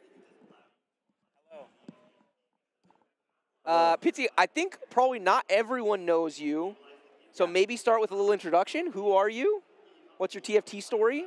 Yeah, I'm Pitsy. I came from League of Legends, played League for like 10, 12 years. Were you good? I was decent. Like, I was master in most seasons. Singed main, but... Wow, we hate you already. Yeah, and then Get him off the stream. And then I started watching more... I played set 1, and then I started watching more TFT in set 5. Joined again set 5, started playing competitive set 6. Gotten a lot better since then. Yeah, you have gotten a lot better. And you're not a full-time TFTer, right? You're doing other stuff? No, I'm not a full-time TFTer, but I actually have a scholarship for my school for TFT. Wait, really? Yeah. I think I knew this at some point. Yeah, so what's the situation? So the school that I go to in Ontario in Ontario, Canada, is really big on esports. And I coach the TFT team there. I sent an application, and they were like... Oh, you coach the TFT team there? Yeah, I coach and play, I guess. So I sent an application. And you work out? What a And you have a girlfriend? Yeah. He can do backflips, by the way. If you want life advice, this is your man. Wait, can you do a handstand just like right now? Oh, I could try. Safely? Yeah, safely for sure. Okay, great. Yeah, just do it. Just do it right now. I'll stand We're up. going full cam for this real quick. Hold on one second. Cam full. We get a boob shot of Bryce. All right. Here we go. All right, Pitsy. He's a gymnast. Oh! Can you do a push-up? Oh my God! What is happening here? Dude, this guy is so talented. Oh my God. All right, sit back down. Holy shit. Oh my God, we got live entertainment as well as a good commentary. Yeah. Okay, he's way too good at TFT. He's way too good at TFT to be able to do that and have a girlfriend. Yeah. Well, the thing is, too, is I feel like I play a ton of TFT, and I feel like I watch a lot of TFT. Yeah. But I went to university, and I stopped going out and drinking and stuff like that, and I started putting all of that time into TFT. Yep. Okay. And then I get better sleep, so I get to practice more. I get to look at more stuff. I'm doing really well in school. And all of that, I get to play TFT as much as possible, and it's really efficient. So wow. So I trust this you. guy is just winning life. The TFT efficiency thing. Us losers are going to sit on this couch real quick. Yeah, get over here. Come join here. So, Pitsy gets his own couch. A clear divide. No. We say losers stick together. Okay. I mean, you shouldn't even talk, man. You have your own law firm. Your wife gave birth to twins. Oh, are we getting ready to go in a game? All right. 2 or 3 minutes. Okay, guys. Finally, we can do another intro. Welcome to the official co-stream of K3 Soju, live here from the Vegas Open in Las Vegas. For people wondering like what was going on, we were showing you gameplay of the main stage. We're just talking, but we're basically going to be providing co-stream coverage over Soju's round 2 games, the round of 256. It's going to be 3 games, top 4 from the group advance, and it's just going to be a 1 to 8 point standings. Yep, super straightforward. Soju has to finish in the top 4 overall. We'll try to do a better job paying attention to overall points this time. Yep. So that we can kind of end the final game, be able to know exactly what's happening. Okay. But yeah. We have an opportunity for some chat engagement. They gave us the ability to spectate And now they're changing it that we're going to be spectating in the lobby now. We're going to join as a spectator. But last time, people actually requested to have Soju's POV, so we can see his mouse clicks and see his team building and stuff like that. The only downside is we can't look at the rest of the lobby if we need to see something, right? Like how's this Do you want to do a vote? And so usually we ask chat what they want. Do you want spectator mode or do you want Soji? And we're going to go based off of impression off of the chat. So if you guys have to spam. Just spamming POV again. It was such a decisive vote last time. You never know. It's a different crowd. Maybe some people went to sleep. That was like 6 hours ago last time Soju competed. Okay, give the people what they want. Everyone just wants to see the mouse clicks. They like it when we flame him for not scouting. They want us to know that he is not scouting. It's a lot of POVs. It's really clear. And some spectators. It's actually closer than I think, but looks like we're going to go with... here's the thing. We can stay on Soju until he dies, and then we can switch to spectator as well. Oh, true. That's a good point. So that is an option. So we can maybe hybridize. He's actually never dying. He's going 1-1-1. That's true. What if he just stays alive the whole time? We're just on his POV. I mean, that sounds great. I did tell him. I said, hey, Soju, because Barry was telling me. Oh, there he is. Do you want to talk to chat? Are you going to advance? We're talking about you going 1-1-1. Oh, I don't think that's happening. What is happening?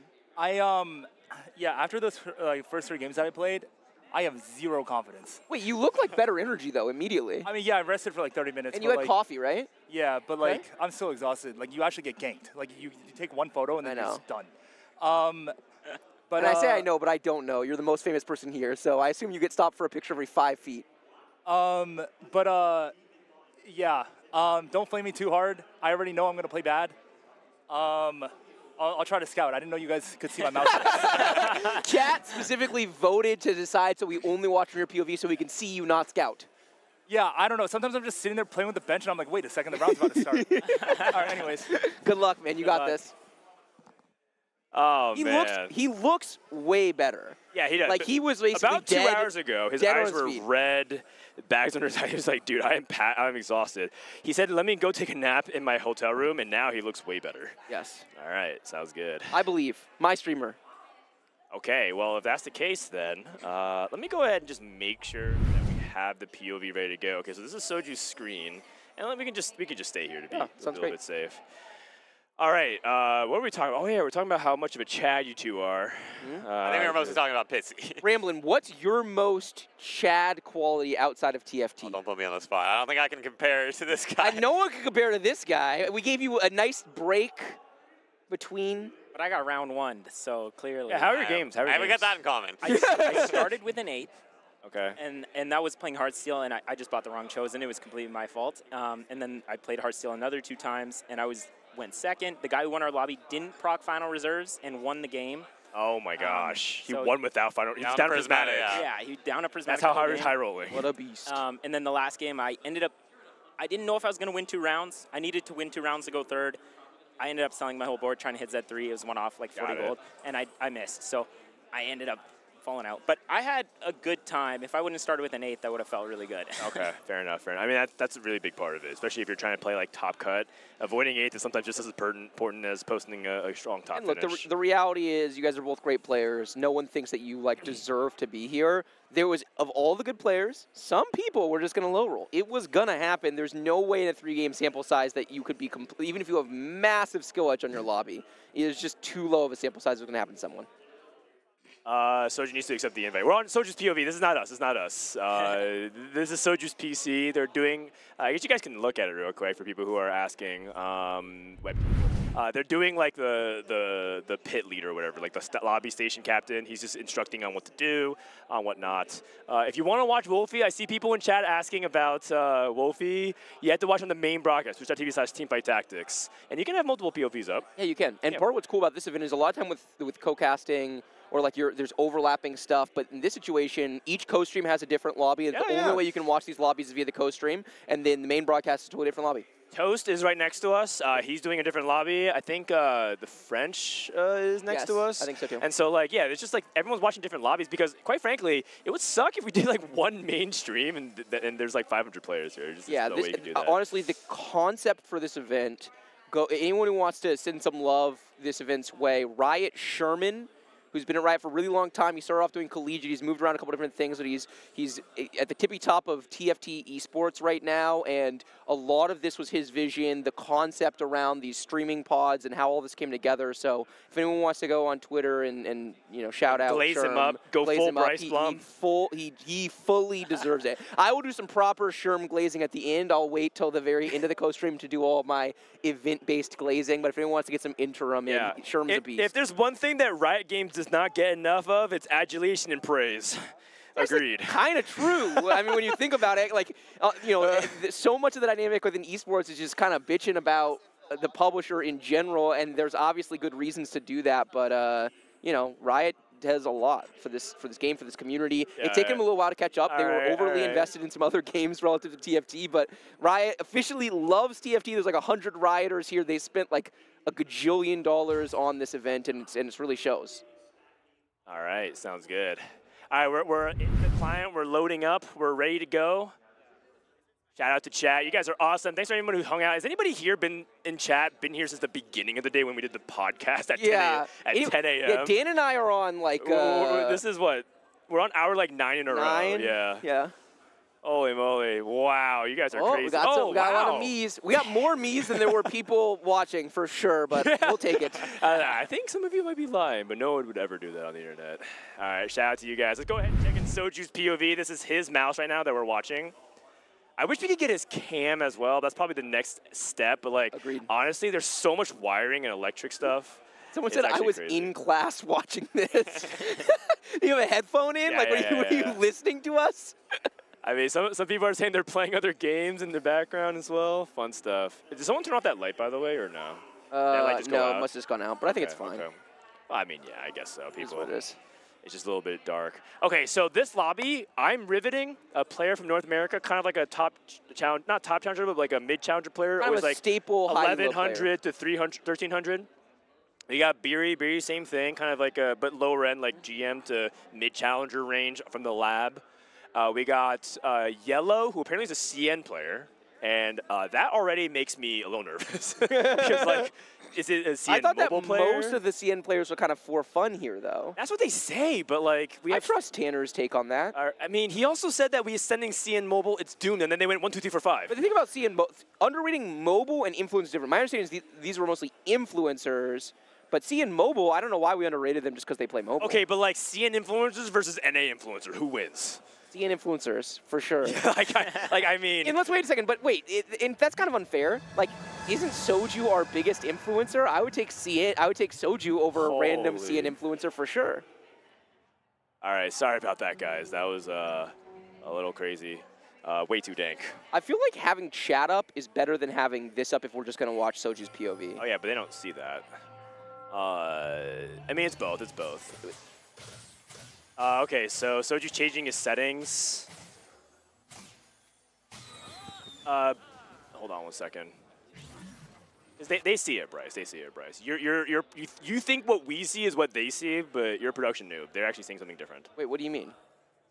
They That's see what chat? Yeah, they're seeing what Soju's seeing. Oh yeah, I know that. No, I meant that I want to be able to see chat instead of having the game up on both sides. Oh God, you're so picky. This guy literally, it's on Soju's POV and we have sound, so it's fine. We have both. Okay. Yeah. Just trust me on this, man. Relax. I know it's fine. Yeah, I'm with you. We're on the same page. I think this is great. Okay. And I think Soju is being offered the best chosen in the game. He has a Mosher, so surely he will buy this unit. No? He has set. I am kidding. But like, I don't think you buy Vi headliner. He actually did play Chosen Vi earlier. He actually played for Mosher stage 2. It was a reasonable opener. It was good. It was actually the way I like the way he played that opener. Did you have an Urgot? Yeah, he had an Urgot. Yeah, then you can actually do it. Yeah, it was good. Yeah, I think for Mosher, as you will, is pretty underrated. Is it Mosher or Mosher? It's Mosher. Mosher? Oh, shit. Okay. Back. Okay. The double item components here are going to be really good because I am very uninterested in slamming any of these items. Is that what it is? Double component carousel? Yeah, double component. I assume. Is there anything else that gives 2 anvils like that? Oh, I didn't see I thought we were talking about the carousel, like you get the items. Like, no. Oh, no, I meant the opening. Yeah, he's going to have the 2 anvils to potentially actually So make what do you do with rod, glove, cloak? Like, what are you aiming for? Do you go BT... I mean, like, BT is a good item, but it's still not a good Heartsteel? early slam. Hey, we're one off.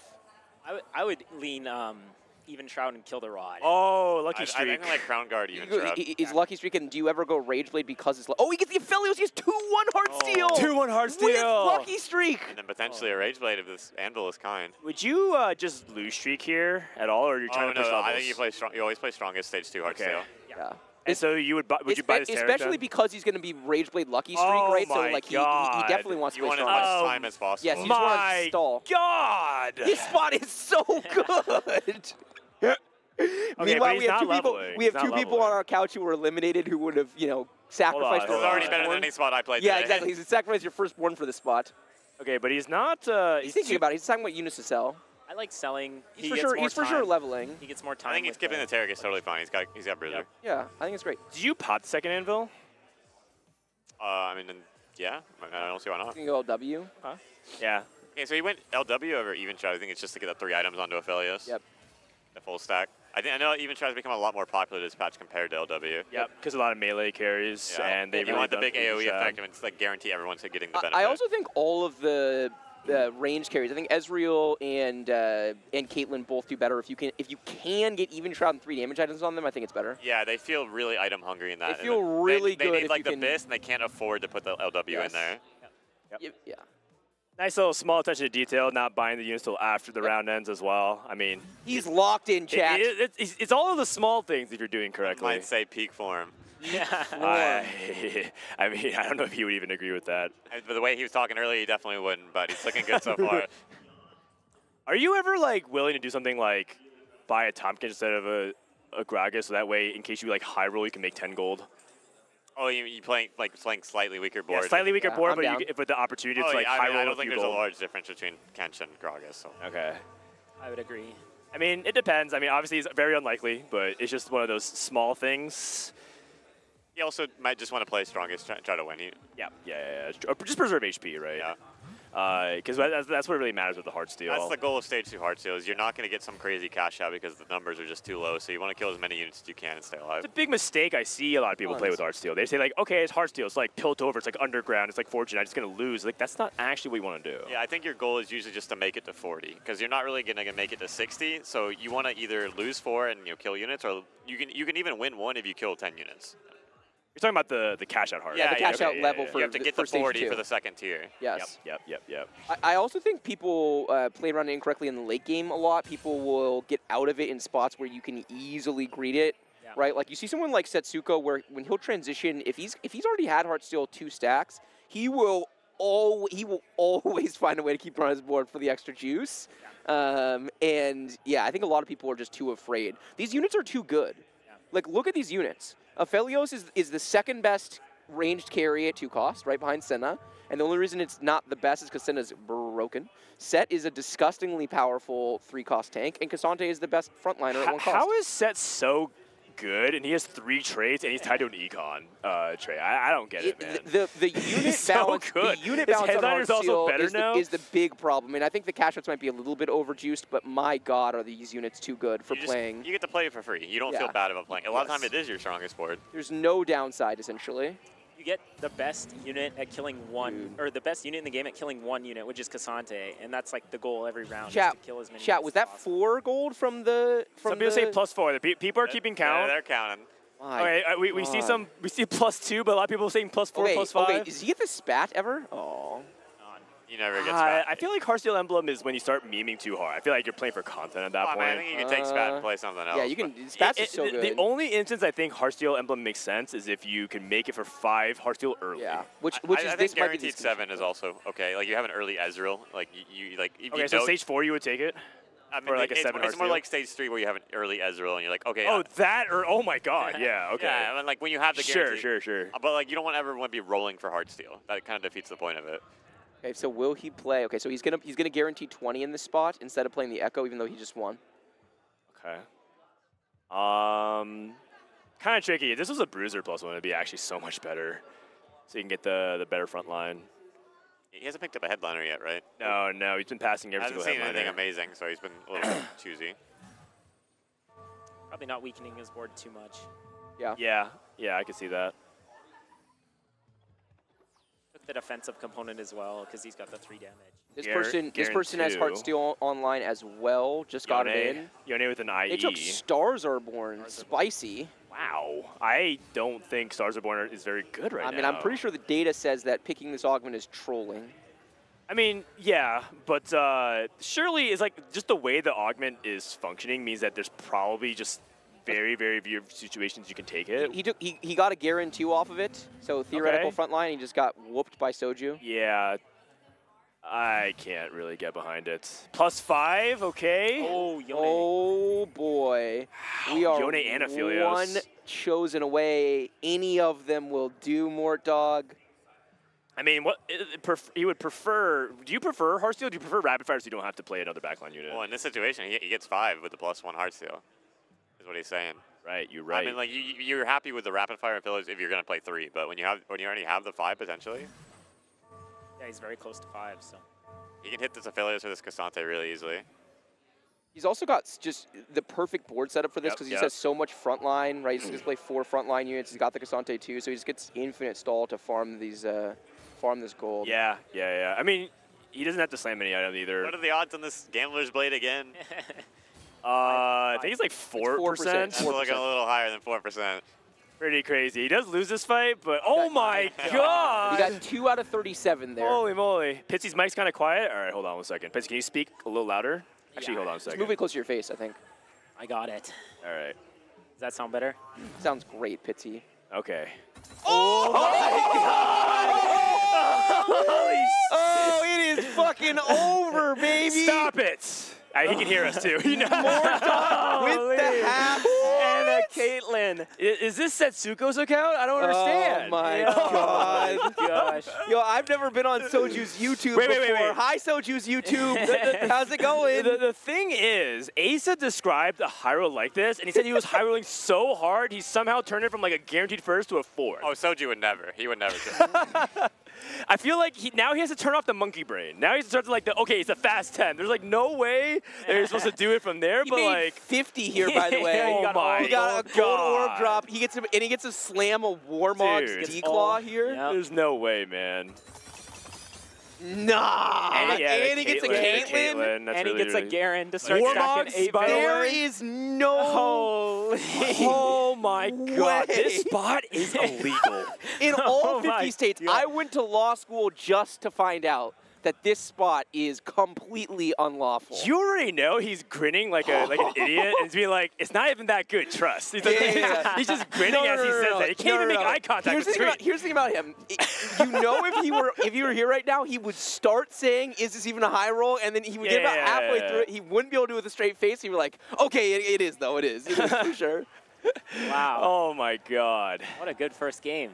I mean, God. Let's see what happens on 3-2. What do we even want? Like, since we're in pick what we want mode. Pick what we want What mode? do we want? Like last stand or something like that? No, I think you want combat. Combat, right? I think last stand is combat. Because you have infinite resources, so as long as you have combat odds, you can just win this game. I was just talking about how Setsuko thinks it's super broken in general. So. Yeah, he does.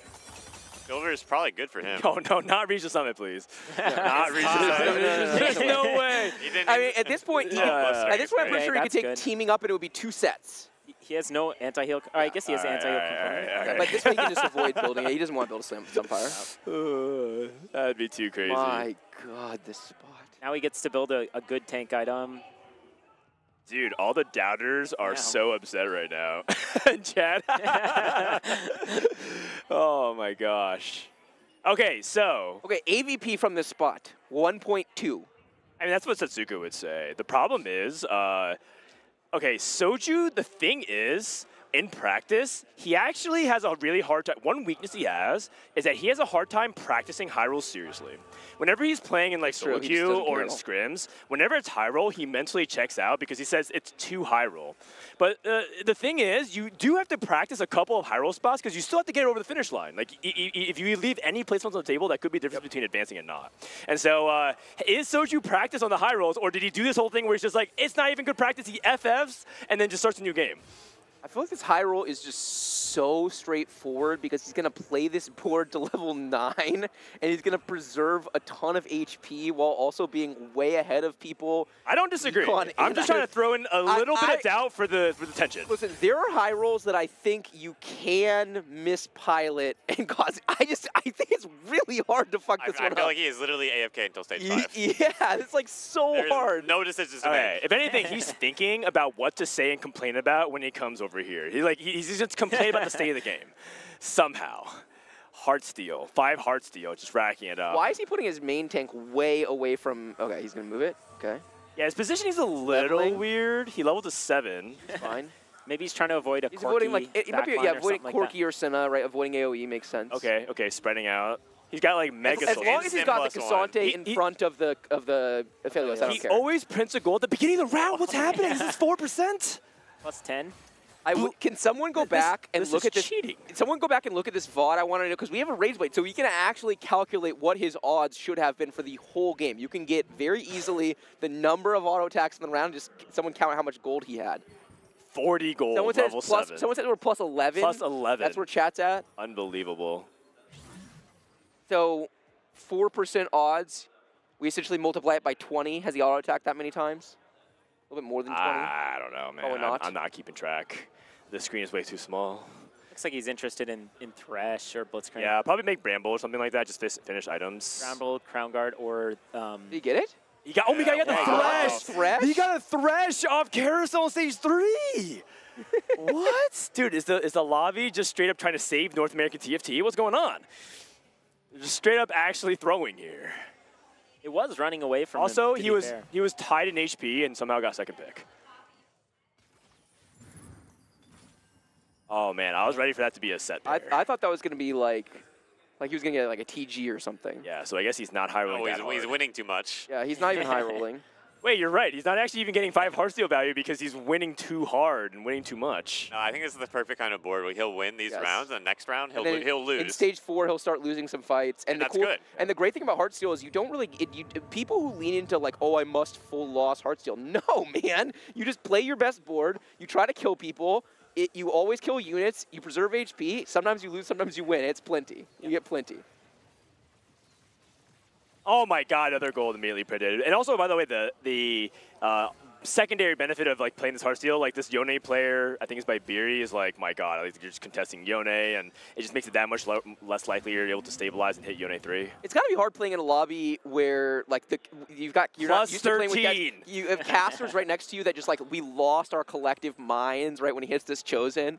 You just go over there and look, and you're like, oh my god. A Zach and a Thresh pair. Oh, There's our front line. I am learning so much. Pick.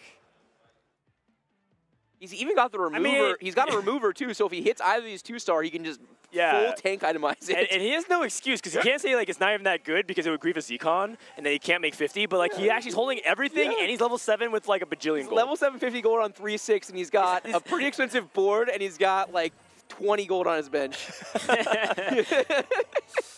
Oh man, really creative positioning again. Still, like I feel like he's spreading. I know he's spreading constantly, but like it's just interesting. Yeah, he is gonna eat this Akali. So yeah, this Akali actually is problematic. One more gold. Yeah, naturally. And we're gonna die on the next Akali cast. I'm assuming we're gonna lose this fight because we have no damage left. Well, there's a lot of units. Never mind. Actually, I take it back. We have plenty left. Akali might go infinite. Really? Can it? I don't think it can. I think Akali. Yeah, I don't think Akali 1 goes infinite very often with this many units. Wait, why isn't Cassante moving? Why isn't Cassante moving? What? Why isn't Cassante moving? Hello, Cassante? He's frozen. What? He's gonna win off Bramble damage. What was going on? This dude was a total Chad. Holy moly. I cannot, man. He's uninterested. This game oh my God. That's North American Cassante at Worlds, by the way. This is the most fun game I've had to cast in a while because we don't have to do any analysis. We're just going to sit here and laugh with chat the whole time. Like, if we were on a main cast, we would have to be trying to analyze this for fun, but instead we just sit here and laugh. Oh, my God. Yeah, someone said it might be with Edge of Night. I'm not entirely sure. What is that gold? Like he was attacking an Edge of Night unit, maybe. So he's gotten 2 gold orbs, by the way. Both of them full gold. Okay. So we get to level here for free? It is. I think I just slam another Rage Blade purely because you're going to go 9 for legendaries. You can go Sona. Rage Sona. Blade, Rage Blade, You just Sona. go double Rage Blade Sona. Yeah, I can see that. I can see that. Level 850. 50, and it's way more than 52. Look at his fucking bench. Yeah, he's building a whole other board. Don't you He's think, streaking. Do you guys agree with Rage Blade, or what would you I like do? Rage Blade over Rage Blade. Runes. I think Rage Blade's better. You can't make the other two. Yeah. I think the option is Rage Blade or Greed, right? Yeah, and I don't think there's much you're greeting for because like you don't even need red buff. You got the blistering strikes. And this will be the stage where we'll start to get items theoretically from our. Surely he's not still stronger than everyone else. Without rolling a single time, being level 850 +1. It looks like we're losing. This looks like he's probably run out of front line. 1 units, printed lucky. Is this even a loss? Are we losing? Oh my Are we losing? I don't think we lost. Perfect loss. Even a loss. Is that a loss? Jesus Christ. Plus 16 on the lucky. Do you want to go double Rage Blade plus Gambler's Blade on Sona? Is that a little overkill? It's overkill, but it's also just not many other items you want to put on her. Yeah, fair enough. The only thing that makes it is just Shojin because it's more efficient. But Right. Oh, bulk? Cybernetic bulk? Bulk? My God. I mean, he's just gotten BIS literally everything. Yeah, we'll get an I guess item he has not influx. gotten items off of his Heartsteel cash out yet. So we're cash outs haven't been so big enough. we're for sure gonna get some items this next time. Is he 1 off or 2 off? 1 off, right? Yeah, it's the glowing means it's coming next round. Oh, okay, cool. I didn't know that. Okay, so now he's scouting. He recognizes he probably wasn't scouting. he recognizes Walking back in, you have to play the game now. He's like, oh, right. I can just load in the Okay. game and start playing it for 2. Okay, now he's actually positioning a little bit. Affiliates into the inside, which I do like. Going up against another person who is fast 8, 0 gold. Zed chosen, but just the BT off the super fan. He is the big gem, which is a pretty Really- big hit really, for really that good. person. Yep. Looks like it's easy Pat, ES Pat. And Oh my God. So much gold between the gym and the lucky gloves. Killing so many units. Yeah, not a loss. 3 units is reasonable, yeah. It's definitely pretty good. Plus 18. 68. Okay, so this is going to be a 5-1 then? Oh, he got to 195. Is it one more unit kill on 5? Is it? At this stage, is it 5 per? I believe in stage 4, yes. But I yeah. don't. So he's so we're low rolling. Oh, Thresh Chat. 2. Thresh 2. Oh, A full item. completed item. A full item. That seems good. We do Naked need base Poppy. damage items. Yeah, damage Okay, item. do you use a remover to make your? Or just say fuck it, just leave the items there so you I can. would use a remover. I think it's worth it. IE, right? Or IE, yeah, GS. or GS. Yeah. Just damage. Anything with I think damage. people would prefer GS here in I general. like GS. I like GS. It's more generic. It opens more lines. Okay, we're going for it. Nice, very good. Could potentially play Ziggs if he hits the Chosen, or he could play any of the ADs. Is he listening?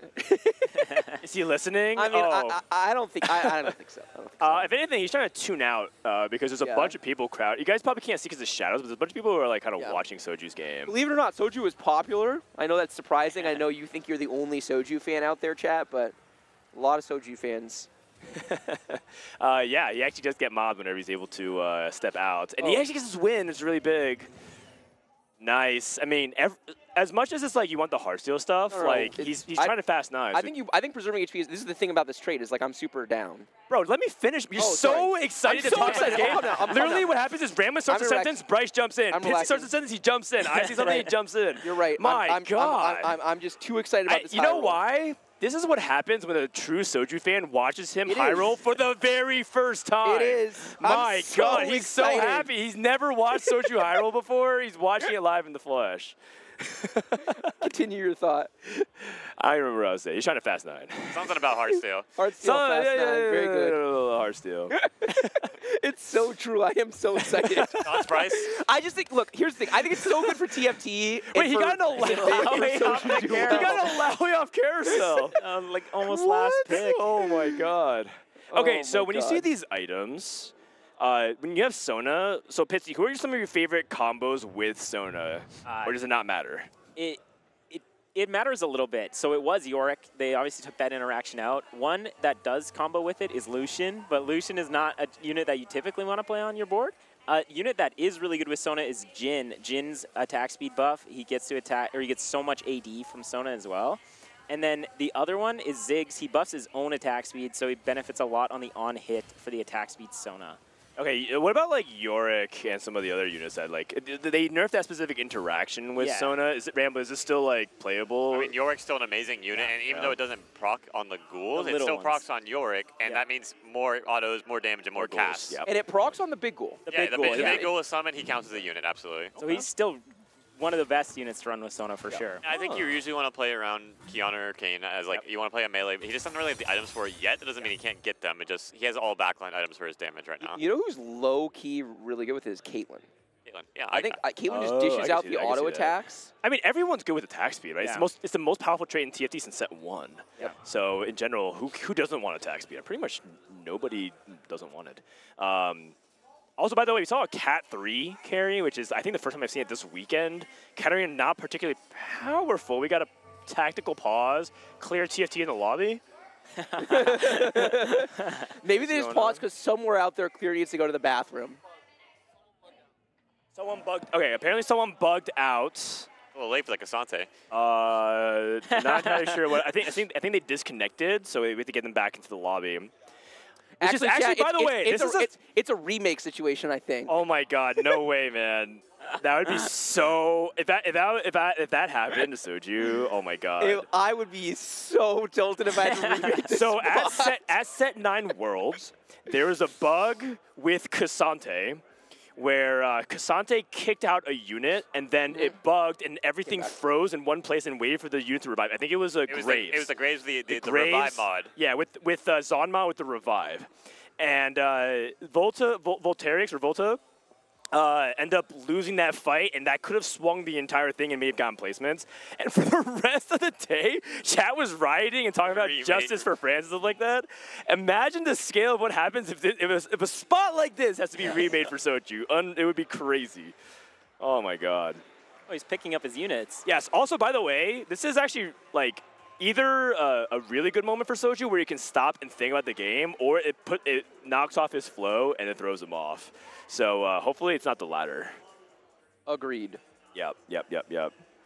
Okay, so Katarina reroll. We don't see a lot of it, and I feel like it's partially because, one, she got nerfed, and two, I feel like she's just, kind of contested by like a little bit of everything. Right? There's a little bit of Yone's, a lot more Zeds being taken out. Yeah, that is a big part of it. That, like her units that she wants to pair with are being taken out, but I also think the meta is much worse for her. The way she works, I mean, of course she got nerfed, but the way she works is she's actually really good at sniping the backline. Once you get it down to 1 or 2 just frontliners left, it'll bounce all the way to the corner. But now we're going to all these melee carries that have sustain, and she wounds, but she doesn't have the burst on an individual unit when the dagger's bouncing around on a bunch of frontliners. Yep. Yeah, that makes a lot of sense. So it feels like, is Senna like the only 2-cost reroll that people want to play around right now, Pitsy?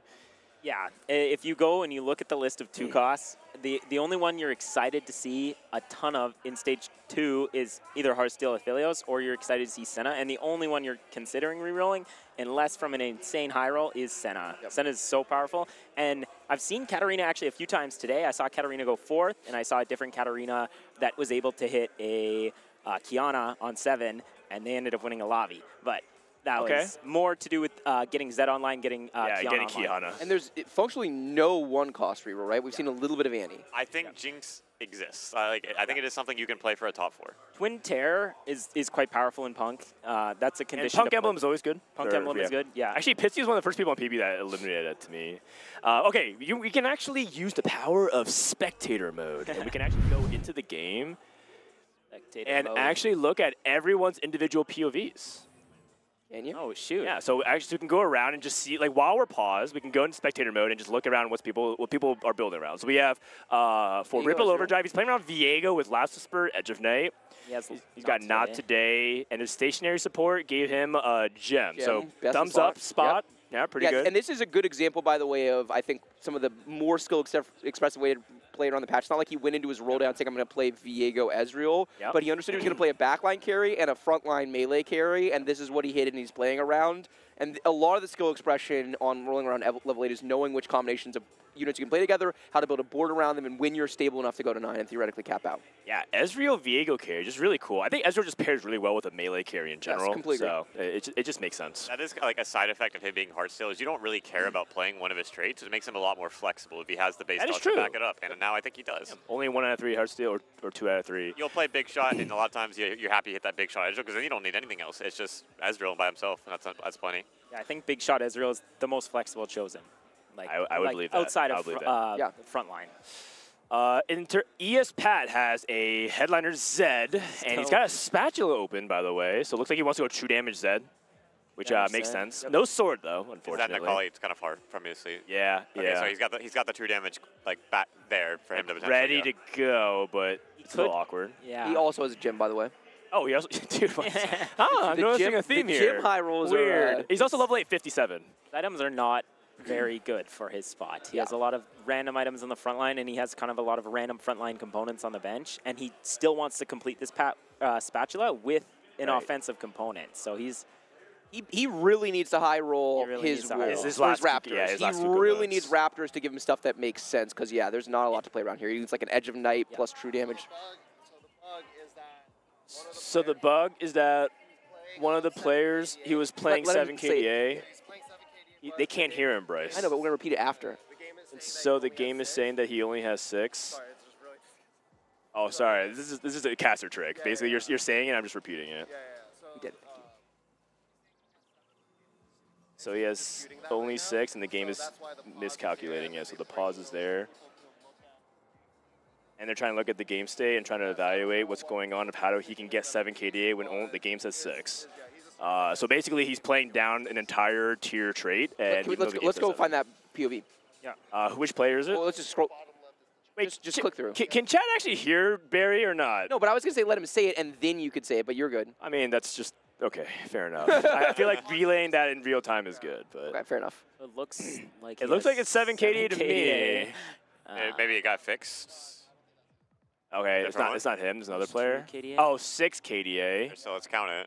And his board has Seraphine. That's not Seraphine. So Ari. He's Kaisa. playing true damage Akali is what he's doing. I don't know how it's true damage Akali, but he needs to swap it. Oh, he needs to swap it. And then we're back.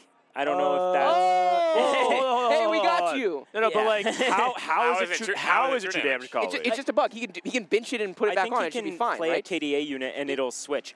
Ideally, that's what will happen. You can just bench your board and put your board back in, and then it should re-register. I know Duck made a whole video about this, right? Yeah, it's a known bug.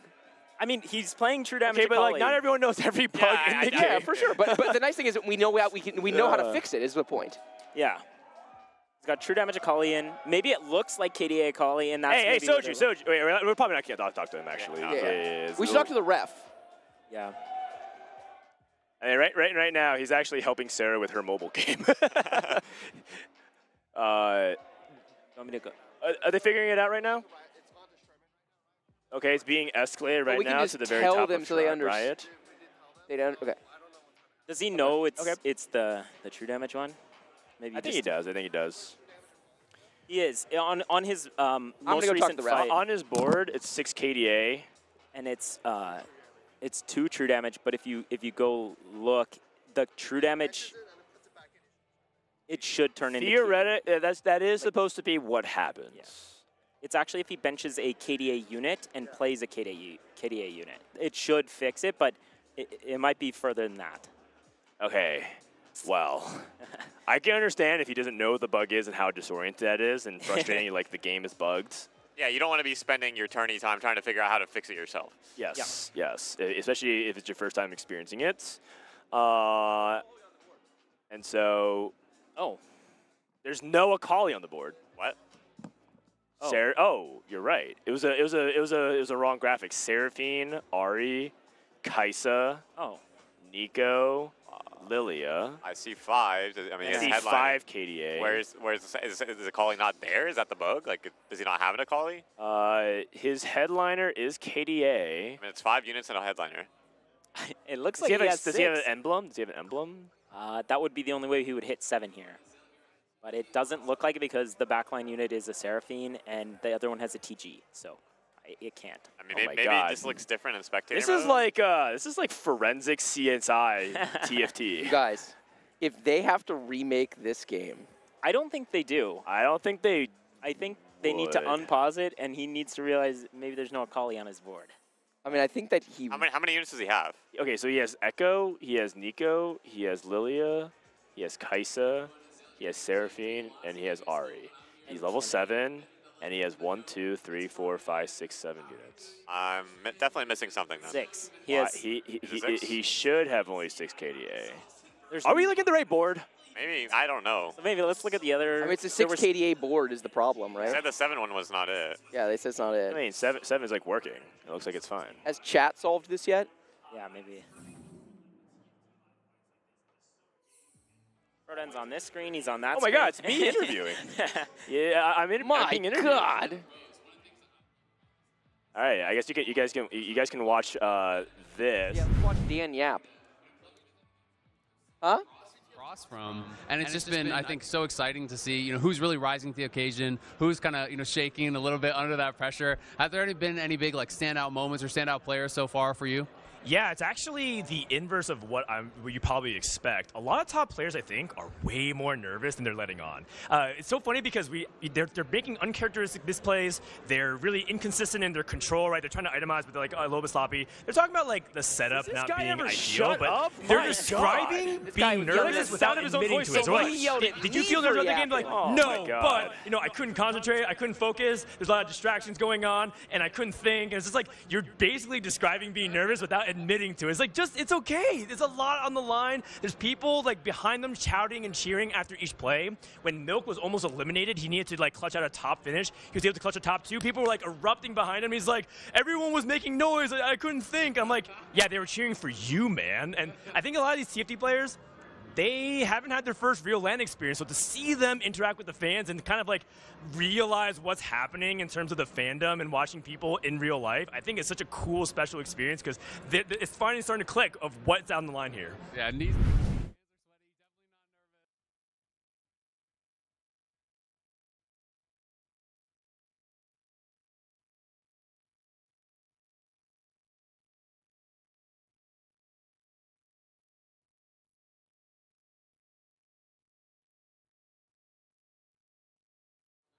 My God, I talk a lot. I was just saying, chat, I was asking Dan if he's considered the possibility that the only reason why I talk so much is because it's hard to get a word in edgewise with this guy. Oh, okay. We're jumping back in the game. We're going back. They give the thumbs up, and they're playing. So. All right, here we go. We're back. I assume it's resolved then. So we're not on Soju's POV. We're on Soju's. We are on Soju's POV. Okay. It's just that let me line it up for you guys real quick. Okay, we lost, but not really. Okay. Okay, so we're Let's see our ability to log back in, snap back in. 2 off. Okay, but we're 1 off. So we play one more round and we 5, and then we 5-1 it. You just keep it in. Oh, he's already level 9. Yeah, you're level 9. So you roll. Okay. You get cash stable, out with 3. You cash it out with 3, and then you get out of it entirely. Yep. I like that he's rolling now during creep rounds. He can roll as low as 20, I think. 8-bit Caitlyn. Skips Caitlyn. I mean, he wants a really big premier 5 cost. Yeah. Oh, he's rolling 0. Yeah, he's running out of money. Oh! Okay. That's the one you wanted. He is so talented. The one you wanted. Oh my God. And he's about to get an over 200 cash out. Another Kane pair as well. He's not thinking about the Caitlyn. Maybe He doesn't really have a way to play around Kane in this spot, by the way. Not with his current items at least. I mean, how important is Edgelord on Kane? It's not important. Edgelord's not important at all. He just needs to be able to. He needs to have healing. There's some people that think Edgelord is actually worse for Kane. Sometimes he'll spin in and he'll dash back to the front line. He's less likely to wrap. He's less likely to wrap because he already dashes to the back. Okay, maybe he plays around Jhin instead then, with these items. I could see it. Oh, you can put on Ezreal for now? Okay, I can see. Yeah. I mean, Jhin right now is his bench is kind of all over the place. I actually, unironically, think Ezreal might wind up being his best carry. Ezreal is actually really powerful on some of these boards because a lot more people end up playing some of the backline carries in the late game. Yes. If you get the right damage items on Ezreal, get him paired with the Sona or get like 4 big shot in. Sometimes he just snipes those backline carries like a Ziggs 1 if people pivot. How much do you value things like Cybernetic Bulk? He made a Bloodthirster on a set, which is like an okay-ish item, but he could have also spread it for Cybernetic Bulk and also maybe wait for a cash out. I think he was simplifying future decisions, probably. Okay. You might play around the BT later, maybe remake set, give it to us, you know, a Kiana or York or whoever. He's got Kane pair, so I'm pretty sure he's gonna. Right, Kane is the current goal for sure. When playing Jazz, you try and keep a set on your board, so he might try and look for a replacement set at this point, and maybe throw it on the Kane when he hits Kane 2. Why? Okay, so Pitsy talked about the benefits of Jhin. Wait, what was it? A dummy with a locket. A dummy with a locket. Oh my god. Jeez. Okay. All right. So we heard what Pitsy thinks about is the good things about Jhin, but why do people think Jhin is like so low tier compared to other 5-cost Ramblin'? I mean, I can't speak for them entirely because I do think he is part of the highest cap. The problem is that getting to that cap, he's like, you need the most investment possible in the game to enable him because you need a mana item, you need a damage item, and you need infinite frontline. And right. We're going to have the infinite frontline. We're going to check that box. This is a game where you absolutely can play Jhin because you have so much stall. I mean, he's holding it for a reason. Yeah, that's the goal right now. Like, he probably wants to play on the Ezreal first because if he gets Ezreal 2, then Ezreal 2 is stronger than Jhin 1. But if he gets the Jhin 2, it's going on the board for sure. And hopefully he can get a mana item to pair with it. This is also one of those spots where I think Gambler's Blade is actually still okay. Sometimes in these situations, you feel like this roll to like 10 to 0 all the time. You feel like, oh, Gambler's Blade barely gives me like all that kind of value, but like I think with the double Rage Blade Gambler's Blade, this is exactly a good setup for her. And he stops here and goes 10, right? Or do you think we're rolling to try to hit Kane 2 or Ezreal 2 I think he'll econ up and then roll. Yeah. I like econ up and then evaluate. Or he'll roll right now, my bad. Or Gragas too. I don't think he needed to roll, especially since he won. This is actually kind of surprising to me. Yeah, he doesn't have his Ezreal player now, right? If he didn't have it before. Yeah, it could also be the fact that maybe Soju's having a little bit of flashbacks to when he was sort of rolled on 8, and he actually gave up like 2 placements by trying to greed and go to 9. He could be in the same situation where he's like, going to 10 here is how I go 4th instead of 2nd. And so he could be like trying to make sure to secure top 2, but I'm pretty sure he's in a position to play for 1st. We dropped You're pretty sure he's in a position. What kind of caster comment was that? He is 100% playing for 1st. If anything less than 1st in this spot. And then why did he roll? Oh, because he's just plays conservatively. He shouldn't. I mean, that's what I'm saying. Yeah, I'm evaluating his decision, not what he should do. I'm talking about like what he's thinking about right now. Yeah, totally fair. Yeah. I understand exactly. I understand what he's thinking about, why he rolled there. I don't think it was correct though. I think Soju doesn't high roll enough, so he doesn't know that this must be spot with the Sona 2 and the Alawi and all that front line is strong enough. He's not familiar. Plus 24. Oh my god. Another item for Kane, potentially. You could think about, okay, I mean, double BT. I don't know. Maybe an Alawi item like Steadfast Heart is also okay here. If he's looking for Jhin, Sojin would have been perfect. Oh, yeah. Shojin would have been perfect for Jhin. Shojin. He's going to do it, isn't he? Okay. Frontline item. Yeah, second Alawi item, so you can actually itemize it. Okay, so let's see if anyone is even close to challenging him. Someone is streaking. Jhin pair is big. Just rolling to 0. Yeah, oh, Ezreal 2. That's plenty for now. Huge. Yeah, I think he can definitely stop rolling for now. Like, I think he will. Oh, he sold Jhin. Yeah. Okay, so he doesn't have the mana What item. are they rolling for? Oh, okay, I don't know about the roll. He's rolling for Kane 2 now? Oh, this is how we like don't win though. Maybe he's thinking pull the 5 cost out. Yeah, like he get all of his units right now. The only way he loses this game is if he doesn't hit these eventually. Yeah, but like the problem with that is that he's not scouting. Yeah, he's not. So like he has no actual basis for this actual decision. Yeah, I'm pretty sure this is just wrong. It is just actually wrong, I think. Over rolling. So he has the Alawi pair and the Yorick in the shop. Do you think he's interested in both? Because he has the Kane pair now, but like the Yorick 1-to-1 is just stronger. Yeah. I will say that overall, though, the weakness of Soju in the past was he was greeting a little too hard in spots like this. Alawi pair. And so, like, in the end, I'm happy that he's at least, like, trying to learn from... This is him directly trying to learn from his mistakes from the previous series he played. Okay, so he did give up on the Kane. Sold Kane, so he'll replace Kane with Yorick. Yeah, I think it's totally fine. You didn't hit the Kane too early enough, you give up on it. Oh, you gonna roll? I don't think you need to roll here, though. There's no way. Jazz unit. I think he values the Dazzler and the Hyper Pop. Wow. What? The fact that he's still rolling here is like really surprising. I feel like this is like the freest go 10 spot of your life. I mean, he's going to win this lobby no matter what, right? We are nitpicking on some level. I mean, we are nitpicking, and he's still very likely to win, but, like, I think with every roll, his percentage to win the lobby drops to, like, 1%. I agree. So it's like he was at, like, 80-something%, 90%. Now it's, like, 70%-ish. And it's still entirely – he's still very much the overwhelming favorite. It's just, like – he's gone from 99 increasing to 98 to 90. I mean, this is – I mean, the reason why I said I don't know what's going on the other board, so I can't really, like, say for sure. I'm pretty sure he could go take a nap right now and win this game. Like, I don't see anyone out but, like, we didn't scout other boards. Like, how am I supposed to know that for sure? You have to just cast some shadow of a doubt. With proper scouting, you can make the call. Yes. I want to cap out before everyone else gets online, and I just want to tax their HP. But obviously, we haven't seen him. He is scouting now, by the way, scouting between the past couple rounds. Now it's like if you roll, you're rolling for one thing, and one thing only is the 2-star Alawi, which is, I guess, 2-star Yorick, which is very optimistic, I think, to say. So I'm okay now not rolling. Yeah, he can sit here and he can just level for another trait or maybe pop the Lucian in for Jazz. Cat 3 Shrieking, by the way. We talked about Katarina reroll being kind of awkward in the meta, but it looks like it's okay. Another person did go to 9 and roll. That does add some basis to what he was doing. So we did have another person who did fast 9, and they're way less healthy than he is. And he still can get to 10 this game. Oh, for sure. Shojin. Does he have anti-heal? He has blistering. Okay, so Blistering strikes, yeah. I like Shojin a lot better. Plays for like a really high cap with Jin if he wants to go for that. Yep. And I think he... Oh, for Ziggs. That's fine too. It's, Okay, it's stronger right now. Yeah, that's He fine. had a lot of good choices there. Yep. Yeah, you don't need anti-heal. So the red buff was the strongest item, but I think this is the second best. Ahri, so looks like people are trying to carry Ahri as well. It's Soju's world and everyone else is living in it. Going up against a Kali. Is this KDA Kali? Looks like it is. Ziggs 2, TF 2, KDA Akali 2. With Gem on her. Yeah. If you can somehow snipe He that does stay before the alive Gem. for pretty long. Yeah, it makes sense. Got KDA TF in the back. Dead though. And the- I mean, oh my God, he like went I there. don't think that was Akali's fault. All right. How dare I'm you. back in the 99.9% chance Yeah, to win this this spot, lobby. I mean, The Katarina is still streaking, right? he's Riveting. basically just deciding how he wants to win. Yeah, exactly. And, okay, and it's actually kind of amazing. These two haven't played each other in so long.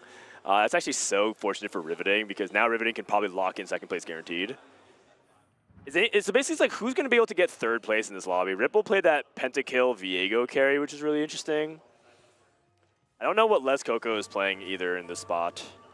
From Ripple's item slams that we saw earlier, unless he was able to get a Sona online with his Rage Blade, he probably is a little bit lower cap for this lobby as well. Oh, good positioning for Soju. This Kiana's focused onto the Gragas, so didn't actually get these items farmed early to help make his front line better. And it's all about preserving HP because he's playing for second, so he's trying to make sure. Like everyone's getting like 9-0'd by Soju, that's getting 5-0. That's a really big net gain. Top 4 secured. Top 3. Top 3. Soju heard us when we said like we're gonna be on his POV, so if you die, we can switch off. He's like, yeah, well, I'm gonna go first. 1-1-1. I mean, it's looking pretty good. Looking pretty good. He's optimizing his Jazz stacks as well. He's got Gragas in there for Spellweaver and for The Bruiser, yeah. It's a really underrated thing. I think a lot of people really undervalue this Spellweaver, but when you have like, all that AP team-wide buff, it's actually pretty good. Overall, too, from a lobby standpoint, the players you would expect to be doing well are doing well, right? Like you've got Lakoko and you've got Ripple in the top 4 as well. Yep. I think these the favorite players are doing well just on paper. Sorry to whoever was experiencing the 6KD thing, but I think it was yellow. I don't really think anything changed from that. And at this point, Soju's just I think he literally is AFK. You can even just tell. Look at the way he's just like right-clicking on the same thing, swapping the same units. He really knows. Doing anything. He knows he can take a nap. Oh my God. This guy is such a high roller. Like, this guy has the audacity to gaslight you guys in chat on a daily basis that, like, he is just not ever hitting and he's never lucky. Like, how is this even allowed, man? There's a true damage. Come on now. So true damage, that means you play Akali as final, or you play Kiana as final unit. I think he's also denying the true damage spat from the Katarina player. True. Trying to deny the high cap. Yeah. Like, if anything, he has to stop him from, like, rolling for any 3-star 4 cost or anything like that. I think that's, like, the one possible way this can get out of control. He goes 10. Yeah. Oh no, Lost Gamblers made value. I don't think Riveting was chasing 3-stars or anything like that. Because I think he was still like waiting for 2-star Kiana. I think that was the only thing he was looking for hitting. Cybernetic value. Oh, he's trying to play the Akali for another trait. Oh, he's rolling for Yone 3. Yeah, even Yone 3 with like just a single Gunblade, probably not going to be enough. HP count means that we're probably going to play 2 more fights. We probably won't go to stage 7 then if he wins these 2 fights. Oh, hold on. That was actually way, not a lot of damage out of that Katarina. That was impressive. Even though he is really far ahead, his positioning is good. He's versing the crowd everboard. He's making sure Sona's not in the corner to get stunned. He has his tentacles out on the outside for the same reasoning. So he's thinking about his decisions. Yeah. Is it peak form, Soju? I mean, I think this is 5 Heartsteel on 3-1 and to farm 2 gold every round with Gamber's Blade and to hit every single possible best outcome on Carousel, getting things like the Thresh and the Allowing on stage 3 and 4 into Fast 9 and hit Sona 2 on his actual roll down, into roll and hit 2-star Legendary while being contested on Fast 9, into Fast 10 and hit everything else. Sounds like I'm pretty sure it's that, but maybe I'm wrong. All right, last fight of this very hard game for K3 Soju. The free is first, and a big YouTube highlight. And good job from Riveting, showing off Katarina 3. That's actually like, one of the comps I didn't really expect to do well. K3 Soju get to first place. All right. Man, that's such a good start, too, because it's so, with the format of 3 games, just needing to get in the top 4, getting that first in game 1, it just feels so relaxing, right? You just can just like play solid TFT the next 2 games. Yep, sounds good, sounds good. Even if you take an 8th, then you're kind of in the average. All right, Iniko, what's up, man? How you doing? Do you want to cast? Do you want to hang out? All right, just come in and say hi. All right, sounds good. Hi, Nico. Hi, Nico. Iniko's joined the other side now. Get to Riot watch Iniko. The Riot's perspective. I got to join the lobby again to spectate, and we're ready to go. It's going to be weird, like, commentating a game of TFT after that. Oh, I had to go sign up for the second chance. Oh, there's a second chance? I mean, just for other games, yeah. Go ahead, sign up. Are you going to sign up for the second chance? You should go do it as well. Yeah, that's All awesome. right, Bryce and I are going to hold down the fort. Are we coming back? Yeah, come back. Yeah, for sure come back. Yeah, totally. Yeah, leave your stuff. All right. What a game. What a game. 2 more games, by the way, and the day is over. Yeah, what a marathon. I mean, it's exhausting, casting, playing, just a lot going on, but so fun. I know, it's been really, really fun. We also are allowed to, by the way, go live with the pre-show tomorrow as well. I'm not sure if you want to do that, but I might do that. I might join for a little bit. Yeah, totally. But today was exhausting. Like, starting as early as we did. I bet. It's been really fun, though. I think part of it is that I feed off the energy of the crowd. I'm not sure if it's coming through our stream, but if you guys actually potentially could hear, people are getting loud over there. They're, like, reacting to things, and when fights are close, everyone's going like, oh, and stuff like that. Maybe it's not coming through our mics, but we feel it. Like, the ground shakes when that happens. Because, like, big booms happen, and you can just hear the crowd get loud. It's actually really high. So I feed off the energy. It's kind of hard for me to be, like, not energized by that. It's, like, really good. Totally. I mean, I was so hype earlier, you had to calm me down, literally. That's right. That's right. I had to tame the beast. I had to tame the beast. All right. Looks like we're still waiting on the thumbs up for the other game. In the meantime, there's also other coachings going on. We're going to try to get more guests overall. Let's go ahead and actually check in on potentially the other games, actually, or the other lobbies. We can see the scores of what's going on. Sounds great. So we're still waiting, guys. You're not missing anything. We'll let you guys know when it starts. So in the other lobbies, we got Lelouch, Youthionaire. This lobby is actually pretty crazy. Aqua Wonder and Jose. Yeah, seriously. Dark Noob went 7th. Sag. Kevin Parker went 1, 2, 3, 4 here. I mean, I think Kevin Parker is the favorite here, which is pretty nice. Oh, actually, I want to see Kyun's group. Kyun has an insane group. Oh, God. Kyun went 8th. Oh, Kyun went 8th?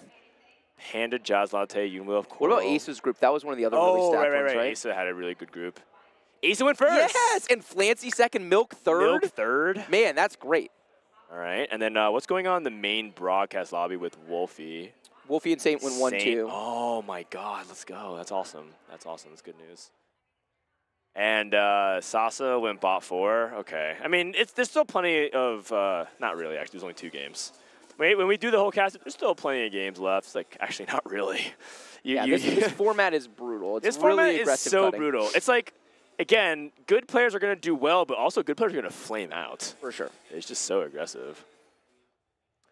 How you guys doing, chat? Oh, check Emily Wang? All right, sounds good. We'll do that. Oh, she won. She won. Oh, wait, no, she did. Wait, what? What are you talking about? I saw someone in chat spamming that she won earlier. What is this? We replayed Emily Wang went 7-8? Chat lied to me. Uh-oh. A critical error? Oh, God. Reconnect. All right, let's go. Oh, God. All right. That's okay. We can live gameplay. Live gameplay it is. Sorry, guys. Dude, spectator mode is great. It is not reliable at all right now today. Hey, work in progress. It's crashed like every single series. I'm just happy to have it. Yeah, true. Actually, so funny story. In the Set 10 preview, I asked Mort and Prism directly. They're like, do we have a Q&A session? And you can ask anything you want about TFT. So I was like, hey, honestly, why does League have spectator mode? And TFT's been out for 4 years, and we can't watch spectator our friends. And they're like, well, you know, like Discord and like Twitch exists. Which I was like, that's a really unsatisfying answer. But like, I'm not going to be like, you're wrong. Like, come on, we need that. Well, and then it's like, it's not coming. And then they announce it a month into Set 10. They're like, actually, it's out now. Classic. Which is pretty And crazy. wasn't it part of like the set when the Set 4 or something when they announced it was part of the roadmap? It's like, yeah, we'll give it to you soon. Specifically, they said it was like a tournament spectator mode, which they technically delivered on. They did. But yeah, you're right. It was like a bigger promise that they ended up falling through. KDA Lilia. He does have KDA to play around. Okay. I think Lilia has the same problem as Evelyn, which is like when she starts sucking, she really sucks. You can only, there are certain choices that I think you can play around them if you buy them only for stage 2. Yeah, and I think I agree. Lilia could be played for stage 2. Yeah, what's the portal? We can't see. I can't see, and we don't have sound because I was using the spectator mode to also do sound as well. So apologies. Okay, so he is gonna buy it. Oh, nice. We had hitting Eve 2 there is really big. And there's a Senna in shop. I mean, so the nice thing is if you play 2-star KDA and Superfan, we saw that it's really stable all the way to stage 4. It's like the sum of its parts. It's just that I think Lilia is the weakest out of all the stuff you can hit. Because you can stack Kennen, and that unit can be a monster tank, and then you can just play like generic backline that doesn't need items, and that works out fine. Lilia's not going to have that same impact, though. I've had high tempo situations where I start off like Crown Guarded and Steadfast Heart and Warmogs on her, something like that. Or you just play like Superfan, you get like a really good 2-star board, and she just like drops off the face of the planet. He's got the ability to make Buried Treasures is really solid here. Yeah. I think the fact that his item is like really hard to slam. Pair as well. Well, he can slam Val. He can I would slam both these on her, actually. And I think he will, right? I think that Steadfast Heart is like a lot better. Oh, he will. He'll slam both. Oh, sorry. You meant adaptive. I've been adaptive. Sorry, I'm still used to. Oh, okay. Yeah, that's my bad. Yeah, I'll just call it Chalice. Yeah. I'd slam I'd slam a cone. I would slam a cone, and I would slam a Steadfast. Yeah, Steadfast adaptive, I think, makes a lot more sense. I agree. Having to sell Senna here when you would have Senna pair feels sad, but I think it's correct under the circumstances. Okay. Because he just wants to play strongest board. I think he's scouting. He's doing something really smart, which is he's waiting to see his matchup. Because Buried Treasures could give him a different outcome of what he wants. Gargoyle. Okay, interesting. Makes sense. So he wants to be balanced item economy-wise. He wants an offensive item and a defensive item. Ah, man. Okay. I understand like why, because he actually wants his Evelyn to deal damage.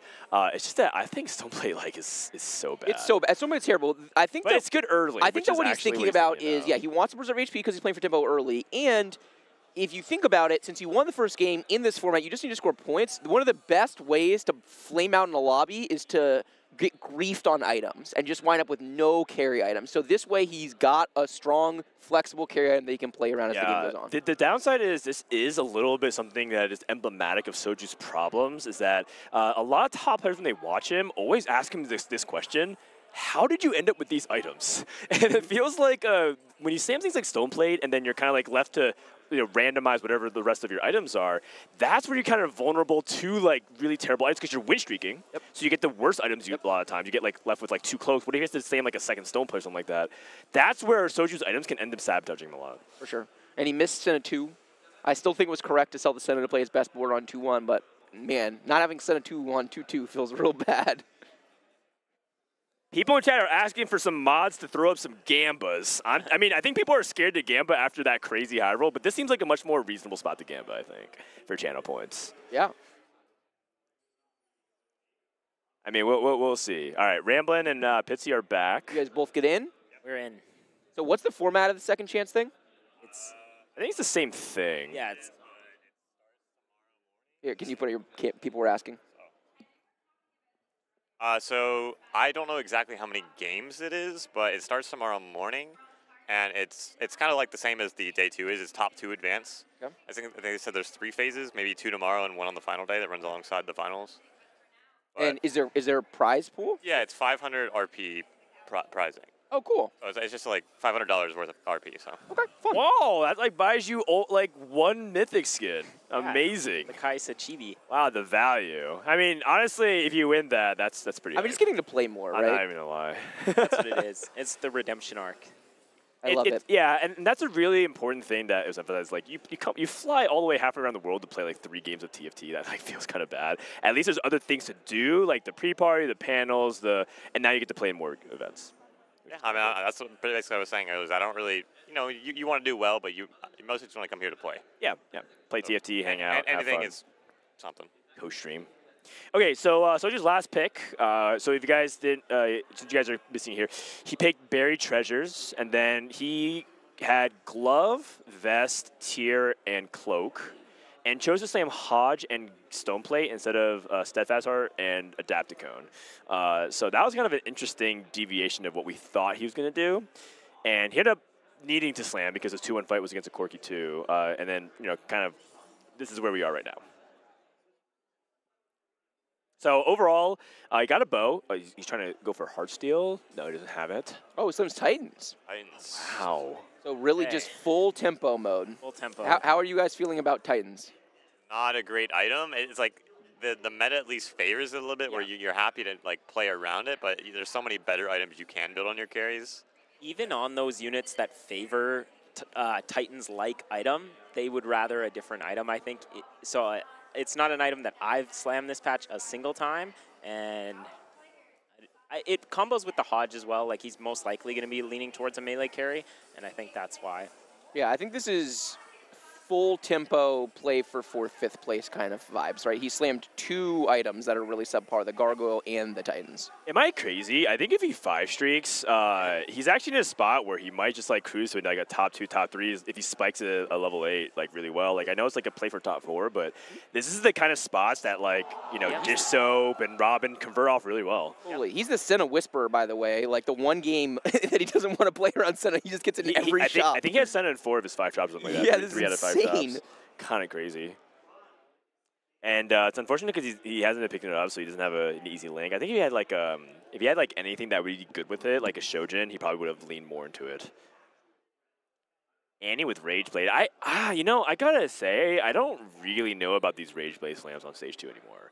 I obviously, like, it was really good last patch. I just think that some people are just not keeping up with, like, the fact that Rage Blade with Ziggs being nerfed, and also just, like, the way level 9 is interacted with now is just, like, so much harder.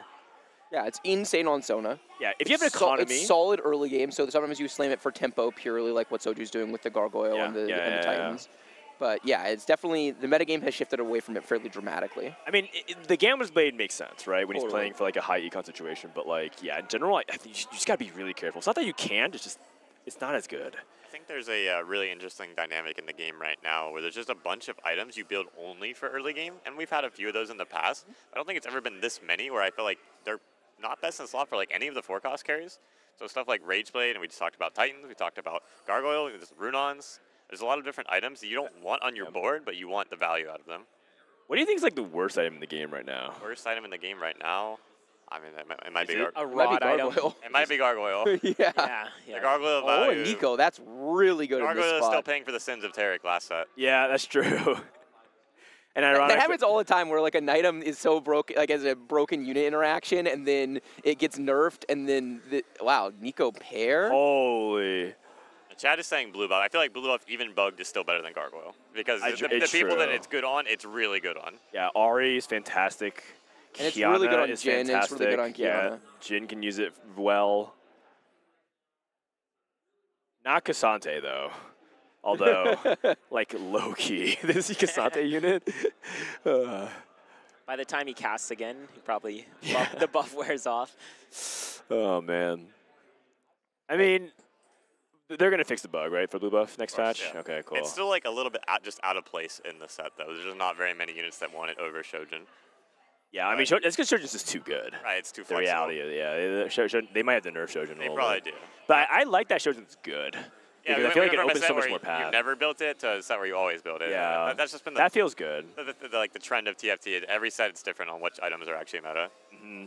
Yeah. It's actually a good point. Everyone's like saying it's the items problems, the item problem. Like nerf Stoneblade, and now look what happened. All right, let's take a look at these silvers. Silver, which is probably good for Soju. Like no crazy augment disruption to a game where he's ahead. Another strikes, blistering real again. safe. Oh boy! Oh. He was. You see how he's ready to click? He was rolling for fun, and he's like, ah, wait a second. Nico 2? Wow, and an echo. That gives him a and by the way, another Sona. The game is just every Holy shop crap. is Sona or Senna. Dude, what is this shop? Like, imagine if he was playing this line. Yeah. What the heck? Have Senna 3. Dude, this guy is just being hand-gifted a day 2. This is perfect because now that he has the Nico, he has a backup frontliner to move his items to, so he can take He can any open headliner Chosen. he wants. Yep. Which is great. Yeah, it's like very clear how his board's going to scale, right? We're going to get off of Eve, we're going to get off of Lilia, and he can just keep rolling. I don't know. It's everything's kind of lining up for Soju. He's running hot so far in Vegas. Yeah, I mean, I don't think his morning games were. I mean, he had one high roll game this morning, but he had two high roll games. He fourth? threw one, I think. Was his fourth a high roll? He could have just rolled an 8. I think it was high. I mean, okay, other people high rolled really hard. Yeah, I think he could have rolled on 8 to maybe eke out a placement or something. But I don't think that game was was outlier high roll in the way that. Okay, it was above average. It was above average. And this game, in fairness to him, yes, he's hitting for sure, and like this Nico too is the biggest hit. But he's making a Chosen that a lot of people would never buy work, and he's slamming a lot of items that people are not willing to slam. He's making that work too. So he's finding like good tempo value from what he's being offered. Okay, I mean, I agree with you, except for like one thing, which is like, dude, people buy Evelyn headliner. Come on, you're Lilia. Yeah, we were talking. Oh, sorry, it was Lilia. Oh, it was you're Lilia. right. And we were talking. But people about, buy Lilia headliner. But we were talking about specifically like, does he buy it? Is it actually worth it on 1-3? He's making it work, right? He's the way he's playing it is very different. I'm pretty sure most people would have taken a different variation of this line. Yeah, I agree that probably most people would have bought the Lilia there because it was also an even shop. I think most people wouldn't have slammed Gargoyle, though. Most people wouldn't have slammed Titans either. No, I hate Gargoyle. If I can avoid slamming Gargoyle, I do every single time. And he actually had a legitimate reason to. And also, I also think he could have been in a situation where if he did slam the other thing, he probably would have been fine, too. Hard to say. He is streaking up until stage 3. Carousel, someone else, Ripple Overdrive, is also streaking. He's also holding onto a lot of KDA, so I'm anticipating that he's going to try to play around Ahri Akali this game. But he's building more Akali items than Ahri. Is there like a order that you care about, Pitsy, or does it not really matter? Just build items to tempo. Yeah, when I see like AP items, I'm thinking Ahri, and then I lean into Ahri. If I get some more AD items after that, then I lean into Akali. I don't do the opposite. I'm not a huge fan of KDA Akali, especially with like now that Karthus and Akali isn't as popular. So I haven't seen it this way. Yeah, I usually do the inverse way. Yeah. Also, that's a Crowd Diver emblem on a Viego. Is that what I saw? Yeah, it was Crowd Diver Sterix. Apparently that's what Soju saw. What happened there? That's right, man. Where'd he get that from? Weird. So it must have been from a silver augment. Yes, that explains it. The silver. Yes, agreed. Okay. All right. Yeah, portal. Is he gonna level here? It looks like he's like waiting, maybe like baiting surprise level at the last second. Dude, just level, man. You're not surprising anybody. Actually, does he even have anything to level 4? So broke. I mean, because he pre-leveled. Yeah. He's actually not that broke. Yeah, he's not broke. He makes 30. 30. Yeah. It's fine. I mean, he is a little bit on the more broke side, but that's because like his augments. Yeah, I think it's fine. And I think he's gonna slam this, right? Yeah. Yeah, Sterix Gauge.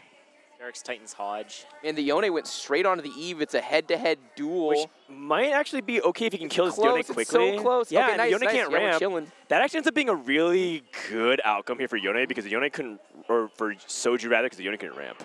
And you know, one thing I'll say about his item decision in this game is that he's been able to play around solo frontline Lilia, and then he's getting the Titan stacks almost every fight from it. Yeah. And she uses it okay, actually, as far as early game holders go.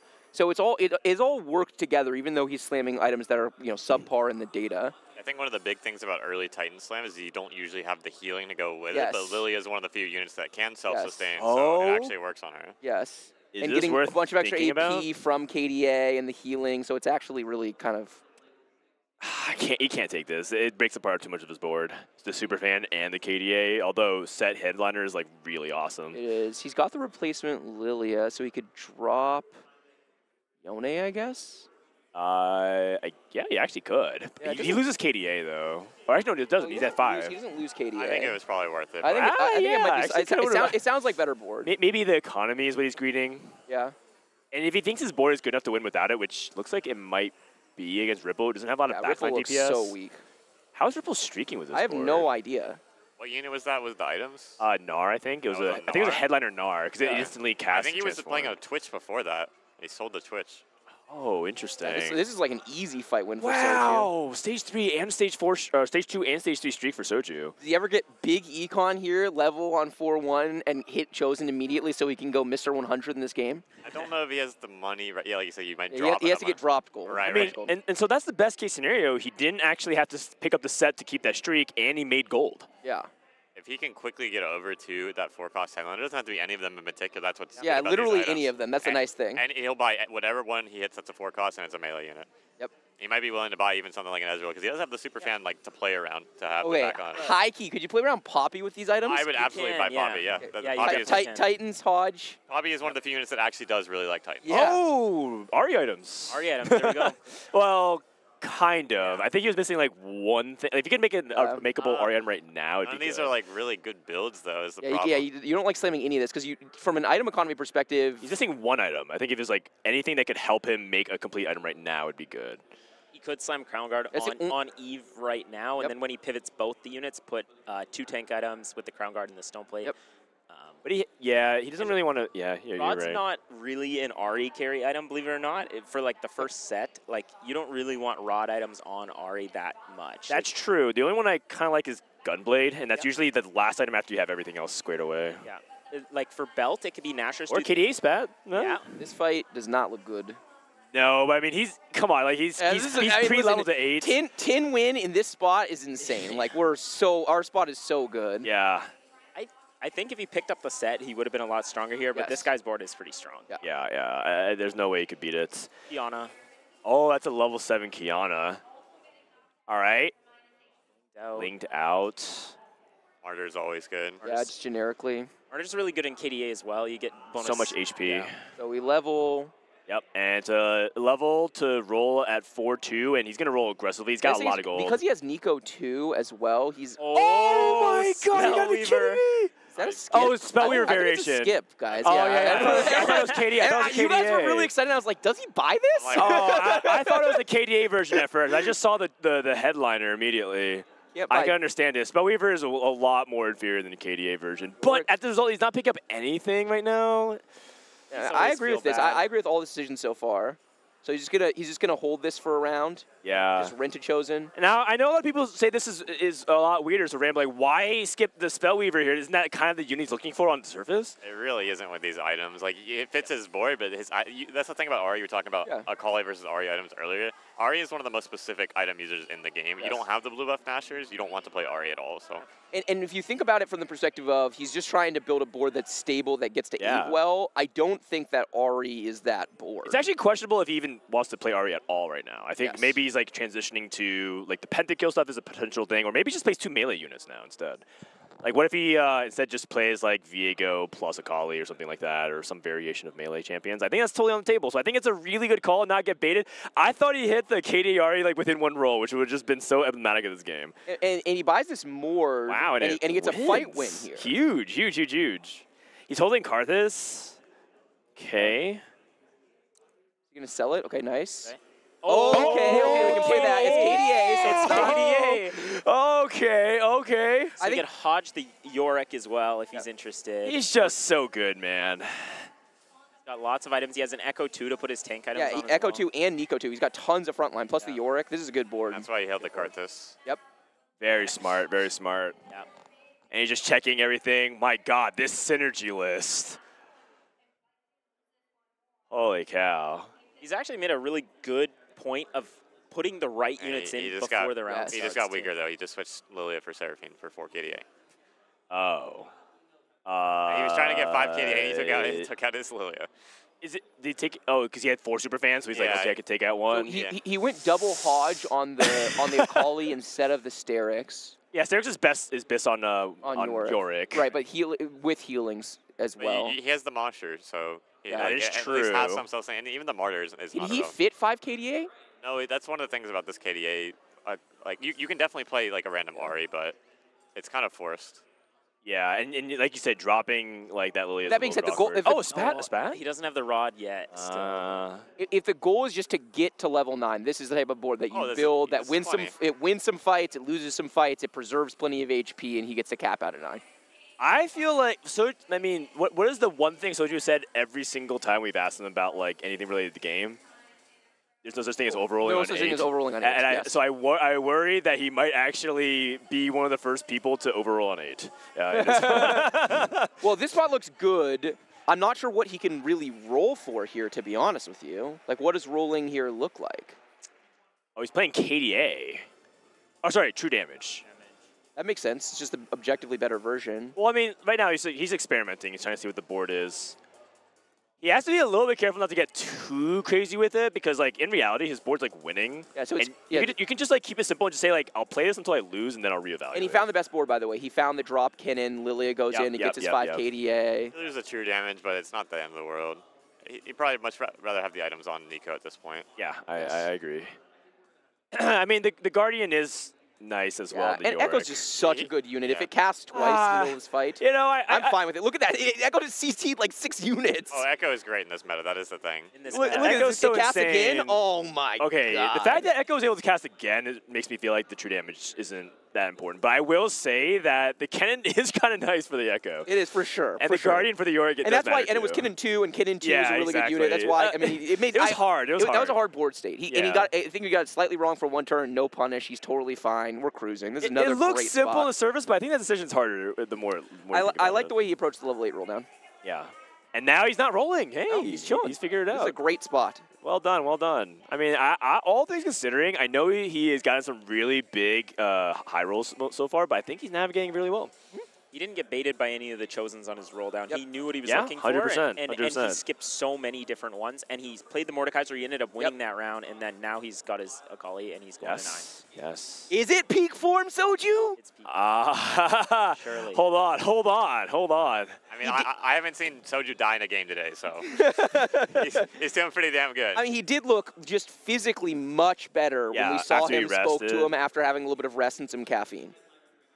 I mean, I think the reality is he's just been going really hard at the beginning of the set, and you guys know, like, he actually just marathons, like 30-hour streams, sleeps 15 hours, and like as much as you can try to recover through long sleeping sessions, that tolls your body. I mean, it's kind of an inside joke between him and a group of friends. Soju thinks he's gonna die before he turns 30, but like that's how hard he pushes himself. Oh my God, he's actually just straight up streaking. He ends stage 4 streak. He's only lost 1 time.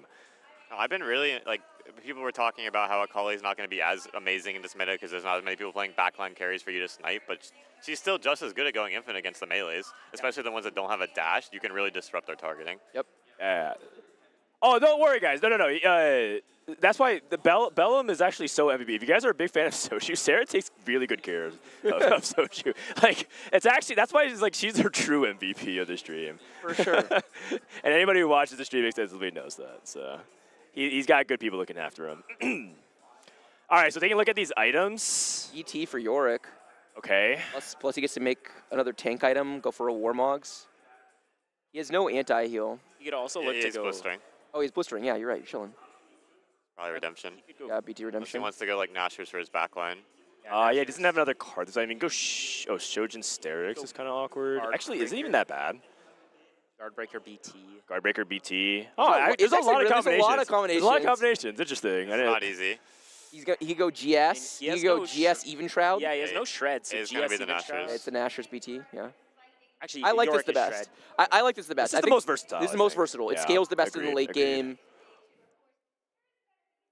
I think a lot of people think they want to get that mana item for cards, but remember this is all temporary. This is all a vehicle to get him to 9. So he's thinking one step ahead. Yes, I could think about what's the best thing I can do right now in tandem of scaling my board. The units on his board that he will be keeping when we get to the end of the game is 1, Yorick. Everything else will be leaving, almost certainly. The only way they don't is if he takes really punishing losses throughout Stage 5, and so then he feels like he can't sell his Akali Chosen. I mean, he doesn't do much physical damage with the even shot for now, but I think that's it's just something that helps him play around a bunch of other units in the late game if he wants to. But yeah, so Rambling, if you're in this kind of spot, how do you decide between items that look relatively close? Is there any methodology? Is it just context dependent? I mean, we're talking about even shroud specifically in this, but he's got the Yorick, so he's got the shredder out. That's the thing about the endgame boards. They don't have anti-heal, but they do have consistent shred in Yorick and Ziggs and even Lucian to some extent. So, I mean, it being close, you're just kind of thinking what your ideal carry is. Him building the Nashers, he's building for, I assume, Ziggs, right? Who else does he want to put it on at level 9?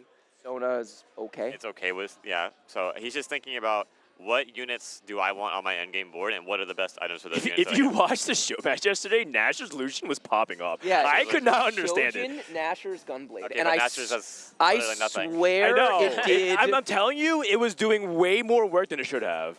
And then there was an AD Lucian with Deathblade IE who just lost every fight. I don't understand. I don't understand it either. Maybe AP Lucian is broken. You know what it was? It was the headliner chosen, and so he was just chain casting, and the headliner gets the extra. It was Scara's board, right? Scara was playing Nashor. So the headliner gets so 3 extra bullets on his ulti, and it was just chain casting. It was crazy. Maybe there's something there with him casting a lot means that he shreds so much armor that he's just doing that. Maybe it's more net damage than does. I will say for a unit that has consistently underwhelmed me since the start of the set, every time I see it itemized, it was the first time I looked at it, I was like, is that actually kind of good? Yeah. We're like, is this tech? Is Scar a genius? Scar's a known genius. All right, well, we're going to 5-5 this. The dude who went second in the first game went 8th, by the way. Riveting went 8th. Yeah. Oh, dear. That's actually really bad for him. And Ripple's all the way down there as well. Yeah, it's actually really good for Soju because that means Soju's basically all but guaranteed. That means the midfield is going to be where the stack of points is. So it's going to be 6 people fighting for 3 spots. Yes, for sure. And if Soju can just land a very comfortable top 2, top 3, and obviously win, he's in a dominant position. Okay, going up against Akali Arias with a mirror. Yeah, I mean, we're expecting to lose these fights, right? Yeah, so the fact that he got a win on 5-2 is big.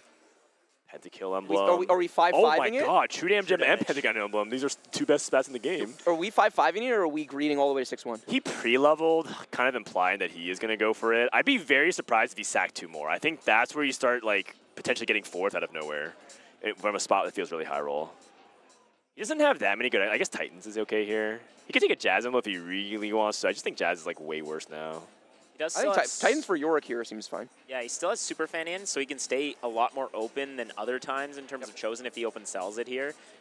Sometimes people will level on this. They'll put in a unit that's good, and then they'll wait till the creep round. Not selling. He's not selling. Yeah, and Soju is actually, we've talked a lot about this. This is a point of disagreement for Soju relative to other players in the field. He thinks that people are overselling 4-cost Chosen, and that... he just hit anyway. I mean, you have to, Soju. You have to. You just play 2 Yorick 2s on this board. Yeah, exactly. Exactly, yes. Titans. That has...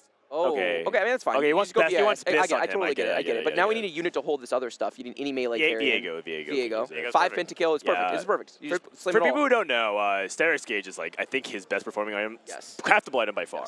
Yes. There's probably some other, special items that you could put on him that are even better. Yeah, this is our best hit, right?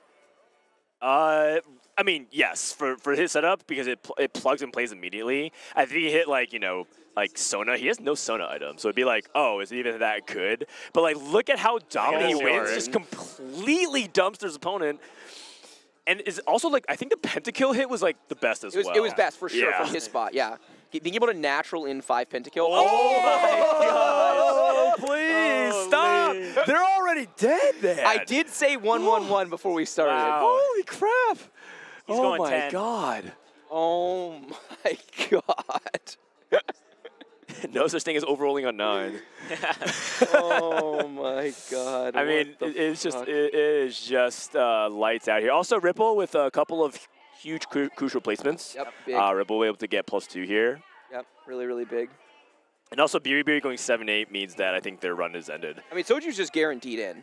Very, very close. I'm pretty sure I'm pretty sure he can AFK win this lobby or go top 2 in this lobby, and then 1-2. It's hard. Like 1-2 80 still in. Yeah. I mean, like you're saying it because like assuming like.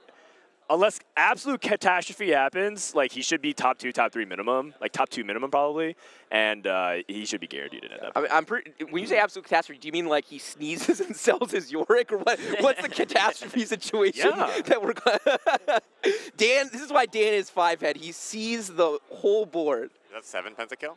Yeah. Okay. I don't know, man. I've seen Soju lose with 9 Demacia twice. Like, you're like, yeah, like, sure, it's an unlosable spot, but, like, come on, man. Like, this guy is the LeBron James. He makes the impossible possible. True. This is why we all watch him. He's extraordinary. He does things we can't even believe are happening. So, like, I'm not ready to crown him until the game is over. Okay, I mean, this is nice, though. We're rolling. We're overrolling on 9. We're overrolling on 9. I don't. What are we rolling for? Mordekaiser 2. Gnar 2. Pog.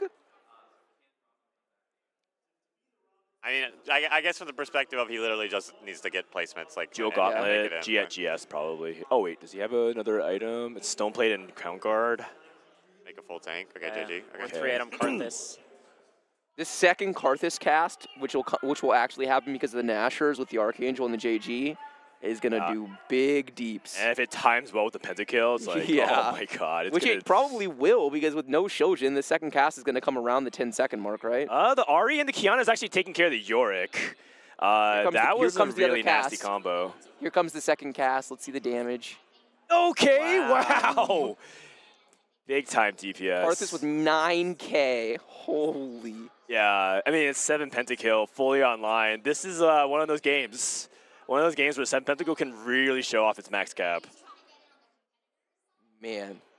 And it's cool because this is not even the pentakill emblem, right? Ramblin', you're talking about like how in the ideal setup you'd rather go for it, but yeah, like I did not factor in pentakill headliner Yorick into my considerations. Idiots. Will I play 7 pentakill? I might play it with a pentakill headliner. Ramblin', that's why you're here and he's there, yeah, that's man. right. That's right. That must be Better luck next time. Viego 3, anybody? Can you actually go for it? That's for sure. True damage Jin 2 on the other board. Oh, wow. With Shojin and Deathblade? Shojin and Deathblade. That's pretty scary. I'm not entirely sure if that's like enough to like really wipe the front line super quickly. Yeah, he does have Epitaph and Bulk, double Warmogs, you know, like maybe Inspiring Epitaph does some crazy And things, Soju's board is slow, right? I mean, he's clearly winning It's this a ramping fight, comp, but yeah. it's for sure a ramping board. All right, he's buying your it during damage is really combat. coming out from your late. Dude, once look at Viego it. stacks the Titans, the later cast with the Archangel on the Karthus, and the second Ghoul on the Yorick. So He buys the Viego when combat damage comes up because he's trying to rat the 3-star 4-cost. Respect. Oh. He's rolling. Dude, he's playing for content. Just let him hit at this point. Are you done? Yay! Wait, you just went 1-1 and you're just fucking done? Oh, Nice job. Let's go, Asa. Do you want a victory lap for a second? You can have my mic. You good? Okay, you guys, Asa made it. You have to play this next game. I mean, you victory lap for a second while we're waiting. I mean, it's not like I wasn't saying stay here for 20 minutes. All right, Asa made it to day 2. Let's go. All right, and Soju just moments away from securing it. I think actually there's only 2 people alive. He's already made it. You're right. All right, wow. I'm down for the 1-1 though. I mean, 1-1 is just a better I want the story. 1-1-1. I really want the 1-1-1. Because I don't think anyone has gone 1-1-1. Oh, yeah, 4 people did this morning. How goes it? Soju's going 1-1. Oh. How are you doing? I'm 4-3. 4-3 for Appies. Okay. Yeah, I had the most criminal He said level I rolled on the first game. Second game, I've never had to want me to go 8 more in my fucking he had a criminal roll down in the first game, and the second we're game, salvaging. he said Mortdog has never wanted him to go more 8th in his life. And he had literally nothing, and he had 4 Executioner. Let's go, He's playing around Appies. 4 Executioner? What? Oh. One more game. You got it. All right, so it looks like our NA heroes are doing popping well. off. Yeah, all the heroes. All right, we chat spamming APM diff. I'm not entirely sure what we missed here on the stream, but like Soju's just taking victory lap, and dude, do you know he's won his past 2 games with a collective 105 HP or something like that? Like, dude, that's how dominant his high rolls and his conversion has been. And this is actually so good because like going into today, he talked about how he was playing solo queue and he was just going nonstop bot 4. Yeah, I mean, the Yorick high roll this game definitely swings. Like, he might not top 2 this game all the time, but he played this game well. Yes. What up, Ray? From start to finish. Soju's going 1-1. I know. We're watching your watch party. Oh, you're watching our watch party. How's your watch party How going? insane is this? Okay, how's he doing? Okay, Milk's in it. Milk's in it. Soju ends up winning. Let's go! All of the heroes, chat. Okay, I'm actually gonna run to the bathroom really fast. All right, Ray, you want to sit in for a bit? All right, Ray told us that Toast is watching Milk's lobby and he's going 3 and 4, and then he started watching our watch party, which is pretty meta, by the way. All right, man. All right, Ray, how you doing? Welcome to the couch. I'm good. I mean, I'm day 1, but, you know, other than that, I'm having a blast. I feel like a lot of, did you sign up for the second chance bracket or not? I didn't. I heard it was just for RP and fun. It's $500 of RP, though. It's like a free Mythic skin. Yeah, but you have to sit through 6 games. Like, I'd rather just watch, like, the hype games, you know what I'm saying? I want to be part of the... You want to hang out with us? Yeah, I want to root for my teammates. All right. Yeah, all right. Dude, Ray's like the best teammate, man. Sick. I mean, Pitsy's also up there, too. Yeah, so in Milk's lobbies, both the players were Heartsteel players. And they had insane cash outs. 1-2s. Yeah. Dude. Asa won like 1 and 2 in the games. Asa's popping off. Soju opened up 2 on Heartsteel and then hit headliner Heartsteel Aphelios at the end of stage 2 and then shrieked Infinite like all the way to the end of stage 4. Went like fast 9 and rolled to 0, hit 2-star everything, went 10, and like he won by like 50 HP. Dude. Second game, spoiler, just wins by 50 HP again. He cleared everyone by 100 HP total. I saw him playing 7 Pentakill. Was it just like natural? Because I heard them talking that they think 7 Pentakill is insane. Like they said that or like Soju talking to like Milk or someone. They were saying that like they would play like a 1-star Olaf and a 1-star Kayle. Like it's that good or something. Oh, interesting. I mean, so Ramblin thinks that it's really good if you get the conditions right. If you get like +1 headliner for Pentakill and an emblem like on a call or something like that. But we also just saw Soju play it from KDA. He was trying to play around, I think, Akali Ahri at first, but everything just kept making it high friction for him to get to Ahri. He actually did a really good thing and rolled past a headliner Ahri because he had no items for her. Instead played Mordekaiser, to which a lot of people in chat were like losing their mind, like, what are you doing? But it was entirely correct, and he was able to stabilize on that Mordekaiser and then transition, get to 9, and when he got to 9, he hit a Pentakill Yorick, and then he transitioned to 7 Pentakill at 9. Yeah. So a really cool way to do it. Milk's last game was so weird. I thought it was the most uncharacteristic thing. Was on 3-1, Milk's at good HP, and he has his Rageblade Hodge slammed, and in his shop is a Heartsteel headliner Aphelios. Okay. And I'm pretty sure it was a strong support. I need a Kasance 2 already, and he skips it. And I was like, oh, he must be going for Misfortune reroll. And then at Wolves, he gets dropped a spat, slams true damage spat, transitions to true damage Zed. Oh, yeah, Milk really believes true damage Zed is like one of those like always force if you can. I was so confused on what Milk was playing the entire game, and I'm pretty sure he had no idea. No, he actually likes this line a lot. But you're saying like he probably fell into it. No, but if he didn't get dropped the spat at Wolves, like there's no way he could have played it. Got it. Yeah. Interesting. So we watched Milk's earlier game. We said that he was kind of lost. Does he still look a little lost then? He does look pretty lost. Oh, no. Like, yeah, his first game was the 115 HP portal, and he just literally just sacked the entire game, went 9. Okay. But then he bled to a 4th, unfortunately. Okay, let's see if spectator mode works this time. Spectator mode. It kicked us out the last game. Oh. All right. They're about to start. Yeah, looks like they're about to start. Hopefully it doesn't kick us out this time. Okay, so and we're in. So this is just like Soju's already made it, right? Soju's already made it. We can watch his POV if you want. We can also go into spectator mode for the last game and watch a bunch of different POVs. But Soju has effectively made it, taking a victory lap. That's hype. That is hype. That is hype. Honestly, if he didn't make it, he might have not even shown up tomorrow. That's true. Now he has to show up tomorrow. Yeah, it's really good for the event. He was doing a bunch of interviews saying like, okay, I'm going dead last, etc. All right, I'm going to hand it back to Bryce. I'm going to... No. Yeah, I'm going to go back down.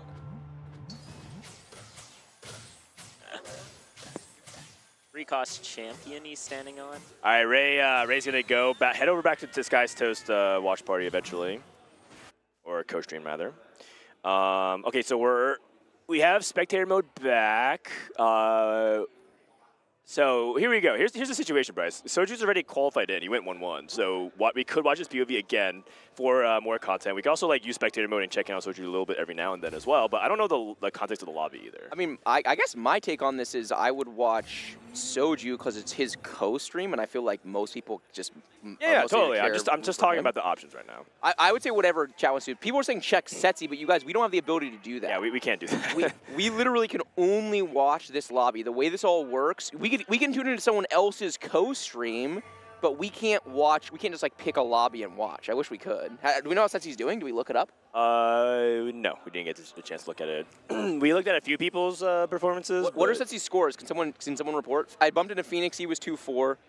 That's good. Yeah, dude. I mean, honestly, it's just cool to see. He's 4-8. Oh. Oh no. I mean, he has to go first though. He has to go first. He has to go first. Two Sennas. Dude, 2 Sennas? And it's multi-talented. You buy Yasuo in the situation. Yeah, he even has the edgelord, which you don't always do. Wow, holy crap. Actually, this is such an insane spot. Okay, so, well, I'm assuming everything works out. His items could be really, really awkward. And this is actually a spot where you actually don't mind cloaks, because Yasuo's a good cloak holder. What? And now he buys the Senna pair as well. I mean, at this point, the thing I want to see if he can go 1-1-1. Idealism is really good in this spot, too. He can just go double healing. They're both really good. Or you could go Edge of Knight Hodge, but I'm pretty sure BT Hodge is better. I'd go BT Hodge for sure if I was going to do that. I think both are super justified. Anyone have a strong lean? He doesn't have a lot of front line. I like the Drain Tank. So you like Idealism? Yeah. Yeah, Inspiring Reptile is it's like one of those augments that's so good you can pick it at 2-1. It doesn't mean that it's good necessarily at 2-1. Yeah. In terms of it's where you actually want it. Yeah, it scales up with more units, right? Exactly. You want it's like Gifts of the Fallen as well. Remember everyone was auto picking it because it was so busted before, but you don't actually really want it early game. I like it. Dude, he is locked in, man. He is. I would level for another Senna here, I think. Dude, what the heck does a nap do for this guy? What the heck? Imagine if he got consistently good sleep. Naps are so broken. Dude, he is so locked in. Okay, it doesn't matter about the level because. Oh my god, you guys, dude, you guys should encourage him to get sleep more often. Oh my gosh. now he has front line with his Drain Tank Yasuo. Okay, there's Gambas going on for a third first in a row. Holy boy. If you guys really believe this guy can go 3 firsts in a row. Bet against him at your own peril, chat. I mean, that'd be epic, honestly. Okay, we'll see. So Idealism just gives you versatility. Actually, Idealism is really good this patch. There's a lot of versatility with what you can play with it. And you can even go for trio carries in some ways with Idealism. Especially leading up from KDA. That's one of the best traits to do it. It's just generic stats. Yes. You get an extra item from Super Fan Splash. It's crazy how much this is rebounding the data, right? It was one of the worst augments last patch. No one wanted to play around Hodge, and now everyone's playing AD, Flex, Melee, and 100 units use Hodge. And so it's oh, okay, I'm down. Oh, man. Buried treasure. Generally speaking, it looks like the lobby's pick pretty good augments. Do we think another Senna one here is better than Yasuo one? I think another Senna is better, yes. Okay. Yeah. That's where I'm at, too. He clearly thought about it, so what the argument is edgelord, I guess? It has an extra trait, but 1-star Yasuo, no items. I mean, it's enough to win this fight, but I don't think it's the second Yasuo doing most of it.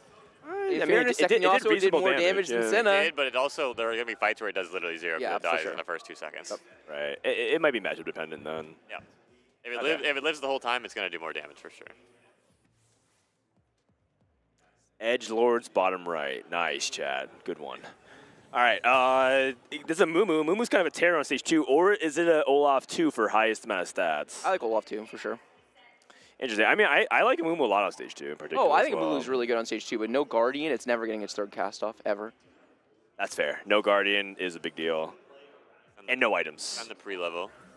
Yeah, for sure. Yeah. Okay. All right. Level 5s. Playing against a Heartsteel should be fine. Yeah, looks like another 3 street. Yeah, I think Soju's managing his stage 2 really well. And I think this is a contrast to, like, you know, not to kind of put feet to the fire here, but, like, Milk, I think, struggled a lot with stage 2 when you watch this POV. And I think that's, like, ultimately... this is like leaning into Soju's strengths for the most part. He's actually a really good early game board builder when he wants to be. A lot of times when you watch a stream, he's just open selling AFK like 40 HP at stage 3 somehow. But like when he really sets his mind to be, he's actually fantastic at early game tempo stuff. And Milk talked a lot about how dizzy he was, right, in his approach to the game. And I think that stage 2 is one of the ways that gets exposed because you're just not decisive, right? Stage 2 is a lot of little decisions, but yeah, like the stone plate and the Hodge last game. Decisions that have a lot of impact on kind of how the flow of your game is going to go. And so sometimes these turns actually can be like among the most impactful. Like one of Milk's games, his big mistake was when he swapped to the Garen Chosen and like and then messed up his economy and his tempo. So yeah, so just stage 2s have been really clean. Is he going Crown Guard on this Yasuo? He's like looking at the stats for the AP. I wanted Bramble. He was trying to fake the other guy out, I think. And he ended up with Crown Guard. Do you like Bramble in the current meta? I have slammed Bramble a few times and have not been disappointed. So he's going to go full melee here. It looks like he's going to maybe sell the Sennas to make gold. Interesting, considering he's playing around true damage. So going for a second chain on Carousel is always really risky because what do you do if you get another chain? Yeah, like maybe you make the new item with the glove. Steadfast. You're talking about defensive items. Yes. Not like Titans and Edge of Night, stuff like that. Yeah. So it's risky if you get too many defensive components. But I think Bramble in stage 4, with a lot of people leaning those AD lines, sometimes they just get stuck on that main tank. That is true. A win condition could be just like get those those melee carries stuck. Yeah, it's a lot better when you're playing around AP, something like Ahri that needs time to kill stuff. That's when you generally want to build the more frontline items rather than these hybrid items with your defensive components. I can see that. Someone says, why does Soju play to lose in solo queue than 10 win streak in tournament? Well, I assume different spots, but also this field is like the lobbies he's playing in are softer than solo. I mean, it's also because you monkeys are distracting him all the time. Spamming Ta equals Ta, spamming XDD, weaker chatting. Like, and he sees it in the corner of his eye. Of course he can't focus on the game. You guys are, he is here, he is locked in. All he has to worry about is playing TFT for like 30 minutes and does have to worry about Ta equals Ta. Like, my God. That's the real reason. I will say that this has been casting on Soju's channel has been an interesting experience. Right? I don't wish this life on someone. It's stressful. You get like people just flaming you nonstop in chat. I don't even mind the Ta equals Ta stuff. That's like whatever, right? People just having a good time. Fuck it. He has to count out loud too. He's counting. He's making 10. He's making 20. He's making 30, 40. And 3-5 streaks. Oh my God, you're right. Actually, he streaks every stage 2 if he wins this. Pretty close. It's close. Kasante Cloud. Oh! Like the Yasuo. Oh! Kasante. Unlucky. Unfortunate. I mean, it's okay, but that does hurt actually a lot. Yeah, his board didn't really get any better over the course of the stage was the problem. He just had the one Yasuo holding it down for the entire team. Yeah, and the only thing he hit was an Olaf too. So. Yeah, no synergy Olaf. I mean, and he's gonna. I think this is one of those spots where you can consider selling Chosen on 3-2 and trying to build a better board because he's got a lot of 1-star units and playing around this Yasuo in stage 3 is not going to go well. So it is multi-talented. Is there a unit that you think you would rather play? So multi-talented like makes me feel a lot likelier to reroll because you hit a lot of like multi-trade stuff that's like almost guaranteed. So if we saw, for example, Katarina last patch. I was really happy if it was Headliner and playing around Katarina because you get guaranteed Crowd Diver. This patch, there seems to be like fewer reroll comps that you can actually go for, so I'm not entirely sure. What are the units you can hit? So you can hit Yone, you can hit Riven, you can hit Gnar, you can hit Urgot. Yep. That's a lot of 3 costs. It is. I think you would buy Jax here. You buy Jax? Yeah, you'd buy Jax. These are good Jax items. Oh, sorry, you mean for level 5? If you roll on 6. No, if you roll on 6. If you roll on 3-2 is the hypo. With these items. Got it. I missed the prompt, sorry. Oh, you're good. It is a lot of 3 costs. If he hits a 2-star, he could actually still play around the usual good 3 stuff. Like if he hits like a set, like Crown Guard's good, a Moo stuff like that. He's also got Riven Pair, which increases the value of rolling dramatically because he can take Frontline Chosen and throw the Crown Guard on it. Yeah, I was talking about it. Yeah. I jump in the super fans. Okay. Looking at super fan transition. Okay, and just play around stable. This is kind of like their group, right? This is their read on the meta, which is like Superfan is still really solid of a way to get you to level 8, so you can play around any headliner that you roll for. So this is like the basis of their read. Soap and Setsi were, when they were here earlier, felt very strongly against this. Dish Soap thinks that the only time you should play Superfan is on KDA. Yeah, Setsi thinks it's somewhere in between. Like he's not going to lean as much as Milk and Soju have, but he's going to play it some. Wait, I thought this was removed. It's on 4-2. It's a bait on 3-2. Yeah. It used to be take blank slate and roll for a Heartsteel board. I'm not sure if that's actually what he wants to do. Oh, blinged out. Why is he thinking about it?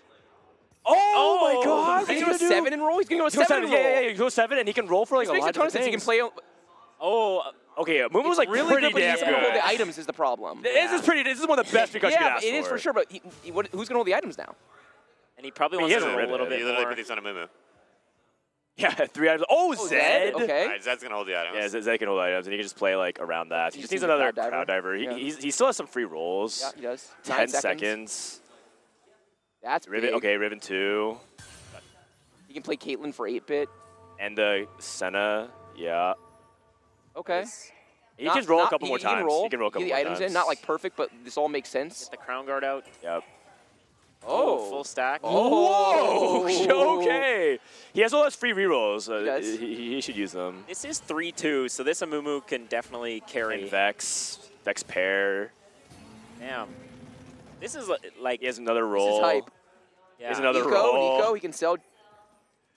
Yeah, there's another roll. Yeah, he would have made Vex 2? Okay. Ari, probably not. He would have had Vex 2 if he went for it. But This was really good thinking on his feet. I think this makes a ton of sense because we were talking about the scalability port. We were talking about rolling on 3-2.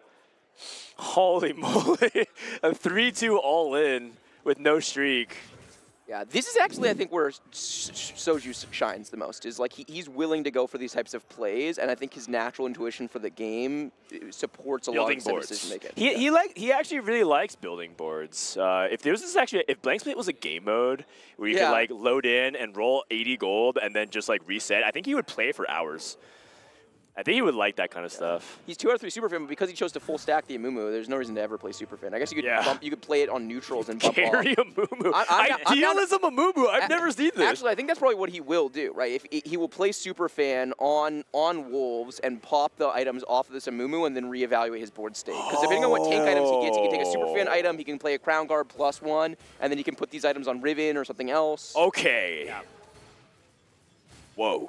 All right. I'm in. I am in. Okay, that's actually really clever then. Okay, nicely done. I mean, it's like stuff that you like know in the back of your mind. You can always use Superfan to remove, but like the way he set it up is very clever. It's really good. It's very clever. It's really good. I've been trying to figure out why exactly he wanted to commit the full items on Amumu, and it makes perfect sense. And then to spontaneously think that, right? And like he took things late. Peak form? Peak form. I mean, the first time I asked it, I was completely trolling. The second time I asked it, I was mostly memeing. But my God, it looks good. He is dialed in. I mean, it's almost like a feel strongman moment. Like everyone believes in him. It's like it's somewhere inside of him. It's like load management, you know, to just because the NBA in-season tournament's happening. It's just load management. Soju's been sacking solo queue for like months for this moment. And to think we almost got Loopy'd out of this event in the first round. Chat was rooting for it. Chat wanted Loopy. All right, and so. Now, if he can finish this stage off with a streak, that is so big. He also wants to hold him to the Zed. He's a little bit, like, the problem is his bench is, like, really expensive. It is, He can actually sell, like 30 really easily, but he also wants to hold some of these units. He's trying to make sure his stage 4 is going to play well. Yeah. I think Vex 2 is one of those units that kind of always can come back. Yeah, I think so. Like especially with no items. Yeah. We're going in full tempo now. Sunfire. Strongest board, make the item. Sunfire Riven. Yeah, it makes sense. He had Blistering Strikes 2 games in a row. Now he can start doing some anti-heal. Yeah, anti-heal is just so important. And we've seen him go out of his way time and time again all day to make sure he has it. That is a very large Garen. Holy moly. Is that Mech about Garen? as big as it gets. My God, large man. He only grows taller. Dude, this sword is the size of the battlefield. There's just something awesome about the fact that he's getting slapped around and easily loses to this teeny tiny mummy. Full health. Oh my god. He's like a Cloud from Final Fantasy. The sword is like so big. Damage. Yeah. Holy moly. It's like 2k Sunfire damage. Okay, Caitlyn pair. He doesn't really have items for the Caitlyn. No. But Caitlyn 2 is Caitlyn 2. All right, so Ripple's the only person streaking. Has to only avoid Ripple. But man, everything looks nice and good. He's like doing a thing. The only thing he has not done is scouted. He hasn't scouted because he's evaluating his position so much and thinking about like, okay, am I always playing the best board? Do I want to hold into this K pair? Things like that. But he still does it. He does a quick tab scout. Samira with Urgot. Samira 2, Urgot. Idealism. 1. Wow. Is that a Grog? It's Grogus in the front line. The anti-heal is big because Amumu will go down eventually. Dude, this Amumu healing is nuts. Dude, Amumu's a beast. This unit, and it's gonna go back and just deal with the Samira himself. Oh my god. This is the best Recast Chosen, right? It's one of for sure, if not the best. The effect on it at least has to be. What's the effect? It's that, you know how he passively stacks with armor when he gets attacked. It gets MR as well. He gets MR, yeah. So and it makes this build really good. Yeah. Yeah, so now he's like just full on tanky against all kinds of damage types. Okay, let's see. Will he play Super Fan to pop off these items? I mean, honestly, at this point, I don't know that I even want to move these items. Yeah, and I would do it just so you have the option. The option, yeah. Like the there's thing no. is, there we go. He's. I wonder if he's gonna afford to send it, because he is streaking and he has a lot of HP, and I wonder if he feels like he can actually 4-5 it instead, or maybe just wait even one turn, like 4-3. Yeah. Because he did set it to 0 at 3-2, so he was a little bit on the poorer side, especially for a streaker. Rod gloves. We've got 2 open rods. It makes 50, which is nice. That's a lot of gold. So we can play around AP backliner. And the item pops, he's going to wait for it to deliver, put it on Riven, I guess, as well. You can play around JG Hodge. I can see that. Would you ever just like make a death cap and try to make a second Hodge? Yeah, you could try to think about the idealism value as well. It's just the death cap feels really random then. Maybe you're playing for the very late game with that, and maybe that's okay. No, but this is actually good. I mean, you just wanted the option. You need to see the. You didn't get to take item. Run it back, baby. After all that, he just ends up putting the items back on the Mumu. Oh man. All right. I mean, yeah, it makes sense. It's just funny because the whole delivery of like, man, so 5-in, just puts it back on anyways. The true damage spat on the other side. I mean, I think part of it is maybe I think he's a little bit impressed with the Amumu as well. Yeah. He's just like, man, this Amumu is like slaps. I didn't think the Amumu would put in this much work. I And by the know. way, this Caitlyn, I thought it was good. I didn't realize it was this good. Top damage. Top damage, no items. It was nice to have the option. I agree for the most part. Yeah, this. You know what, chat? This Amumu does fuck. You're right. This Amumu, it's the only way to describe it. Oh man. Put a bunch of forecasts in. Little buddies for the fast 8. My God, this augment. No one is balancing little buddies. Well, we're definitely going to be playing Super Fan the whole game. Okay, Zach's not good enough. Even though they did get buffed. Oh? No. I need backline. Yeah, I take that. Oh, no mana these gen. items? You can't. No mana gen. That sucks. We saw 3 forecasts in a row. That feels pretty bad.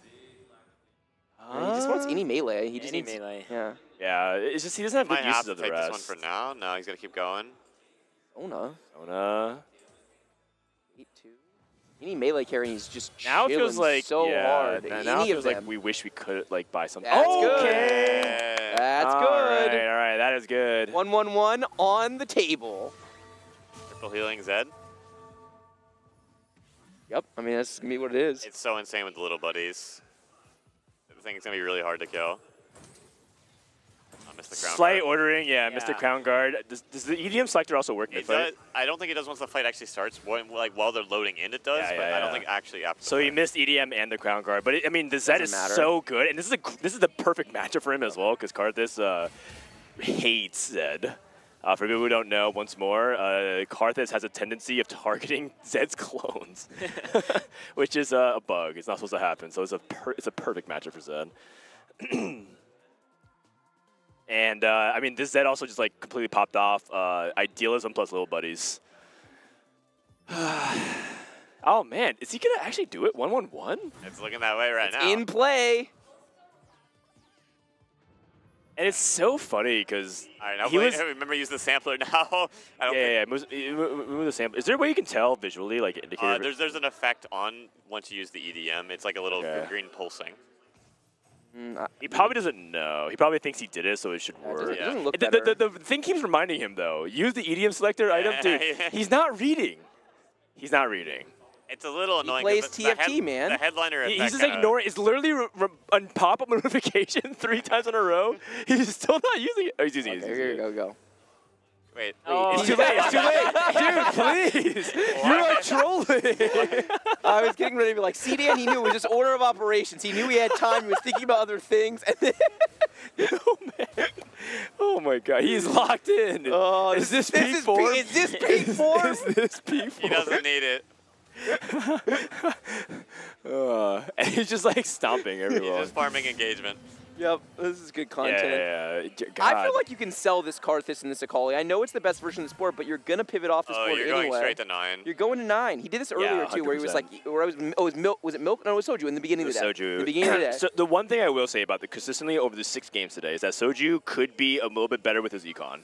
That's it. I feel like a lot of others, especially this series, I feel like it's 9 out of 10 minimum. You know what's actually a huge high roll for Soju and being a co-streamer is that no one else can VOD review their games. Soju can VOD review his games tonight.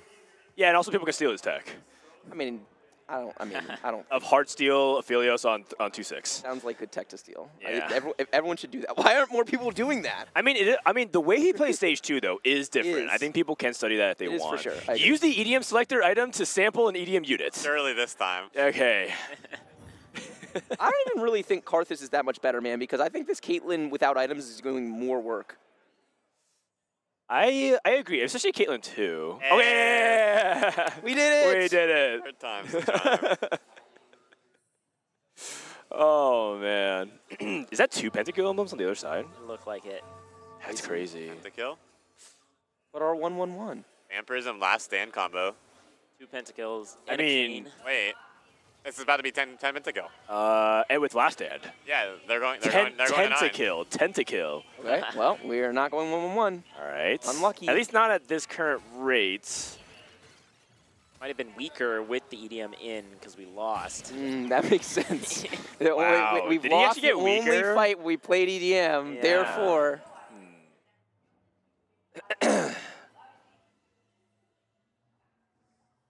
Oh, Ramblin's mom showing up, by the way, says hi. Hi, Mom. Everyone say hi to Ramblin's mom. Oh, hi, Ramblin' Mom. She in your chat? She in your chat? I can't. Yeah. We have both chats with us, though. Awesome. All right, selling. And now transition to the The fact that Kali. he's doing this suggests he's going to roll more on 8. Yeah, I think right now he's focusing on his economy again. But I think he's doing it because he wants to roll on 8. I think this is again an adaptation of recognizing that last time he went to 9 with like a 1-star board and then like said like, what was I doing? I should have just rolled on 8. And I think he's kind of right. When you recognize that like someone is probably gonna like win and spike, you should just be rolling and try to play for placements. Okay, Counter argument. He already went 1-1. This is bad as fuck. He also No. Actually, counter argument. He can go for something like Z3 and win the game. Oh, but he also just slammed Sunfire and Akali, so I'm not sure he's rolling. Oh, okay. Pog. Love it. Sign me up.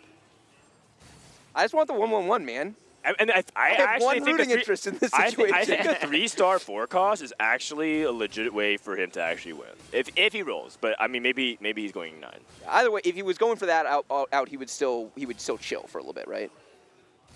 Like yes. he's in a roll right now. If you're trying to go for 3-star 4 yeah, cost. Yeah. I mean, right now he wouldn't roll. I'm saying that he could be racking up his resources. Oh no, so. Setsu's out.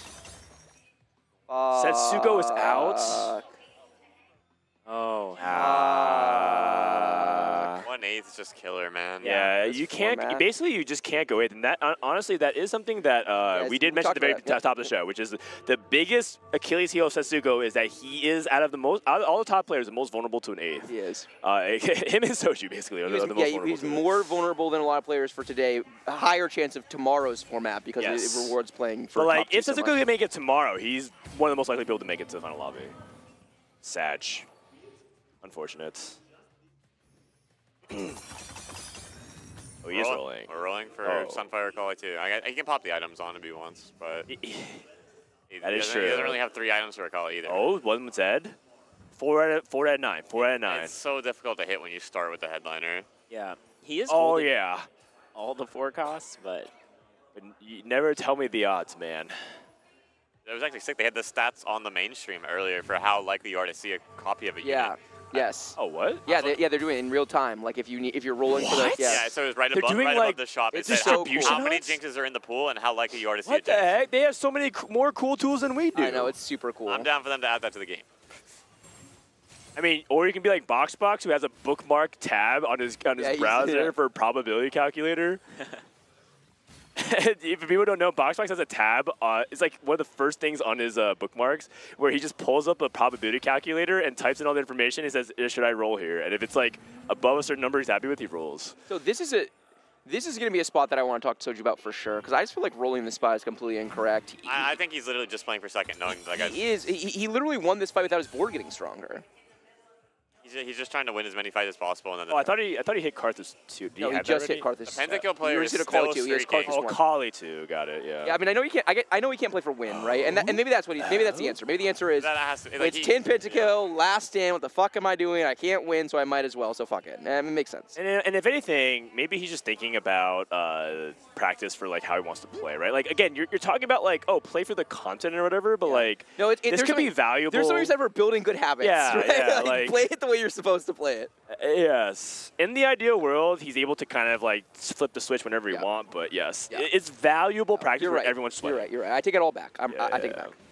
It is Bedge, though. You're not wrong. It's Bedge. It is Bedge. Yeah, if there's no 10 pentakill in the lobby, I think you can actually just go 9 and try to win. Also, technically, I think the pentakill player could miss if they're missing like an Olaf. They could roll forever and never hit. Right, you do still have to find the headliner and have all of the units. Yes. And we've been in situation. I mean, everyone's been in Soju situation. scouted. He doesn't have it yet. Yeah. Oh.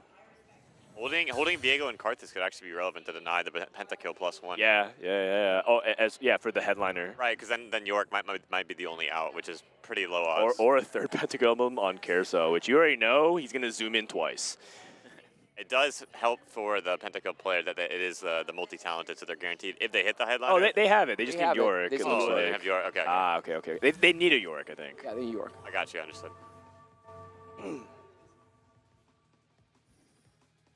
They did not have it when Soju last fought them, but... Right. And I think this is the board. Does he have...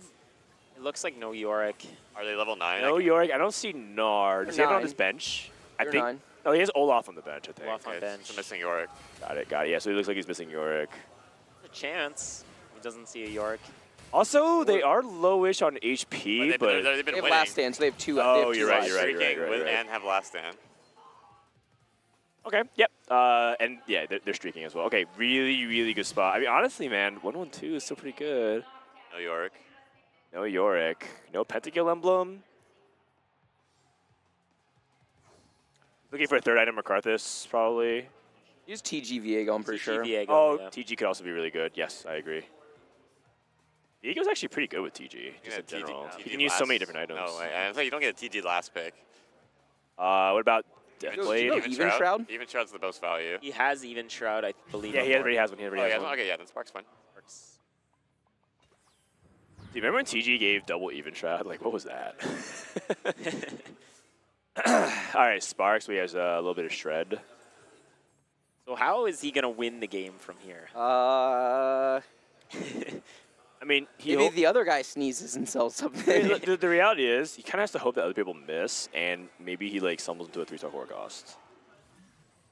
Although I feel like, does 3-star forecast beat like a 10 pentakill? I'm not entirely sure. I don't think so, but like there is like also the weird chance you could play like a true damage Akali to get to the damage reduction. Like if that happened to be your 3-star forecast, that would definitely win. Okay, not in this spot then. No, of course not. Is 3-star like Zed is only real out.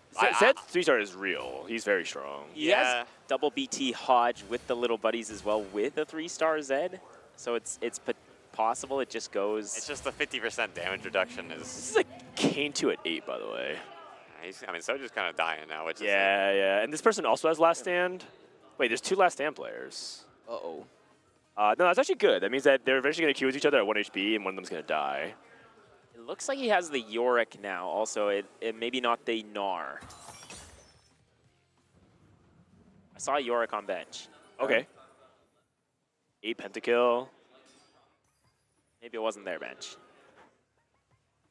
I mean, yeah. I mean, this is the point where you use spectator mode to actually look over and see and count. But at this point, I don't even know if Soju's like he wouldn't be playing for first against anybody else either. This lobby looks insane. Yeah. Just the way basically he played the game, right? And like in hindsight, like if he went to 9, I think he would have just been like giga dead. Probably went like 5th or something like that. Yeah. One thing he did do is Kiana 2 headliner. Yeah. He put Spark on Viego, which is cool interaction with Karthus, because Viego will jump back, increase the damage that they take, and also apply the Spark to them, rather than putting it on his Mordekaiser with 2 items. That's cool. Yeah, I didn't notice that. If Viego's like your 3rd carry in your comp, it's kind of a fun thing to do. Give him red buff, give him like Spark, give him even Shroud, and let your other units wreak havoc. Dude, Soju might buff war for me. Lobby got really This strong. lobby got The theory of insane. him rolling on 8 was like, well, I might as well just get as strong as I can, preserve HP, and try to get like a 3rd, maybe a 2nd, depending on how it shakes out. But the way the lobby's 7-0 every round. yeah, the way the lobby's shaking out. Dude, this lobby is bananas. There's not a single weak board. A lot of the time, too, when you're stuck on 8, you have 3 combat augments, because otherwise you don't get stuck on 8. He has Blank Slate. So I think that it attributes to him being a little bit weaker as well. Yep. Right. Okay, well, I mean, like, all things considering, maybe he gets good matchmaking. Okay, this duplicator, you can make 40. Nice. You can dupe a board unit? Yeah. Huh? Extra Viego. Advanced? Yeah, easy. You advance? Nice job. Love it. Oh, yeah, you were 1-2, right? Setsy's out. Yeah. Setsuko's out, yeah. Huh? I didn't. We 4-8, we don't know the 4-8. last We didn't get the last one. We just saw chat saying he was out. Chat probably knows. He can Hodge Karthus for Karthus. Idealism. A little bit of Viego, maybe. KG Hodge makes it the most sense here. Yeah, this thing is gonna. It's gonna take a while. When that, it casts. that second cast is gonna. When it casts. It has little buddies. So that helps. Oh, you're right. You're right. The attack speed is nice. Oh, 10 pentakill. 10 pentakill. Over. Oh, they just win. Well, I mean, it's a victory. It's a moral victory. Biri went 7-8, so they can't make it no matter what. You know, there's something nice about watching this person really fight hard. They needed 2 spats plus the headliner. As after a set of watching people just play all of the verticals every game. Oh, that's really big, by the way. Ripple, I think, is on the bubble. Oh, nice. Okay, so we top 4. So Ripple should be through as well, I think. And Lakoko went 6. And what did he go in the last game? I don't remember. We're, like, only paying attention to Soju. That's Kali 2. Pretty sure Ripple through. Lakoko was good in the first game. I can't remember what he did in the second game.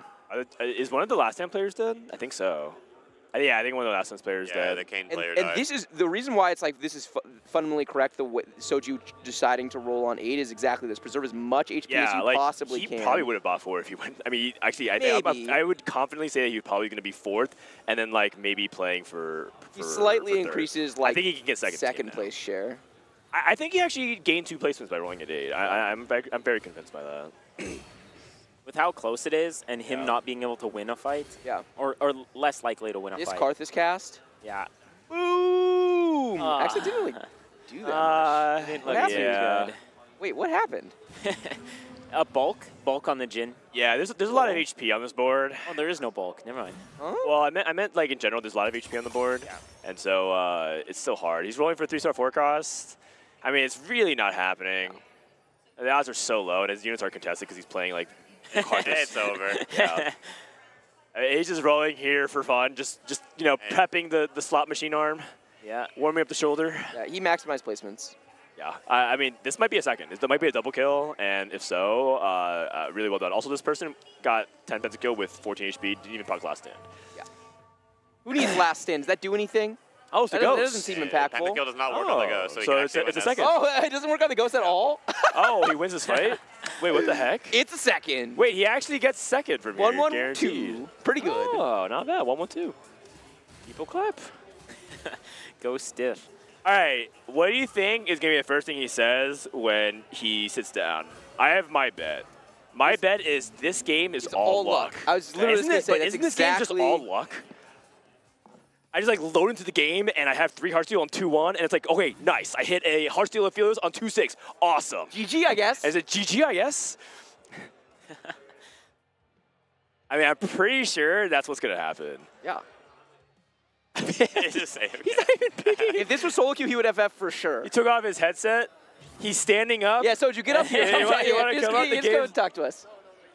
Oh, I think he's not allowed to. The DQ, you might, the rules. The rules. While the game is still going? He's literally getting up and putting, you guys see it? He's literally getting up and putting his jacket on. Just making his last decisions.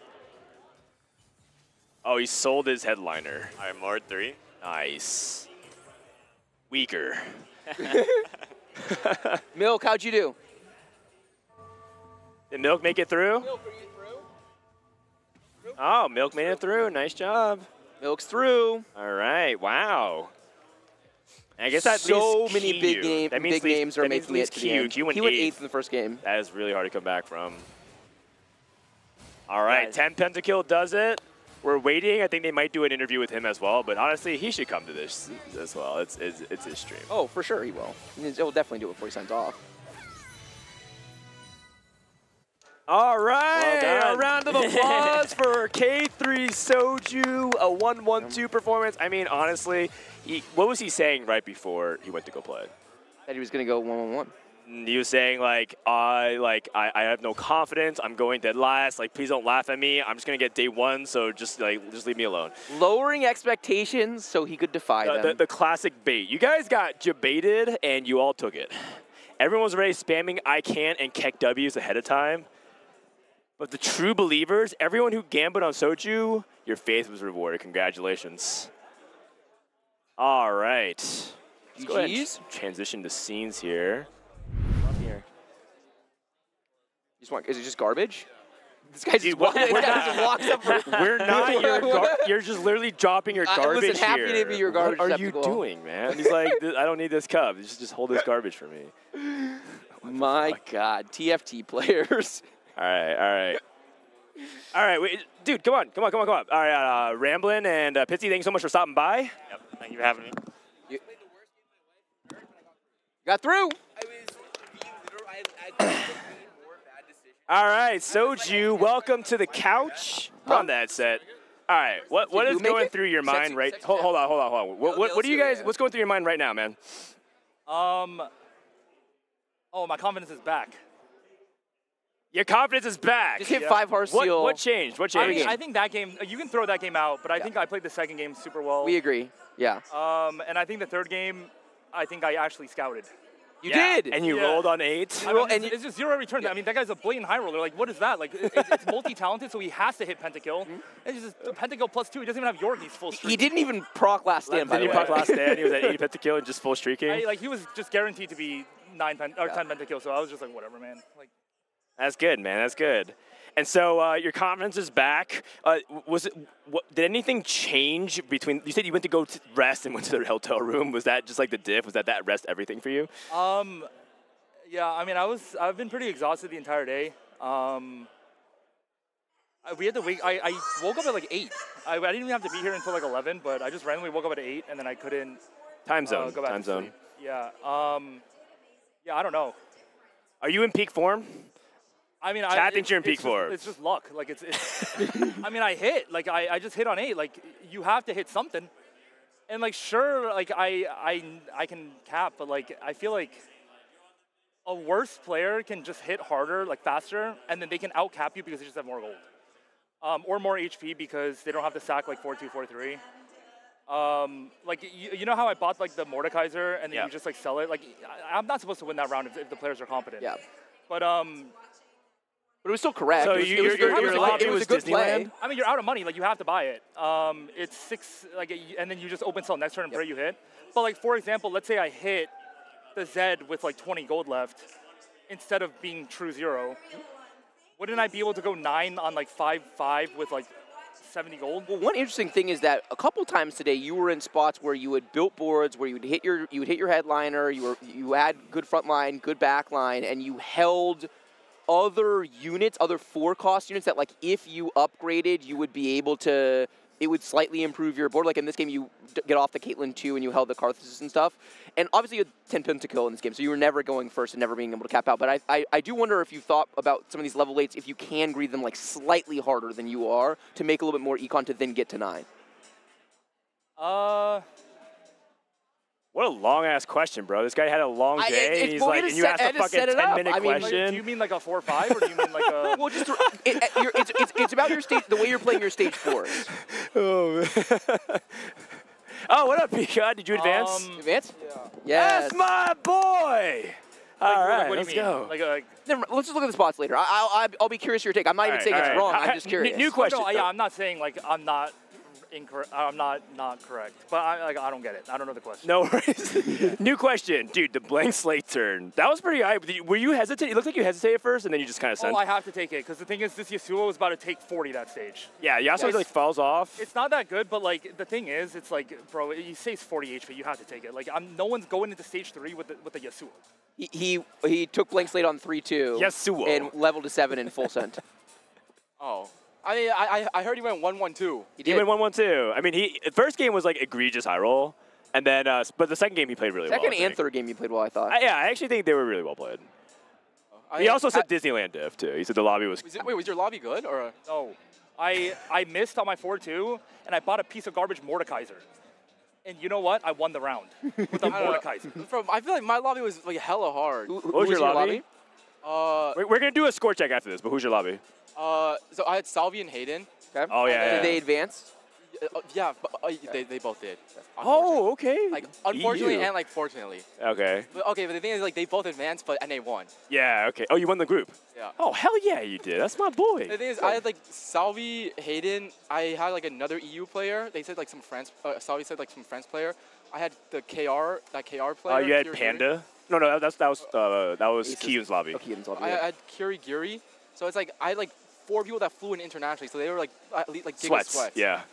And you clowned them. So how'd your games go? Like, were you high rolling or were you just like converting off of good spots? I think I like semi-high rolled some. Okay. I think I high rolled. Okay, yeah, I high rolled. How many Heartsteel openers at mid games? I got Heartsteel. I played Heartsteel twice. Was it 5? Was it 5 Heartsteel or 3? I didn't get a single 5 Heartsteel. Oh, okay. The 5 is the high roll. The 3 is like, okay. I got 3 Heartsteel in at stage 3. Okay. So you had 2-1 Heartsteel into 3-1 Aphelios Heartsteel chosen. With Ginsu, Last Whisper, Gambler's Blade into a full streak, into a fast 970 gold, into a Sona 2. And then there was a bug. That's literally what I said. And we were talking about whether or not, if they have to remake this spot, Soji was averaging like a literal they paused. They paused at the dashboard.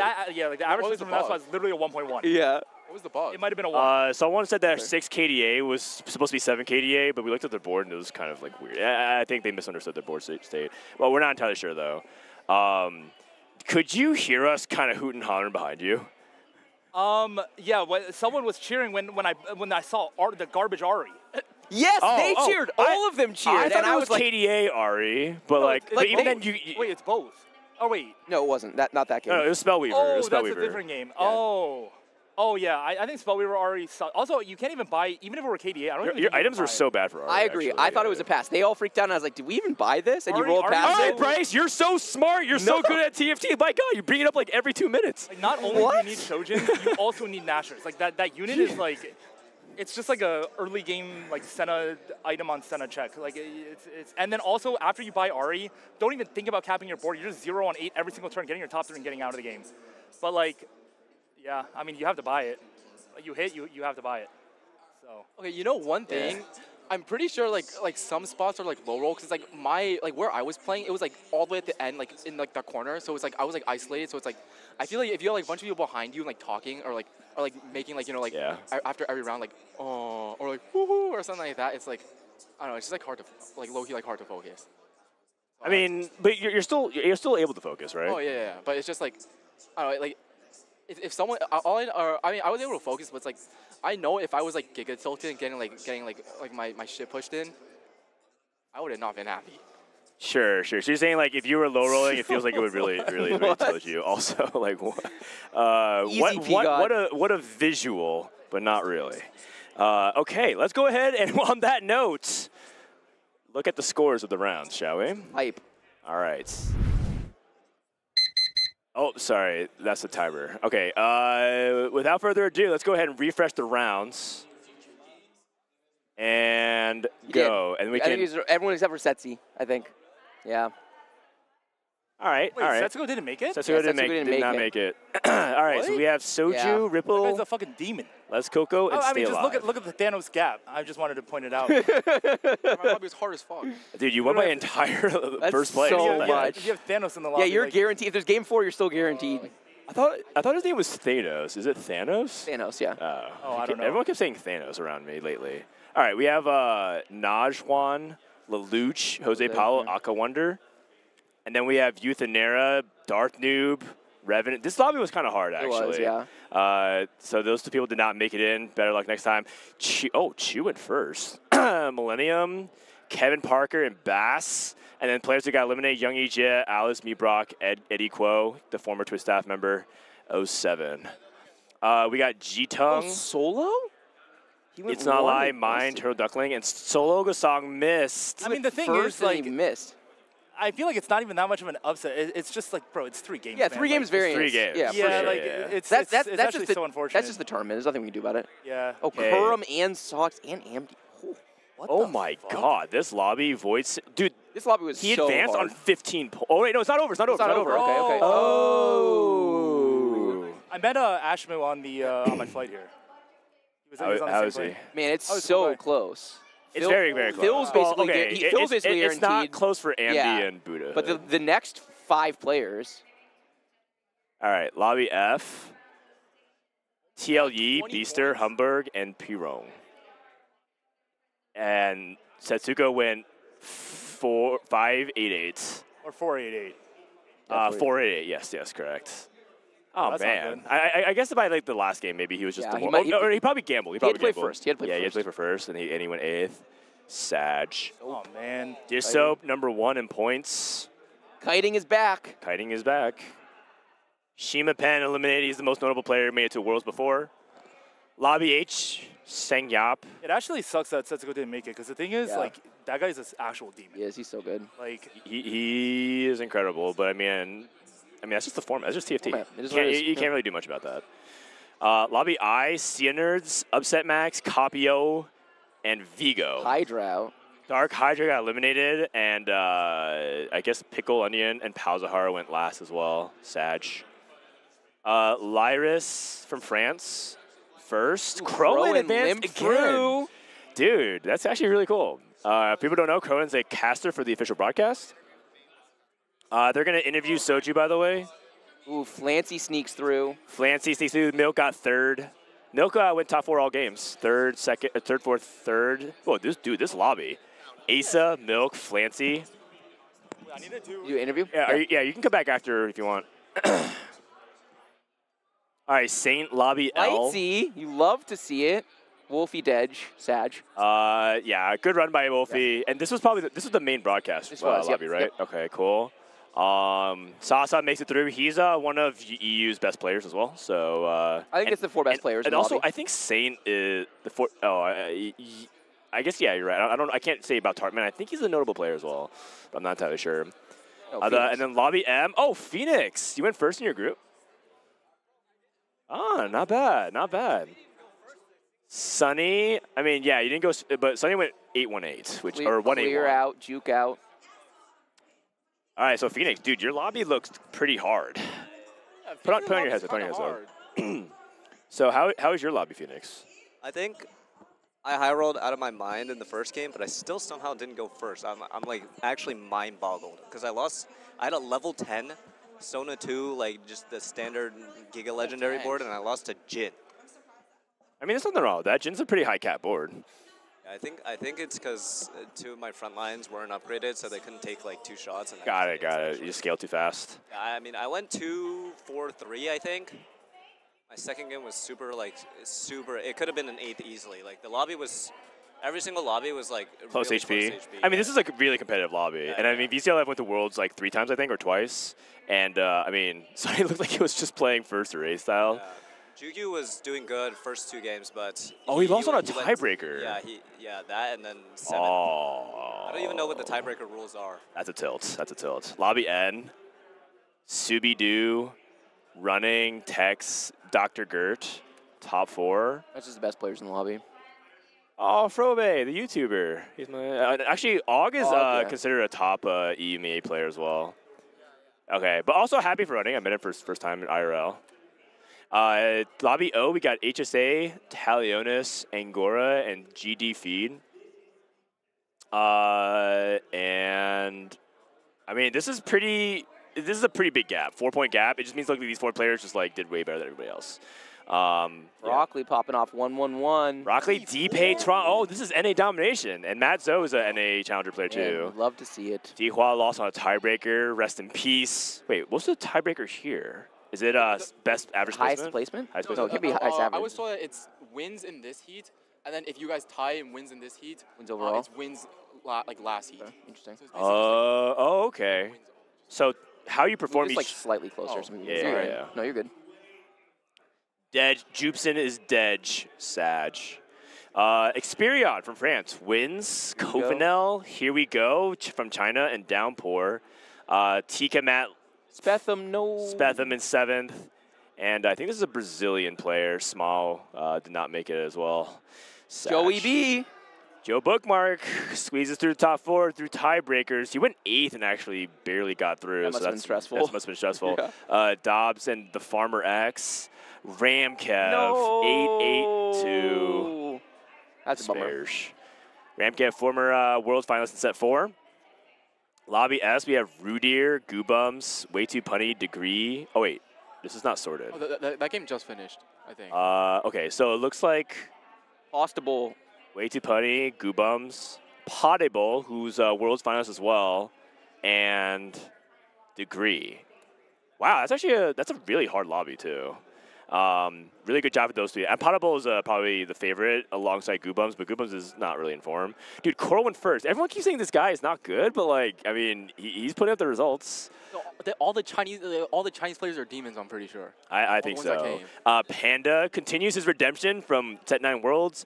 Jazz Latte gets tied for 2nd in U-Wolf, and Kiyun 11 points. I think just taking ace in this format is just like it's just so really hard to come back from. So hard to recover from because you just don't have enough games to come back.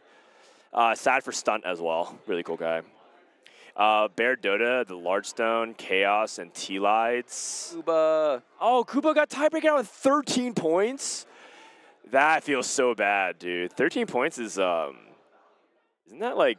It's not that that's good. kind of bad, actually. Yeah, I think it you're is not averaging good. like a 4.6 or something, 4.7. He's lucky to be in the tiebreak. Yeah, actually. And T-Lides barely squeezes through. That's crazy. Bear Dota gapped kind of like what Soju did. Oh, it's because Int went like 8-7-7. Lived up to the name. Yeah. Magarki from France, fantastic performance. Diaja, Can't Without You, and Pita? Oh, Emily and replay. Oh, no. 8-6-3. Replay as well. And replay. Yeah, unfortunately. Sag, NA hopes. Lobby W. Sean's, Travis, Kansung Jong, and Appies. Appies said he barely made it through. Yeah, it sneaks through. And Garchomp Pro ends up being the odd man out here. And then the other 3 players. It looks like it was actually really competitive between 5 players in this lobby. Travis is a good player. Keep an eye for him. Kansung Jong also made it to Worlds for Korea, I believe. Lobby X, Groxy going first. All right, another NA player rising up. I'm Tilt, Kai Wang, and Mujo. Oh, Tamura. Tamura lost out. Dude, another 13-point player made it through, which is pretty crazy. Yubin is out as well. Lobby Y, Zeno, Canbiz, Doki, and Dinodan. Sightser, the player out. You Jelly, sad. Oh, Naruto, big, the co-streamer for Czech Republic. He also didn't make it through. And Lobby Z, we got Doctors. Solus. You love to see it. Jiggly, which, is this Jigglypuff King? Do you know? Yeah, it's Jigglypuff. Okay, awesome. Because people said they didn't know. That's awesome. So we thought that this lobby was actually kind of hard because they have Enzo who made it to Worlds as well. And just other people who perform well. So This lobby ended up being kind of tough, and look at how close it was. 3-way tie for 14. Man. That is losing a gut the punch. 2 out of 3 tiebreaker feels real bad. And then he also went also 8th in the last game. Vanilla. Oh, that's a tilter. That's a tilter. Casey double. Hockey gom. But jungler on 13 as well. Lots of 13 through. A lot of 13s that barely made through. So the 8s are like, you have to hope that there's like a 13, basically. And then Little Top went last, unfortunately. And then AB Prestevant. Oh, Beppo went second. Oh, what the heck? These are like the known people, I think, in the lobby. My lobby's hard. Hayden, Salvi. It's not that hard, man. I mean, it was hard for sure. I know. It's harder for sure than the average lobby. And you have a Brazilian player, Elias, Flo. Flo is EU. Okay. He's some EU person. And Sonic, who I don't know much about. And Kirigiri is KR Pro. Kirigiri, okay. I thought that might have been Japan, but it might be JP. It might be. I'm not entirely sure, but I think you're right. It's a foreign player. Zoro, who I believe is EU, Cody, Ian, and Wagyu, which means that Alan ZQ went last with Murat Dog. That's okay. Alan ZQ is a world champion at other card games. The fact that he's even like good at TFT as well, it's really impressive. He's actually kind of like low-key like the dog of EU. He's a beast. He's really good at so many different strategy games. AD, Noel, who's made it to Worlds, I think.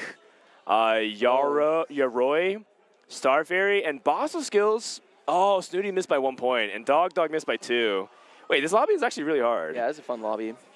Dang. Umper's good too. Yeah, Umper, solid, made it to regionals before. Lobby AE, Malala takes top honors with Lucan, another NA player. Oh no. Robin! Jawei Wu, Taro, Dean Styles, Robin. Oh, I might have sucked him out. I said, Robin, I think you have a good lobby for you. Oh no. And Robin went hey, chat, blame Dan. 8-6. Sag. Robin's out. Oh, I feel like a lot of DSG people are getting eliminated. Michael. Wow, 1-1-1. That's first time we've seen this round. Michael. No, we saw this round. Yeah. Broccoli went 1-1-1? Oh, okay. Really impressive, though. But Michael made it to 2 back-to-back World Championship. He's actually called the Setsuko of LATAM, which is really interesting. Love it. And so he's made it. DQA made it, and Hyrule at 13. Cloud is my boy. He missed out. And unfortunately, Arrow as well, another NA player. So the big NA exit, Setsuko, Robin, Kiyun. Setsuko, Robin, Kiyun, Emily Wang. That's an exit, not a. Yeah, that's just an replay. Yeah, replay was just not in form. I mean, it's hard to say. Oh no, I messaged him. He said he wasn't. He said he wasn't in form. Yeah, I think he said his confidence like 3 out of 10. Okay. He said he didn't know what he was doing. Fair enough. Okay, Phoenix, you and Pesavin have been doing really well so far. How is your confidence high? You said that you were high rolling. I high rolled the first game. That's all I think. But I mean, I don't know. I'm like I haven't bought for it a single game, so I'm just waiting. I'm like nervous. Oh, right. I feel like it's going to happen. You haven't bought for it at all? The tournament? Yeah. That's really impressive. What a beast. 2-4-3, I think. Dude, you two are carrying our Don't Talk If You Don't Know. But if you guys don't know, if you guys aren't realizing, they're on like the opposite of. You guys know we're winning. You know we're winning, right? We have Hayden too. Yeah, we have Hayden. Hayden's pretty good. He's not bad. Okay. You guys did a draft. Appy's through. Huh? Oh, I think we're all no, dead. No. We're talking about not the fantasy draft, like the DTI YDK team. Oh, speaking of which, you guys need shirts. What size shirts do you want? Medium. Oh, also, really sure. I don't mean to glaze EU because EU like on average like is really bad. Small. But the thing is, I sat next to Hayden like because he was in my lobby and I was actually really impressed by him. Like he was like pulling out like good placements from like spots that I would probably average like a 7.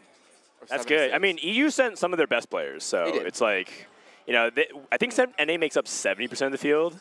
And so, like, you know, it's easy for us to send, like, a large amount, but, like, I think other regions really send some of their best. I'm really excited for tomorrow because it feels like we're going to get to stress test the players and the patch a little bit, right? Like, even the unknown players, if you've made it through 6 games against other good players, there's going to be some fraudulent players through for sure. But for the most part, at least, is indicative of like some grasp of the patch or good tomorrow, TFT skills. Tomorrow you have to play for top 3. You have to play for top 2. Well, I mean, no, the top 2 slots, but like your placements. Oh, placements. You can play for like top 3. Yeah. I feel like playing for top 2 is actually trying to go first in the game. Like, I think that's a trap. I think that's a trap. Really? I think it depends on how many games you play. 4. You play 4 games. If it's 4, I don't know. I don't. Oh, wait, you don't have. You play 4. You don't have to play for first right away. I think you probably play a straight up game 1, and then you kind of let that dictate. I don't want you to if you go first, you can then start to back off. It's probably like 1-4-4-4 might actually be enough. If anything, look at the way today happened, where you're not winning games, but you're ending on top of the lobby. It also depends a lot on lobby. Like some of these lobbies we saw people ended like Soju 8-point gapped his lobby, right? Yeah. So some of these lobbies are going to be really tight. And some of them are going to be a few, like 3 people way ahead on points, and so you might have to play a little bit riskier. You're just going to have to adapt. The thing is, I feel like some games are actually just it's actually unfirstable. Like yes, for sure. Yeah, I mean, Soju's last game, the person who won with 10 pentakill last stand unprocced. So he's scouting solid person was going 9. He's like, all right, well, I can't win. I'm just full sitting on 8. I had 9 true damage. Someone had 9 true damage in my lobby. You want to take my spot? I think we're signing off. I mean, I think we're signing off. The venue is closing. Also, Bryce and I have been here on the stream for 11 hours. I apologize for anybody who feel like, so we're waiting for Soju to come back, but I don't think he's going to come back. I think we have to end the stream. Tomorrow we're going to be back as well. We didn't even really take breaks today. Whenever I got pulled off, I had to do interviews and do other kind of stuff. So 11 straight hours of casting. But tomorrow we'll be back. I know I'll be doing the preview leading up to it. So I'll do if you guys want to come back for the restream, we can do like an hour pre-show, sit down with players. You're excused. I'll run it if you don't want to. We'll see what time I wake up. If I wake up naturally, what time are you doing it at? Like 11? I don't know. Maybe I'll start at 10. I think people really like the preview leading up into it. The lobby's out. Are the lobbies out for tomorrow? Someone's saying me and Preston are in the same lobby. Oh. All right. I mean, you got to look at those real fast. Let's quickly peek at the lobbies. Here we go. You're kidding me? This guy's never bought for a game in Vegas in his life. We got to do lobbies. Quick scroll through. Doesn't that mean he's running like way too above EV? No, that's not how it works. All right, lobby A. Just do a quick scroll. Michael. No, man. We got to do dramatic. We might as well finish off strong. Michael, Chu, Saint, Humbug, Bass, lobby's pretty weak. Dino, Diane, Star Fairy, and PETA. Put me in this one. Yeah, this lobby's pretty weak. Saint and Michael are the 2 favorites here, but who knows what might happen.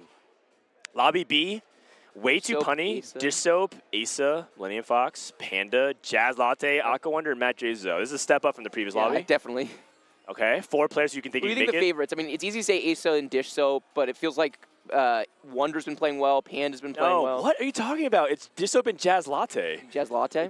For sure. Jazz Latte hits rank 1 in CN when he's grinding. Really He's really good. Beast. I haven't watched Asa at all. Asa, by his own admission, is high rolling, but but he thinks he's good right now. He's been sweating the set from the very beginning because of the coaching site thing. Okay. Oh, yeah.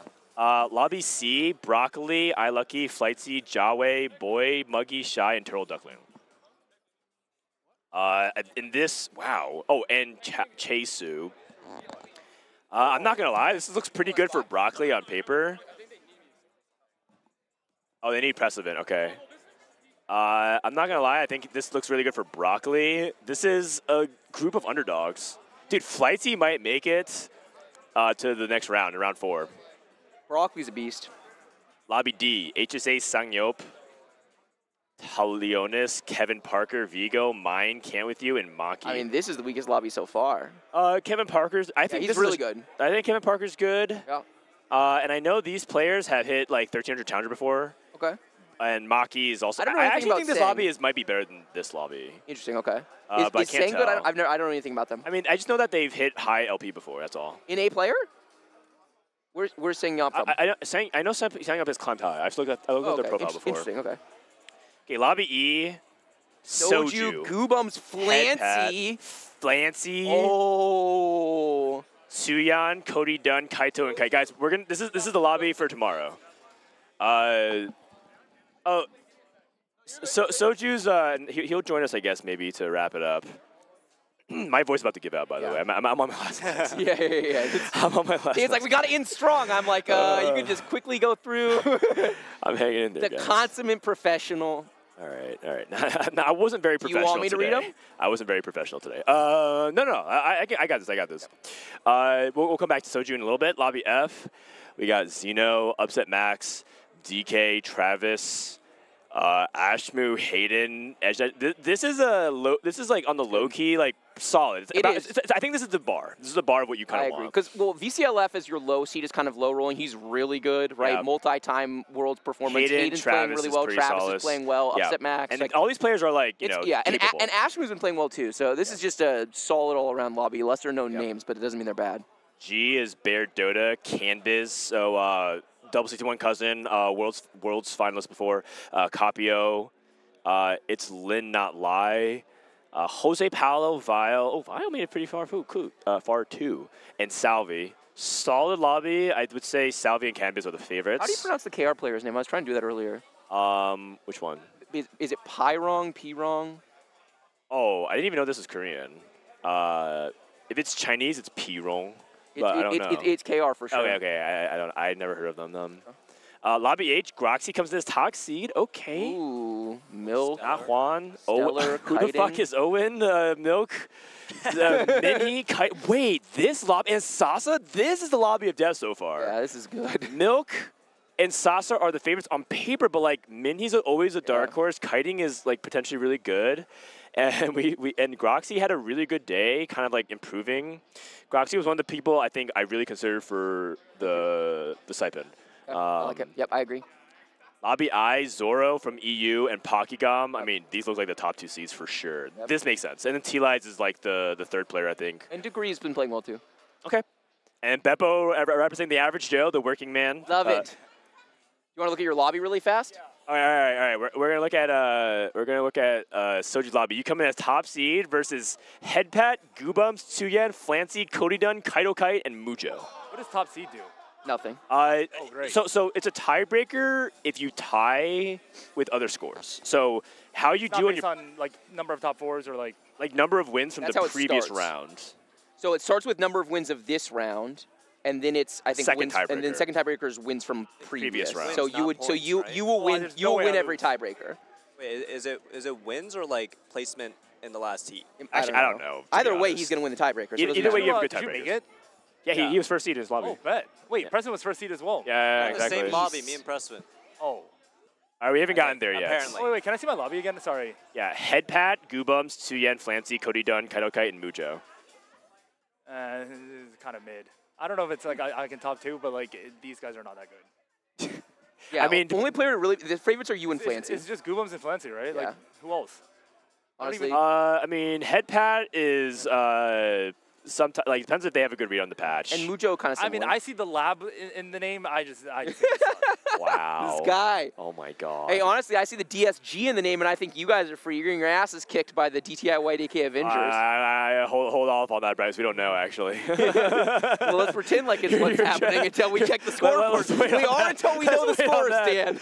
All right. This lobby, we're lobby L, I think. Yeah.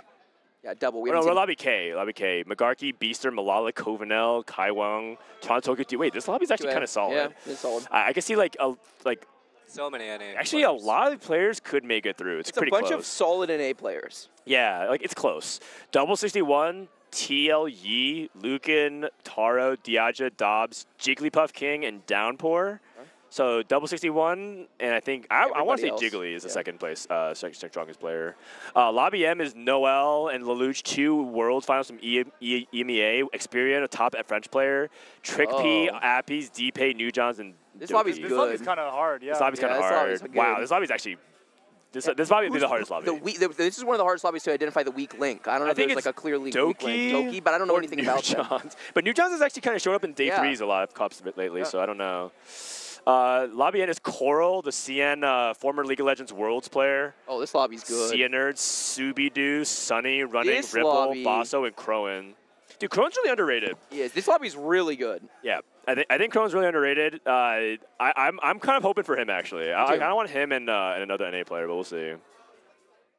Lobby O, G-Tung, Pesavant, Phoenix, Solus, Yaroi, Chaos, Let's Go. Whoa. This is the best lobby. I don't think so. You don't think so? I just played with Lakoko. He was sitting on my right. That guy was getting mad.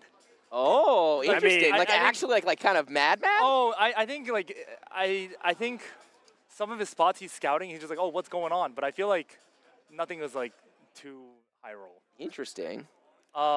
Yeah, but I don't know. I mean, didn't watch him play. Precedent, Phoenix, Soulless, Chaos, Lococo, by and name Wet recognition. Jungler. By name recognition? Who's G-Tongue? Is this a...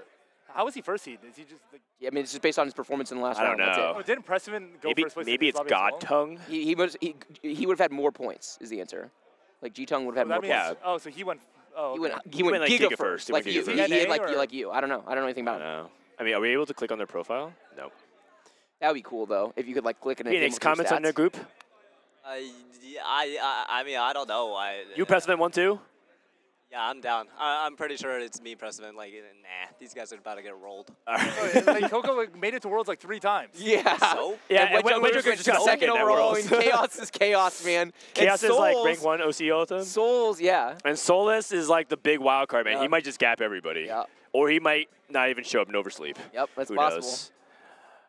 Also, is this... Oh, okay, it's total. I was like, is this 5 games? Lobby P is Sean's, Eggo Waffle. Oh, Hearthstone player. The Farmer, here we go. Tex, Yunwolf, Ian, and Hyrule. Okay, this is below average. I think this is, here we go's Lobby to lose in Tex, but we'll see. And maybe Yunwolf. No respect for Sean's. Oh, I mean, Sean's kind of comes in as the underdog. Like, he's like us, man. I know. He's us, but French. I know, that's why I type. So, yeah. Okay, they're turning on the lights. The They're trying to bottom lights kick us are out. up, so we are donezo. All right. Any final words, Bryce? I'm fucking exhausted. What a day. That was wild. Soju. I'm so tired. I know. All right, so we are out. Thank you, everybody who tuned in. We'll see you guys back tomorrow. Hope you guys enjoyed TFT Vegas Open. Peace. Have a good night, everybody. All right.